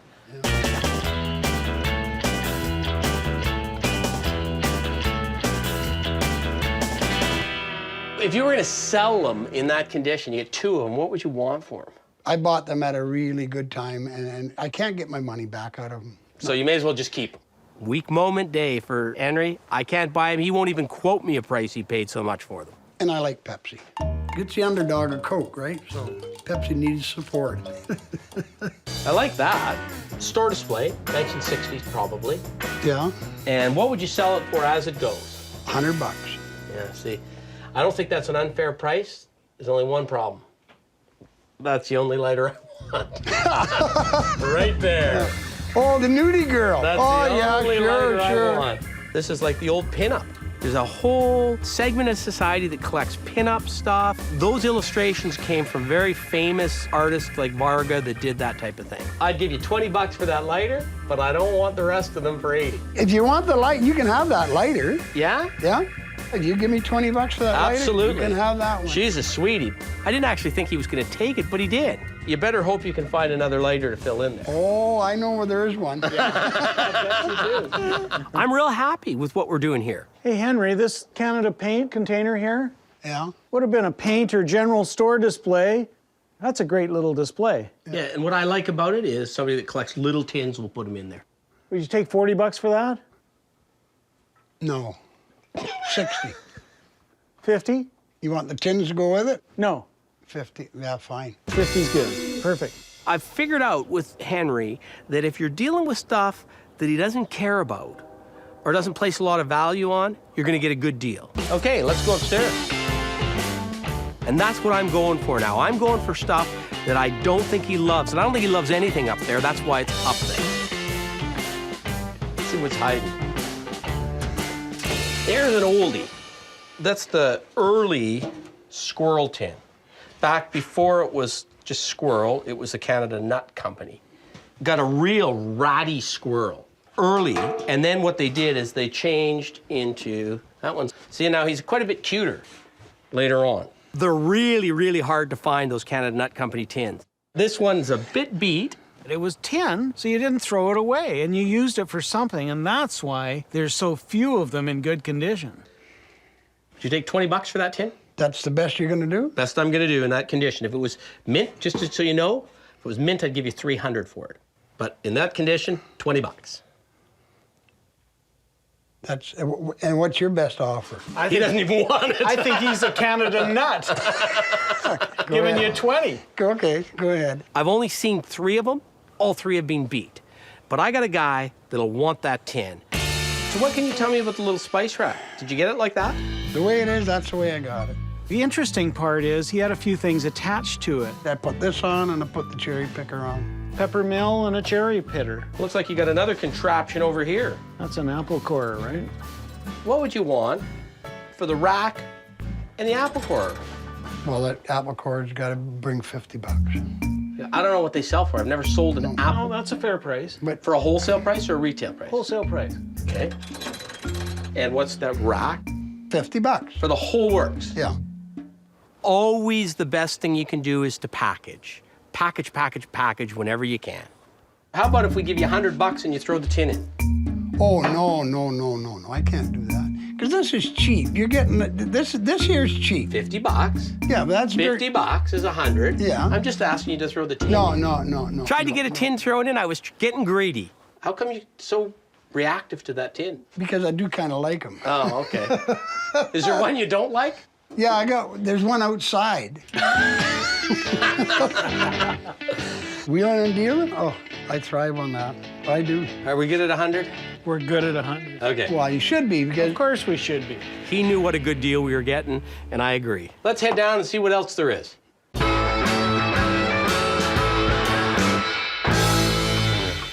We're still doing deals, and that's a good thing. We keep the ball rolling. We're getting merchandise, and we're getting it at what we feel is a fair price. The pickers are happy, and we're not done yet. One last thing. I gotta look at this Buddy Ellen. You don't get a chance too often to look at a real nice, original condition Buddy L shell truck. I'm guessing 1940s. It's even got the grill, which is almost always gone. Now, that probably would have been a $10 toy in its day, which was a lot of money. That's a good toy. Now, the back's been dicked with. Yeah. And what's your best on that? That's not leaving unless it brings $500. I still think at $500, there's a little bit of money to be made in it. That bothers me. Yeah, I know. That's a good toy, Shell. We have to be really cautious if we know that something isn't in original condition. Can I put it back there while I think about it for a minute? Yeah, sure can. That's a beauty. Yeah, that is. How much for the little guy? 125. 125. Yeah, yeah. I got that at a weak moment. Oh, don't talk about that one. That's a cutie. It's a Schuko. Yeah. German.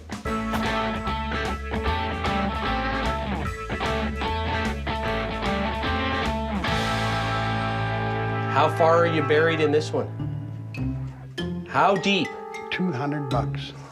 Whoa! Another weak moment? How far could we help dig you out of that hole where you'd be able to say, okay, you know, I didn't get all my money back, but I'm okay with it? This one here, $175. That one bring $100. I know it's a lot, Sheldon. I know it's a lot. Yeah, he got quiet all of a sudden. Okay, Shell, let's go talk for a minute. You know, I love the Buddy L except for that back gate. Yeah. He's not moving on 500. No, it's either yes, no, or whatever. And you know what? I don't mind putting up $500 on that toy, taking a chance on it. It's the best toy he's got by far. The Schuko, a lot of money, but I'll tell you one thing, I've never seen that Schuko before. That little tin to the right guy could be $200. Tins are funny things, you know? I trust your senses. If you think we should go for it, let's take a shot. I'm thinking we should try them on at 700. You're not gonna budge them. Doesn't hurt you to try them on. Yeah. We're in or we're out. I'd say if you think we're in, let's go for it. Henry. Can I try you on at risk of you being mad at me? You won't No, be offended. I don't get mad. That's fine. That's... Okay. $700. No, that won't fly. I honestly feel I don't want to take less. I'm gonna pay $775. What can I get thrown in the deal? How about those models over there that would have sat in a dispenser at the gas station? Yeah, go ahead. Done. Here, let's do the cross shape. There. I heard Henry had a pet, and he asked me if I wanted to see it. Can you tell when he's agitated? Is he agitated right now? Yeah. What? Got a big old Tom. Vicious Tom. Go in like a man. I'm going in like like a man or a turkey? Like you are. So I thought I'd go in and see how close I could get to it before it pecked my brains out. Hey, bud. He's a beauty. You're far more brave than I am. Are you gonna come at me? Look at those claws. He could do some damage with those. Have you ever got this close to him? Oh, yeah. Oh, He yeah. goes up and pets him. He's very friendly. You stay where you are. I'm grabbing one of your feathers. I'm not touching you. Turkey feather for my cowboy hat. There we are. That's a feather in my cap.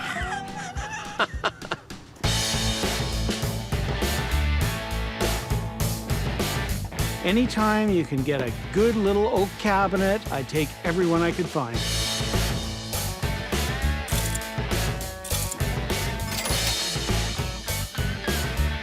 This is cute, and it is old.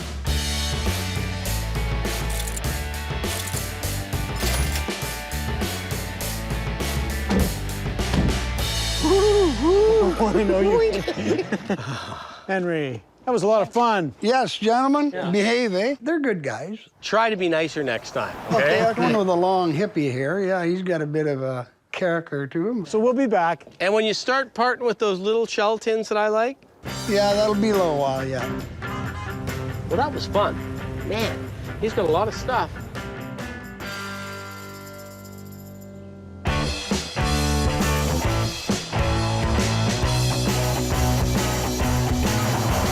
So what are we going to see here? I think we're gonna go see Harvey. I heard he's got just a pile of stuff, like rooms filled with stuff, which is what we like if he's ready to sell. If he's got good stuff. Yeah, you know, I've never been in a room that's been filled with stuff and haven't been able to find something to it. You are the Jack Russell Terrier of pickers. You can usually find an ankle bone to grab onto and then you don't let go. Wow, look at that building. Yeah, that's a weird building, that one. Look at the mailbox. Stuff everywhere. Wow. I think there's a submarine. Look at these buildings. He has some weird buildings. It's like Hobbit land. We have no idea what's in there. What's going on here, Scott? I have no idea. We know he's going to be an interesting guy, whatever else may happen. Oh, there he is. Hey, guys. Hey.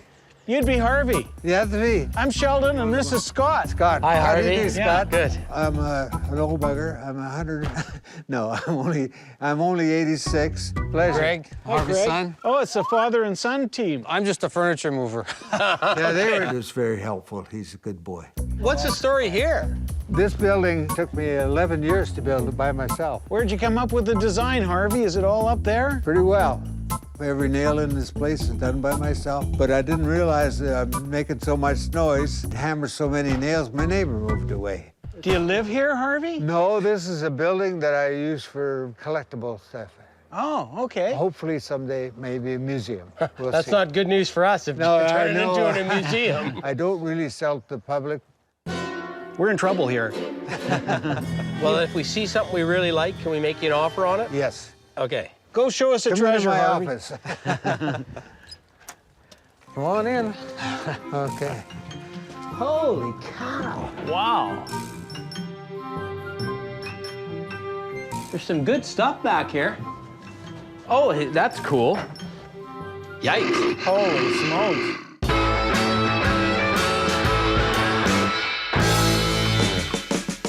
You got a combination of a whole bunch of stuff here, don't you?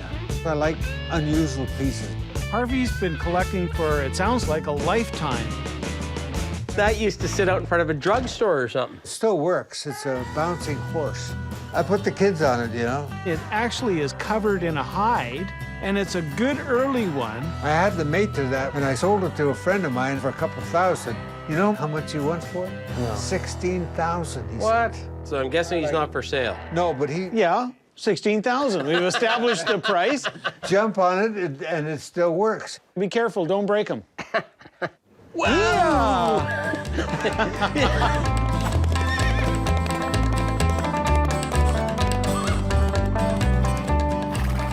I figured I got to give it a run. I can't buy it. I may as well ride it. I remember riding these when I was a kid. Yeah. Okay, give me the 10 cents. I need to ride it. I've never ridden it myself. Well, let's get you on it. Can you get that leg over? Yeah. I'm ready to fly. I told you, it gives you a good run, doesn't it? Yeah, take out a little bit. I should do this for exercise. That's beautiful. That was pretty good. Thank you. I can see from looking around that he's got some real interesting pieces. This is an interesting one. Yeah, it's old. They reproed this claw, so I'm always suspect when I see them. Oh, yeah. And like this is a repro. You may not think so, but that's a repro. The back was old, so I was comfortable it was right. And then it was just a question of what it was going to take to get it out of him. Have you ever had an offer on it? Yeah. How much? I did. He offered me 200. I was going to offer you 200 myself. No, I like to keep it because I just love it myself. That's sweet. They're military, which surprisingly is less desirable than the passenger liner ones. Mm-hmm. But still, they're neat, they're cool. They're probably from the 50s is my guess. He's in love with that, isn't he? Well, I collect things like this. Well, I do too, see, so it's going to stay here. Anything else you want to look at? We've got the unholy triad. If I don't get three of a kind, will you sell it to me? You're breaking my heart here, wanting to buy the stuff that I love. A guy that doesn't want to sell. I have certain things that I can't part with. A guy that loves the stuff. I'd just love to sell you some of this, but it'd be gone that I wouldn't be able to show it to somebody else. And a guy that doesn't need the money. This is more of a museum. Hey, Harvey, I like this little cart here. Yeah, that's a nice piece, actually. It's an old European wooden cart. We've had success with those before. I don't know how old it is, but it's certainly well made. Is that one you'd part with? I kind of hate to part with it, but as you're nice guys, I might, you know. What would you want for something like that, Harvey? Well, I'd like 500. Whoa. Whoa. 500. You really don't want to part with it, do you? Well, it's $1,000 piece. Where do you find something like that? What if we stretched and paid you $300? $350. You got it done. Okay. And I'll tell you what we're doing here, Harvey. Yeah. We're breaking the ice. We want you to start loosening up. I'm pretty loose now. The only reason I'm really selling it, it's in my way. Let's go see what else is in your way. Once you've bought one thing, the probability of buying some more becomes much greater. Can I buy Moby Dick? That's my carving. Nobody ever wanted to buy one of my carvings. Well, I do. I like Moby Dick, don't you? Yeah, yeah. Harvey, I'm going to turn you into a professional commercial artist. I'll give you $50 for Moby Dick.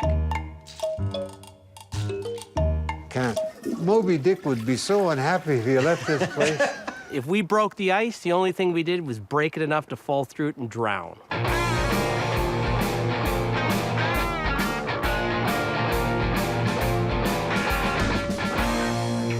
I see something I got to ask you about. Bottle of Guinness. But I bet you that one's got to be from the 40s, is my guess, maybe even earlier.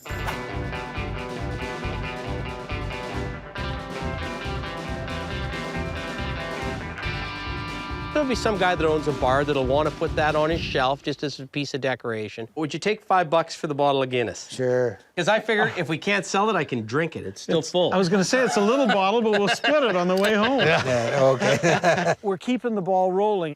Can I buy this?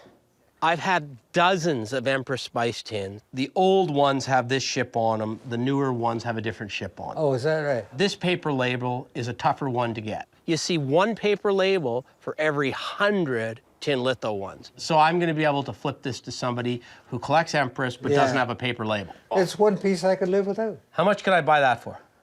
I'll give it to you for my low ball price, $8. Done. Okay.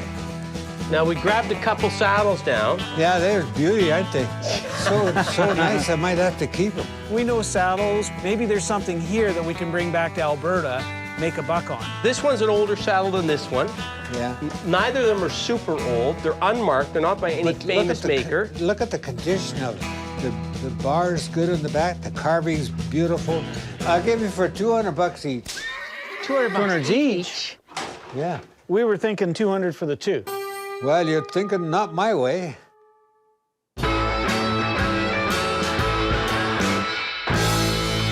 Okay, how about $125 for this one? Give it to you for $175. He's shaking his head. Why are you shaking your head? That's a bargain. I'm going to sell it for less than that. Well, you're selling too cheap. I'll give it to you for $160. And that's my lowest, low ball, high ball, what ball, football, left ball. Yeah, well, I'm not gonna have one left. That's all right. I'll keep it. I don't mind. It'll go back in my collection. Hey, Sheldon, is it worth $25 to not have to carry it back upstairs? There you go. That's right. Go on, hop it up the stairs, It's a Scott. steal at that price. I'm surprised you didn't fall for it. But then again, what do I know? Shake his hand at $150. Okay. Woo, there you go. Yeah. Just before I hop this one up the stairs, what's your best price on this one, Harvey? Give it for $125. That's a steal. No, I think we're too far apart on this one. $100, we won't carry it back upstairs. $110. He's got to win. Okay, throw in one of those bone-handled knives and you can have $110. Just that one. I didn't even take the one with the sheath. Okay, $115. I got to get $5 Oh, man. for it. Well, you know what? We're not going to argue over $5. $115. Okay. Done. Can we go poking around a little bit You more? can poke anywhere you wanna. All right. Okay. Well, we will. I like to poke you in the ribs there. I just did. Those are the kind of people I like to deal with. They have sense of humor with them. Looks like a ship. Were you in the Navy? Air Force. Air Force. So why did you build everything that looks like a ship? Well, I like boats too. Yeah. It's been an entertaining afternoon with Harvey. He's a cool guy. I can't imagine how many hours and days Harvey had to sit down to try and figure out how he could make this architecture work. I think I got the good deal, Shell. I'm humping this out to the cart.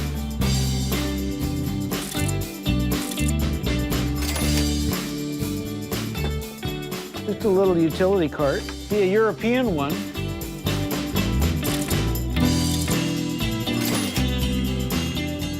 Hey, you can't buy a new bottle of Guinness for $5.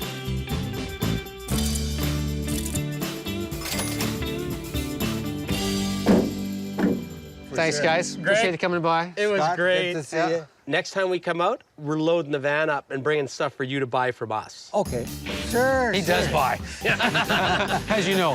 Fellas, Okay. it's been Thanks, fun. guys. Okay. All right, take care. Thanks for coming out, guys. Can you see? Whoa, whoa, whoa, whoa, whoa. The other way, the other way, the other way. You're the worst backer, I'll tell you. Okay, Oh, I'm now an crank your expert. steering wheel this way. Keep going. Now go straight. Now, you see this tree here? That's the one you almost hit. That's the one I was trying to take out. I love BC. We got some money to spend. I'm hoping we can buy something big. When you say big, does that mean like lots of change? That means either something really big and expensive or a bunch of things that combined are big and expensive. I'm going to be keeping an eye on you.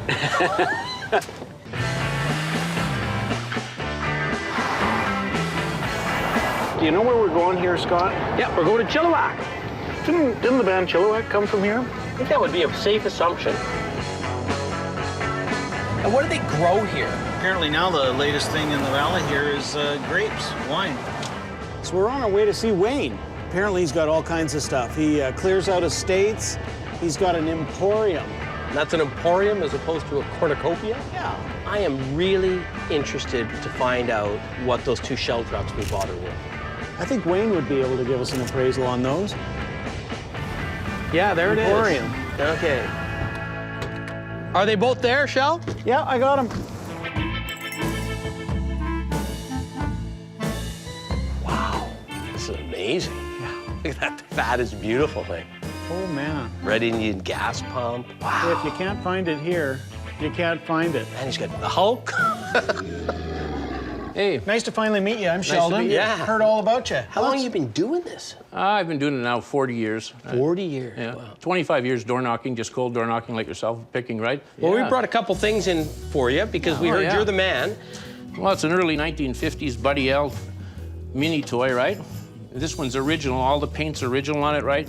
Original tires on it. And the you know. grill's there, which is amazing. It's Yeah. got a little ding in it. Yeah, and the paint's good all the way around. The back door has been changed on it, right? Yeah, a lot of kids just used them outside, used them in the sand, so they got a little beat up. So when you find one in this condition, it's actually a good find, right? And a lot of collectors really want Buddy L. I haven't seen one now in a couple of years come up, right? So they're pretty tough to find, right? That's why we bought it, is because it was so unusual compared to what you see. That's not leaving unless it brings $500. Let's do the cross shake. If the truck was pristine, the truck would be $1,000 to $1,200. So, you know, in this condition, you know, I'd have to value it at $750. You might even pull 8 out of the truck, right? Excellent. Yeah. I was real happy with Wayne's appraisal. We can quick flip that and make some money on it. We also brought you another shell piece, this little Shuko. Yeah, this is really unusual. I've never seen shell on a van like this. It looks to me like it's late 40s. The condition's fabulous, right? And then you've got the original box with it, even though it's a bit tethered. Just to have this is fabulous. That would be $175. Done. It's one of those things you can look at it and you can say to the right guy, this may bring $450, $550. Well, that's good. I think you did real well on this one, right? This is actually a real little gem, eh? I wish I'd have found this. Hey, maybe we can, pull do a up a deal. swap. Yeah. And I want to walk around this store because it is amazing in You know here. what? Help yourself.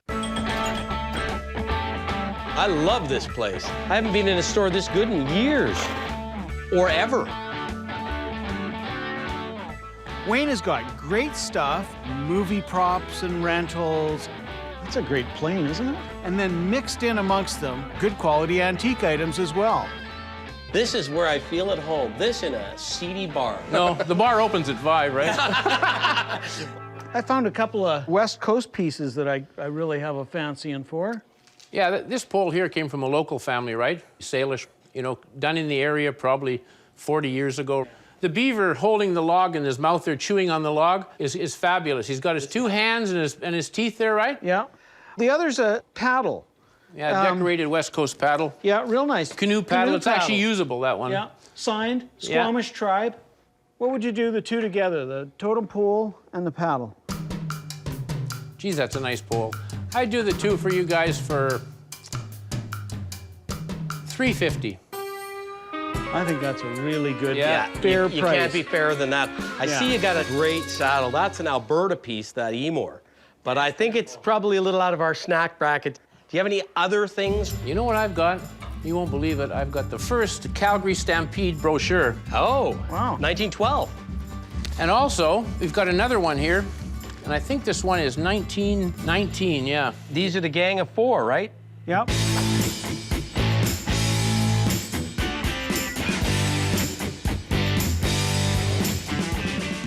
Burns, Lane, McLean, and Cross. Cross and McLean, yeah. It's got the great Mountie image on the background of it. And this one was an important one because they had stopped doing the stampede. The war ended, they did a peace stampede. What would you need out of the pair of these? I'm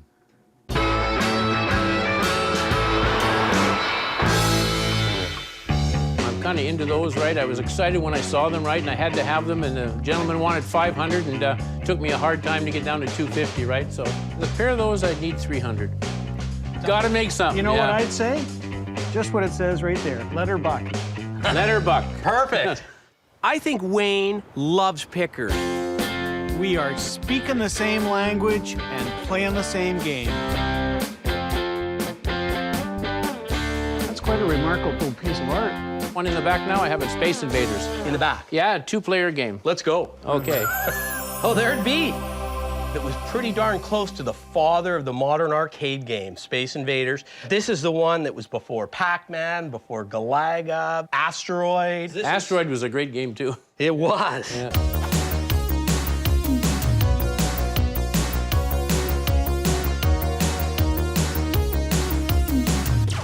You give it a go. How do I do You this? probably still got the touch. Oh, you're doing good on this one. Yeah, it's a perilous game, this one. You just can't get cocky, because you get cocky, then you get killed. It's kind of like picking. Yeah. Oh, you're doing great. Yeah. This is the last guy. He's always the hardest. Oh, look at how fast he's... Oh, Yay! look at that. Congratulations. And I don't think I'd played Space Invaders in 25 years. How much for Space Invaders? Well, I was asking 350, but for you, 250. Seeing how you conquered it. Oh, done. Thank you. Hold it. We own Space Invaders? We own Space Invaders. Oh. I'd like to take a real good piece of West Coast art back into our market. Right. And I keep looking at that mask right behind me here. Well, that's a great one. That's Jay and Jean Burbrandt, and Jean went all over North America to all the museums, right? Hauled his son around when he was 8, 9, 10, 11 years old, taught Jay to carve.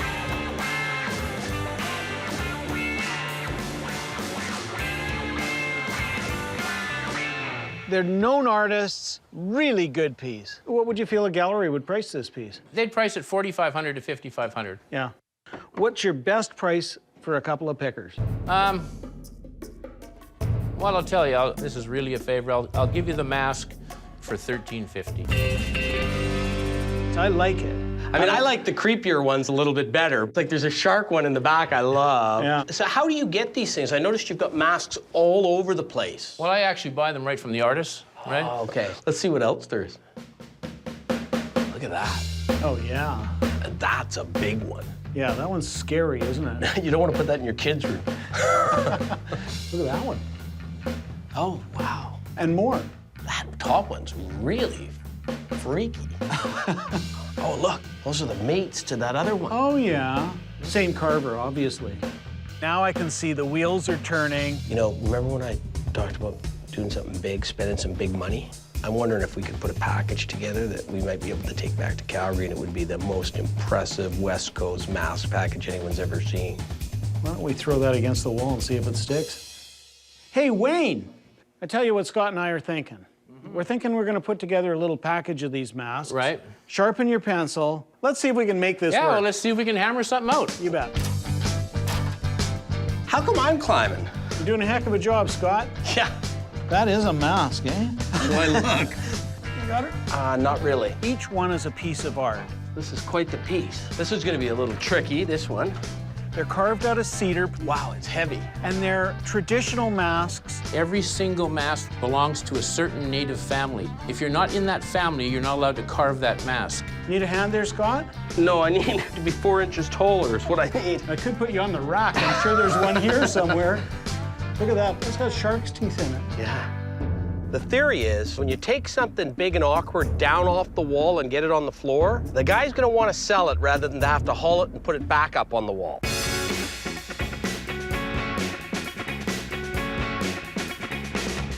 Wow, what an impression. I'm thinking, wow, that's a lot of money. And I'm also thinking, I don't really want to let any of them go away because I want them all. And that's a problem. If we bought them at 10 grand, yeah, that's what I thought. Yeah, I'm with you on that one. Wayne, come on up here. Hey, well, Wayne, we're looking for a big impact buy here. Mm-hmm. So tell us about some of these masks and who they're by. Okay, well, they make these masks for when they have the potlatches to dance them, keep the evil spirits away, right? So they dance the masks and they interact the masks with other masks, right? Like he might dance with another mask and it goes back and forth. None of it's made out of their head or this is what I think it is. They copy it exactly as it was over 100 years ago. These 3 masks are all Bo Dick masks. And that's the wild man. And the wild man story amongst the natives was that he lived in the woods. If he looked at them, they immediately turned into wild men themselves.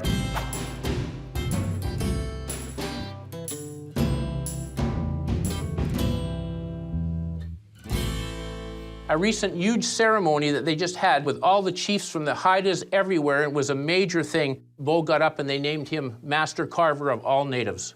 That's a little portrait mask, that's Jean Berbrandt. And the next one is a shaman mask by Jay Berbrandt. Yeah. Good, recognized artists made it way more interesting and way more desirable. What kind of dollars do you want for the whole shooting match? That might be the wrong way to attack. The whole shooting match is worth about... This is taking too long. I knew you were going to say that. It's up around 23,000. Hey, well, we're a ways apart. We thinking we'd spend somewhere between 7,500 and 10 grand on masks. Well, that won't be happening because it's so far off the point that it's kind of wasting both our times, right? Yeah. From one picker to another, it's not in the ballpark, right? Hey, Wayne, I'd like to drop some cash, some serious money here today. Can we crank out a deal here? I don't mind giving you a deal. Good. I was a picker myself as long as I don't get too beat up. How bad can we beat you up before you get upset? Well, I'm to me, business is always business. I'm unoffendable. Yeah, and don't get And us, I know what you're trying to do. We're not trying to offend you. You're trying to put something together, right? We wanted 10 for everything, right? And you say that's too tight for you, and I accept that, okay? Yeah. I wanted to give him room to think. I wanted to give him room to count the money in his head, because he's got people bringing him stuff all the time. And he needs the cash to buy it. Then he's not losing. He's really getting the price he wants for the masks. He's just getting it in a different way. The trouble is that's 3 sets of masks, right? Everything else I can be pretty flexible, but that's a really valuable set of masks on the West Coast, right? I'll show you what the best deal I can do for 10 is. And that averages out 1,000 a piece. And that's from that over there, those masks. But I'd rather give back something and keep that one. To me, that's the key piece. What if we shuffled Big Boy over here? Yeah. And went to the bank and peeled out $20 bills till we hit 12,000. So that's $2 grand for Big Boy? Well, just with all the rest of them. No, don't think of it that way. Yeah, it won't work. And then Scotty's happy, and I'm happy, and you're happy. No, I'm not happy. Here's my counter offer. No, I'm just telling you, picker to picker. This is my offer, it's final. If we can't do it, we'll shake hands and remain friends. Hold it, we're gonna remain friends regardless. That's right. Yeah. The Big Boy over, and I'm doing the favor of a century, 13.5. If you want to grab a deal, do it now. I'll never make it any sweeter. What do you think, Sheldon? It's a great deal. We gotta have one little throw in. Could be worth $100, it could be worth $500. I have no idea. There was a little Thunderbird or something. That's quite a remarkable piece of art. Flat piece. It's at the yours. back. Signed Jean Brabant. 13 and a half. Oh, done.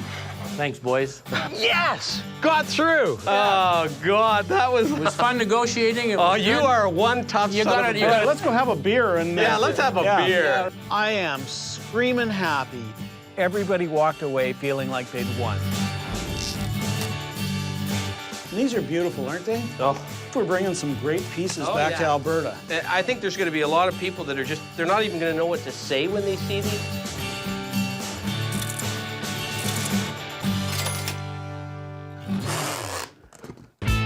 Were you good at Space Invaders? No.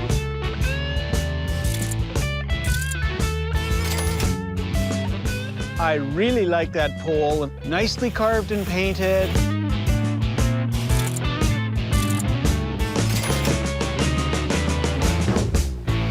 Wayne, it was great. fun. It was great. You drive a hard bargain, You do, man. but you know, we got some cool things for taking back, and we're happy about that. Hey, you're fair guys, and it was lots of fun. We'll see you in Drive Alberta. safe. Yeah, exactly. We'll see you next time you come out to Alberta. Nobody in Calgary is going to have anything like that. Well, you wanted something big? You got it, buddy. Oh, man.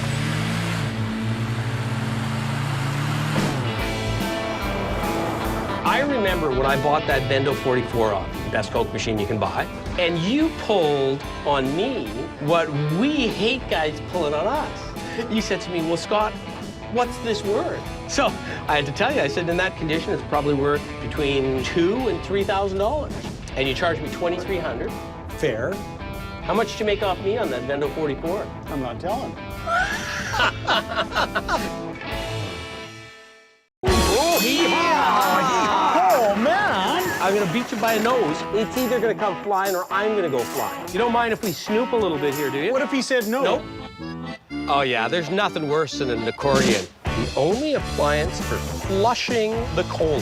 How would I ever replace it? Will you throw something in? Hot chocolate. Oh God, you guys are brutal. It's gonna cost me $1,000 to cut the cheese. I'm Scott Cozens. I'm Sheldon Smithens. And we're pickers. We travel all over Canada, coast to coast, from the West Rocky Mountains to the Eastern Shores and all the back roads in between, looking for hidden gems in people's basements, attics, and bars. Sometimes we take a gamble, trust in our gut to make a buck. Just like the people we meet, every story is different. It's not junk to us.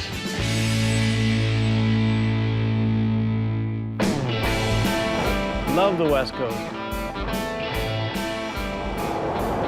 So you got the map. Do you know where we're going here, Scott? So we've got some picks here. Yeah. Love the valley.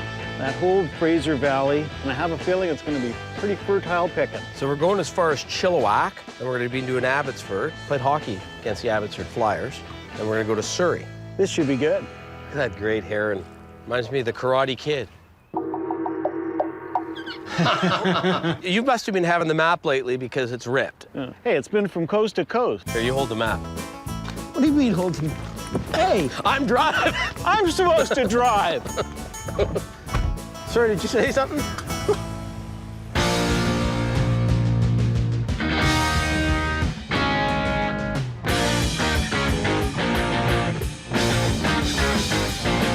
I love the Fraser Valley. Very fertile. This is dairy country. This is supposed to be one of the wildest rivers to raft in Canada. Is that right? Well, we're going to see John and Marion. What are their nicknames again? He's Grumpy, and she's Granny. Sounds like you and me. Yeah. I want to be I'm grumpy. I beat you to it. So, what would you love to find today at John and Granny's barn? Any really killer advertising piece would make me happy. I think we might be getting here. Well, we're looking for a place that's got some signs bolted to the side of his building. Oh, there it is. Oh, yeah, there are the signs. There's a bunch of signs. There's an SO. Like one shed there, another shed here. And there's another big shed over there. Holy cow, they've got signs everywhere. Wow, there's a pile of stuff here. You'd be Granny. I'm Granny. And you're Grumps. Sometimes. Good to meet you. So you got a bunch of buildings here. What's the story? Oh, we've been collecting for about 20 years. You just buy or do you sell too? I try and sell, Yeah. but I found out it's easier to buy. Way easier to buy. Let's go inside. Oh, Granny.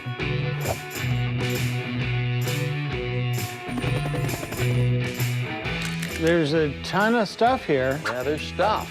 Lots of stuff. Wow. He's the collector. He buys, he brings home. Anything that's old, The price is right. the price is right there. This is something we've always enjoyed, and it keeps me out of the mall and him busy. This is your own little personal museum here. I try to have it organized, but it's a full-time job. You got a row of jukeboxes. Yeah. What are your prices on the jukeboxes? I'm trying them on the jukeboxes just to get a sense of where his pricing is at. About $2,500 for that one. Okay, and then this one? About the same. And this one? They're all about the same. Okay. We weren't buying them at those prices, but we now have a picture that if he values it, he's gonna do the old, I'll quote a high price and you won't buy it. I'd like to take a look at that tin. It looks like it's either a Poland's tin or a Canada biscuit tin. Totally out of place. It's got a whole bunch of glass and other goofy things, and then there's this one lone soldier of a tin sitting there.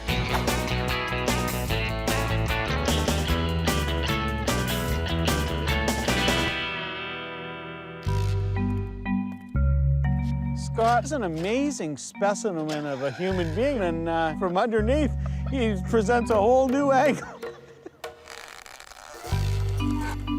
One misstep, and Scott is in big trouble. Holy smoke, that's a good one. There's two versions of this. One just says Poland's across it. It's a Poland's tin. The other one says Canada Biscuit Company across it. I've seen that tin several times before, and I know right away it's a good one. The reason I like it is it's got a good visual for Alberta with the buffalo. What would you need out of that tin? $25. Done. Happy New Year, you got it. Fair price. Sheldon, you were saying you wanted some moccasins to wear? I see a pair that might even be your size, and somebody's already put the rubber grips on the bottom of them. They're northern, aren't they? Yeah, they look like they're Cree. Yeah. What do you want for those moccasins? $20. For 20 bucks, if they fit. If they don't fit you, I'm trying them on. Yeah, done. Here, I'll pay you the 20. Okay. I'll try them on when my feet are a little warm. There's a little bit of wear there, but that's okay. I think we should take a run in the back, see if there's something we can buy. Wow, you got stock here, Granny. It never ends, does it? Never ends. My goodness. How long ago did you put these signs up? Oh, they've been up there a while. So, Sheldon, I'm looking at that Molson sign. If I was going to buy that, how would we get it down? It all depends how bad you like going up there. It all depends on how cheap you'll sell it to me for. $100. I can see it's not perfect, but the problem is the very top of it, I can't tell whether it's all rusted off or not. So I want to get up there and take a look. I don't know. Nobody's moving on. It's a bit of a logistical nightmare because we got Model T Fords below us and we got signs up there. Keystone Cops are buying a sign. I'm not sure I can I even think get you up have to go higher yet. To go way up. there. That's where I want to get it. Don't kill yourself.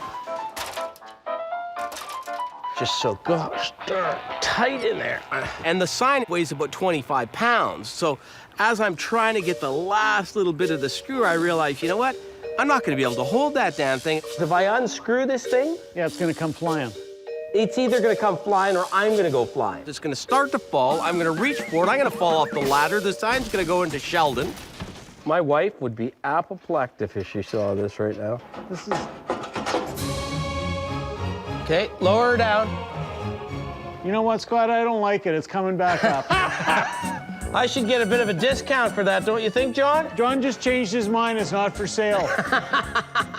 Yeah, he hasn't seen it for 25 years. Now he likes it. You know, Granny, he's quite a picker that I hang out with, isn't he? Yeah. And when he wants it, he wants it. No stone goes unturned. I don't even really want it that bad, but I want it enough. That's what it's all about. That sign would have been from the 20s to the 30s and the 40s. Now that I've gone to all that work, how much? $100. Shake the man's hand. Happy New Year. Did you see anything else that you were interested in? I wanted to ask you about something way in the corner there. Come on this way. Here's a Calgary Brewery box. Calgary Brewery and Malting.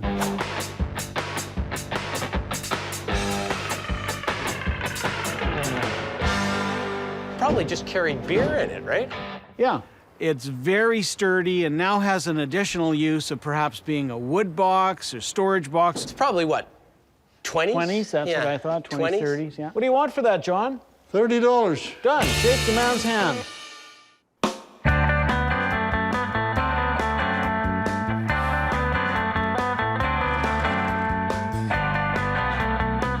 Wow, there's stuff everywhere. You want to look at that? I want to see what it is.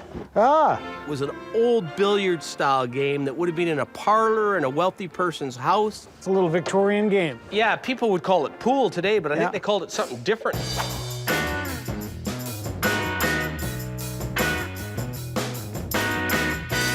That was a good piece. Mid-Victorian. It had the balls, which were ivory. Unfortunately, it was in rough shape. Yeah, it looks like it was put together in planks, and one of the planks split, took the tabletop with it. Something you'd part with, John? Yep, $120. Without the split? Yes. With the split, it's just a wall hanger now, right? Yeah. Oh, it's in pretty good shape.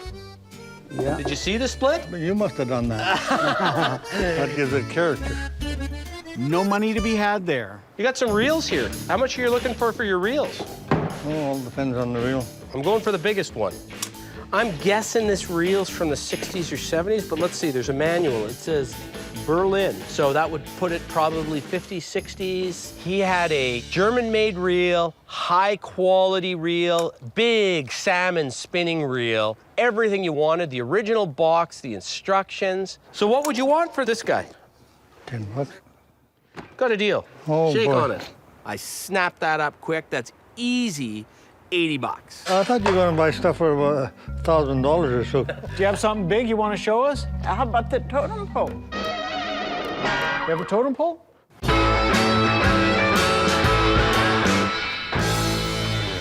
We're always interested in seeing totem poles. Yeah, that seems to be our specialty. Let's go. That's a really interesting pole, isn't it? This thing looks like a fish, but it looks like a whale to me.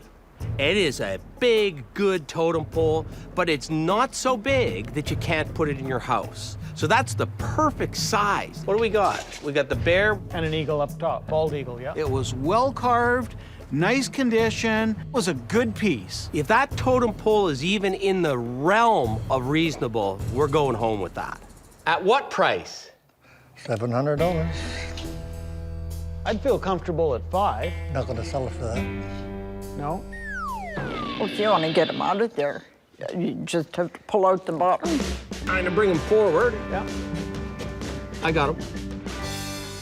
Maybe if we could get Grandpa to give us a bit of a break. I'll go $550. No, I'd go $550. You'd go $550? Yeah. What do you think, Grumps? I'm going to be firm on that because I think it's worth that. Will you throw something else into us? Well, I don't know. I haven't got anything that's not worth nothing here that I could give you. Yeah. So you'll throw something in as long as it's worth nothing. Okay, $550. Granny, don't you think he should take the $550? I don't think so. No, I don't think so. No? What do you think he No, should I take? live with him. Oh. I don't think they brought enough money along. Can you make the deal? Are Yeah, you I the- want $700 for Okay, it. will you throw something in?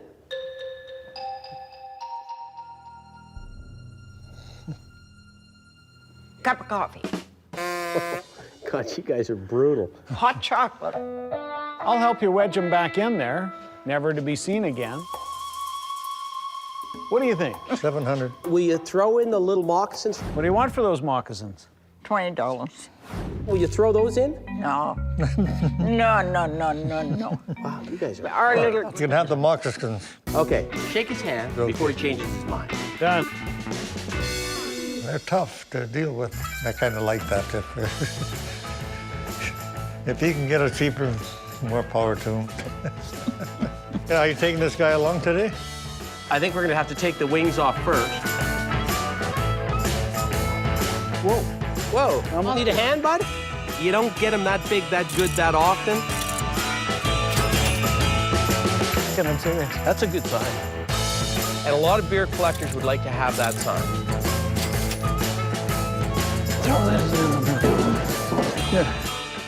They always sell well.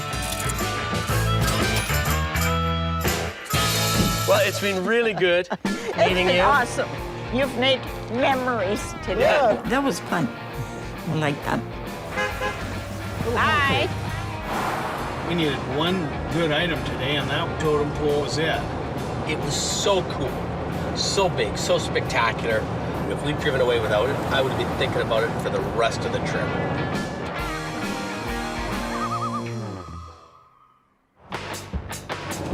If we went up the valley here to Chilliwack, it's an interesting area. I love seeing the mountains through the clouds like that. Really nice. we're going to see Henry. What kind of stuff does Henry have? Apparently he's got some Canadiana, heavy gas pump. Yeah, there's a Robin Hood flower sign on the side of that barn right there. That's our guy, isn't it? Yeah, there we are over there. See, there's the gas pumps. Can you fill her up, sir? You betcha. I'm hoping that, given the age of the gas pumps, it'll be old-time gas prices. You must be Henry. You got it. I'm Sheldon. Hey, what do you do, Sheldon? Hi, Scott. Hi, nice to meet you. Yeah. So what got you into all this? Well, it goes back a long, long time when I was a little wee kid. It was just after the war, and the veterans would come home, and the garage doors would start opening up, you know, and they'd take their cars off the blocks. They had a nice smell in those days, you know. So when did you start buying in earnest? 65, 67, somewhere in around there. That was a transition period. There was lots available. They were shutting a gas station down, or they were renovating it, getting rid of all the old stuff, putting the new stuff in. Yeah. So you got in at the right time. That's what they tell me. Well, why don't we take a look? Let's go inside and have a look around. A Whizzer. Yep, 1947 Whizzer.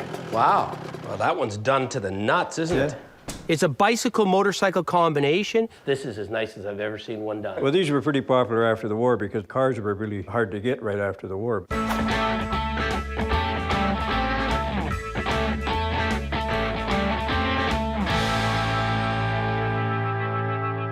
I'm presuming it isn't for sale, so I think it's okay for me to ask, what would you have to pay for one done up like that? Seems to me I paid like $3,000 or $2,800. Well, I want to get in there. I can see some killer stuff. Wow. This is an interesting room. Wow. All of this stuff is original. Yeah. It's amazing. You can never go wrong buying mint, and you've bought mint. Yeah. Everything's mint in this place. Yeah. Do I get the impression that the stuff on the walls is pretty much a no-go? I think you're right. Okay. Yeah. Do you spend most of your free time, you know, having fun out here? Yeah, well, I'm a car guy. Yeah. That's what I used to do for a living, so. The other stuff, this nostalgia fits in with it. So it was a medium of advertising in those days because there was no TV, so most of them have pretty neat graphics on them. It's all part of the old car thing, I guess. Hey, Henry, you got the occasional piece that doesn't really fit into your collection, like you got a showcase there with some stuff in it.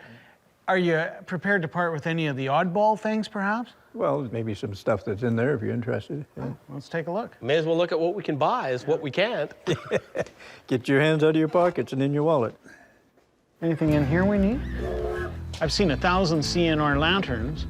I've never seen one with a wood handle. Handle is unusual, isn't it? Isn't that rare?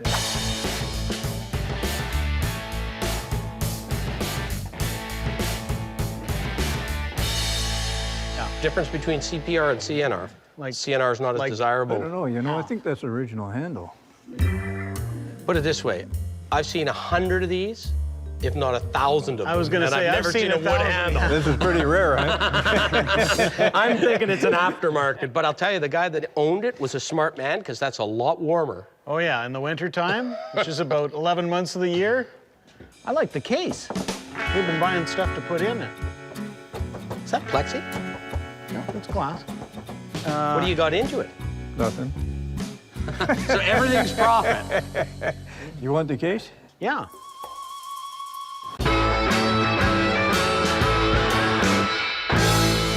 Give me 150. Would you take 100? 100 a quarter. Done. Deal. Excellent. Deal. Now let's fill it up. Let's do it.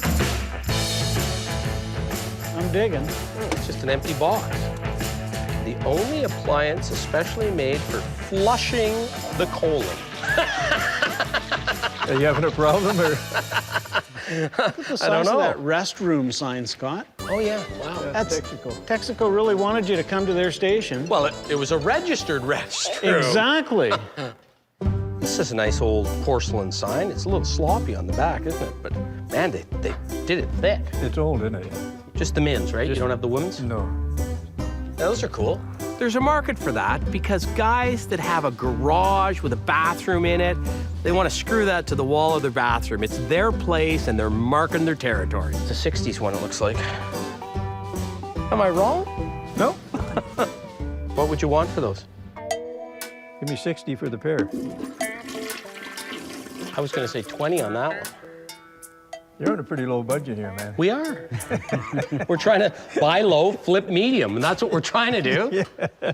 I'd almost buy it back from you. That's the problem, right? That's the problem. Okay, 25 bucks. Okay, let's do it. 25 bucks. Yep. Good. All right. I like that one. It's an old one. Yeah.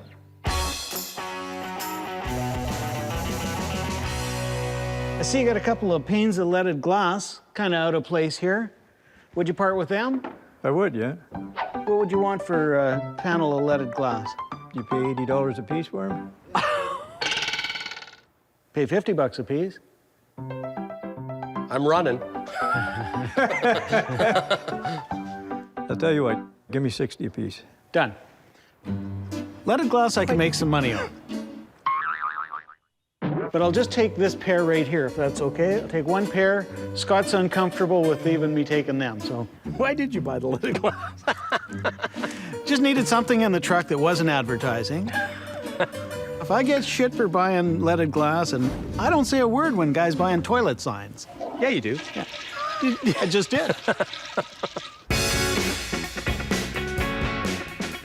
Look at that, Whizzer gas tank. Well, that's the start of your bike.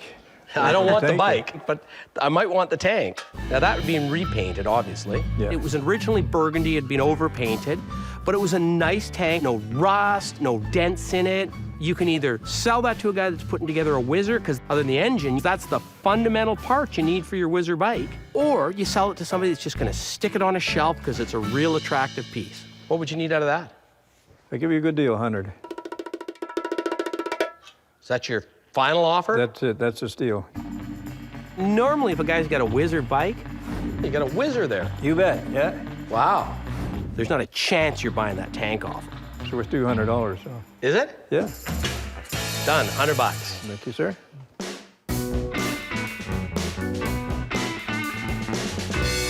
Elephant brand fertilizer. There you go. Yeah. Obviously, it's farming related, right? Yeah. As opposed to oil and gas, which is doesn't fit in Doesn't with fit your in with my stuff. So what would you want for that thermometer? 50. That's what I'd sell it for, right? Yeah. Give me 40. I'd give you 30 and put 50 on it, probably end up taking 45 for it. Give me 35. Want to go 35? Keep the ball rolling. Good. Okay. We'll keep the ball rolling. All right. We got it. Do you have an idea what you'd like to get out of these radios? I like this one. It's my Scottish heritage. I got Irish and Scottish in me. You're a fiery bugger then. Yeah. If I was to buy the 3 Crosley's, Crosley's a good Canadian company, what would you want for the 3 of them? Say probably 125 or 30 for that. 100 for this. 70 bucks for that.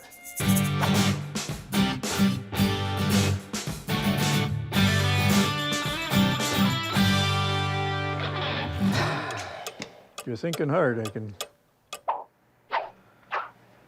I'd go 200 on the 3 of them. 2 1/4. Let's go check the barn out.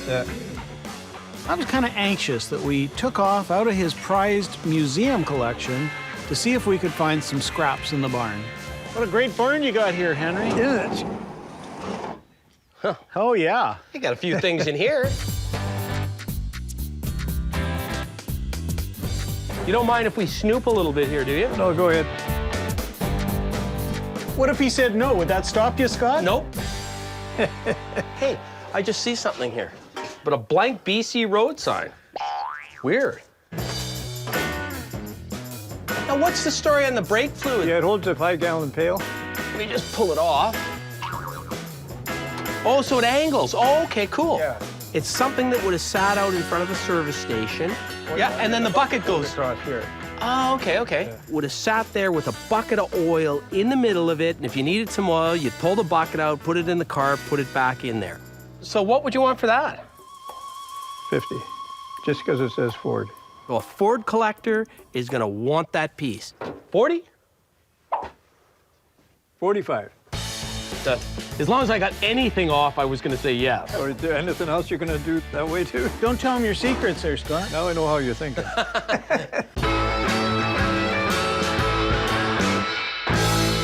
You got a little fan belt sign at the back. What is it? Oh, it's been bent, this one. This one, somebody's put this stuff on after the fact, I think. Yeah. Do you know what would be good for now? Coat rack. Coat rack or... Hanging tools on. And for 20 bucks, I mean, who can go wrong? You been to a doctor lately? Let's just put this here for a second here. You got some tins here. Pity about this, eh, Sheldon? Oh, yeah. Top of it's woogered. Yeah. I know you like this one. Well, I don't love it, but it's better than your average tin here. But he's got 5 that I consider to be decent tins. The Ormans Limited confectionery tin, the Bluebird tin that's got a beat top, you got the Velvet tin that's okay. This looks like a Dutch peppermint tin. Somebody can screw it into their wall and use it as a mailbox. And you've got the Hudson's Bay tin that's beat on one side. This is a flyer. They've really shot up in value in the right condition. If it was minty, I'd be telling you I'd give you $3.50 for that tin if it was minty, but I might not even be able to sell it. That's the problem. Okay, for the 5 tins, I'd go 100 and a quarter. That leaves me some room. I might make a bit of money if this turns out to be better than I think it is. Okay, let's do it. Okay. You deserve it. Thanks. You know what? We could hit a winner with that Hudson's Bay tin, even in that condition. I think we're done, but I did notice you had a real beater Red Indian tin, and I'd like to buy something Red Indian. Yeah. What would you sell me the beater for? I'll tell you what, I'll give it to you. You're a gentleman and a scholar. Henry?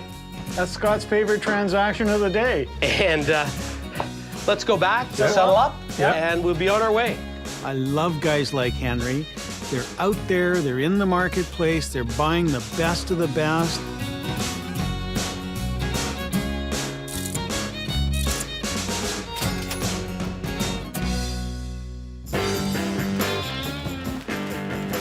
That's how you pack tins. Yeah.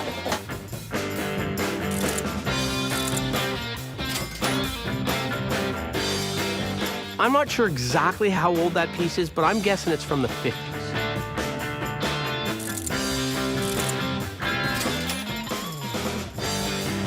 Hey, Henry, that was a lot of fun. Really enjoyed meeting you. You have a great collection, a good eye, and I hope you keep collecting for another 50 years. Glad you enjoyed it. Yeah. And I hope you keep my card, and if you ever decide to sell it, whether one piece at a time or the whole works at once, you call me. You just keep your money, boy. It's been a pleasure. We'll see you again. You bet. Have a good trip. Well, that's some of the best stuff I've ever seen. What a collection. Yeah, it was good, and he was a good guy, Henry. We didn't steal anything. But at least we got some stock that we can make a bit of money on.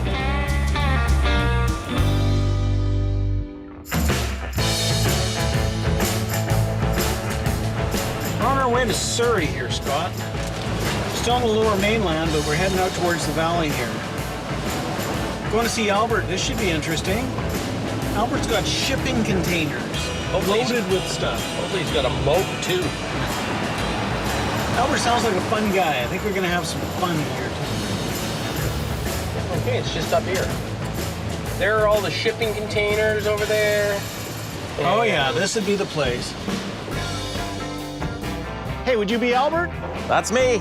I'm Sheldon. Hi, Sheldon. How you doing? Albert Scott. How are you doing? How are you? Fine, thanks. Couldn't have brought some better weather. Welcome to BC. Liquid sunshine. So what's the story here? Tell me why you've got shipping containers and everything else. We've got 20 acres here. If I run out of room, I just buy another container. And I started in '88 with collecting tractors, but at 138 tractors, my wife says, "What's your intention here?"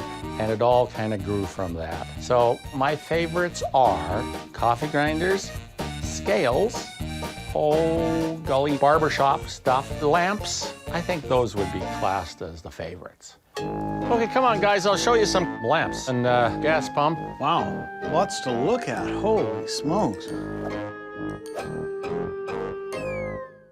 Yikes. We have over 6,000 items here. Hey, you got a visible. Yes. Somebody's repainted the numbers on it because those numbers aren't original. No. What's the story on this barber pole thing? This is made by Cocam. Yeah. About in 1905.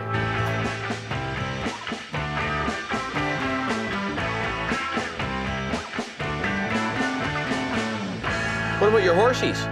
If I got rid of these little horses, Grandpa would be in real doo-doo land. I'm always up for a horsey ride. There's one for you. Hop on. Yo! Oh, Oh, man. Now, You sure we can't buy this? I'm ahead of you, Sheldon. I always get great fun showing people my stuff. Two Albertans that have entered their second childhood, here they are. I'm gonna beat you by a nose. This is fun. Winner every time. I just love opening up the doors and showing it to people that appreciate. Pretty good collection of coal oil lamps there. There are some incredible lamps here. Whale oil. Yeah, that's a very rare lamp, that. Yeah.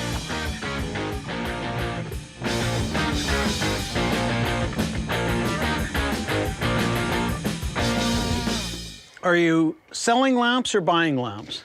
We're not selling lamps. This is a good time to be a buyer of lamps because the market is soft. You can buy a lamp now that used to sell for $350 for $50. But not for sale means that we got to keep picking.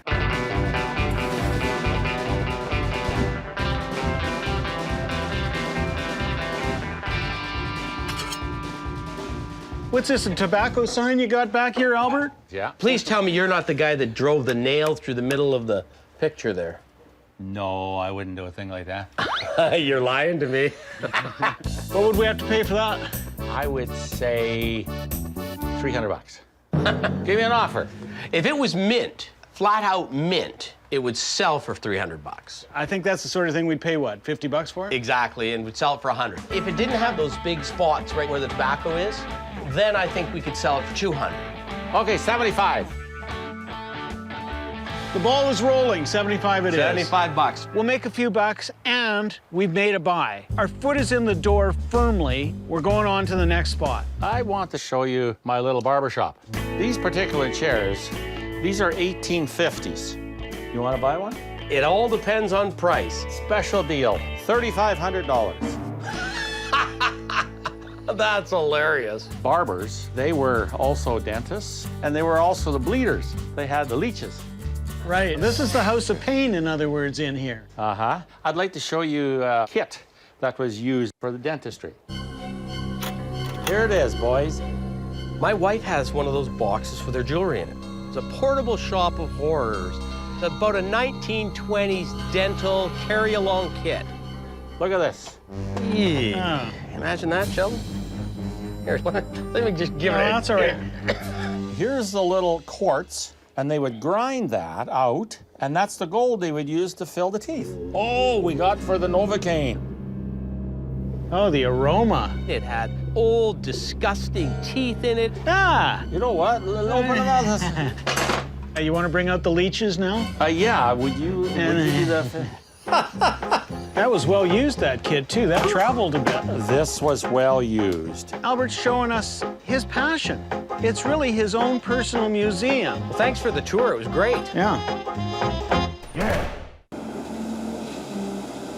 Sounds like you got some construction going on here. Yeah. They're putting roof on the new building just next door here. They're ram setting the sheets of metal on the cross members. Hey, speaking of sheet metal, what about iron? I see you got a little iron here. Would you sell us some gates? Sure. But I really like this piece right here. These gates here originated from Egypt. And they're 250 years old. It's kind of hard to say with iron because people leave it outside, it rusts. What would it cost us to buy a piece of iron? Oh, I'd let you have that for $100. Any room there? No room. I kind of like that piece of iron. I think I got a use for that. I got a buyer for that. I'm going to shake on you. Hey, sled central. I could see sled upon sled upon sled upon sled upon sled. What would it cost us to buy a half a dozen? I like sleds, but I'm also testing the waters. 50 bucks a piece. Ooh! Out! How's 10 bucks a sled? You want ones with runners on or no runners? I guess we're out of the sled business. What I'm looking for is old advertising, general store stuff, countertop displays. Where'd this cart come from, Albert? This is from China. I thought this was a Chinese cart. Yes, it is. Yeah. It's big, it's heavy, and it ain't Canadian. Yeah. Here, it's Canadian. There was a lot of stuff in there, but we struck out totally. It's time to move along and get another transaction going, or we're gonna lose Albert. I have a dog sled you might want to take a look at. I've never had a dog sled, and I'm hoping today's the day to buy one. Let me show you this dog sled. Now here is the brake. If he had to stop, he would step on this, and this is the brake. Wow, is it ever cool. It was wound together with sinew. That's a really Canadian iconic piece. Is that for sale? Yes, it is. $2,500. That is firm. This is a beaut. Now you go. Onward, Scotty, go! Albert. I got the dog sled at an auction. It was unique. You just don't see them around. What's amazing about it is for the size and scope of it, how light it is. Light. Like, look. Yes. I mean, it's amazing. It is nice. I'd love to have it. If I thought we could make money off it, I'd buy it in a heartbeat, but I just don't know. Yeah. Well, let me show you one of the other sleighs I have.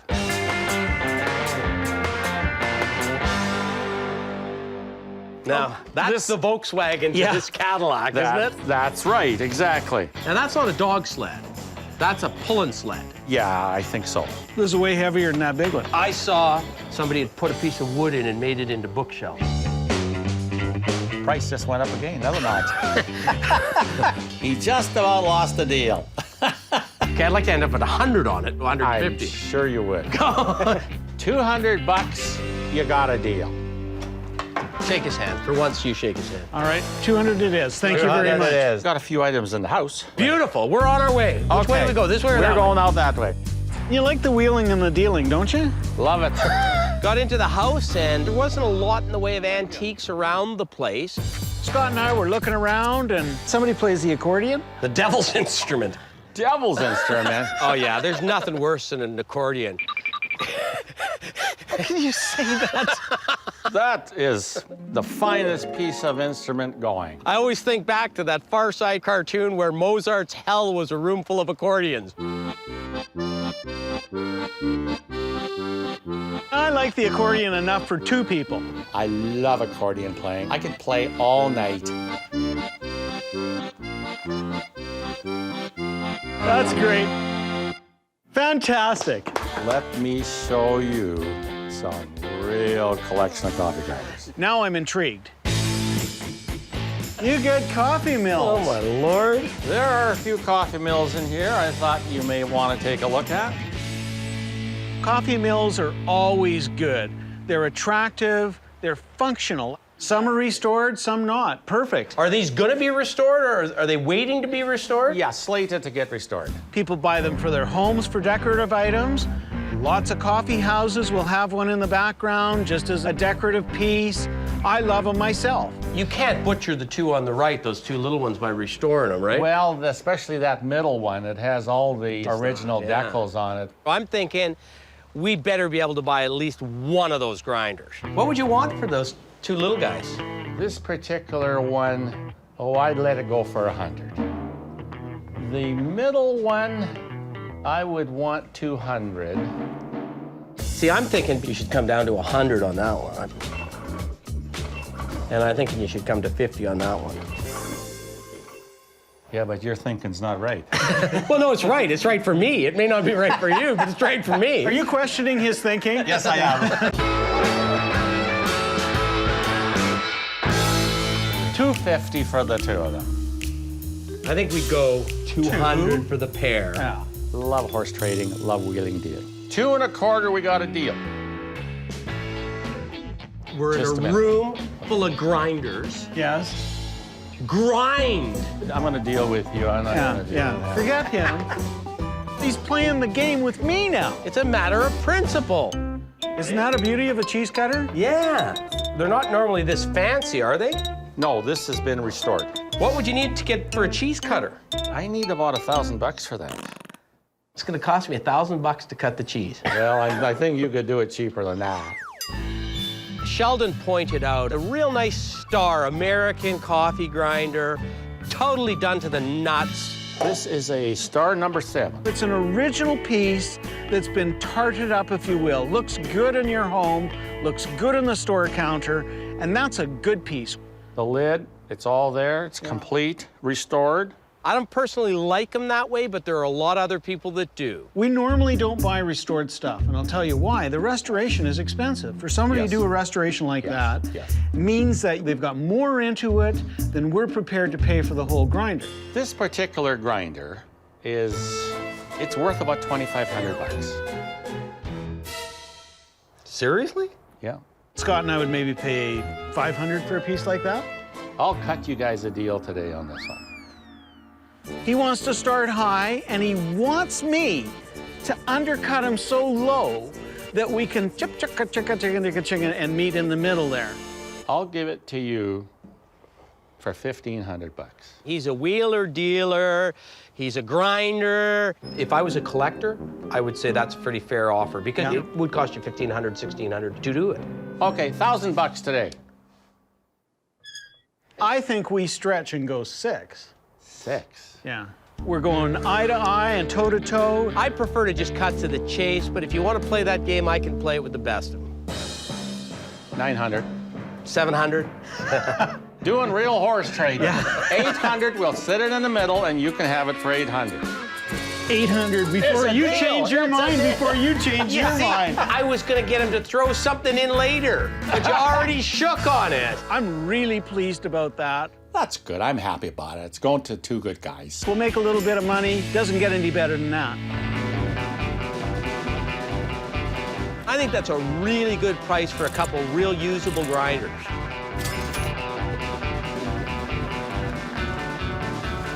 That sled could end up as a coffee table, but it could very well stand up and be a bookcase.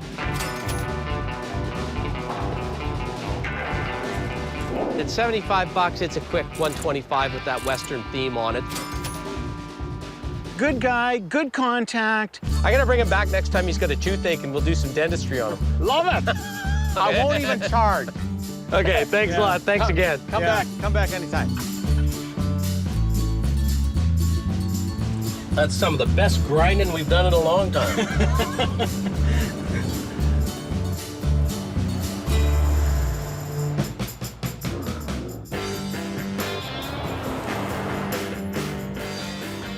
We're going to see Heather, take her a couple items, have them appraised. I'm really hoping she can tell us some good news on that coffee grinder because when you get something that's been totally taken out of its original condition and redone, it's always a question of whether at $800 you paid too much.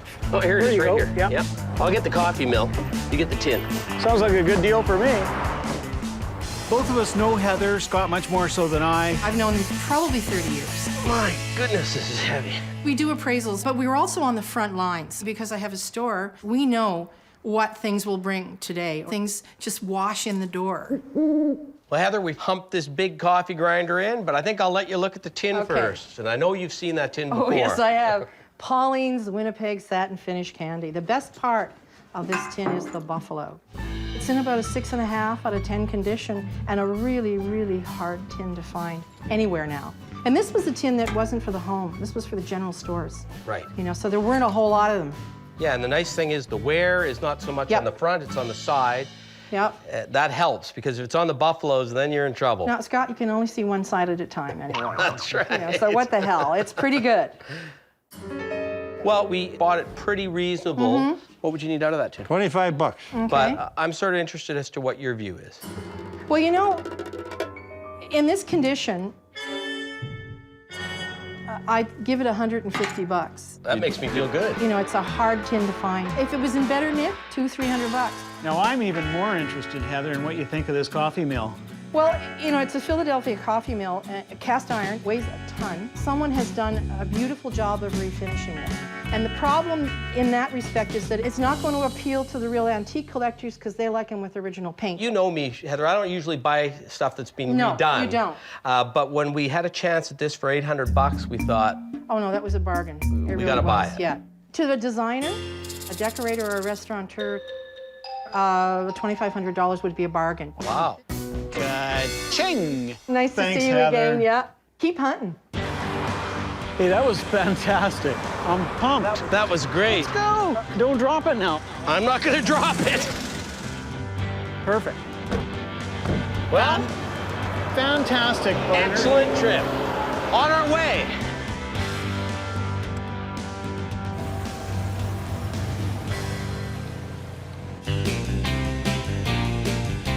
I'm always surprised when we do a door knock that anybody even answers the door. We are a great pair of knockers. Those hypothecary jars are something you just don't see. Apothecary. Apothecary. You can't say apothecary.